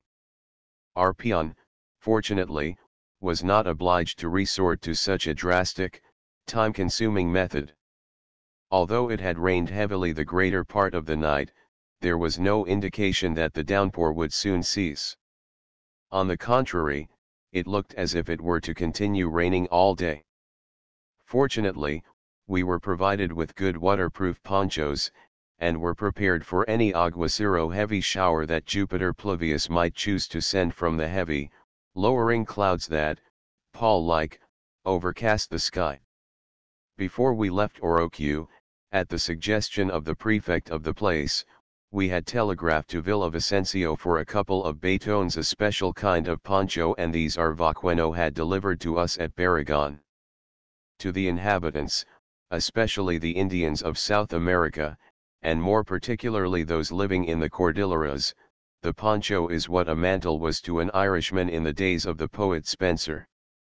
When it raineth it is his penthouse, when it blows it is his tent, when it freezeth, it is his tabernacle. In summer he can wear it loose, in winter he can wear it close, at all times he can use it, never heavy, never cumbersome.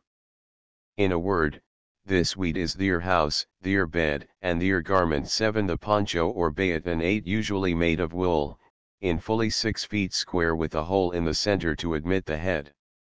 Our batones called nabitones by sea were really double ponchos, made by sewing together 2 blankets, one red, the other blue.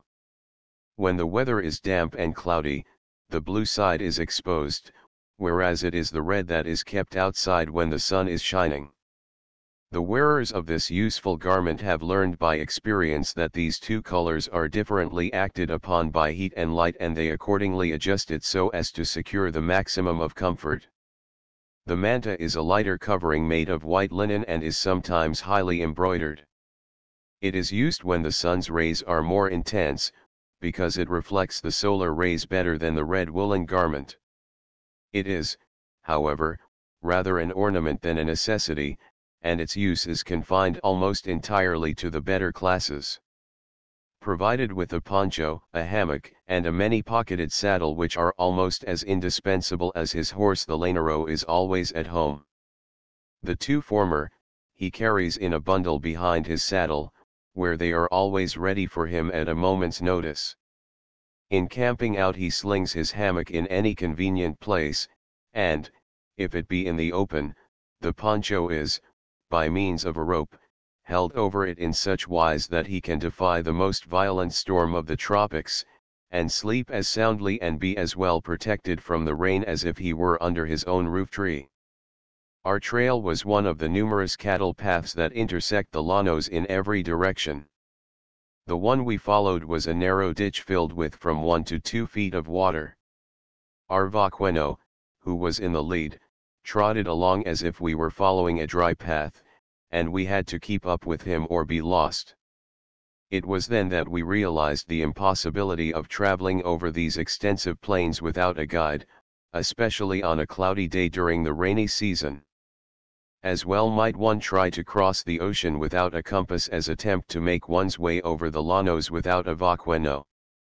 There was so many canoes, those natural channels, like deep ditches, connecting streams and rivers and morasses to cross, that were quite impassable except in certain places known only to the laneros, who are thoroughly familiar with the country, that a stranger traveling alone would soon find progress quite impeded. To attempt to reach one's destination by relying on the oral directions of a lanero would be quite hopeless. They would, probably, be worded somewhat as follows: continue your course over the savanna arriba, arriba up, up, until you reach that bunch of cattle you see yonder. You see them, don't you? Queries the lanero. They are some cows and young bullocks, lost in the distance. Not having an Indian's keenness of vision, you discern absolutely nothing, and yet, unwilling to admit the fact, you declare that you distinguish them perfectly. Your informant then vouchsafes further information which, if you carefully heed and are able to follow, will without fail conduct you to your desired goal. Then, he continues, go to a clump of algaroba trees, but leave that aside and veer towards a group of palms which you will see from there. When you reach the palm group, coast along the foothills, across the Cano del Cayman, for that is the name of the Cano, until you come to the Cano del Tigre. Next, you come to a copse of bamboos, and then after that to the Cano de Chaparro Negro. Near it you will find the Paso del Cano. Cross it and you will come to a morichal at your left, but leave it behind, and continue a little to the right for half an hour, and you will see the place you are looking for. Years ago I had received similar directions from an old woman in the mountains of Connemara, but there, all I had to do was to keep on the road, and stop at the place I was seeking when I reached it. In the llanos, where there are no roads, outside the hundreds of cattle paths extending in every direction, it would be natural for the traveler, depending on directions like the above, promptly to lose himself. Fortunately, We had a good vaqueno, one who knew every cowpath and cano and clump of trees between Barragan and Villavicencio, and we felt thoroughly at ease under his guidance. At times, it is true, we found it somewhat difficult to keep up with him. He seemed to have reserved the speediest animal for himself, or he knew better how to keep up a sustained trot than we did. But, be that as it may, we managed never to permit him to vanish from sight. As we were riding over the plains we observed a large number of vultures gallinazos on a tree near our path. Hard by was the carcass of an ox, that had just died, on which a single king vulture Sarcoramphus popo like the one we fancied that preyed on the liver of Titayus was making his morning repast. The gallinazos appeared to stand in awe of the king vulture, and were patiently waiting till he was satiated before making any attempt to appease their own voracious appetites. The two species are never seen to feed on the same carcass together. We saw several other such vulture banquets on our way, but never did we see so many of these scavengers congregated around the same carrion. After 6 hours of hard riding, most of the time in a heavy rain, we reached Los Pavitos. It consisted of a small bamboo hut and a number of sheds. Here we dismounted for our midday meal, which consisted of a few boiled eggs, and a cup of café à la lanera, that is, coffee without milk or sweetening of any kind, sin dulce as the natives phrase it, and some crackers that we had in an improvised haversack. The family living in the hut consisted of 3 persons, man, wife, and their little daughter, a sweet child of about 4 years of age. Both mother and child were neatly dressed, and had a genteel appearance that was in marked contrast with their surroundings. The child wore a tidy pink dress, tastefully ornamented, and seemed as if she had just come from the classroom of a convent school. The family impressed us as having seen better days, and had evidently not lived always so far away from their fellows. Near the house stood a large calabash tree, bearing the largest fruit of the kind we had yet observed. Some of the specimens of this tree looked not unlike green pumpkins, and were fully from 10 to 12 inches in diameter. It is well named the crockery tree, because, in the tropics, it supplies to a great extent the kitchen utensils which are elsewhere made from clay. Within a few steps of the tree mentioned was a broad, murmuring stream shaded on both sides by large, overhanging trees of pure crystal water. It was the first time in many weeks that we had seen clear, flowing water, and then was brought home to us, as never before, the truth of old Captain John Hawkins' expressive words that there is nothing so toothsome as running water. While on the Orinoco and the Meta, we always had with us large earthenware filters, for it was not safe to drink the muddy waters of these rivers, often containing more or less decaying animal matter. The last thing we did before leaving our launch was to fill our canteen with filtered water. But more than a day had elapsed since then, and our supply was exhausted. We accordingly proceeded to replenish our canteen with water from the neighboring stream, but, as soon as the lady of the house saw what we were about, she begged us to permit her to render us this little service. "I know where the water is best," said she, and, taking the canteen, she waded out almost to the middle of the stream and in a few moments returned with a new supply of water fresh from the Andes. As we prepared to leave, mother and child, the father was sick abed with malaria, both expressed their regret that we could not remain longer. "We feel greatly honored," the good woman said, "by your visit, and, if you ever come this way again, you must be sure to come to Los Pavitos. Dios guarde vv feliz viaje. May God protect you and may you have a happy journey."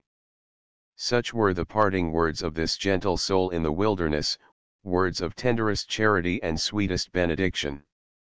For hours afterwards her touching accents seemed like music in our ears, and the image of her lovely child, her darling Ninada, nestling by her side, with her little hands waving us a fond adieu, was before our eyes long after we had left the llanos far behind us. What was it in these gentle creatures, whom we saw for only a few moments, that appealed to us so strongly? Was it that secret bond of sympathy highly intensified by circumstances and environment that makes all the world akin?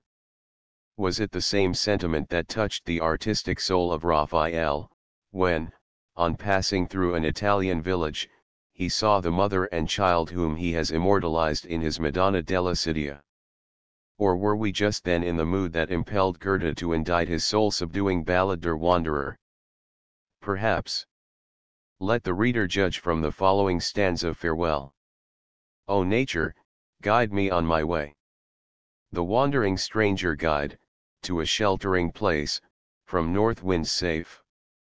And when I come home to my cot at evening, illumined by the setting sun, let me a woman see like this, her infant in her arms. After leaving Los Pavitos, we still had a 3 hours ride ahead of us before reaching Las Palmas, where we purposed stopping for the night. Fortunately, it had ceased raining and our trail was now in a much better condition than it had been since leaving Barrancas. It contributed much to our comfort, too, that we were able to complete our day's journey under sunproof clouds. So far we had not suffered the slightest inconvenience from the exaggerated heat of the plains. Some of our Ciudad Bolivar friends had told us that the heat of the llanos was so intense that it would be necessary, if we would avoid sunstroke, to travel by night. As a matter of fact, the temperature was never above 80 degrees Fahrenheit. During the greater part of the time it was several degrees below this figure. Besides, to attempt to cross the llanos in the rainy season, during the pitch-dark nights that usually prevail, would be like trying to find one's way through a Cimmerian bog. Not even the most experienced vaqueno would venture on such a foolhardy journey. We arrived at Las Palmas just as the rays of the setting sun were beginning to throw a veil of crimson and purple over the distant summits of the Cordilleras. Here we met with the same cordial reception as elsewhere on the llanos. As, however, there was not room enough in the small choza and enramada for our entire party, we had recourse to our portable tent, which we always had with us for such emergencies. When we inquired of our host what he could offer us for comida, he sadly replied he had nothing but bananas, which were at our disposition. There were no eggs or chickens, and, although there were herds of cattle all around us, it was quite impossible to get a draught of milk. The cows would not permit anyone to milk them. We then remembered that we yet had in our haversack a small tin box, still unopened, of sliced Chicago bacon. This, with some crackers, was all that was left of the little store of provisions that we had brought with us. It was not without grave misgivings that we proceeded to open this remnant of our food supply. We had, on several former occasions, found that our canned goods were unfit for use, and what if the contents of this last box should be spoiled? It meant that we should be reduced to extremely short rations until we should reach Villavicencio, and there was no certainty when that would be. We had still another Montana to pass, many rivers and canoes to cross, and, above all, the terrible Oco, which, on account of the floods that had been overflowing its banks during the past week, our vaqueno said, might delay us for several days. But the good God, who takes care of the birds of the air and clothes the lily of the field, had not forgotten us. We found the contents of the box as fresh and wholesome as when first enclosed in the far-off metropolis on Lake Michigan, and very pleasant was it, as the reader can imagine, for us, who had so long fared on chicken, eggs and bananas, to have a change in our aliment, in the form of sweet, nutty, breakfast bacon, and that, too, from the glorious land of the stars and stripes.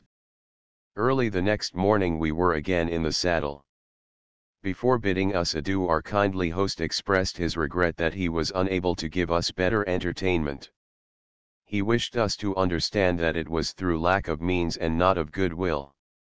Dispense la mala posada, excuse our poor lodging house, he said, and his wife and daughter, a fair young girl just entering her teens, re-echoed his apologies and in accents that left no doubt as to their sincerity. During the latter part of the night at Las Palmas, there was a genuine tropical aguacero, the heaviest downpour that we had yet witnessed. When we started from there the next morning it was still raining heavily, and with no indication that there was to be a change until late in the day, if then. Now, more than ever, we congratulated ourselves on having secured our batones just when they were so much needed. They were all they had been represented to be and more. Although we had already spent many hours in continuous rainfalls, not a drop of moisture had yet reached our persons, and we had remained as dry as if we had traveled under a cloudless sky. The raincoats we had brought with us, although guaranteed to be the best waterproofs made, would never have served the purpose that our batones answered so admirably. A shelter on the banks of the Oco. Our camp in the Llanos. After about an hour's ride, we entered a montana similar to the one near Barragán, but greater in extent. The mud was not so deep, but there were more canoes and streams to cross. Some of them were quite deep, and in a few instances, the current was so strong that our horses had difficulty in keeping themselves on their feet. Several times we turned to our vaqueno to inquire if a particularly large stream was the much dreaded Oco. No, señores, he always replied, el Oco es más grande, the Oco is larger. We noticed that he was quite pensive and apparently as much preoccupied about the Oco as we were ourselves. He then informed us that he had learned at Las Palmas that the Oco had been impassable for several days past, and he feared we should be detained there for some time. Just then we came to the largest and widest torrent that we had yet met. We effected the passage of this with the greatest difficulty, and not without considerable risk to both mount and rider. After we had safely gotten across, I turned again to our guide and said, "That is surely the Oco, is it not?" "No, señor, el Oco es todavía más grande y más bravo." "No, sir, the Oco is still larger and more turbulent." Finally, after we had been about 3 hours in the Montana, the rain continuing all the while without cessation, after we had narrowly escaped being mired several times, or being carried away by several of the impetuous water courses that obstructed our path, there were by actual count more than 30 of them. After a long struggle against the dread that was so greatly depressing our vaqueno, and trying to take an optimistic view of our situation, we had our attention directed to a loud roaring noise immediately in front of us. We knew at once what that meant, and did not need the information then volunteered by our guide. "He aquí el Oco, señores." "That is the Oco, sir." A few minutes more and we were on its banks. Swollen to an unusual height by the recent heavy rainfalls in the Andes, it was now a raging, roaring mountain torrent that had attained the magnitude of a tumultuous river which swept everything before it. It must have been such a torrent that the poet Schiller had before his mind's eye when he wrote The Diver, of which the following stanza is a part: "And it seethes and roars, it welters and boils, as when water is showered upon fire, and skyward the spray agonizingly toils, and flood over flood sweeps higher and higher, upheaving, down rolling, tumultuously, as though the abyss would bring forth a young sea." See, who had never witnessed in Trinidad such exhibitions of storm and flood, was in despair. Our peons, finding their worst forebodings an actuality, were distressed and disconsolate. If they could but reach the other side of the river, they would be almost in sight of their homes from which they had been absent for more than a week.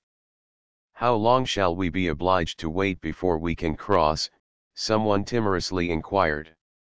"If it does not rain any more," the reply came, "we may get over tomorrow evening. If there is another aguacero in the mountains, Dios sabe, God knows how long we may be detained here."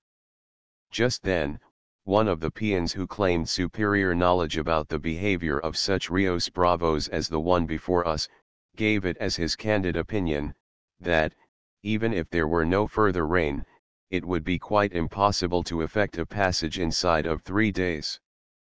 To one unfamiliar with the suddenness with which mountain streams become raging torrents and the quickness with which they subside, these declarations of opinion were depressing enough.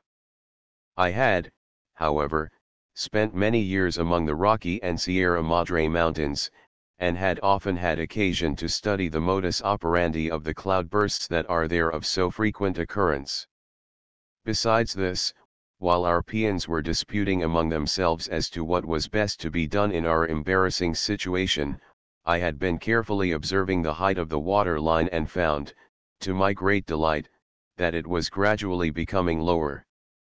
After making a few measurements, I found that, if there were no further rainfall, we should be able to cross to the other side before sundown.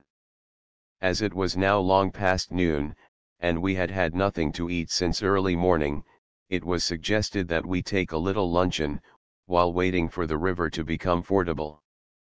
Suiting the action to the word, a fire was started, our kit of kitchen utensils was drawn from its sack, and in a short time we had a large cup of fragrant, black coffee, and the remnant of our breakfast bacon fried in a manner to do credit to a New York chef.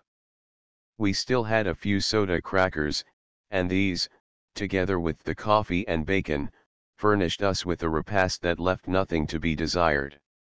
Having no doubt about our ability to reach Villavicencio before nightfall, we gave all the remaining eatables to our vaqueno and peons. They thankfully partook of the coffee and crackers, but a mere taste of the bacon quite satisfied them. They had evidently never eaten any before and, far from relishing it, found it positively distasteful. They had yet to acquire a taste for bacon as others acquire a taste for snails and frogs' legs. They still had with them a few platanos, their staff of life, which they roasted, and with these and the crackers and coffee we gave them they fared even better than usual. After luncheon was finished, it was found that the river had fallen enough to justify an attempt to cross it. Great caution, however, was necessary to prevent any possible mishap. First, the largest and strongest mule in the drove was relieved of his burden and forced to cross the river alone. He examined it very suspiciously and at first hesitated about entering the water. But he was so belabored with sticks and clubs that the poor beast had no alternative. After he had started towards the other side, the peons all kept up such an unearthly yell that he was afraid to venture back. After a terrific struggle he succeeded in reaching the opposite bank. The current was evidently still too strong to warrant another experiment of this kind. So we waited about a half an hour, when a second mule, a smaller one, was driven into the water. He had barely reached the middle of the river when he was lifted off his feet, and carried some distance downstream. It looked, for a few moments, as if he was going to be lost, but, by vigorous exertion, he got on his feet again, and stood in mid-river breasting the full force of the current and looking piteously towards his masters for assistance. But they merely jeered at him vociferously and asked him if he wished to return to Barragan. Seeing no help forthcoming, the terrified brute made a supreme effort and succeeded in getting back to the bank from which he had started. There he stood for a while panting heavily, after the strenuous efforts he had made, but all the while looking wistfully at his companion on the opposite bank of the Oco. After he was somewhat rested, and before anyone realized what he was about to do, the mule was again in the water, making, of his own accord, a second attempt to reach the other side of the river, where his companion was awaiting him. After battling with the current for some minutes, he was successful in his venture, for which he received the unstinted applause of his masters. No sooner had he emerged from the water than he gave a long, loud bray of victory which awoke the echoes in the woods for miles around. The whole performance was so comical that it provoked roars of laughter from our entire party. As an illustration of mule-headedness in a good cause, in face of apparently insuperable difficulties, it was superb.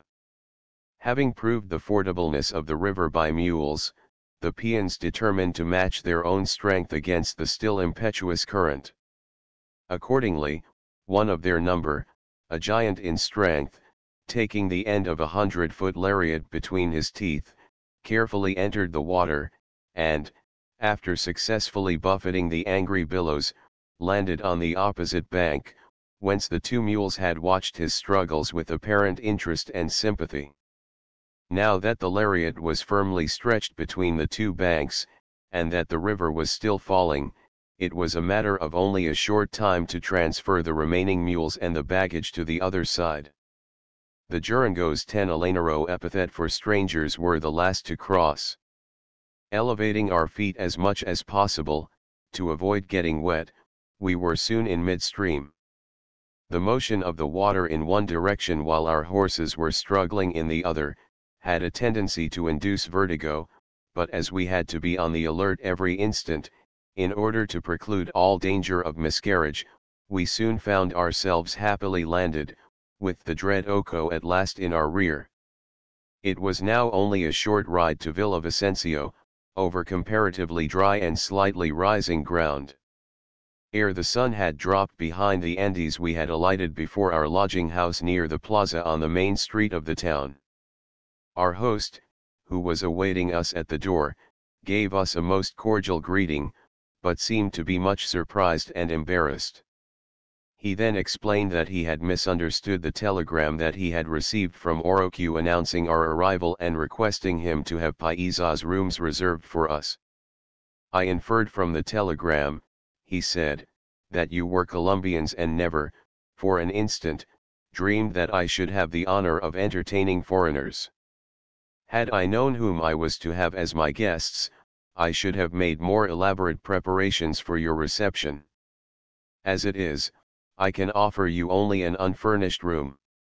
It is the best I have, and I trust you will excuse my not making better provisions for your comfort during your sojourn in our midst. We have no hotels here, and our people, when traveling, are accustomed to lodge with their friends, or take an apartment like the one reserved for you. The good man's explanation was quite unnecessary, as we were more than satisfied with our room. It was large and airy, and, although devoid of furniture of every kind, it had a clean board floor, and that was a great deal for travelers, who, like ourselves, had been roughing it on the Meta and the Llanos. He was much relieved when he saw how easy it was to satisfy his guests, and without more ado, he proceeded to order dinner for us without delay. While dinner was preparing we had our duffel bags brought into our apartment, and, in a very short time, our camp chairs were unfolded and our cots and bedding arranged for the night. A table was next brought in from an adjoining house, and soon a young Indian maid arrived to make the necessary preparations for our evening repast. Our meals, it had been arranged, were to be served from a restaurant a few doors away. The señora in charge, and her daughter, who belonged to an old Colombian family, now in reduced circumstances, left nothing undone to ensure the most satisfactory service possible. A bountiful dinner, such as we had not had since leaving Orinoco, was soon on the table. There were meats, vegetables, and various kinds of fruits and, what we found specially agreeable, good wheaten bread. Besides all these viands, there was an additional and unexpected luxury in the form of a quart bottle of generous old Bordeaux. It goes without saying that we showed due appreciation of the señora's culinary skill. Never did the dishes of a Parisian restaurateur seem more inviting. Now came to us with special force the old saying that appetite is the best sauce, and that for travelers like ourselves, il vaut mieux découvrir un nouveau plat que un nouveau planet, it is better to discover a new dish than a new planet. As we had resolved to remain a few days in Villavicencio before essaying the trip across the Cordilleras, we felt a sense of relief, by anticipation, in the thought that we should not, before daybreak the following morning, be obliged to hearken, as hitherto, to the usual announcement of our vaqueno, vamonos, seigneurs gentlemen, it is time to start. As we were both quite fatigued, we did not delay long in seeking repose on our ever-restful cots. And it was but a very short time before at least one of the travelers was in the land of dreams. And one of the visions that appeared to him was that of a little child in a pink frock, standing beside her mother under a totuma tree, near a crystal stream in the llanos, waving her tiny hand and lisping a sweet adiosito to two strangers from beyond the sea, whose course was towards the western sky, where the giant Andes stood to salute the approaching Lord of Day. 1 OPCIT, P4. Upward arrow to Homo habitat intertropicos, Vesitor palmas, Lodophagus, Hospitator extratropicos subnovercante Cirrara carnivorous. Systema Naturae, Volume I, p. 24. Besides the fruit-yielding palms there are others, like the palmetto or cabbage palm, that also afford nutritious food. The head of the palmito tree, says Hakluyt, is very good meat, either raw or sodden, it yieldeth a head which waketh about 20 pound, and is far better than any cabbage. Early Voyages, Volume V, p. 557. Schomburg informs us that during his exploration of Guyana it was for weeks his chief sustenance. Upward arrow 3. It is surprising what erroneous notions have been and are still entertained regarding the distance of Bogotá from the head of navigation on the eastern side of the Andes. Many recent writers place the distance at 20 miles. Michelena y Rojas, in his Exploration Official, p. 293, makes it but 4 leagues. Schomburg, in an article in the Journal of the Geographical Society, Volume X, p. 278, assures us that by way of the Meta there is uninterrupted navigation to within 8 miles of Santa Fe de Bogotá. The fact is that the nearest point to Bogotá to which vessels of even light draft may ascend by the Meta is Barragán, more than 150 miles from Colombia's capital. Small flatboats and canoes may, through some of the affluents of the Meta, approach considerably nearer. During the rainy season they may even reach the foothills of the Andes at the base of which Villavicencio stands. But from here, the nearest point to the capital which even the smallest craft can reach to Bogotá, the distance is still 93 miles at the lowest estimate. To navigate the Rio Negro, as Rojas and others imagine can be done, from the Llanos to Cayquisa 3,700 feet higher than the plains would be no more possible than it would be to row or sail up an alpine torrent. From Cayquisa to Bogotá is not 4 leagues, as Michelena estimates, but full 25 miles. Upward arrow 4. Dichoso aquel que alcanza como rico don del cielo, para defender su suelo buen caballo y buena lanza. Upward arrow 5. When roseate aurora shows her fresh face in the east, in vain I seek my gentle spouse, in vain I look for the daughter my soul adores, to imprint a kiss on their brows. Upward arrow 6. Oh what prodigies! What beauty! Man feels weak and poor in their presence. There is nothing here that does not amaze the heart. In everything is inscribed the name of God. Everything proclaims his omnipotence. Upward arrow 7. A view of the present state of Ireland. Upward arrow 8. Also called Cobija and Ruana. Upward arrow 9. The Chagres River, it is said, occasionally rises 25 feet in a few hours. Upward arrow 10. The term Durango has much the same signification among the Llaneros as has tenderfoot in Australia and the western part of the United States. Quad, another word of similar import, frequently heard in the Llanos, is employed to designate a Serrano, a Highlander or mountaineer, while Durango refers more specifically to a stranger from Europe or the United States. Like the word tenderfoot, these two epithets are used in a certain depreciative sense. Upward arrow. Chapter 8. The Cordillera of the Andes. To sit on rocks, to muse o'er flood and fall, to slowly trace the forest's shady scene, where things that own not man's dominion dwell, and mortal feet hath ne'er, or rarely been, to climb the trackless mountain all unseen. This is not solitude, 'tis but to hold converse with nature's charms, and see her stores unrolled. Byron.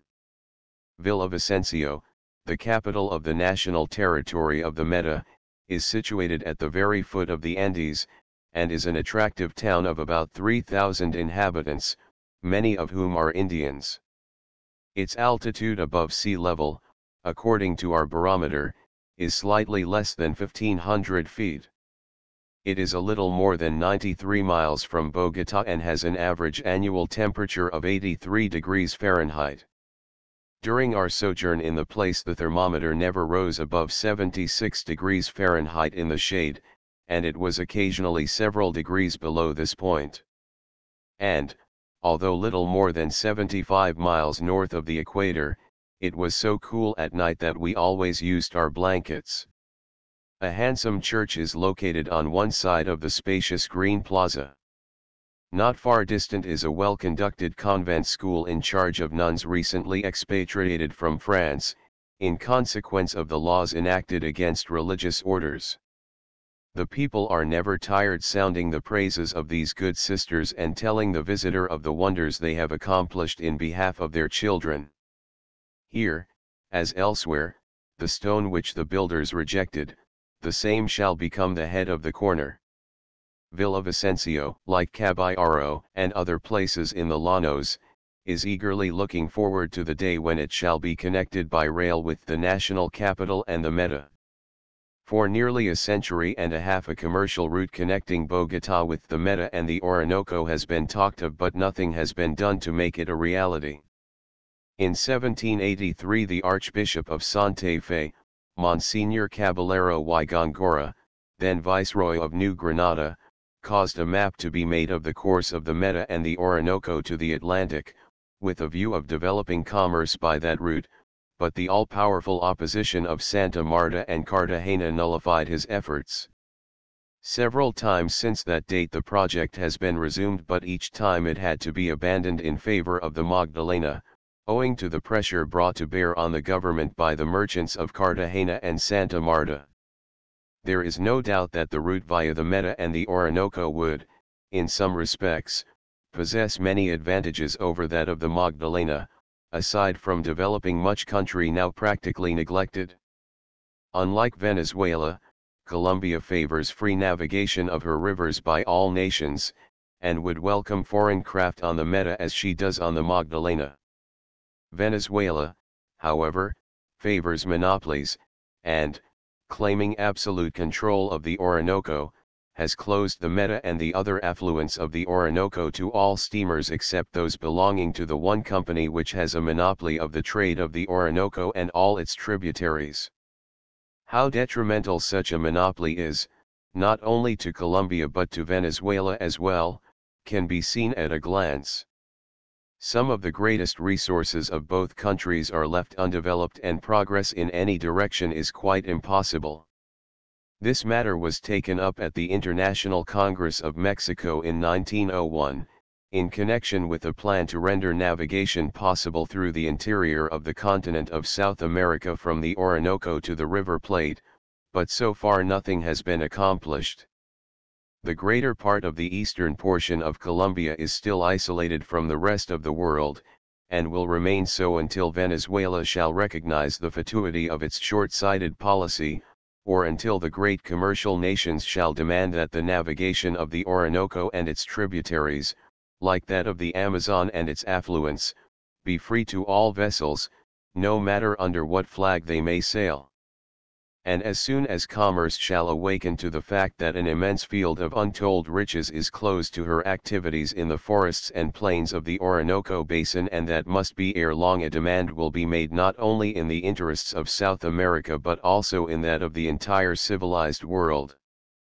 As an illustration of how Colombia has been made to suffer by the arbitrary policy of Venezuela regarding waterways, of which both the sister republics should be beneficiaries, a single instance will suffice. Shortly before our arrival in Villavicencio, a company was formed to supply electricity to the city. As there are no roads between Bogotá and Villavicencio, which would permit the transportation of the necessary machinery, the only way available for the introduction of such heavy freight was by the Orinoco and the Meta. It was accordingly planned to have the dynamos and other requisites brought by this route, but, when all was ready for shipment, the projectors of the enterprise learned that the Venezuelan government, that is, President Castro, would refuse to grant the necessary permission for the transportation of the merchandise in question. The idea, then, of lighting the city by electricity had to be abandoned, and the capital of the Meta territory is, as a consequence, forced to remain content with tallow candles and kerosene lamps. The people of Villavicencio, as elsewhere in Colombia, we found to be extremely courteous and hospitable. They were eager to hear about America, and in turn were quite willing to afford all possible information about their own country, and especially about the Llanos and Llaneros. We soon became acquainted with all the leading officials and businessmen, and recall with pleasure the many delicate attentions they showed us while in their midst. We were invited to visit their country estates and to examine some new industries yet in their infancy which gave promise of a bright future. One of these was the rubber industry. Not content with the trees that grow spontaneously in the forests in this part of the country, a certain general, one of many we met here, conceived the idea of cultivating the rubber tree and had, accordingly, during the preceding year, set out no fewer than 500,000 small trees, and had it in purpose to plant many times this number in the near future. He said all that he had already planted were doing well, and he had no doubt about the success of the enterprise. He was most sanguine about the future of Eastern Colombia, and expressed it as his belief that in a few years Colombia would be as favorably known for her rubber as she is now for her cacao, coffee, and tobacco. There is no reason why the scientific cultivation of the rubber tree should not be attended with as good results in Colombia as have so signalized its culture in Ceylon and the Malay Peninsula. In view of the destructive system of treating the rubber trees in Brazil and other parts of South America in collecting the latex, and the increasing demand for rubber in our various rapidly expanding industries, it would seem that the rubber plantations, like the one above mentioned, are sure to yield their owners a handsome profit. Nothing better illustrates what may be expected in this direction than the experiment made a few decades ago in India with the cinchona tree. Previously to the introduction of this tree into India, where there are now many extensive plantations under cultivation, the sole source of supply of Peruvian bark was from the tropical slopes of the Andes. Now, in consequence of the vigorous competition with India, the cinchona industry in the Andean regions is only a fraction of what it formerly was, and, unless something can be done to arrest its rapid decline, it will soon have lost its importance as an article of export from the Cordilleras. We spent 3 days in Villavicencio and enjoyed every hour of the stay among its kindly people. We had thus an opportunity of securing much needed repose, and of preparing ourselves for our arduous trip across the cloud-reaching Andes. We might have continued, without interruption, our journey from the plains to Bogotá, but it would have been highly imprudent to make the attempt. A sudden change from the lowlands to Andean heights, and from the heat of the llanos to the frigid blasts of the paramos, is something of which the native has an instinctive dread. He accordingly makes his journey by slow stages, so as to become acclimated on the way. In driving cattle from the llanos to Bogotá several weeks are deemed necessary, as otherwise many of them would expire on the road. They appear to be much more affected than man by rapid changes of altitude and temperature. We had been warned time and again by well-meaning persons about the risk we incurred by so soon attempting to cross the Cordilleras, after spending so much time in the lowlands of the Orinoco and the Meta. You should, we were told, spend several weeks on the road, stopping a few days at each posada on the way. Only in this wise can you become acclimated, and render your system proof against the certain dangers of violent changes of temperature and altitude. As you approach the summit of the Andes, you will see the sides of the trail strewn with the bleached bones of cattle and horses that have succumbed to the cold and the rare atmosphere of this elevated region. More than this, you will see hundreds of crosses by the wayside marking the spots where overventuresome travelers were emparamedos frozen by the Arctic cold of the Paramos, and where they found their last resting place. And so strong is the wind on the cumber the summit of the mountain range that people are sometimes blown into the yawning chasm that adjoins the dreadful pass. To confirm their statements, they reminded us of the fearful losses in men and animals sustained by Bolivar when he led his army from the plains of Varinas to the lofty plateau of Cundinamarca, how hundreds of men and horses perished from the intense cold on the elevated pass through which they vainly tried to force their way, and how the entire army was exposed to extermination by the combined action of Arctic cold and hurricane blasts. We made no reply to these well-meant warnings, but we could not help recalling similar words of caution before we started on our journey up the Orinoco and the Meta. Then the dangers to be apprehended were from the climate, from intense heat and a pestiferous atmosphere, from wild animals and wilder men. Now it was danger of an opposite kind, danger from cold, of being frozen, or of contracting pneumonia, which in those great altitudes is certain death. Aside from a few uncomfortable nights which, with a little care, might have been obviated caused by the active zancudo and the coloradito, we had escaped all the predicted dangers of the lowlands, and we now felt reasonably sure that we should be equally fortunate in eluding those that were said to await us in the regions of everlasting snow. We were better equipped for making the trip than the poor, ill-clad natives from the llanos, and we could regulate our vesture to suit the temperature. Snow and frost had then no terrors for us, and as we had been accustomed to sudden changes of altitude, without experiencing any evil effects, we felt we had nothing whatever to apprehend. On the third morning after our arrival in Villavicencio, we were ready to start for Bogotá, and expected to make the journey of 93 miles in 3 days. We had secured mules that were used to mountain travel. Those that we had in crossing the llanos would never have answered our purpose. Our vaqueno and peons were serranos, mountaineers thoroughly familiar with the route we were to take. They all seemed to be good, reliable young men, and we felt that the last stage of our journey, before reaching Bogotá, would be quite as enjoyable as any that we had already completed. After many cordial expressions of good wishes on the part of the crowd assembled to witness our departure, and repeated exclamations on all sides of Feliz Viaje, a happy journey, and Dios le guarde vive, God protect you, we said our last adios to all and turned toward the Andes. Vamos con Dios, ejaculated our vaqueno. Y con la Virgen, was the response of the peons and the bystanders. From the moment we left the door of our temporary lodging, our road was upgrade.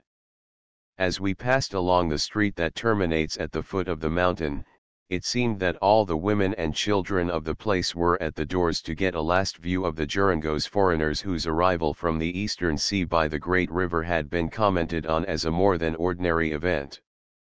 As soon as we had passed the last house of the city, there was a sudden marked increase in the grade of our trail, and we then felt, for the first time, that we were in sober earnest beginning the actual ascent of the Andes. In 2 hours we had reached Buena Vista, a lovely spot, 1,140 feet above Villavicencio. We had frequently been told in Oroque and elsewhere that we should have a beautiful view of the llanos from Buena Vista, and that we would do well to tarry there for a while to enjoy the panorama that would be visible from this elevated spur of the mountain.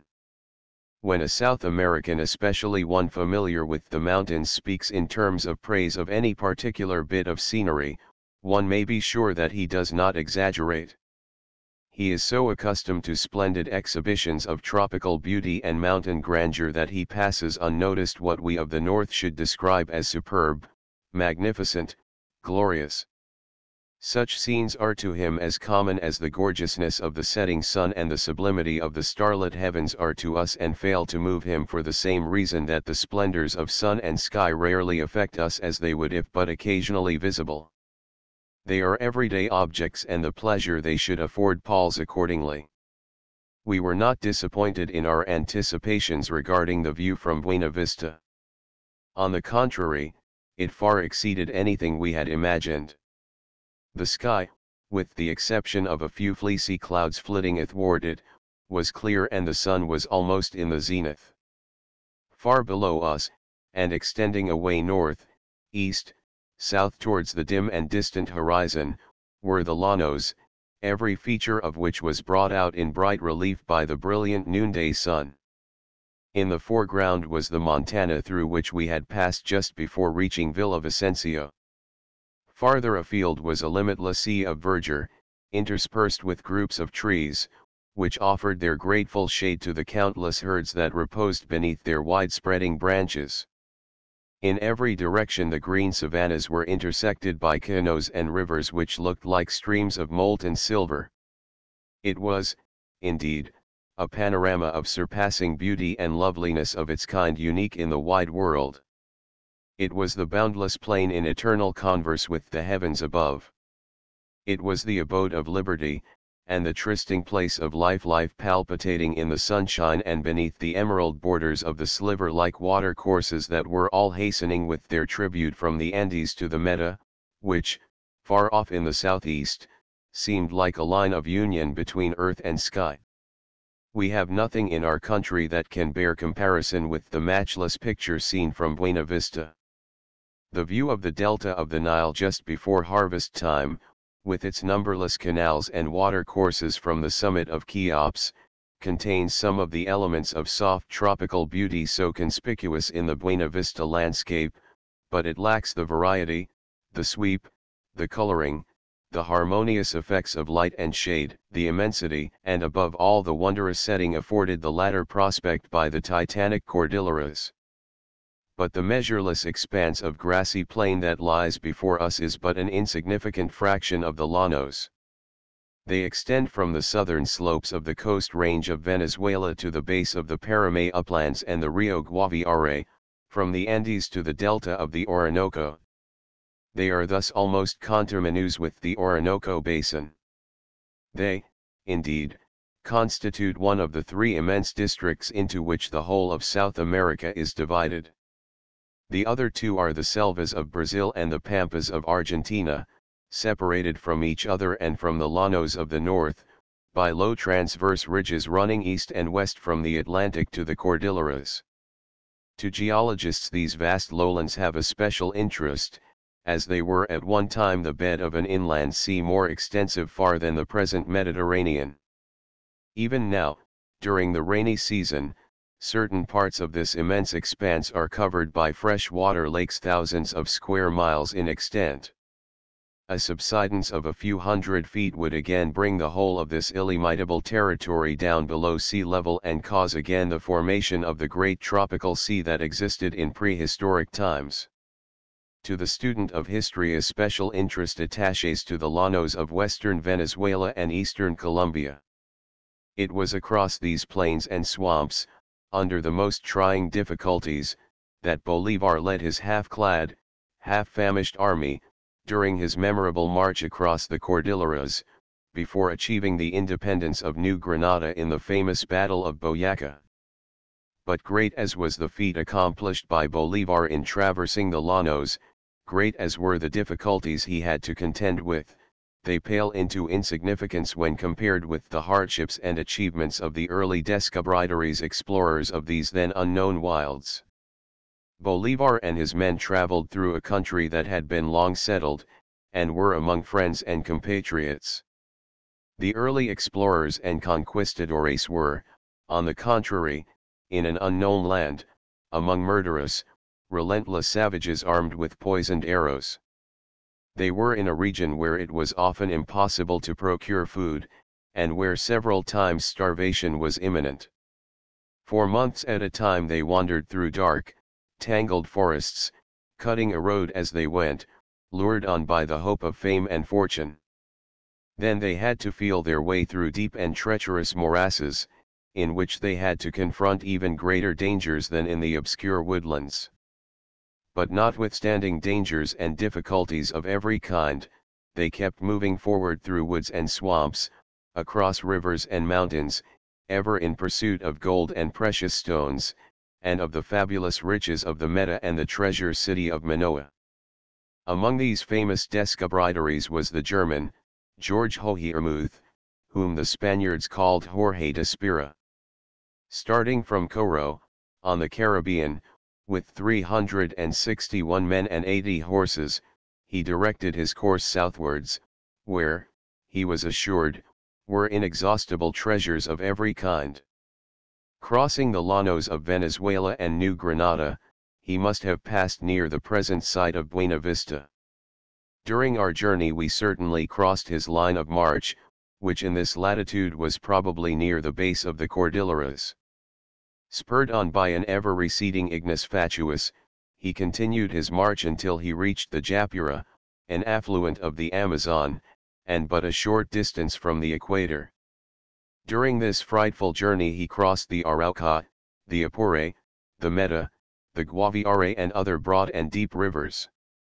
Of the countless difficulties he encountered in his long and painful march, no one who is unfamiliar with the character of forest and plain in the tropics, particularly during the rainy season, can have the faintest conception. They far transcend anything experienced by Stanley, or Mungo Park, or any other African explorer. After more than 3 years of unheard-of sufferings, he finally returned to Coro with but a small fraction of the brave men that had originally formed part of his expedition. Hohiermuth was followed by Philip von Hutten, in 1541, on a similar expedition, who traveled over almost the same ground as his predecessor. He, too, must have passed near where Buena Vista now stands. His undertaking was quite as fruitless as that of Hohiermuth, and his losses were greater. He spent more than 4 years in the llanos and Cordilleras and, before he could return to his starting point, he died at the hands of an assassin. More remarkable still, in some respects, was the expedition of Nicholas Federmann, who, like Hohiermuth and von Hutten, was in the service of the Welsers, concessionaires of a large German colony near Lake Maracaibo. Crossing the llanos, and the numerous rivers that flow through them, he eventually found himself on the banks of the Meta. Thence he proceeded west and crossed the Cordilleras, not, however, without numerous victims, both men and horses, from the intense cold on the mountain summits. He finally reached the fertile plain of Bogota, where occurred that famous and unexpected meeting of Bilal Khazar, who had come with another expedition from Quito, and Gonzalo Jimenez de Quesada, who, a short time previously, had arrived with the third expedition from Santa Marta. It would be interesting to know what was Federmann's itinerary after leaving the banks of the Meta, and the exact spot where he crossed the Cordilleras. This we can only conjecture, as there is no record of it, but we love to think, while crossing the Andes on our way to Bogota, that we were still following the conquistadores, and that ours was the same route that had been taken by Federmann and his brave men more than 3.5 centuries before. 1 After leaving Buena Vista, we were exposed to a heavy tropical downpour that lasted the greater part of the day. Fortunately the rain did not affect us in the slightest. Our batones and waterproof boots kept us perfectly dry and, as the rain was not chilly, we rather enjoyed the experience. Our path during the greater part of the day lay through forests and along rivers and over mountain torrents. At times it was high up on the mountainside, thousands of feet above the water courses surging and foaming at its base. Again it was along the edge of a dizzy precipice, where a single false step of our mule would have meant instant death to its rider. What gave us grave concern at first was the fact that our mules always persisted in keeping on the side of the track next to the ravine, no matter how deep or threatening it might be. We tried, until we were exhausted, to keep them on the opposite side of the trail, but it was useless. They seemed bent on courting danger, and on seeing how near they could keep to the verge of the chasm without plunging into its abysmal depths. Unfortunately for our peace of mind, we did not then know the Andean mule as well as we do now. Had we understood him as well at the beginning of our journey as we did at the end, we should have given him a free rein, and thereby spared ourselves many nerve-wracking moments and many futile efforts to correct his persistent aberrations. Why a mule prefers to walk on the brink of a precipice, whenever it has an opportunity of doing so, rather than keep to what we humans should consider the safer side of the path, is a mystery I do not profess to fathom. I simply state the fact. I leave its explanation to experts in mule psychology. The country through which we passed was fairly well populated, and we were never long out of sight of a habitation of some kind. Sometimes the dwellings were of stone, but more frequently they were of bamboo daubed with clay and thatched with palm leaf. The people, usually Indians or half-breeds, were in humble circumstances, but we never saw any evidences of actual want or suffering. Nunca se muere de hambre aquí, no one ever dies of hunger here, an Indian woman once informed us, when we made inquiry about the subject. If one should happen to have nothing to eat, his friends and neighbors supply him with food. They are ever willing to assist one another, and we were often surprised to see how ready they were to share their limited store with others, whether in want or not. Stopping for luncheon in the lower Cordilleras.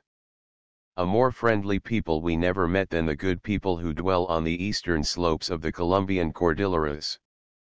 They always have a kindly greeting for everyone they meet. No one, not even the youngest child, will pass you on the road without a cordial buenos dias, buenas tardes, or buenas noches, good day, good evening, or good night, as the case may be.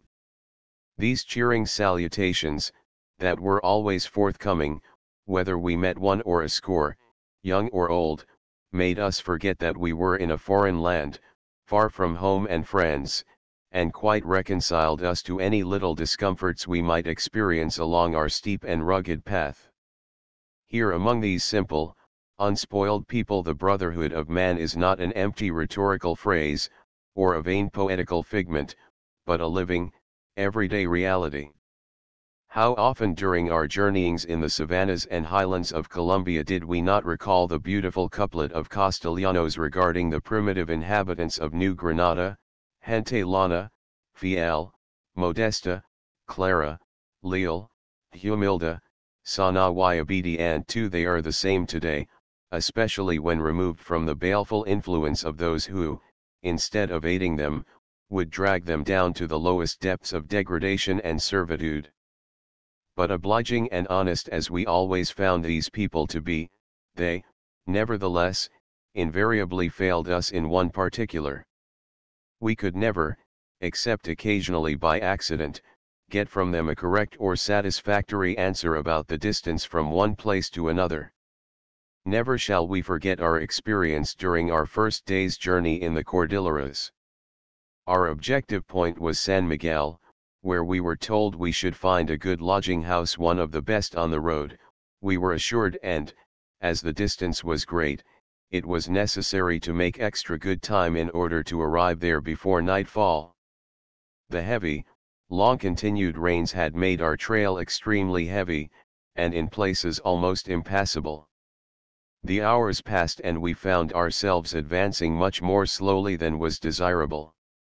The lowering clouds were massing on the mountain slopes, and the rain began to fall in torrents. It then began to dawn upon us that we might not be able to reach our destination in the limited time yet remaining of the fast departing day. Further progress along our dangerous path in the impenetrable gloom, that would immediately follow sunset, we knew to be impossible. We knew, or thought we knew, about how far we were still from San Miguel, but we wished to be certain about the distance. It was now about 4 o'clock in the afternoon, and it was imperative for us to reach our posada by 6 o'clock, if we were to arrive there at all that day. We accordingly inquired of one of the many peons we met, who were returning to their homes from their day's labor in the fields, how far it was to San Miguel. Tres leguas, señores, 3 leagues, sirs, was the answer to our question. This was disheartening. Our mules were now exhausted, and could not possibly make 3 leagues in 2 hours over the terrific track we were traveling. But there was nothing to do but push on. At the end of an hour we asked the same question of another peon.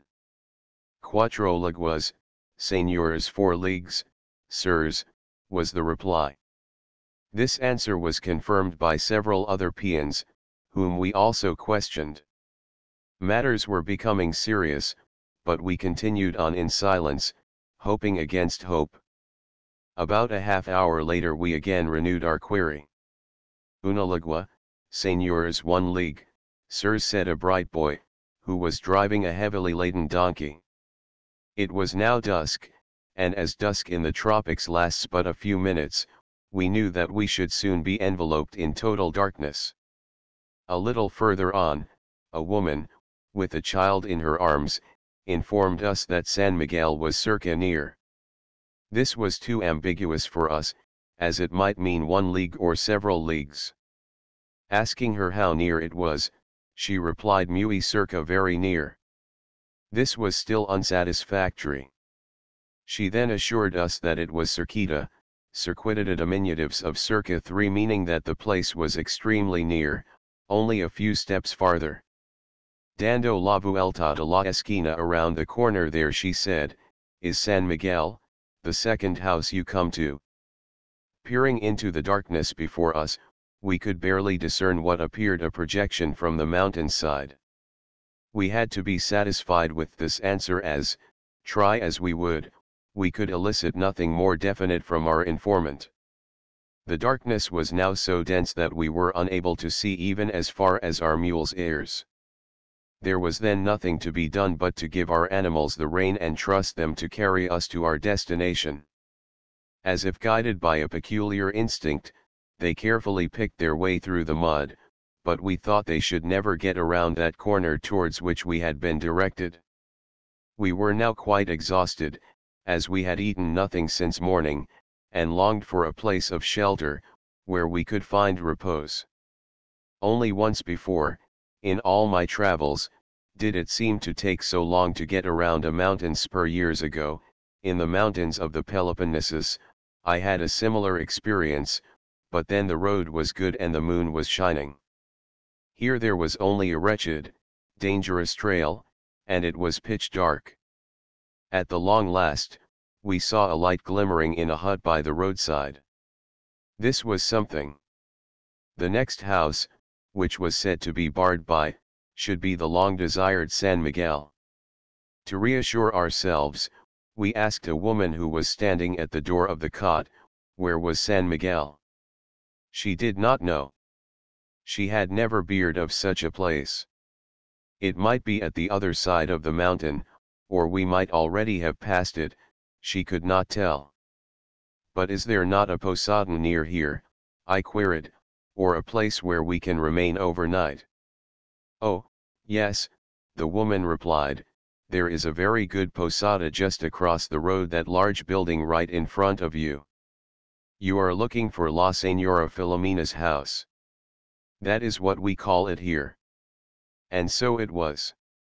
A few rods away was San Miguel, at last. Only the tired, famished traveler in a strange land can realize how glad we were that the day's journey was finally at an end. We spent a very uncomfortable night at San Miguel, and were glad when we found ourselves, early the following morning, again in the saddle, bound for Quequeza, the capital of a district near the summit of the Cordilleras. We must make better time than yesterday, I said, on starting, to our vaqueno. Si, señor. We shall arrive at Quequeza by 4 o'clock, shall we not? Es imposible, señor. It is impossible, sir. Well, then, we shall arrive by 5, shall we not? No se puede, señor. It cannot be done, sir. At all events, we must reach Quequeza before dark. Talvez, no, probably not, was his final reply, and we had to let it go at that. The scenery along our route between San Miguel and Quequeza was much like that which we had so much admired during the preceding day. The country was, however, much more thickly populated, and we met many more people on the way. There was always that same cordial greeting, that had before touched us so deeply, and the same disposition to oblige us in any way possible. At one place on the roadside, we saw a young couple, neither more than 18 years of age, erecting a little bamboo cot. They were evidently just entering upon housekeeping, and seemed to be very happy. The labor involved in the construction of their future home was little, and the expense was nothing. All would be in readiness for occupancy in a day or two after work begun.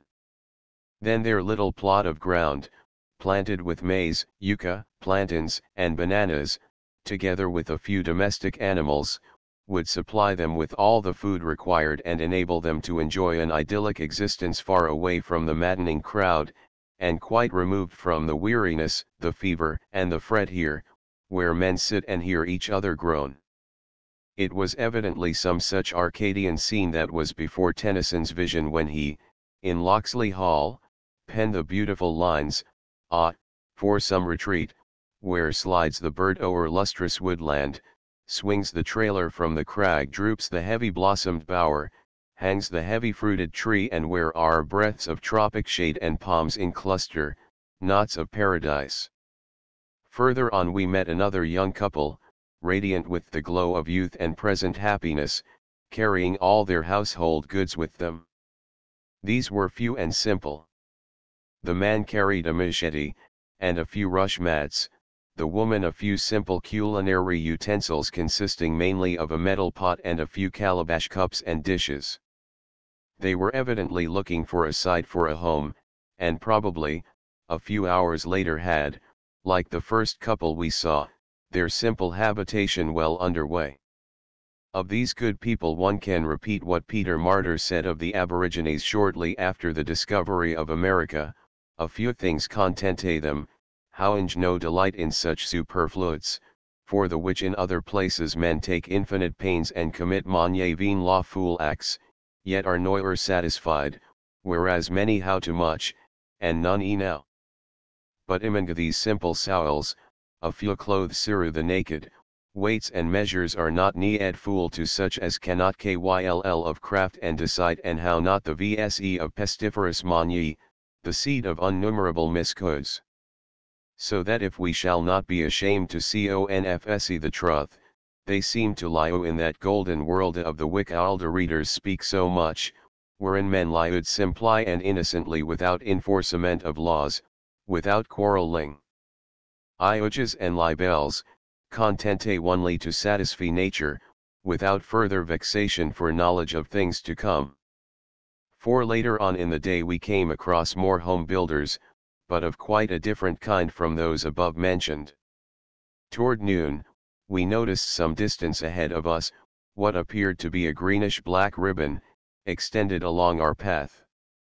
It was about a foot wide and several hundred feet long. We could not imagine what it could be until we were within a few yards of it. It proved to be an army of ants on a foraging expedition. There were millions, if not billions of them. Those on one side were carrying pieces of leaves about the size of a sixpence. They formed the green part of the ribbon that we had seen from a distance. Those on the other side, moving in an opposite direction, constituted the black part. They were all engaged in getting material for thatching their curious dome-like homes, which are often of extraordinary dimensions.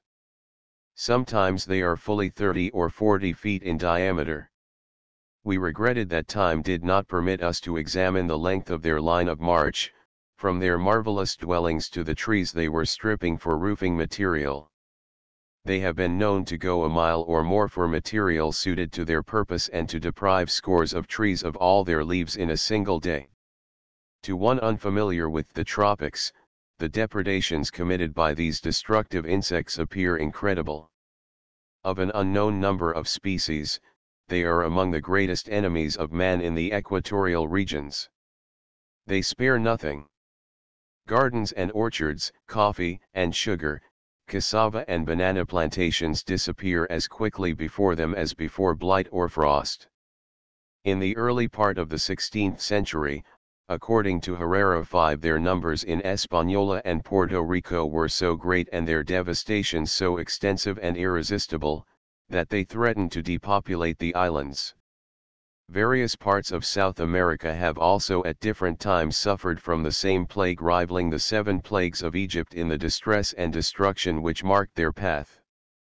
Had we not had here, and elsewhere in the tropics, ocular evidence of their prodigious numbers, and been witnesses of the magnitude of the works due to their united efforts, we should have classed the accounts left us by the early chroniclers of the extent of the ravages of the ant plague among works of fiction rather than records of authentic history. 6 The scenery along the mountain ascent was an ever-changing panorama of rarest beauty and sublimity, such as no pen could describe or brush portray.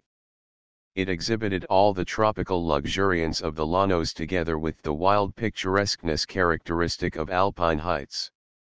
At times we wended our way along the banks of a noiseless river, which, in solitary grandeur, was sweeping through verdant meads and beneath arcades of sylvan green, carrying its vivifying waves to the broad, expectant plains below. The placid scene, dotted with human habitations, and variegated by bright pastures, the home of contented flocks and herds, offered to the enchanted gaze, in a single picture, all the fabled beauties of the glens of Tempe and the dales of Arcady. As we mounted higher up on our way, our route was along the verge of deep, headlong torrents mantled in the shade of overhanging bamboos, or obscured by the jutting crags and huge beetling rocks of the earthquake-rift mountain. Ever and anon, our ears caught the muffled but incessant roar of thunderous waterfalls, which plunged from dizzy precipices high above our heads, both to the right and to the left of our upward path. Scarcely had the deafening notes of these tumultuous floods, which awakened 1,000 echoes in the somber caves and yawning gulfs of the countless windings and abrupt breaks of the mountain ravines, died away, before we found ourselves in presence of some murmuring cascade that might well have adorned the grove around the grotto of Calypso. In the gleaming crystal basin at its foot, embowered in vernal bloom and eternal verdure, which diffused an aromatic breath over the passer-by, was tremulously reflected the plumed crown of the palm tree under which the weary traveler sought a moment's rest for his weary frame. At every turn in our steep and devious path, our eyes were delighted by some wild, struggling brook, that fretted its way through a labyrinthine gorge, pranked with verdurous gloom, or charmed by some wanton rivulet leaping over rocks or forming limpid pools, canopied with foliage and flowers of rarest fragrance and brightest hue, that forever gaze on their own drooping eyes, reflected in the crystal calm.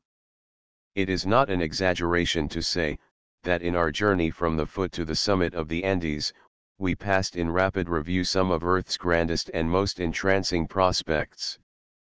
Sometimes I was reminded of the mountains and valleys of the Alps, at others of the peaks and canones of the Rocky Mountains. Some cataracts recalled the waterfalls seen leaping from the lofty precipices of Alaska, others, those that add such a charm to the manifold wonders of the Yosemite and the Yellowstone. But the Andean views can always claim a superiority over all northern scenes of a similar character, in the marvelous setting afforded by the ever-verdant and exuberant vegetation of the tropics. How often did we not wish, during this memorable trip, that we could command the brush of a Turner or a Poussin or a Claude Lorraine, in order to bring home with us copies of some of those wonderful pictures that nature exhibited to our admiring gaze in her great art gallery of the Oriental Cordilleras. The higher we ascended above the lowlands, the less dense became the forests and the less luxuriant the vegetation. At times there were extended reaches of land that were quite treeless, At others the surface of the soil was covered with scrubby growths that were in marked contrast with the splendid sylvan exhibitions to which we had been so long accustomed. But although the giants of the forest were no longer visible, there was little diminution of the splendor of the floral display along our path. In one place, particularly, we were surprised beyond measure to find the whole side of a mountain spur covered with a glorious mantle of immaculately white lilies. The scene was not unlike one of the large lily fields of Bermuda, that supply our Easter altars with their choicest decorations. We were greatly delighted to find in the tropics representatives of the feathered tribe that we were familiar with in the far north. Large flocks of them annually leave North America and Europe to spend the winter season in South America and as regularly return to their northern homes the following summer. Some of them come from far-off Alaska and extend their flight as far south as Tierra del Fuego. Others spend the summer in southeast Siberia and then, on the approach of winter, migrate by way of North America to South Brazil.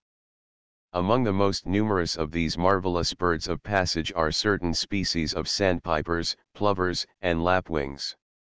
The bobolink, known along the Chesapeake as the reed bird, and dreaded as the ricebird in the rice fields of the South, extends its migrations as far into South America as southeastern Brazil. Many of our familiar warblers and sparrows are to be seen during the winter months in Venezuela and Colombia, while certain cliff and barn swallows penetrate as far south as Paraguay. On the Orinoco and the Meta, we recognized many species of ducks that were familiar to us in the United States, among which were the pintail, bald-pate, golden-eye, and blue-winged teal. The plovers, sandpipers, and kindred species, writes Knowlton, take migratory journeys often of extraordinary length.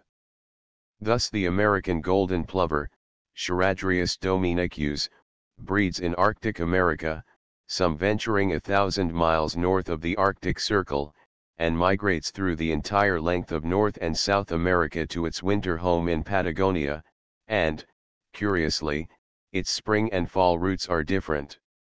After feasting on the crowberry in Labrador, they seek the coast of Nova Scotia, where they strike out to sea, taking a direct course for the easternmost islands of the West Indies, and thence to the northeastern coast of South America. In spring not one returns by this route, but in March they appear in Guatemala and Texas. April finds their long lines trailing the prairies of the Mississippi Valley, the 1st of May sees them crossing our northern boundary, and by the first week in June they appear in their breeding grounds in the frozen north. The little sanderling, just mentioned, is almost cosmopolitan in distribution, breeding in the Arctic and subarctic regions and migrating in the New World to Chile and Patagonia, a distance of 8,000 miles, and in the Old World along the shore of Europe, Asia, and Africa. The Bartramian sandpiper, Bartramia longicauda, nests from eastern North America to Nova Scotia and Alaska, and goes south in winter to southern South America. The solitary sandpiper, Totanus solitarius, breeds mainly to the north of the United States, and winters as far south as Brazil and Peru. The buff-breasted sandpiper, Tringites subruficalis, rears its young in the Yukon district of Alaska and from the interior of British Columbia to the Arctic coast, and journeys in winter well into South America. The turnstone, Arenaria interpres, a little shore bird, about the size of the song thrush of Europe, is also cosmopolitan, breeding in high northern latitudes and at other times of the year found along the coasts of Europe, Asia, Africa, North America, South America to the Straits of Magellan, Australia, and the Atlantic and Pacific Islands. It is one of the species mentioned as making the wonderful flight from the islands in Bering Sea to the Hawaiian Islands. 7. By what miraculous instinct are they guided in these semi-annual migrations across half the globe? Who bids them, asks Pope, Columbus-like, explore heavens not their own, and worlds unknown before? Who calls the council, states the certain day? Who forms the phalanx, and who points the way? Have they a special sense of direction, or is their homing faculty or power of orientation, something that is tantamount to a sixth sense? We now know far more about the migrations of birds than was known only a few decades ago. We are able to locate many of them during the various seasons of the year, and are quite certain that they never, as an ingenious writer of the early 17th century maintained, spend the winter in the moon, where they have no occasion for food, but we have yet much to learn regarding the causes of their periodic migrations, and the nature of that instinct that enables them to pass, with unerring precision, from the Arctic to the Antarctic regions, and from the Old World to the New. We are accumulating daily new facts regarding the distant flights of the birds of passage, but, notwithstanding the many theories, some of them more fantastic than scientific, that have been advanced to explain the cause of the migrations of birds, why such migrations were undertaken in the beginning, why they are still continued, and how birds are able to find their way, during their marvelous flights from the Arctic to the Antarctic. We are still in the dark about many questions connected with those mysterious migrations, which have excited the interest of even the most casual observer since the prophet Jeremiah wrote, "The stork in the heaven knoweth her appointed time, and the turtle and the crane, and the swallows observe the time of their coming." 8 Almost before we were aware of it, the sun had begun to paint the crest of the Andes with bright vermil and soft purple, and we were still far from Quequeza, the goal of our day's journey. With the exception of the half hour we had tarried for luncheon at an attractive posada, called Media Luna, we had been in the saddle all day, and had pushed forwards as rapidly as the strength of our animals would permit. We had left our vaqueno and peons in the rear early in the day, and it was not at all likely that they would be able to reach Quequeza before the following forenoon. After a delightful, sunshiny day, the sky, towards sunset, suddenly became overcast with dark, threatening clouds, and presently it began to rain. One thing, however, was in our favor, and that was the trail. It was in a far better condition than that of the preceding day, but it lay along the breast of a precipitous mountain slope, at the foot of which, within earshot, coursed an impetuous mountain torrent. The greater part of the way was quite safe, and we could trust our mules, even in the dark, to keep to the path. But here and there were treacherous places, loose ground, and landslides caused by recent rains which rendered traveling, even in the daytime, sufficiently difficult. In the darkness, that was every moment becoming more dense, locomotion was positively dangerous.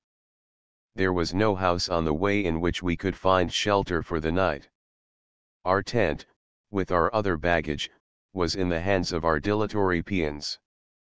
The only alternatives, then, were pressing on to Quequeza, despite darkness and danger, or standing still in our trail, where there was not even a shrub to temper the ever-increasing downpour. We elected to trust our lives again to our mules, as we had done the previous night. This seemed to be the lesser of the two evils that confronted us. We then recalled the hesitating answer that our vaqueno had, in the morning, given to our query about reaching Quequeza before nightfall. His tal vez, no perhaps not, was a gentle prognostic that it was impossible, at least for the baggage mules. As a matter of fact, they did not arrive until towards noon the next day. Their mules had given out, and the vaqueno and peons had to make shift to spend the night as best they could under an inclement sky.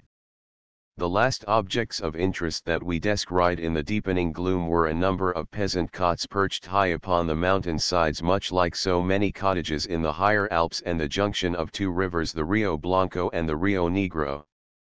The rivers specially attracted our attention, as the color of the waters of the one, the Blanco white, was in such marked contrast with the waters of the other, the Negro or Black River.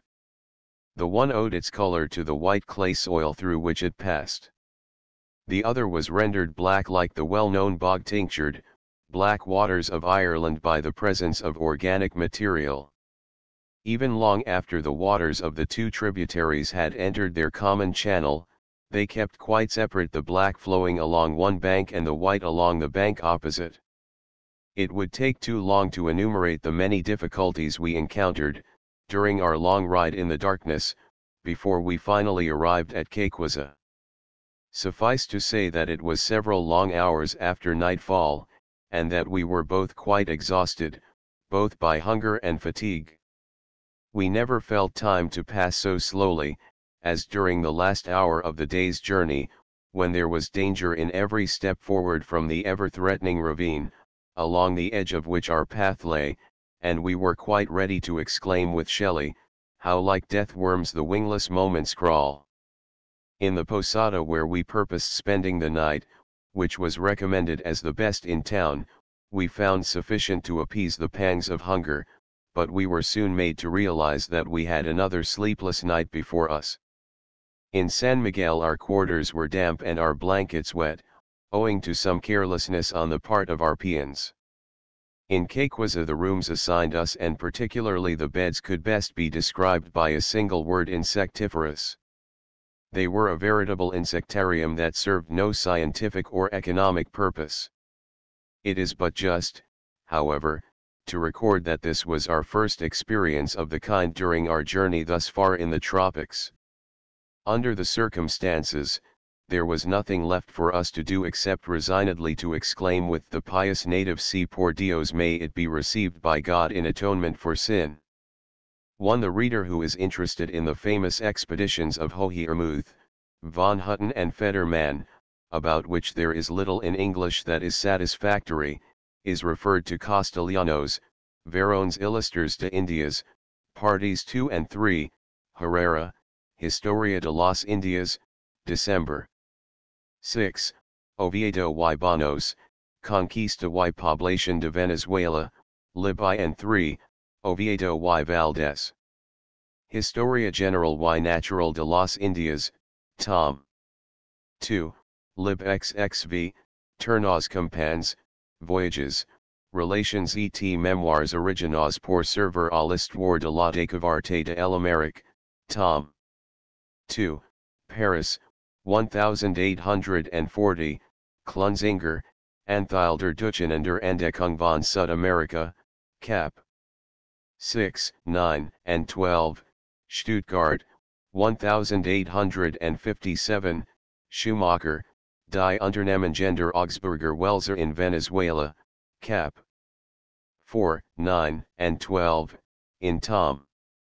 2, of a work published in Hamburg, 1892, Zur Erinnerungen die Entdeckung Amerikas, Topf, Deutsche Statthalter und Conquistadoren in Venezuela, pages 18, 19, 33-42, 48-55, Tom.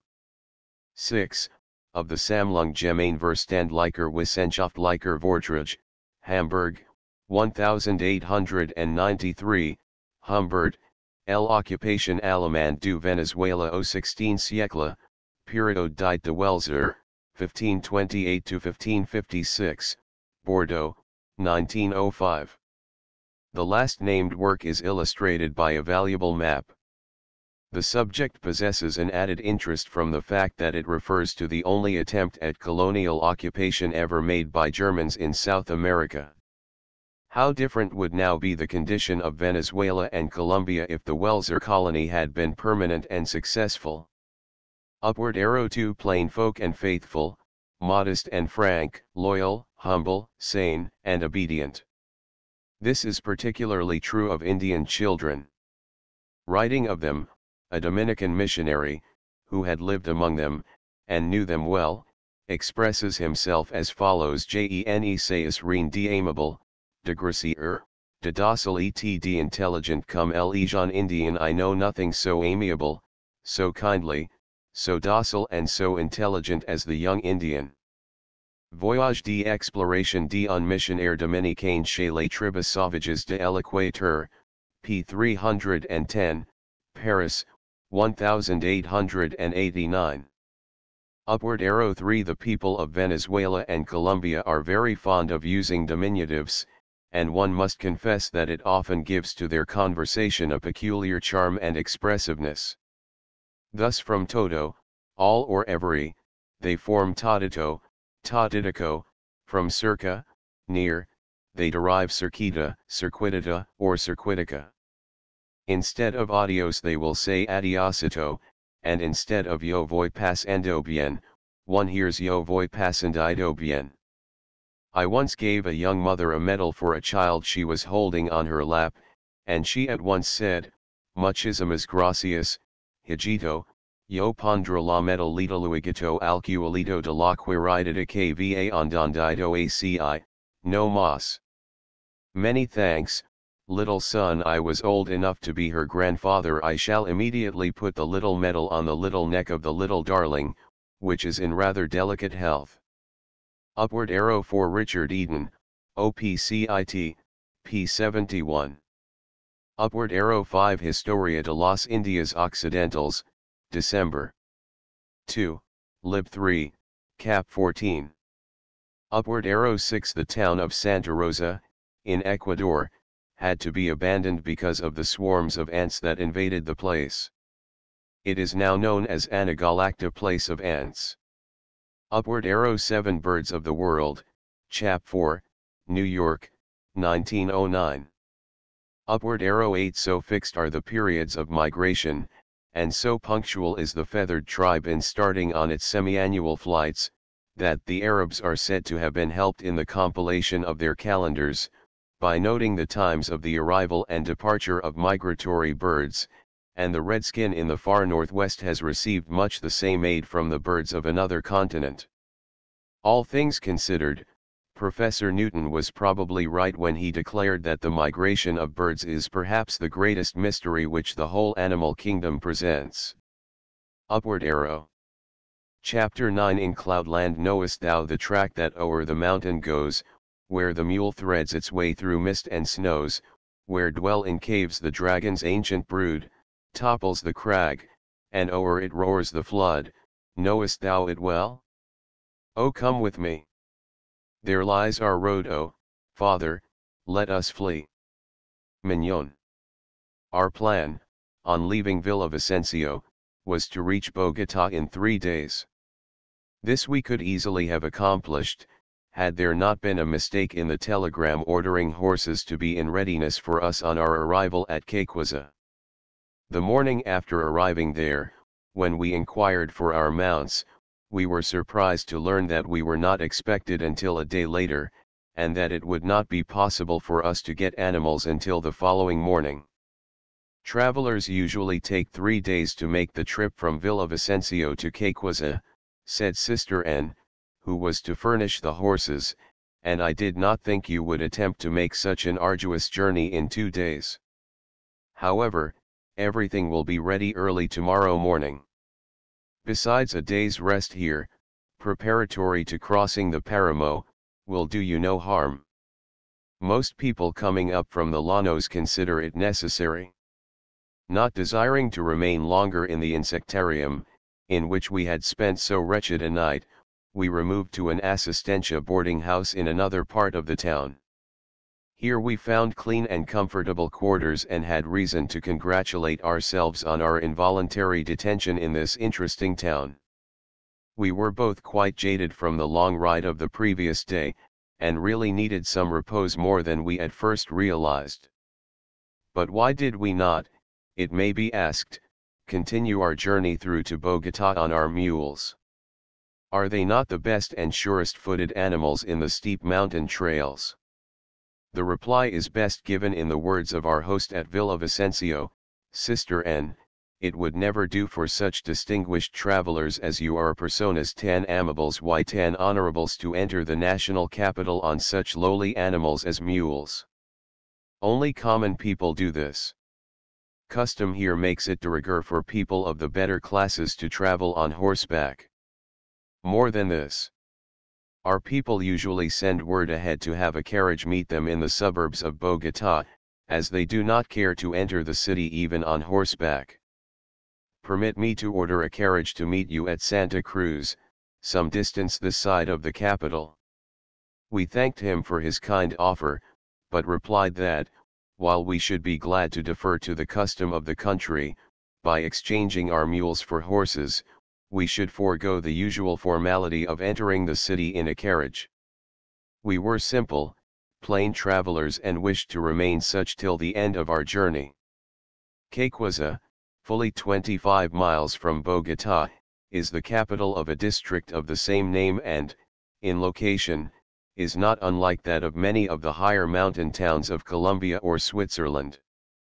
It is surrounded on all sides by beautiful mountain ridges and is about 5,600 feet above sea level. The temperature at 7 o'clock p.m., the day before our departure, was 72 degrees F, but at no time during the day was it much higher. In temperature, elevation, and the beauty of the surrounding mountains it is much like Caracas, and when the long projected railroad from Bogotá to the Llanos shall have been completed, it will become a commercial center of considerable importance. The climate is salubrious and as equable as that of Bermuda, and the town, counting about 2,000 inhabitants, is just such a place as the traveler from the lowlands would delight to tarry in, if he were always master of his own time. Early the second morning after our arrival in Quequeza, we had bidden adieu to this interesting town and its hospitable people and were on our way to the crest of the Andes. Just outside of the town we crossed the Rio Quequeza, over what looked like the Devil's Bridge in ruins. Fortunately, we had grown quite accustomed to such shaky structures, although, in the beginning, we approached them with the greatest misgivings. Near San Miguel, for instance, we had to cross a raging torrent, in a dark, deep ravine, over what was but the semblance of a bridge, that threatened every moment to collapse. It was in reality nothing more than 3 logs laid side by side and covered with loose twigs and earth. It had no railings or balustrades at the sides, and the abutments at the 2 ends had become so loosened by the heavy rains that it seemed every moment on the verge of tottering into the abyss below. Even our mules balked at the treacherous structure. However, after taking a good look at the tumultuous Rio Negro, that was coursing through the wild gorge beneath, and stretching their long ears toward the opposite bank, as if to determine thereby what chance there was of a successful passage, they finally ventured on the bridge, but it was with fear and trembling. And how light was their step and how they actually felt their way until they reached terra firma. From that moment the much abused mule rose high in our estimation. He may be obstinate, but he instinctively avoids danger. And when he concludes to go forward, you may be sure that the danger is more apparent than real. Subsequent experience only confirmed us in the impression that we then formed of him. From the time we crossed the Rio Quequeza, our path was ever upward towards Cloudland. La Cumbre, the summit of the Andes, where we were to cross it, is about midway between Quequeza and Bogotá, and is nearly a mile higher than the makeshift of a bridge over the Rio Quequeza. We had left Quequeza only a few miles behind us when we found a large number of market women, young and old, on the road. They were mostly Indians, all carrying heavy burdens from 75 to 100 pounds, and, to our surprise, they were all en route to Bogotá. I do not think we met one going to Quequeza. They were loaded down with chickens, eggs, fruits and all kinds of garden produce for the Bogotá market. But think of carrying such burdens more than 20 miles, and that, too, over the lofty Cordilleras. And think, too, of the slight pittance that was often to reward the expenditure of such energy. Nevertheless, all of these poor people seemed to be quite happy. They were constantly chatting and singing, as they trudged along the rough, stony path, and rarely stopped to rest. They were clad in a rough, dark-colored tunic, something like the peplum or chiton of the ancient Greeks. Most of them were barefooted, although we saw some who wore alpargatas, a kind of sandal made from the fibers of the aloe, which flourishes everywhere in the uplands of Colombia. As in Mexico, so also here, this plant has from time immemorial furnished the natives many articles of daily use. What specially attracted our attention was the number of chickens and eggs these humble folks carried with them to the market. When we observed this and noted the number of cattle, horses, and other domestic animals we had seen along our route, and the variety of fruits and vegetables that were under cultivation, we could not but recall what Herrera has to say about the absence of these and other things in pre-Columbian times. In the other hemisphere, America, he writes, there were no dogs, asses, sheep, goats, swine, cats, horses, mules, camels, nor elephants. They had no oranges, lemons, pomegranates, figs, quinces, melons, vines, nor olives, nor sugar, wheat nor rice. They knew not the use of iron, knew nothing of firearms, printing, or learning. Their navigation extended not beyond their sight, their government and politics were barbarous. Their mountains and vast woods were not habitable. An Indian of good natural parts being asked what was the best they had got by the Spaniards, answered, the hen's eggs, as being laid new every day, the hen herself must be either boiled or roasted, and does not always prove tender, while the egg is good every way. Then he added, the horse and artificial light, because the first carries men with ease and bears his burdens, and by means of the latter, the Indians having learned to make wax and tallow candles and oil, they lived some part of the night. And this he thought to be the most valuable acquisition from the white people. One at the time of the arrival of the Spaniards in South America, there were no domestic animals except the llama, the alpaca, the guinea pig and the alco, and these were found only within the limits of the empire of the Incas. There was a time, however, long anterior to the advent of Europeans during the Pleistocene epoch when horses too and the larger members of the camel tribe roamed over the vast plains of South America, notably in the parts now known as Argentina and southern Brazil. It was at this period, too, that flourished in the same regions those gigantic creatures, now extinct, known as the Mylodon, the ground sloth, the glyptodont, the mastodon, the toxodont and peculiar saber-toothed tigers, vast quantities of whose remains have been found and carefully stored away in our museums. Not far toward the west of us, at the Campo de los Gigantes 3 in the savanna of Bogotá, not to speak of those found in the bluffs along the valley of the Zulia, abundant fossil remains have been discovered of horses, taxodonts, glyptodons, and megatheriums. It is, indeed, a remarkable fact that the South American continent, which has enriched the Old World with so many valuable medicinal and economic plants, has not given to it a single useful animal. After traveling some hours we reached Chipake, an interesting mountain town fully half a mile higher above sea level than Cayquisa. Our attention was attracted by an unusually large and beautiful stone church, which was then undergoing repairs. A great bell, imported from Europe, had just been put in one of the towers. It was the gift of General Reyes, then President of the Republic, and the good people were not only proud of their bell but were loud in their praises of the generous donor. But where did the money come from for the erection of such a noble structure? The people all seemed very poor, and quite unable to keep such an edifice in repair after its completion, not to speak of supplying the means for building it. We frequently found ourselves asking this same question in other parts of South America, when contemplating the large and beautiful ecclesiastical structures that are often met with where one should least expect to find them. The builders of them evidently belong to those ages of faith that have bequeathed to us those marvels of architecture, the great cathedrals of Europe. Something that always afforded us great comfort, and that was rarely far away, after we left Villavicencio, was the telegraph line. For weeks we had been far away from it, and, in case of need, it could not have been reached. It was then that we really felt that we were indeed a long way off from home and friends. To communicate with them by letter would then have required the best part of a year, for there was no regular postal service to which we could have had recourse. With the friendly and willing telegraph ever near, it was quite different. By its means we could, in a few hours at most, convey a message to the most distant parts of the world. When leaving any given place in the morning, our whole party, peons with baggage, mules included, would be together.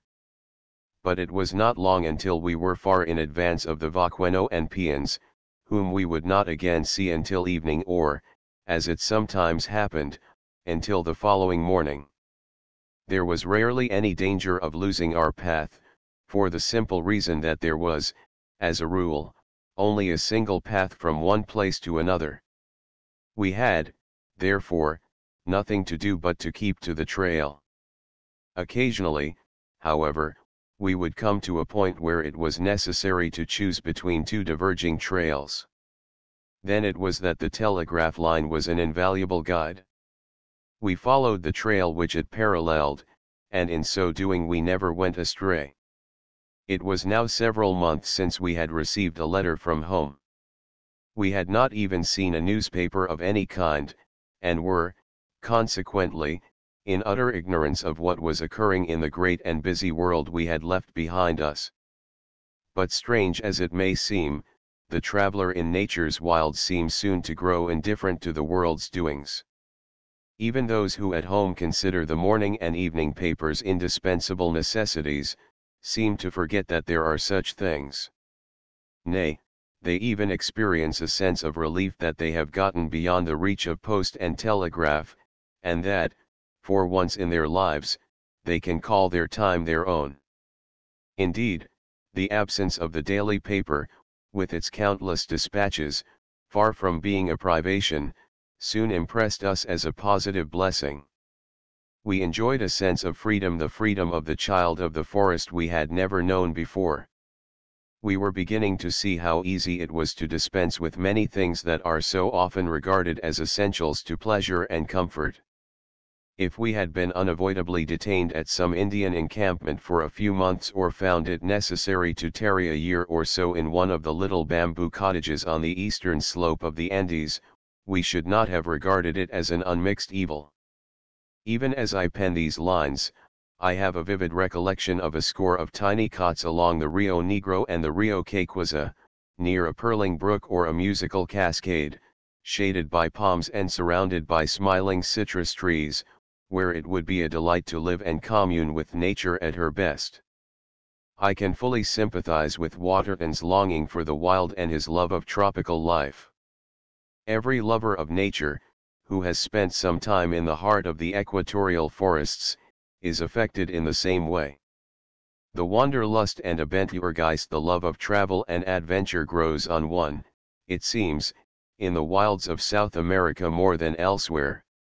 Is it because the conquistadores and other early explorers have impregnated the atmosphere with their spirit, or because the environment of itself has the power of inoculating the visitor from the north with the microbe of a lifelong wanderleben? Decant Pajuani. Recording his impressions of travel in Andean highlands, a writer in the early part of the last century says, "A sense of extreme loneliness and remoteness from the world seizes on the traveler's mind, and is heightened by the dead silence that prevails, not a sound being heard but the scream of the condor, and the monotonous murmur of the distant waterfalls for peons fording a river in the Andes."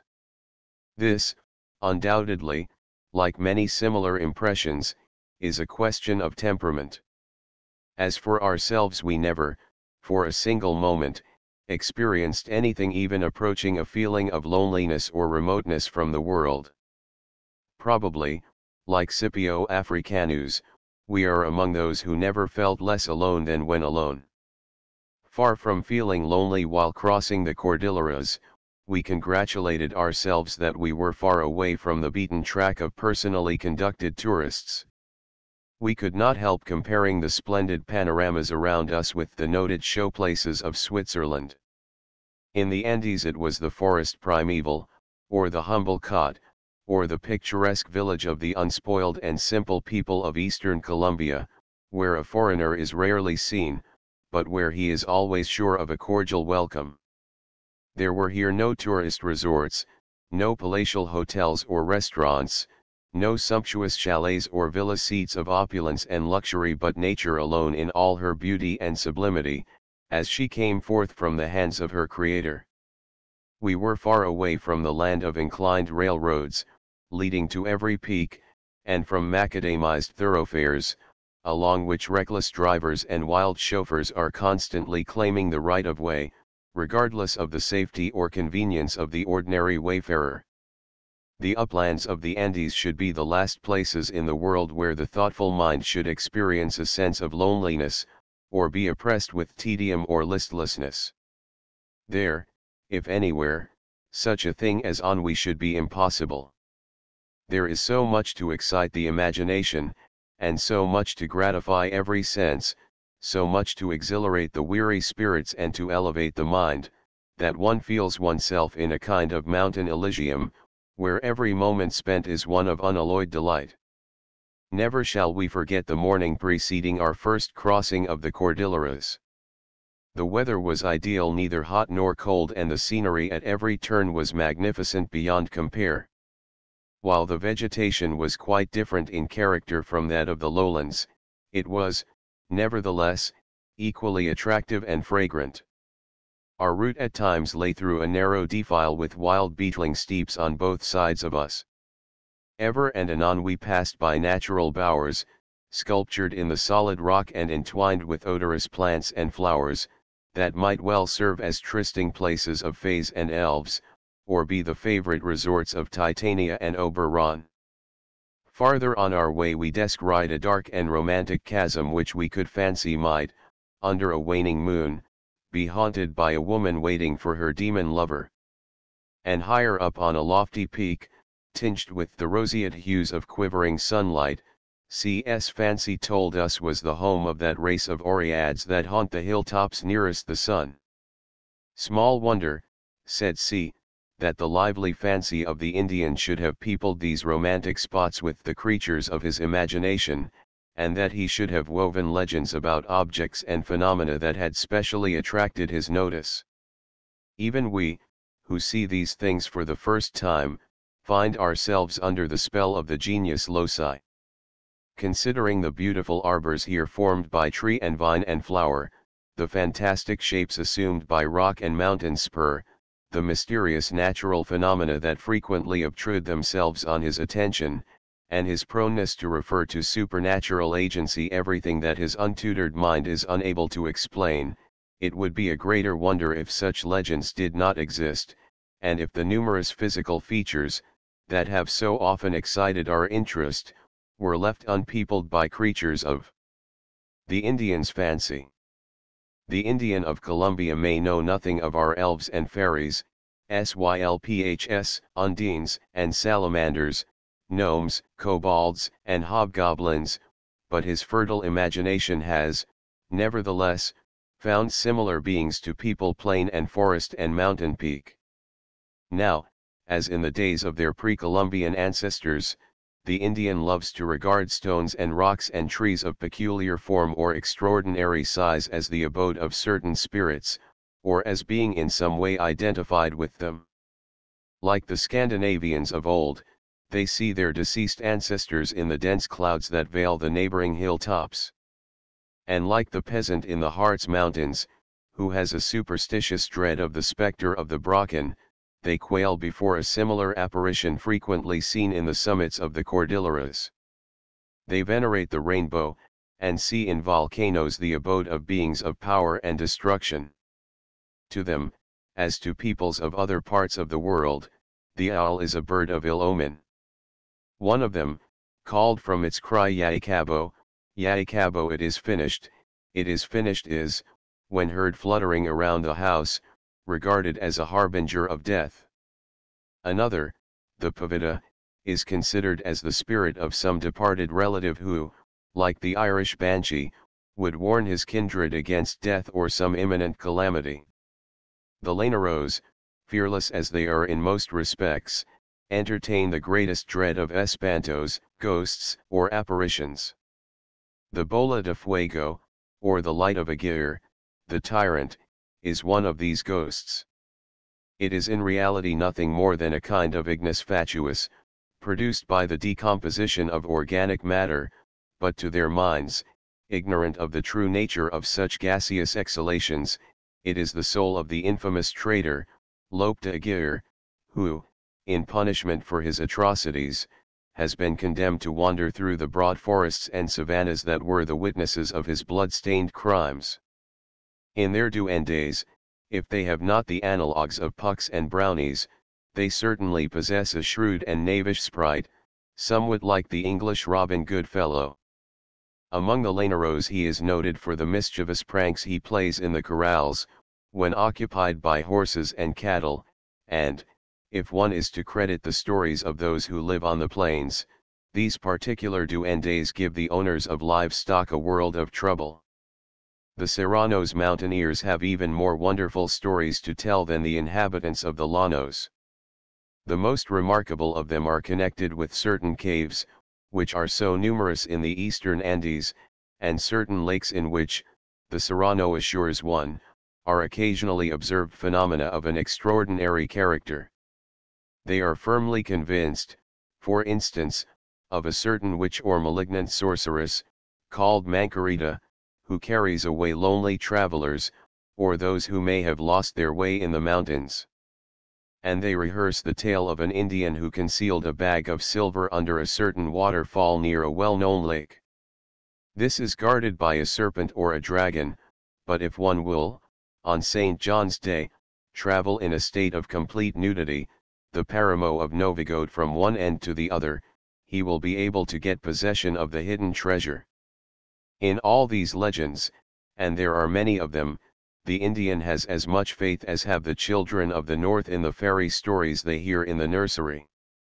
Then there is that strange, harrowing, long-drawn cry, human in its tones, alleged sometimes to be audible in the depths of the tropical forests, for which no satisfactory explanation has as yet been given.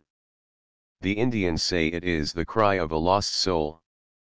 The poet Whittier refers to it in the following verses: in that black forest where, when day is done, a cry as of the pained heart of the wood, the long, despairing moan of solitude and darkness and the absence of all good, startles the traveler with a sound so drear, so full of hopeless agony and fear, his heart stands still, and listens with his ear.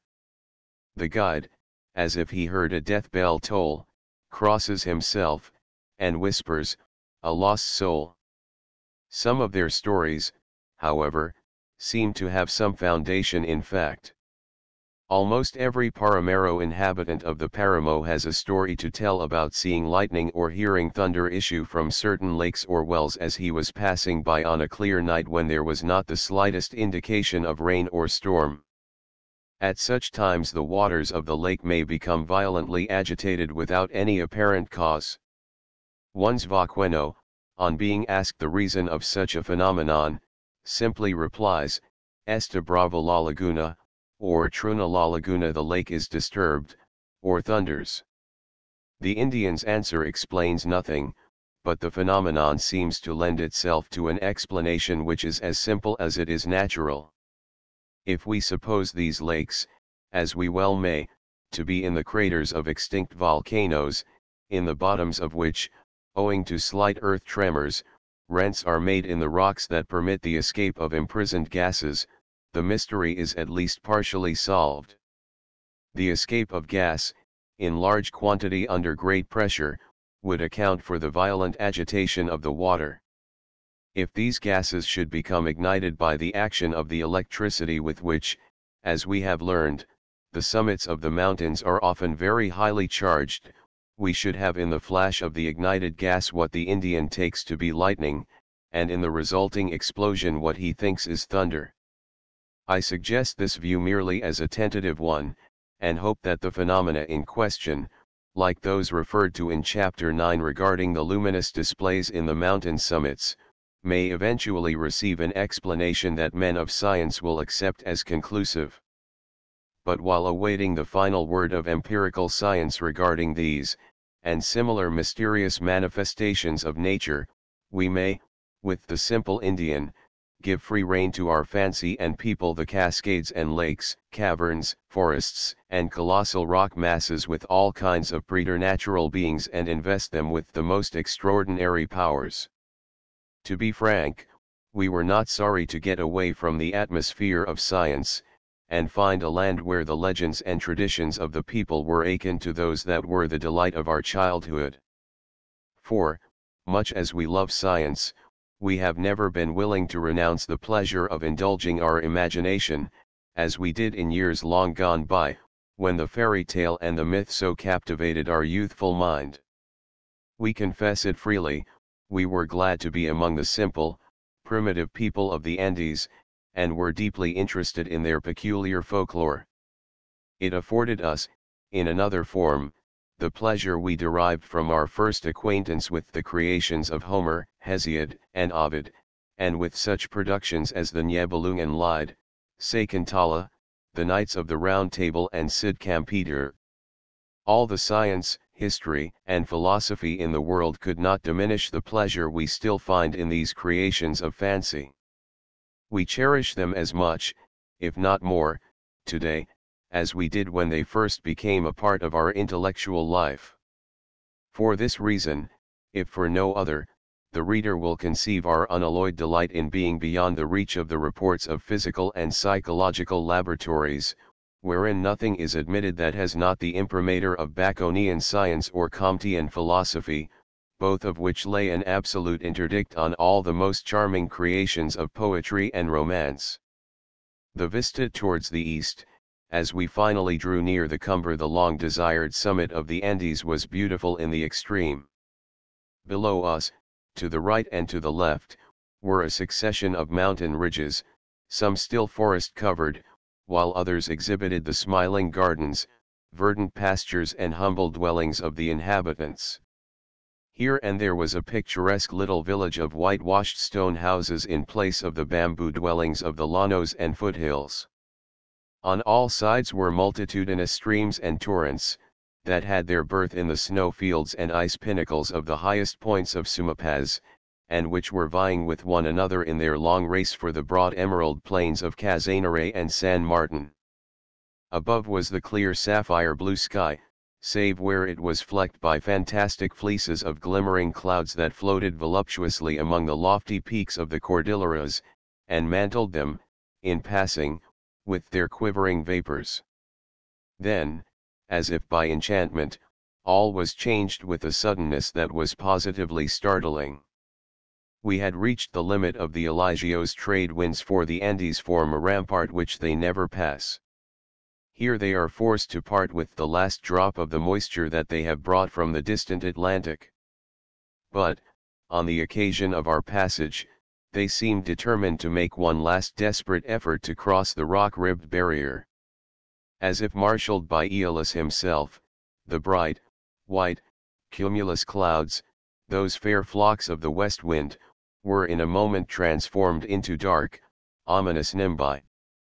Terrible, strange, sublime, and beauteous shapes, which, gathering their forces, dashed with the fury of the hurricane against the adamantine crest of the Cordilleras. The tempest lasted but a few minutes, and then all was as bright and serene as before, and, if anything, more radiantly beautiful. Here, in a region imperial, far away from the noise and turmoil of our marts of commerce, we breathed an air of purity, and experienced a sense of freedom that are unknown in the dank, foul, and malarial atmosphere in which so many struggling millions pass the greater part of their wretched lives. But above all, what most impresses one in these ethereal heights is the sense of the proximity of God. We could almost fancy someone breathing into our ear the words of Tennyson: "Speak to him thou, for he hears, and spirit can meet. Closer is he than breathing, and nearer than hands and feet." Traveling from the foothills to the summit of the Cordilleras is like going from the equator to the Arctic Circle. One has every variety of climate peculiar to the torrid, temperate, and frigid zones, and the fauna and flora vary with the altitude as they change with the climate. The inhabitants of the Andean regions have long recognized three distinct climates: known as those of the Tierra Caliente hot land, the Tierra Fria cold land, and the Paramo. Men of science have, for the sake of convenience, added a third climate, that of the Tierra Templata, or temperate land. The altitudes at which these climates are found vary with the latitude and with certain meteorological conditions, but in Colombia and near the equator they are quite fixed and accepted as fair approximations to the truth.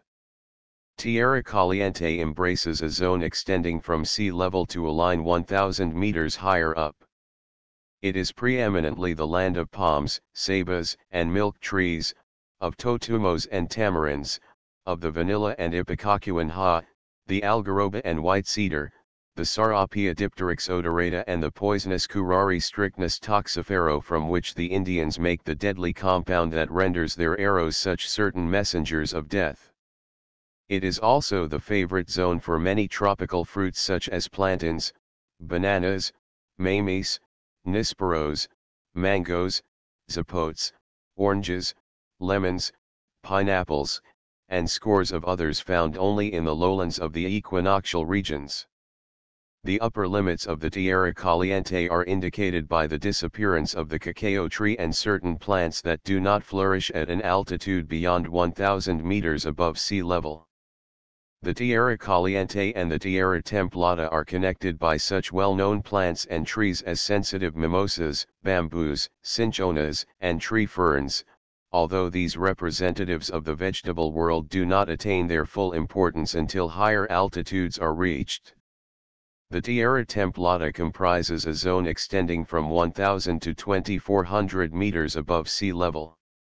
It is in the lower part of this zone that the bamboo, the most delicate and graceful of tropical plants, attains its greatest development and gives its greatest charm to the landscape. The numerous plants, shrubs, and trees of the bean and myrtle families are seen at their best in the lower half of the Tierra Templata. It is here, too, that one meets with the largest and most beautiful specimens of tree ferns. So gigantic, indeed, are they that at a distance they are easily mistaken for a morage palm. Only in the islands of the Pacific have I ever seen anything to compare with them in size and luxuriant loveliness. In this zone the cultivation of coffee replaces that of cacao in the zone below. I have never seen larger or finer berries anywhere than we found on the shrubs grown on the eastern declivity of the Cordilleras near San Miguel.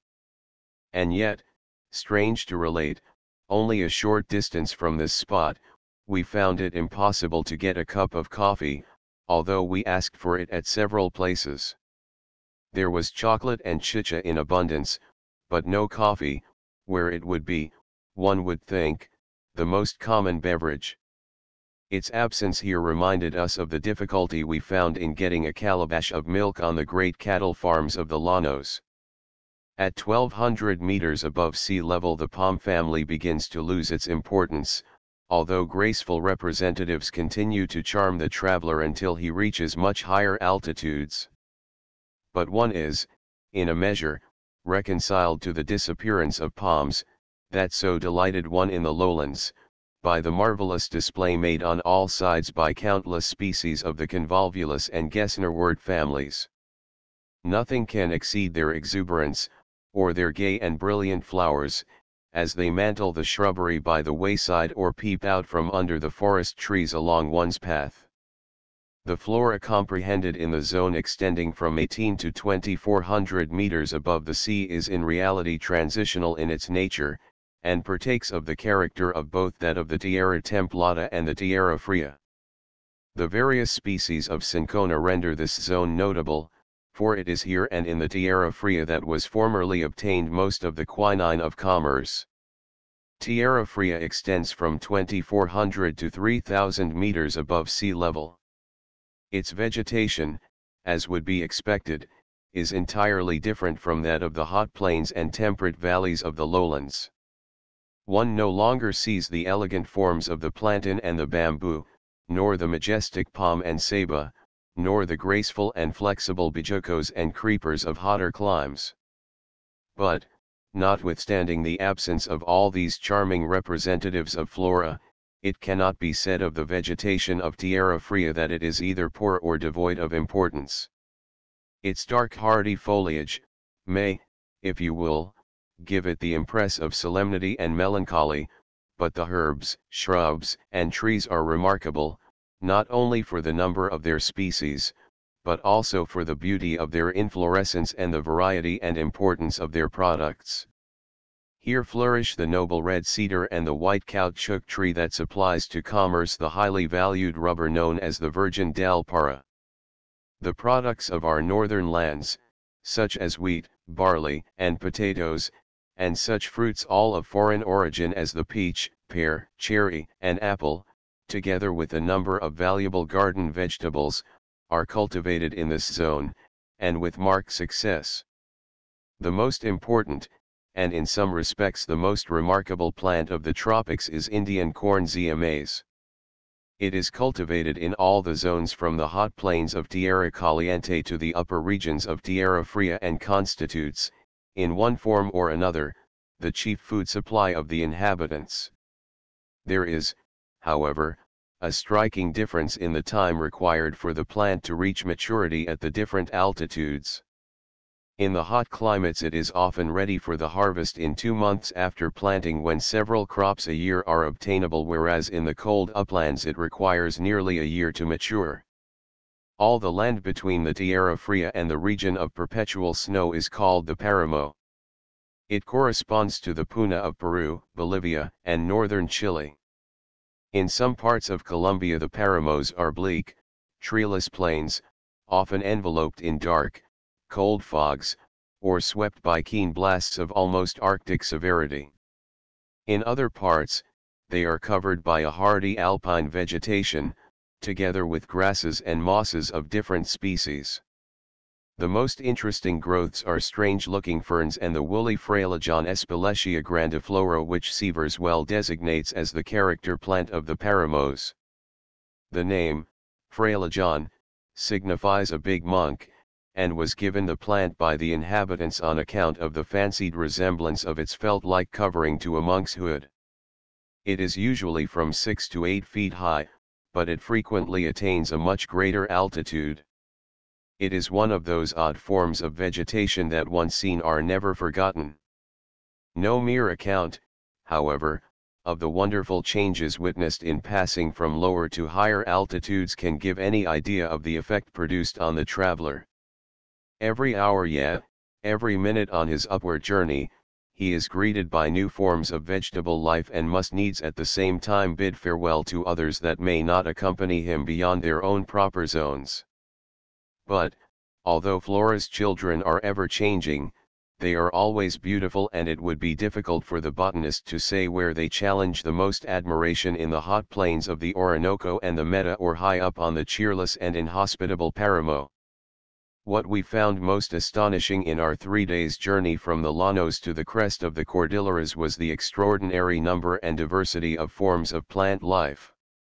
While we, in our northern woodlands, do well if we can find a score of different species of trees in the space of a square mile, we may, within the same limits in a tropical forest, count species by the hundred. Every few rods, on our way from Villavicencio to the Cumbre of the Andes, we noted the appearance of some new species of plant, shrub, or tree, some strange vine or epiphyte, some fruit or blossom which we had not observed before. Great as were the physical and meteorological changes observable between the Tierra Caliente and the Paramo, those of the vegetable world were still greater.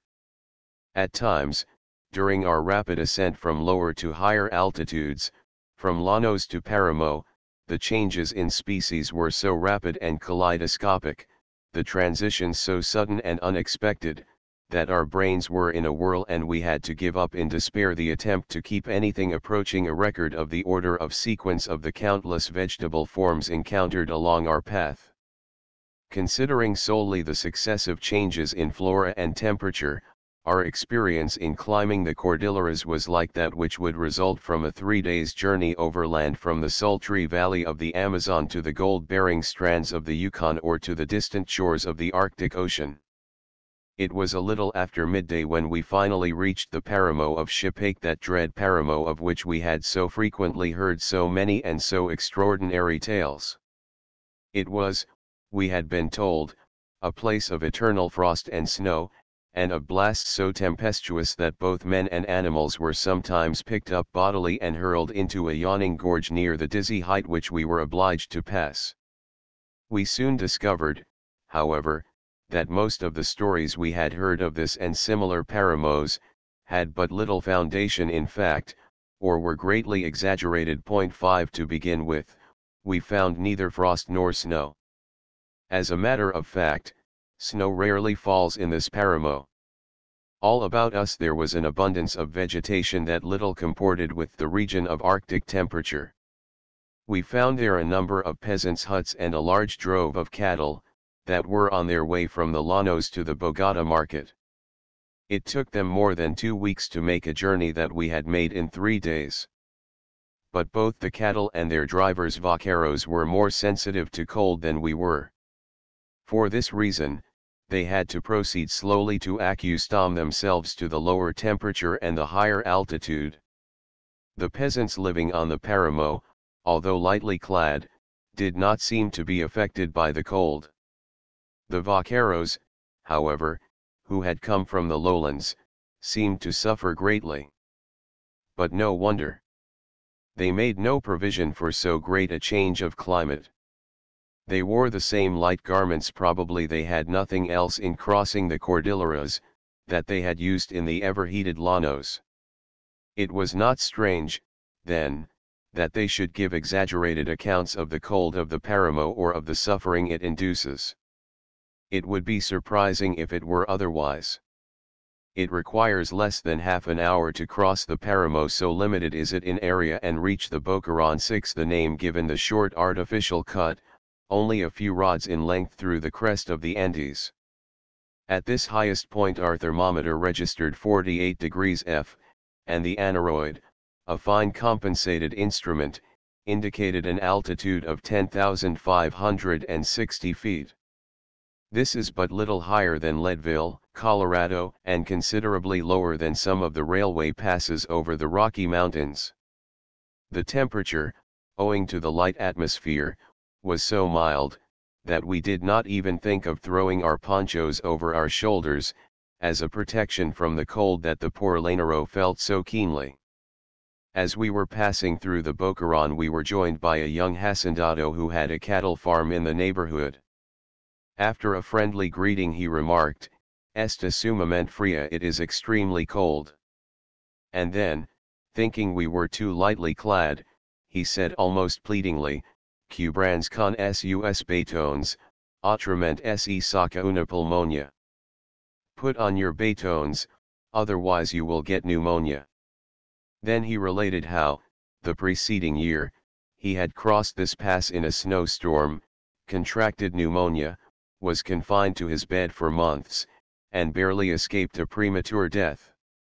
While he was thus addressing us, a number of laneros passed by on their way from Bogota to their homes in the warm plains near Villavicencio.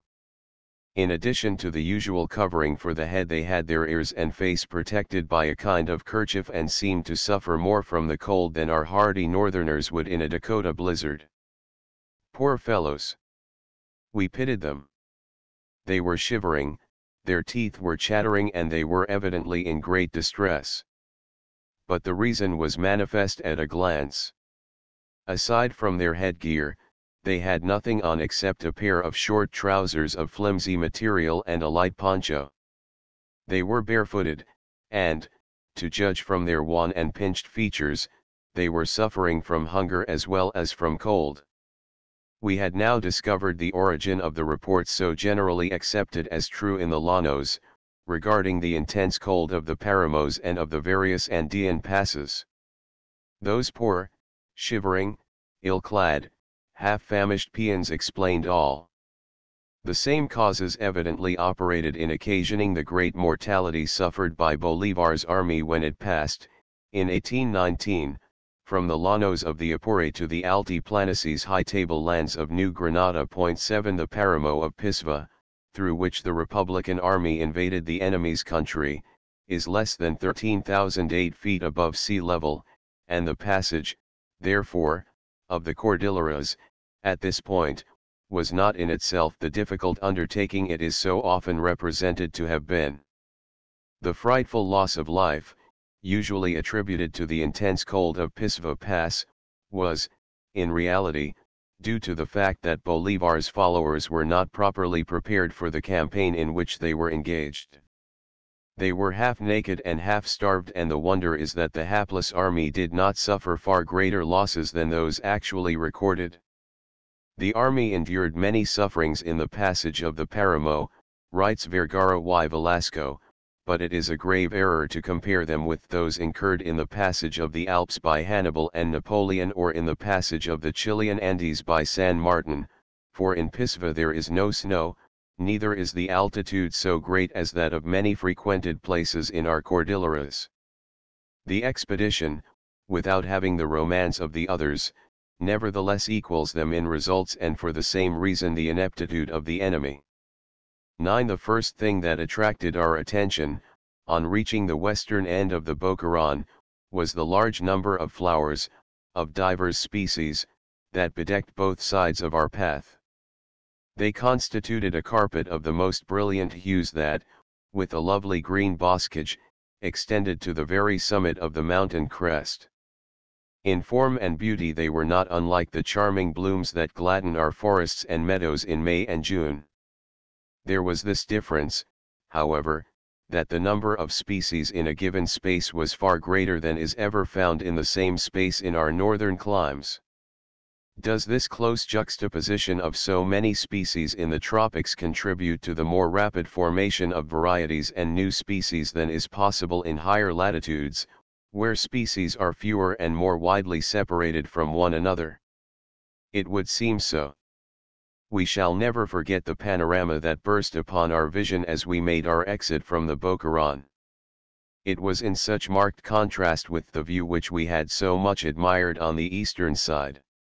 On the east side all was verdure, bloom, and grateful shrubbery, with occasional clumps of trees. On the western declivity, with the exception of a narrow reach, already mentioned, near the mountain crest, all was as treeless and as bare and arid as the sandy plains of Nevada or Arizona. But the entire western slope and distant plateau was bathed in bright sunshine. Not a single cloud flecked the azure canopy above us, and not a single sound, except the muffled footsteps of our horses, disturbed the quiet and serenity of our exalted outlook. We were standing on the crest of the eastern Cordillera, the range to which the people of the country have long given the poetical name of Sumapaz Supreme Peace Point 10, owing to its proximity to the capital, where it is always in view. It doubtless impressed the popular fancy more than did the more distant, although loftier and more imposing, snow-capped masses of Ruiz and Tolima. Seen from Bogotá, this beautiful range, when tinged with the golden crimson rays of the setting sun, might well appear as an Olympus, the abode of the gods in the enjoyment of eternal peace.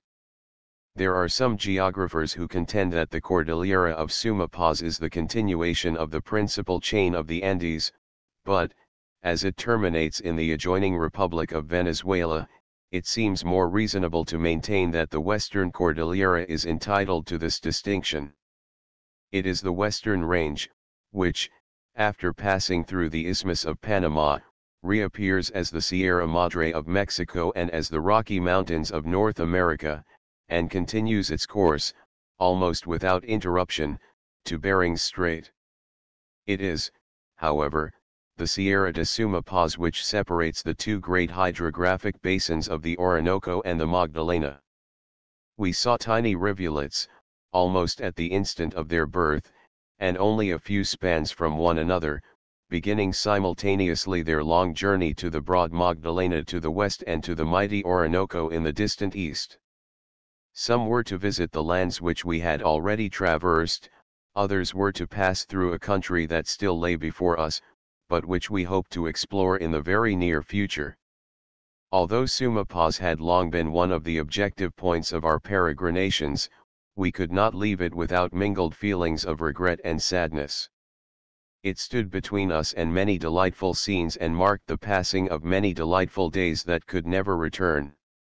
There was also, of course, a feeling of relief experienced, for we had happily completed the most arduous part of our journey, and that, too, without encountering a single one of the many difficulties and dangers that had been predicted when in Trinidad and Ciudad Bolívar we announced our intention of going to Bogotá over the route whose last lap we were completing.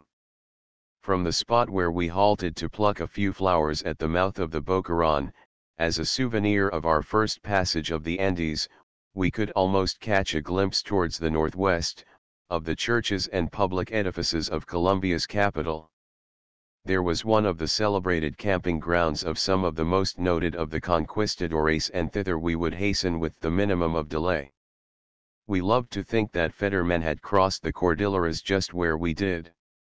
It is certain that, if he did not cross them at this point, it was not far distant from it. Point 11 all the way from Villavicencio we felt that we were following in his footsteps, as we had been following in the footsteps of other conquistadores from the time we had trod the romantic soil of Tierra Florida.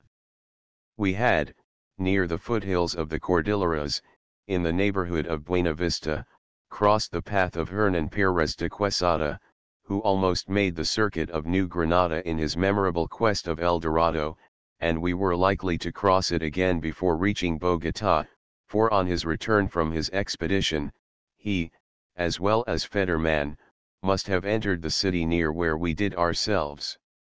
Before leaving our posada at Quequeza we asked a certain Colombian general how long it took to make the trip to Bogotá.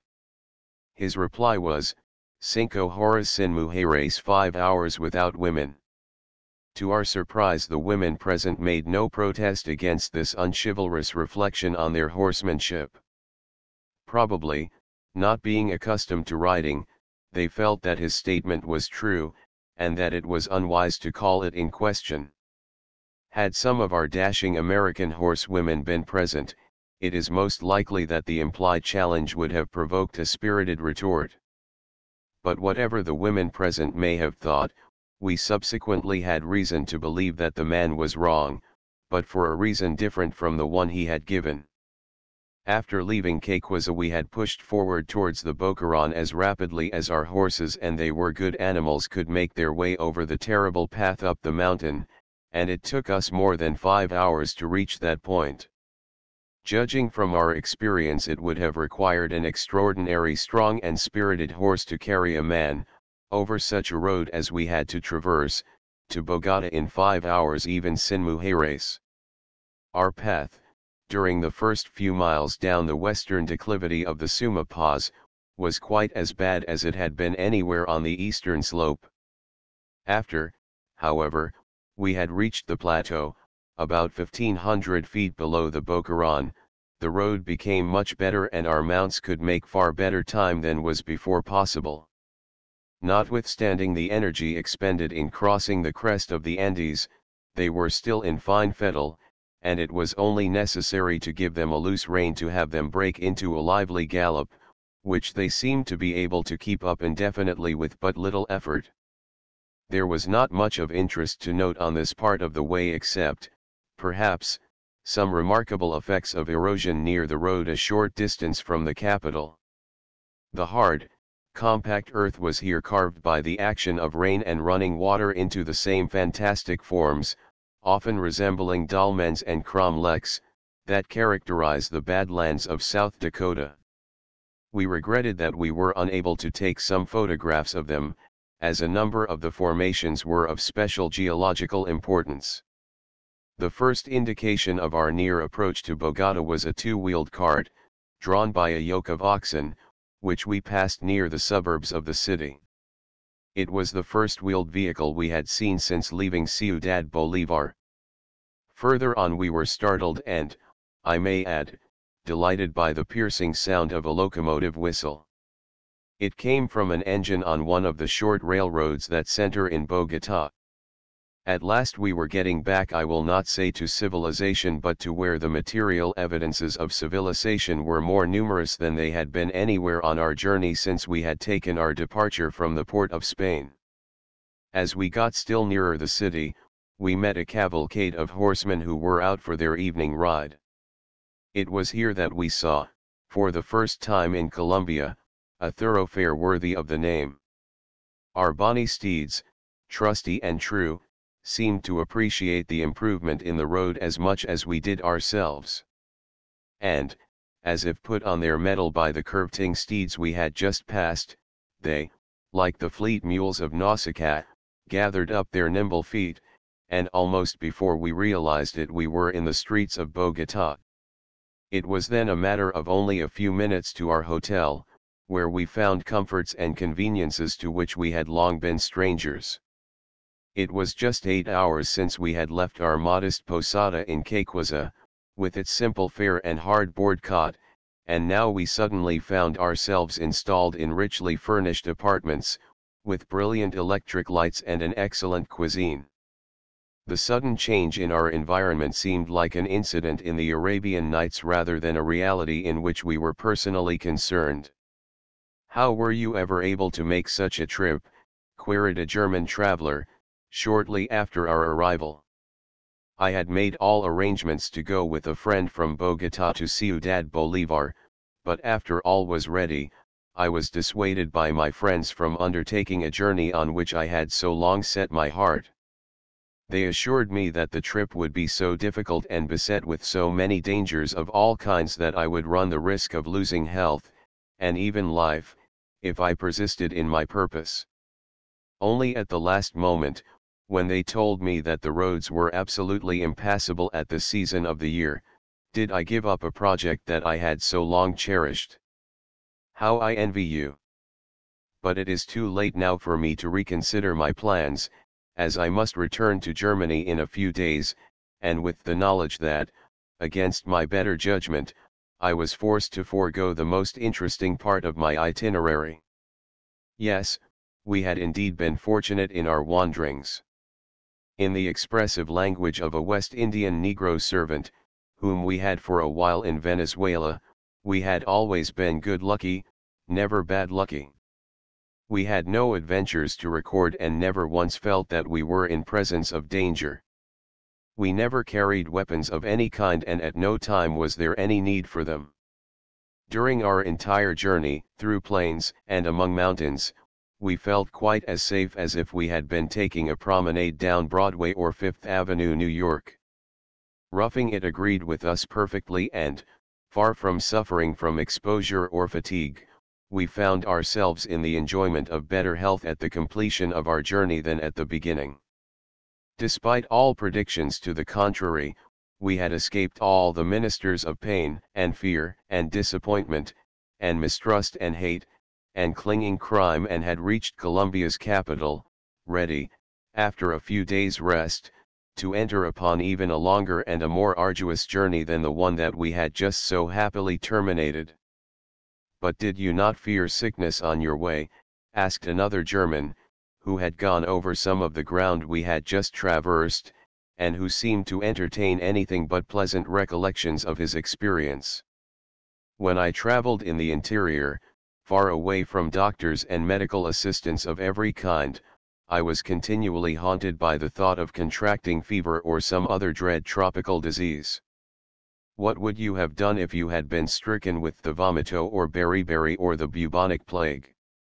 Modesty forbade us replying to this question by saying that the Lord takes care of his own, so we answered in the words of Lucan, "Capit omnia tellus qui genuit, scylla taciter qui non hubet nam 12-1 Historia de las Indias, December 1, cap v upward arrow 2." Certainly it is a marvelous fact in the history of the mammalia, says Charles Darwin, that in South America a native horse should have lived and disappeared, to be succeeded in after ages by the countless herds descended from the few introduced with the Spanish colonists. Journal of Researches into the Natural History and Geology of the Countries Visited During the Voyage of HMS Beagle Round the World, Chap 7. Upward arrow 3. According to the Chibchas, the fossil remains found here were the bones of a race of giants, hence the name given the locality. Humboldt and Cuvier, at the beginning of the last century, showed that the larger bones found were the remains of the mastodon angustidens. Similar fossils found in other parts of South America have given rise to like fables. Cesar de Leon devotes an interesting chapter to a race of giants whose remains were found at Point Santa Helena, near Guayaquil. And on the tradition of a race of giants, that at one time landed at this place, a certain Mr. Ranking, in 1827, published a fantastic book entitled Researches on the Conquest of Peru and Mexico by the Mongols, accompanied with elephants. See La Crónica del Perú, Cap Lee, of Cesar de Leon. Upward arrow 4. Campaigns and cruises in Venezuela and New Granada from 1817 to 1830. Upward arrow 5. According to what the inhabitants told me, wrote Malien, in the early part of the last century, when the Paramo se pone bravo is out of humor, then the greatest dangers threaten the traveler, a wind laden with icy vapors blows with tremendous violence, thick darkness covers the earth and conceals every trace of a road. The birds which, on the appearance of a fine day, had attempted the passage, fall motionless. The traveler seeks to shelter himself under the stunted shrubs which here and there grow in these deserts, but their wet foliage obliges him to find another covert. Worn out with fatigue and hunger, in vain urging on his mules, benumbed with cold, he sits down to recover his exhausted strength. Fatal repose. His stomach soon becomes affected as when at sea, his blood freezes in his veins, his muscles grow stiff, his lips open as if to smile, and he expires with the expression of joy upon his features. The mules, no longer hearing their master's voice, remain standing, till at length tired, they lie down to die. Travels in the Republic of Colombia, pages 96, 97, London, 1824. Upward arrow 6 signifying a large hole, or a wide opening. Upward arrow 7. The author of Campaigns and Cruises, already quoted, writing of the pass where Bolivar's army crossed the Cordillera, describes it as strewed with the bones of men and animals, that have perished in attempting to cross the Paramo in unfavorable weather. Multitudes of small crosses are fixed in the rocks by pious hands, in memory of former travelers, who have died here, and along the path are strewed fragments of saddlery, trunks, and various articles that have been abandoned, and resemble the traces of a routed army. Volume 3, p. 165. Upward arrow 8. The Guía de la República de Colombia, p. 301, Por M. Zamora, Bogotá, 1907, places the altitude at 3,900 meters. Upward arrow 9. Nueva Geografía de Colombia, Tom. I. p. 985. Upward arrow 10. According to Vergara y Velasco, the name Sumapaz is of Indian, and not of Spanish origin. If this be true, the name should be written as one word Sumapaz. Personally, I prefer to think the name is Spanish. For this particular range it is a most appropriate epithet. Upward arrow 11. Padre Simon says that Fetterman, after crossing the Cordillera, tarried for a while in the province of Pasca. Castellanos declares it was in the pueblo of Pasca, a small town a short distance south of our route. According to Vergara y Velasco, the adventurous German conquistador entered the savanna of Bogotá by way of Pasca and Usme. Usme is a village that is on the road along which we passed. Colonel Joaquin Acosta tells us the Cordillera was crossed in the broadest and most rugged part, where even today the most daring hunters scarcely ever venture. Neither before nor since Fetterman have horses scaled the craggy crests of Pascote and crossed the heights of Sumapaz and descended thence to Pasca in the valley of Fusagasugá.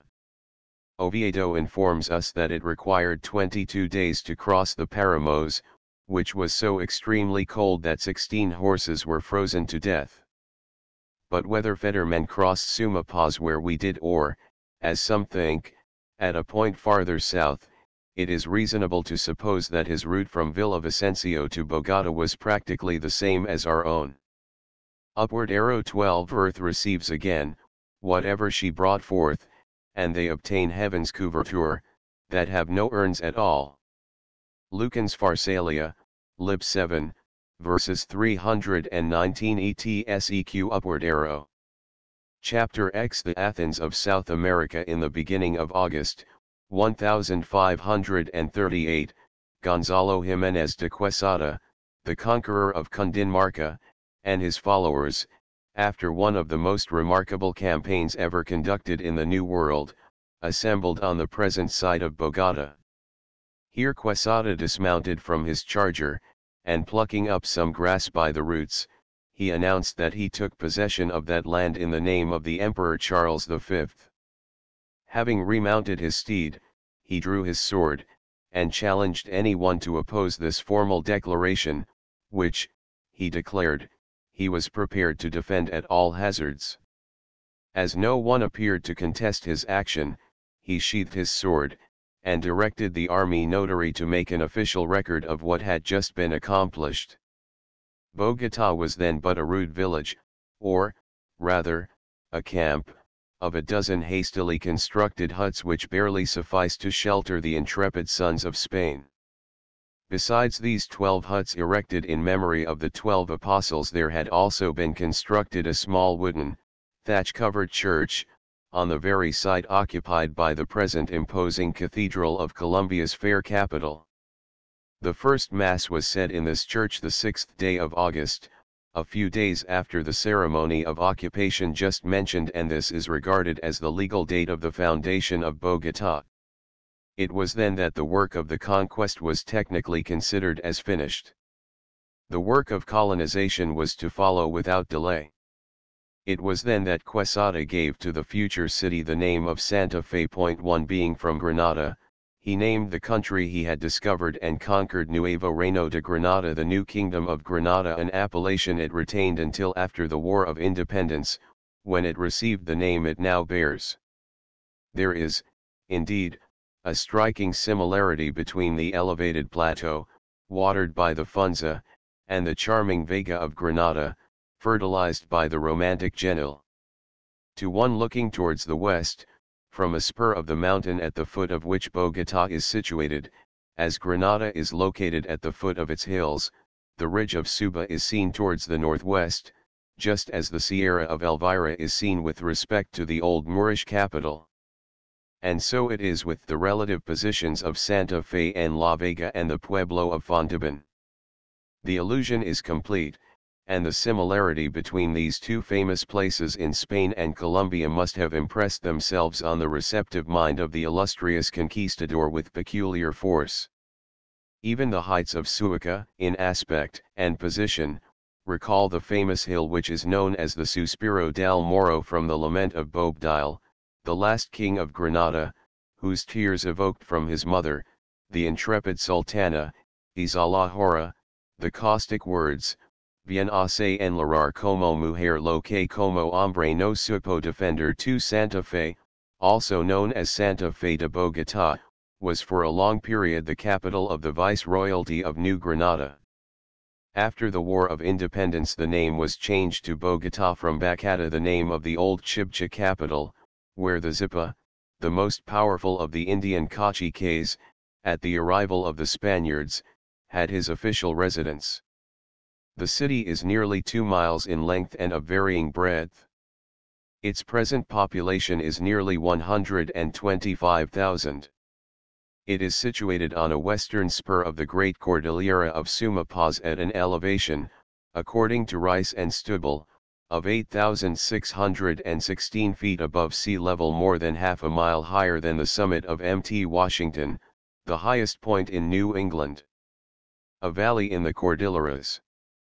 The mean annual temperature is 60 degrees F, but, owing to the rarity of the atmosphere, and to its being shielded from the wind by the mountains at whose base it is situated, it seems to be higher than this. During certain seasons of the year one may experience a penetrating cold, as long as one remains in the shade, but when one passes into the sunshine it becomes almost uncomfortably warm. During the rainy season, the newcomer feels the cold very keenly, but, after a short residence in the city, one becomes acclimated and then fancies that he is in the enjoyment of perpetual spring. We were in Bogotá in the early part of June, during which time it rained every day. Coming directly from the Tierra Caliente, we suffered considerably, especially at night, from the low temperature and the dampness that prevailed. We were, however, informed by the natives that the season was unusually severe, and that such bad weather as we encountered was quite unusual. Velasco y Vergara, a Colombian, tells that it rains the greater part of the year, and that the sky is almost always covered by clouds. 3 For this reason, the houses suffer from humidity, and rheumatism and kindred complaints are very prevalent. Otherwise the climate is considered salubrious. Bogotá, called by the Aborigines Bacata, is a city in a state of transition. It has lost, almost entirely, the medieval, monastic, Mozarabic aspect that characterized it while it was the tranquil court of the viceroys. But, great as has been the change that it has undergone during the last few decades, it preserves much of the quaintness of colonial times. Indeed, it is not difficult, in certain parts of the city, to fancy oneself carried back to a typical Spanish town of the time of Charles V or Philip II. As a whole, however, the Bogotá of today does not differ materially in appearance from a city of the same size in Spain or Mexico. All Latin American cities are similar in their leading features, and when you have seen one you have seen all. The city is adorned by a number of broad and beautiful streets and several plazas and parks. Aside from a few government buildings, the edifices that attract most attention are the monasteries and churches. The cathedral is a noble building and compares favorably with any similar structure in South America. The interior had just been artistically painted and gilded, at the time of our visit, and it reminded us somewhat of the exquisite finish of St. John Lateran, in Rome. An object of interest to the traveler, within these sacred precincts, is the tomb of the illustrious conquistador, Gonzalo Jiménez de Quesada.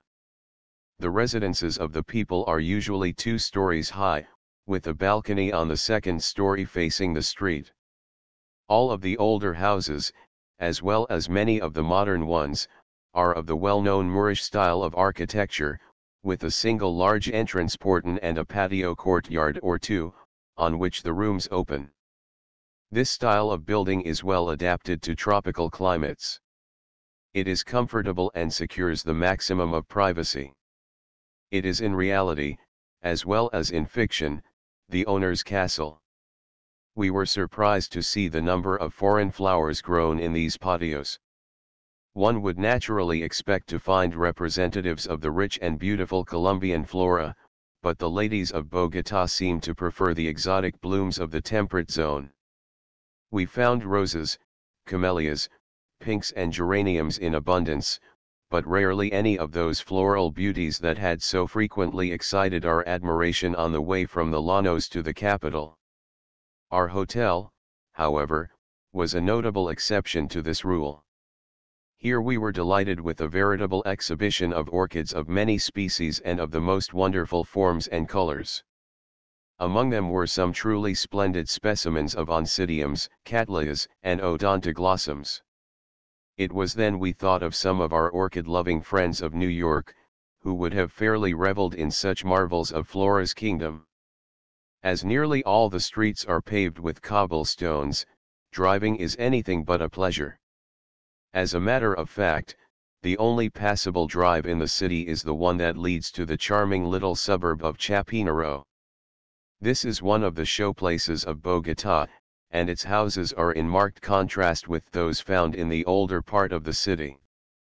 Most of them are entirely different in style from the enclosed Moorish structures of which mention has been made. Here one is introduced to cozy Swiss chalets in the midst of delightful flower gardens and picturesque French chateaux, that carry one back to the Seine and the Loire. Aside from the churches and monasteries, many of which have been converted into government offices, there were two buildings that possessed a special interest for us. One of these was the old Collegio del Rosario, now known as the School of Philosophy and Letters, founded in 1553, nearly 100 years before the University of Harvard. This institution has long been fondly spoken of by the people of Bogotá as the country's special glory, la gloria de la patria. The other building was the Astronomical Observatory, the first intertropical structure of the kind erected in 1803. After the Observatory of Quito, it is said to be the highest in the world. Some of the streets and houses have been recently lighted by electricity, but as yet horses or mules are used as the motive power for the few streetcars that traverse the principal thoroughfares. It were easy to count the number of private carriages in the city. The only ones we saw were those of the Archbishop and the President of the Republic. Indeed, so rough are the streets that most people prefer walking to using cabs, except in cases of necessity. The first two objects to arrest our attention, as we approached Bogotá from the south, were the chapels of Guadalupe and Montserrat, the former nearly 2,200 feet above the city, and the latter about 200 feet lower. Perched high upon the flanks of two picturesque mountain peaks, they are conspicuous objects from all parts of the savannah. Both of these sanctuaries are reached by a footpath, but, as yet, no attempt has been made to connect them with the city by a carriage road. Owing to the altitude above sea level of these places, a pilgrimage to them is quite a task, especially to the newcomer, who is unaccustomed to the rare atmosphere of the locality. But the magnificent view afforded one from either of these elevated shrines well repays all the effort required to reach them.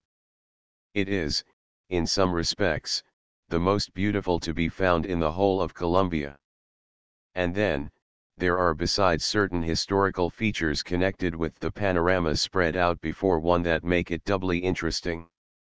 Standing in front of the Church of Guadalupe, we have before us the beautiful savanna of Bogotá, for a fertile plain, 900 square kilometers in area. Humboldt, whose opinion has been adopted by many subsequent writers, regarded this level stretch of land as the bottom of a lake that formerly existed here, but recent investigators have called this view in question. Strangely enough, the Chibcha Indians, at the time of the conquest, had a tradition that the savanna was at one time occupied by a lake, but that Bocaca, child of the sun, drained its waters by giving them an exit through the celebrated falls of Tequendama. 5 The general appearance of the plain, as well as certain geological features, seemed to confirm this tradition, and it was not until quite recently that anyone ventured to express a doubt about the tradition, or the long-accepted opinion of the great German savant. In the morning, when the savanna is covered by a mist, as often happens, the observer from Montserrat or Guadalupe does indeed seem to be looking down upon a vast lake. The hills, which here and there rise above the fog, look like islands and strengthen the illusion. But this effect is all dissipated as soon as the sun makes his appearance above the crest of Suma Paz. One then has before him one of the most lovely panoramas in the world. The wide verdant expanse is intersected with rivers and streams, all tributaries of the Funza, and dotted with towns and hamlets and haciendas, lakes and lakelets, large herds of cattle, flocks of sheep, troops of horses, mules, and burros. All this is enclosed by lofty ramparts of gneiss and granite, which shield the inhabitants of city and plain from the tempestuous moisture-laden winds that would otherwise often sweep over the savanna with the fury of a Kansas cyclone. Aside from the eucalyptus and Humboldt oak Quercus humboldtii, there are no large trees in the savanna of Bogotá. The eucalyptus, however, is everywhere visible, in the streets and in the gardens of the capital, along the thoroughfares of the country and around every house, however humble, and quinta, as far as the eye can reach. These trees were introduced from Australia only a few decades ago, and now one finds them in all parts of the Republic. We saw them all along our route from the Llanos to Bogota. The people, especially those living on the eastern slopes of the Oriental Andes, are firmly convinced that their presence wards off paludismo malaria and, as a consequence, they are considered as indispensable around the house as the plantain or calabash tree. 6 There is nothing more delightful than a stroll along the Rio San Francisco, which flows between Montserrat and Guadalupe and thence through the city of Bogota. The scenery is thoroughly alpine in character and, at times, picturesque beyond description. As one follows the narrow path, always near the musical, crystal waters of the impetuous stream, one is delighted at every step by the appearance of some new flower of brightest hue, or some strange shrub of richest foliage. The ground is fairly carpeted with anemones, hepaticea, gentians, valerians, geraniums, campanulae, lupins, and buttercups. Like similar plants on the Alps, and on the heights of our Rockies, their stems are very short and they seem like so many rosettes attached to the earth, or the rocks that rise up on both sides of our narrow path. One sees well illustrated here the dividing line between the flora of the Paramo and that of the Tierra Fria. The plants of the latter creep up timidly from the savanna until a certain point, and then, as if afraid to venture further into the region of frost, halt on the lower edge of the Paramo. In a similar manner the plants of the higher altitudes cautiously descend to the upper belt of the Tierra Fria and there come to a standstill. They meet on a common zone in limited numbers, but this zone is often extremely narrow.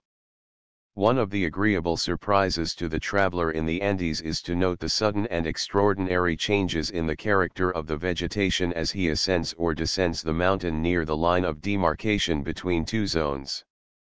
The plateau of Guadalupe is the home of two remarkable tree ferns. One of these is the Cyathea patens, from 10 to 12 feet high, with a beautiful, umbrella-shaped crown. The other is the Dicksonia gigantea, which, according to the naturalist, Karsten, is probably the most vigorous and luxuriant tree fern in South America. Its massive, columnar trunk bears 40 and more dark green fronds, from 3 to 4 feet wide and from 6 to 7 in length. To get a close view of even one of these noble cryptogams fully repays one for the arduous climb up to its favorite habitat. Any city in the United States or Europe, having in its immediate vicinity such attractions as has Bogota, would immediately put them within easy reach of the public. Thus both Montserrat and Guadalupe would, without delay, be connected with the city by a funicular railway, and nearby would be a number of restaurants and pleasure resorts. An electric railway would also be constructed to the great waterfalls of Tequendama, the largest in Colombia and among the most celebrated in South America. Although only 36 feet wide, the main fall is 3 times the height of Niagara Falls. 7 But the volume of water carried over the precipice of Tequendama is incomparably less than that which plunges into the colossal whirlpool of Niagara. In appearance it somewhat resembles vernal falls in the Yosemite Valley, or the lower fall of the Yellowstone. What, however, gives to the Colombian cataract a beauty all its own is its setting of luxuriant tropical vegetation. In this respect our northern waterfalls, however attractive they may be in other respects, cannot be compared with Tequendama. Incredible as it may seem, but few Colombians have ever seen the falls of Tequendama. Although the people of Bogota love to talk about them, as among the greatest wonders of their country, it is rarely that one is found who has actually visited them. And yet they are not more than 12 miles from the capital. Even the peons living on the plains only a few miles from the cataract can give the traveler little or no information as to the best way to reach them. How different this would all be if the place were easy of access, and if the visitor, on arriving there, could find the creature comforts to be obtained in similar places in the United States and Europe. I have alluded to the interesting historical associations connected with the city and plateau of Bogotá. It will suffice to speak of but one of them, but this one is so remarkable that it is like a chapter taken from the Arabian Nights. I refer to the meeting of the three distinguished conquistadores, Gonzalo Jiménez de Quesada, Nicolas Federman and Sebastián de Belalcázar. Quesada had left Santa Marta in 1536, having under his command, according to Oviedo, 800 men and 100 horses. He went part of the way by land and part by the Rio Grande, now known as the Magdalena. After reaching the Pan, he followed that river as far as it was navigable, and eventually made his way to the plateau of Bogotá, the land of the Chibchas. His march was, in some respects, the most difficult and remarkable in the annals of the conquest. He had to contend against relentless savages, dismal swamps, and almost impenetrable forests, where he had to cut his way through the tangled vines and bushes, and where it was often impossible to make more than a league a day. His men were decimated by disease and starvation. When he at last arrived at the Valle de Alcazars, near the present site of Bogotá, he could count but 100 infantry and 60 cavalry. But with this handful of men he had conquered the Chibcha nation, numbering, according to the old chroniclers, 1 million people and having 20,000 soldiers in the field. Scarcely, however, was his campaign against the aborigines successfully terminated, when information was conveyed him of a new danger in the person of a German competitor, who had just arrived from the Llanos. 5 years previously, Federman, in the service of the Welzers, had left Coro in Venezuela, with 400 well-armed and well-provisioned men. After wandering over trackless plains and through dark and almost impenetrable forests, enduring frightful hardships of all kinds, he finally got word of the Chibchas and of their treasures of gold and precious stones. He forthwith changed his route and crossed the eastern Cordilleras, where the traveler André assures us it is now absolutely impossible to pass Point 8. Thus, almost before Quesada was aware that Federman was in the country, he was constrained by policy to receive him and his 100 ragged and famished followers. These were all that remained of his gallant band as his guests. The Spanish conquistador knew that the German leader would put in a claim for a part of the territory that they had both been exploring, and which, until then, each of them had regarded as his own by right of conquest. He was then naturally eager to effect a settlement with his competitor on the best terms possible, and get him out of the country with the least possible delay. Federman agreed to renounce all his claims in consideration of his receiving himself the sum of 10,000 pesos, and of having his soldiers enjoy all the rights of discoverers and conquistadores accorded to those of Quesada.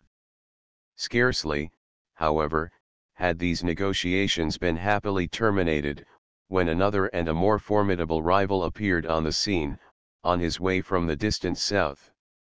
This was Sebastián de Belalcázar IX, the famous lieutenant of Francisco Pizarro. He was then governor of Quito and the conqueror of much of the territory now included in Ecuador and southern Colombia.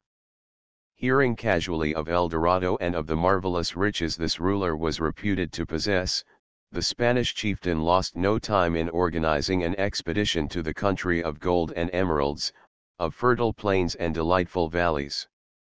Setting out with the assurance of an early and easy victory, and of soon becoming the possessors of untold wealth and all the enjoyment that wealth could command, the soldiers, in quest of El Dorado, exclaimed with unrestrained enthusiasm, "Nuestros son su oro y sus placeres, gozmos de ese campo y ese sol ten." But anticipation is not fruition. This the Spaniards soon learned to their sorrow.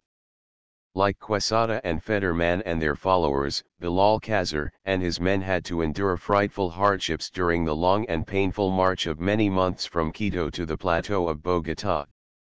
According to Castellanos, who wrote while many of these adventurers were still living, and who had received from them directly an account of their privations and sufferings and the countless obstacles that at times rendered progress almost impossible. Their journey was made through mountains and districts that were inaccessible and uninhabitable, through gloomy forests and dense, tangled underbrush, through inhospitable lands and dismal swamps, where there was neither food nor shelter for man or beast. 11 This extraordinary and accidental meeting of the three conquistadores, coming from so great distances, from three different points of the compass, is one of the most interesting episodes in the history of the conquest. It was a critical moment for the Europeans. If they had failed to agree, and had turned their arms against one another, those who would have escaped alive would have been at the mercy of the Indians, who would at once have rallied their forces to repel the invaders. But, fortunately, wise counsels prevailed and a clash was averted. While the clergy and the religious, writes Acosta, were going to and from the different camps endeavoring to prevent a rupture, the three parties of Spaniards, coming from points so distant, and now occupying the three apices of a triangle, whose sides measured 3 or 4 leagues, presented a singular spectacle. Those from Peru were clad in scarlet cloth and silk, and wore steel helmets and costly plumes. Those from Santa Marta had cloaks, linens and caps made by the Indians. Those, however, from Venezuela, like refugees from Robinson Crusoe's island, were covered with the skins of bears, leopards, tigers, and deer. Having journeyed more than 1,300 leagues through uninhabited lands, they had experienced the most cruel hardships. They arrived poor, naked, and reduced to 1/4 of their original number. The three chiefs, continues Acosta, were among the most distinguished men who ever came to America. Belalcazar, son of a woodman of Extremadura, attained by his talents and valor the reputation of being one of the most celebrated conquistadores of South America and was endowed in a degree far above the other two with political tact and observing genius. As soon as he became aware of the agreement entered into between Quesada and Fetterman, he nobly waived his rights, and declined to accept the sum which Quesada offered him. He stipulated only that his soldiers should not be prevented from returning to Peru, when they might desire to do so, or when Pizarro should demand them, and that Captain Juan Cabrera should return to found a town in Nieva, a territory which, along with Timana, was to be under the government of Popayan, which it was his intention to solicit from the emperor. In the meantime he agreed to accompany Quesada to Spain. 12 The three went to Spain together, as had been arranged, each of them confident of receiving from the Spanish monarch a reward commensurate with his labors and services to the crown. Each one aspired to the governorship of New Granada and used all his influence to secure the coveted prize. The net result of their efforts was a sad experience of the vanity of human wishes. All were disappointed in their expectations. The guerdon all so eagerly strove for was awarded to another, who had taken no part in the conquest that had rendered the three aspirants to royal favor so famous. Only Belalcazar received any recognition whatever. He was made adelantado of Popayan and the surrounding territory. As for Quesada and Fetterman, they fell into disfavor.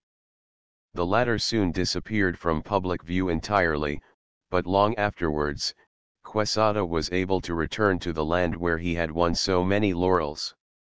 And it was fitting that, after his death, his remains should repose in the noble cathedral that adorns the capital of which he was the founder. 13 In adventure and achievement, the three conquistadores above mentioned take rank with Cortés, Pizarro, and Orellana.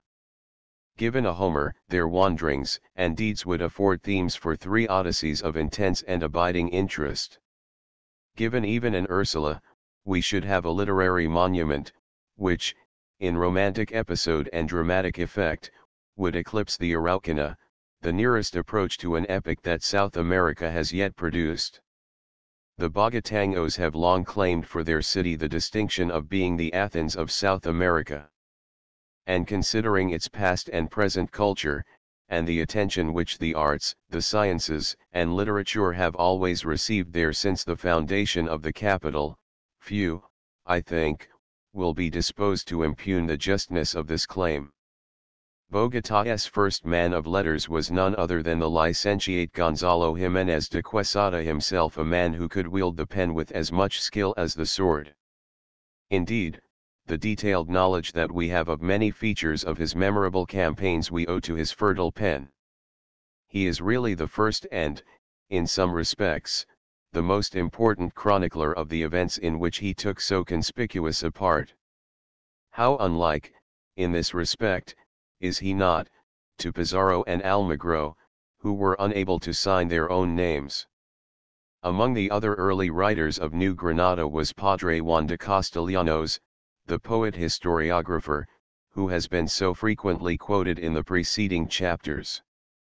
The extent of his work may be gauged by the fact that it contains 150,000 hendecasyllabic verses, more than 10 times as many as are in the Divina Commedia and more than are found in any other metrical work, except the Hindu epic known as the Mahabharata, which contains no fewer than 110,000 couplets. It is interesting to note that in Colombia, as in Spain, Portugal, and Mexico, the nun in the cloister has found time to devote to literature as well as to contemplation and works of charity. Among these successful imitators of Saint Teresa, whose works, both in prose and verse, have long been the admiration of the literary world, may be mentioned Sor Francisca Josefa de la Concepcion, of Tunja. Although she wrote in prose, she, by her purity of language and delicacy of sentiment, is entitled to rank with such distinguished ornaments of the cloister as Sor Junina Inés de la Cruz, of Mexico, Sor Maria de Ceo, of Portugal, Sor Gregoria de Santa Teresa, of Seville, and Sor Ana de San Jerónimo, of Granada, Spain. 14 The names of the poets and prose writers of Colombia, that have achieved distinction, make a long list. Many of them enjoy an international reputation, and their productions compare favorably with the best efforts of the writers of the mother country Spain. 15 In science, too, Colombia counts many sons who have contributed greatly to our knowledge of nature. It suffices to recall the names of such savants as Francisco Antonio Zea, Francisco José de Caldas, and the illustrious Mutis, whom Humboldt called the patriarch of the botanists of the New World, and whose name Linnaeus declared to be immortal nomen immortale quod nulla etas unquam delebit. There were at one time no fewer than 23 colleges in New Granada. The first of these was founded in 1554, for the education of the Indians. The following year another one was established for the benefit of Spanish orphans and mestizos. In one of the colleges was a special chair for the study of the Muisca language. The Royal and Pontifical University began its existence in 1627, 13 years before the foundation of Harvard College. In 1653 the Archbishop D. Father Cristobal de Torres founded the celebrated College del Rosario, which, by reason of its munificent endowment, was able to render such splendid service to the cause of education, and was long recognized as the leading institution of learning in New Granada.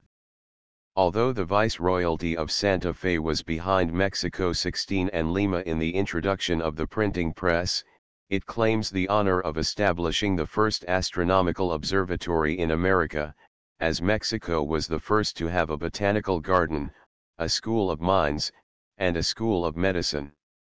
It was also among the first, if not the very first, of the capitals of the New World to open a public library.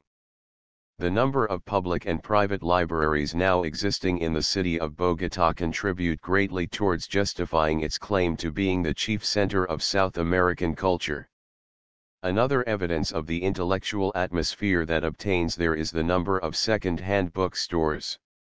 In browsing among these storehouses of old and precious tomes I quite forgot, for the time being, that I was so far from the busy world of action, and could easily fancy myself among the bookshops of Florence, Leipzig, or Paris. Indeed, Some of the most prized volumes in my Latin American library I picked up on the bookstalls of Bogotá. Mr. R. B. Cunningham Graham, in his preface to Sister Triana's work, Down the Orinoco in a Canoe, says the capital of Colombia is in a way a kind of Chibcha Athens.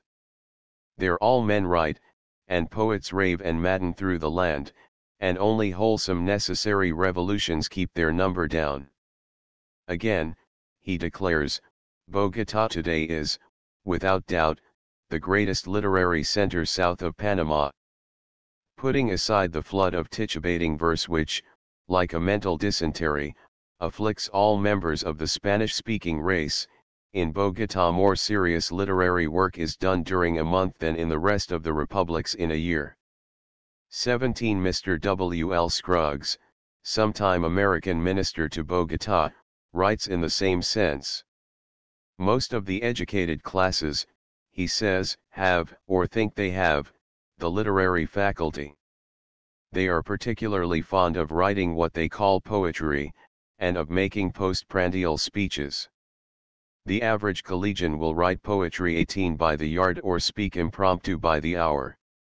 He never shows the least embarrassment before an audience, and is rarely at a loss for a word. The adjectives and adverbs flow in sluices of unbroken rhythm, and the supply of euphonious words and hyperbolic phrases seems inexhaustible. He always gesticulates vehemently, and somehow it seems to become him well, for no matter how little there may be in what he says, somebody is sure to applaud and encourage him.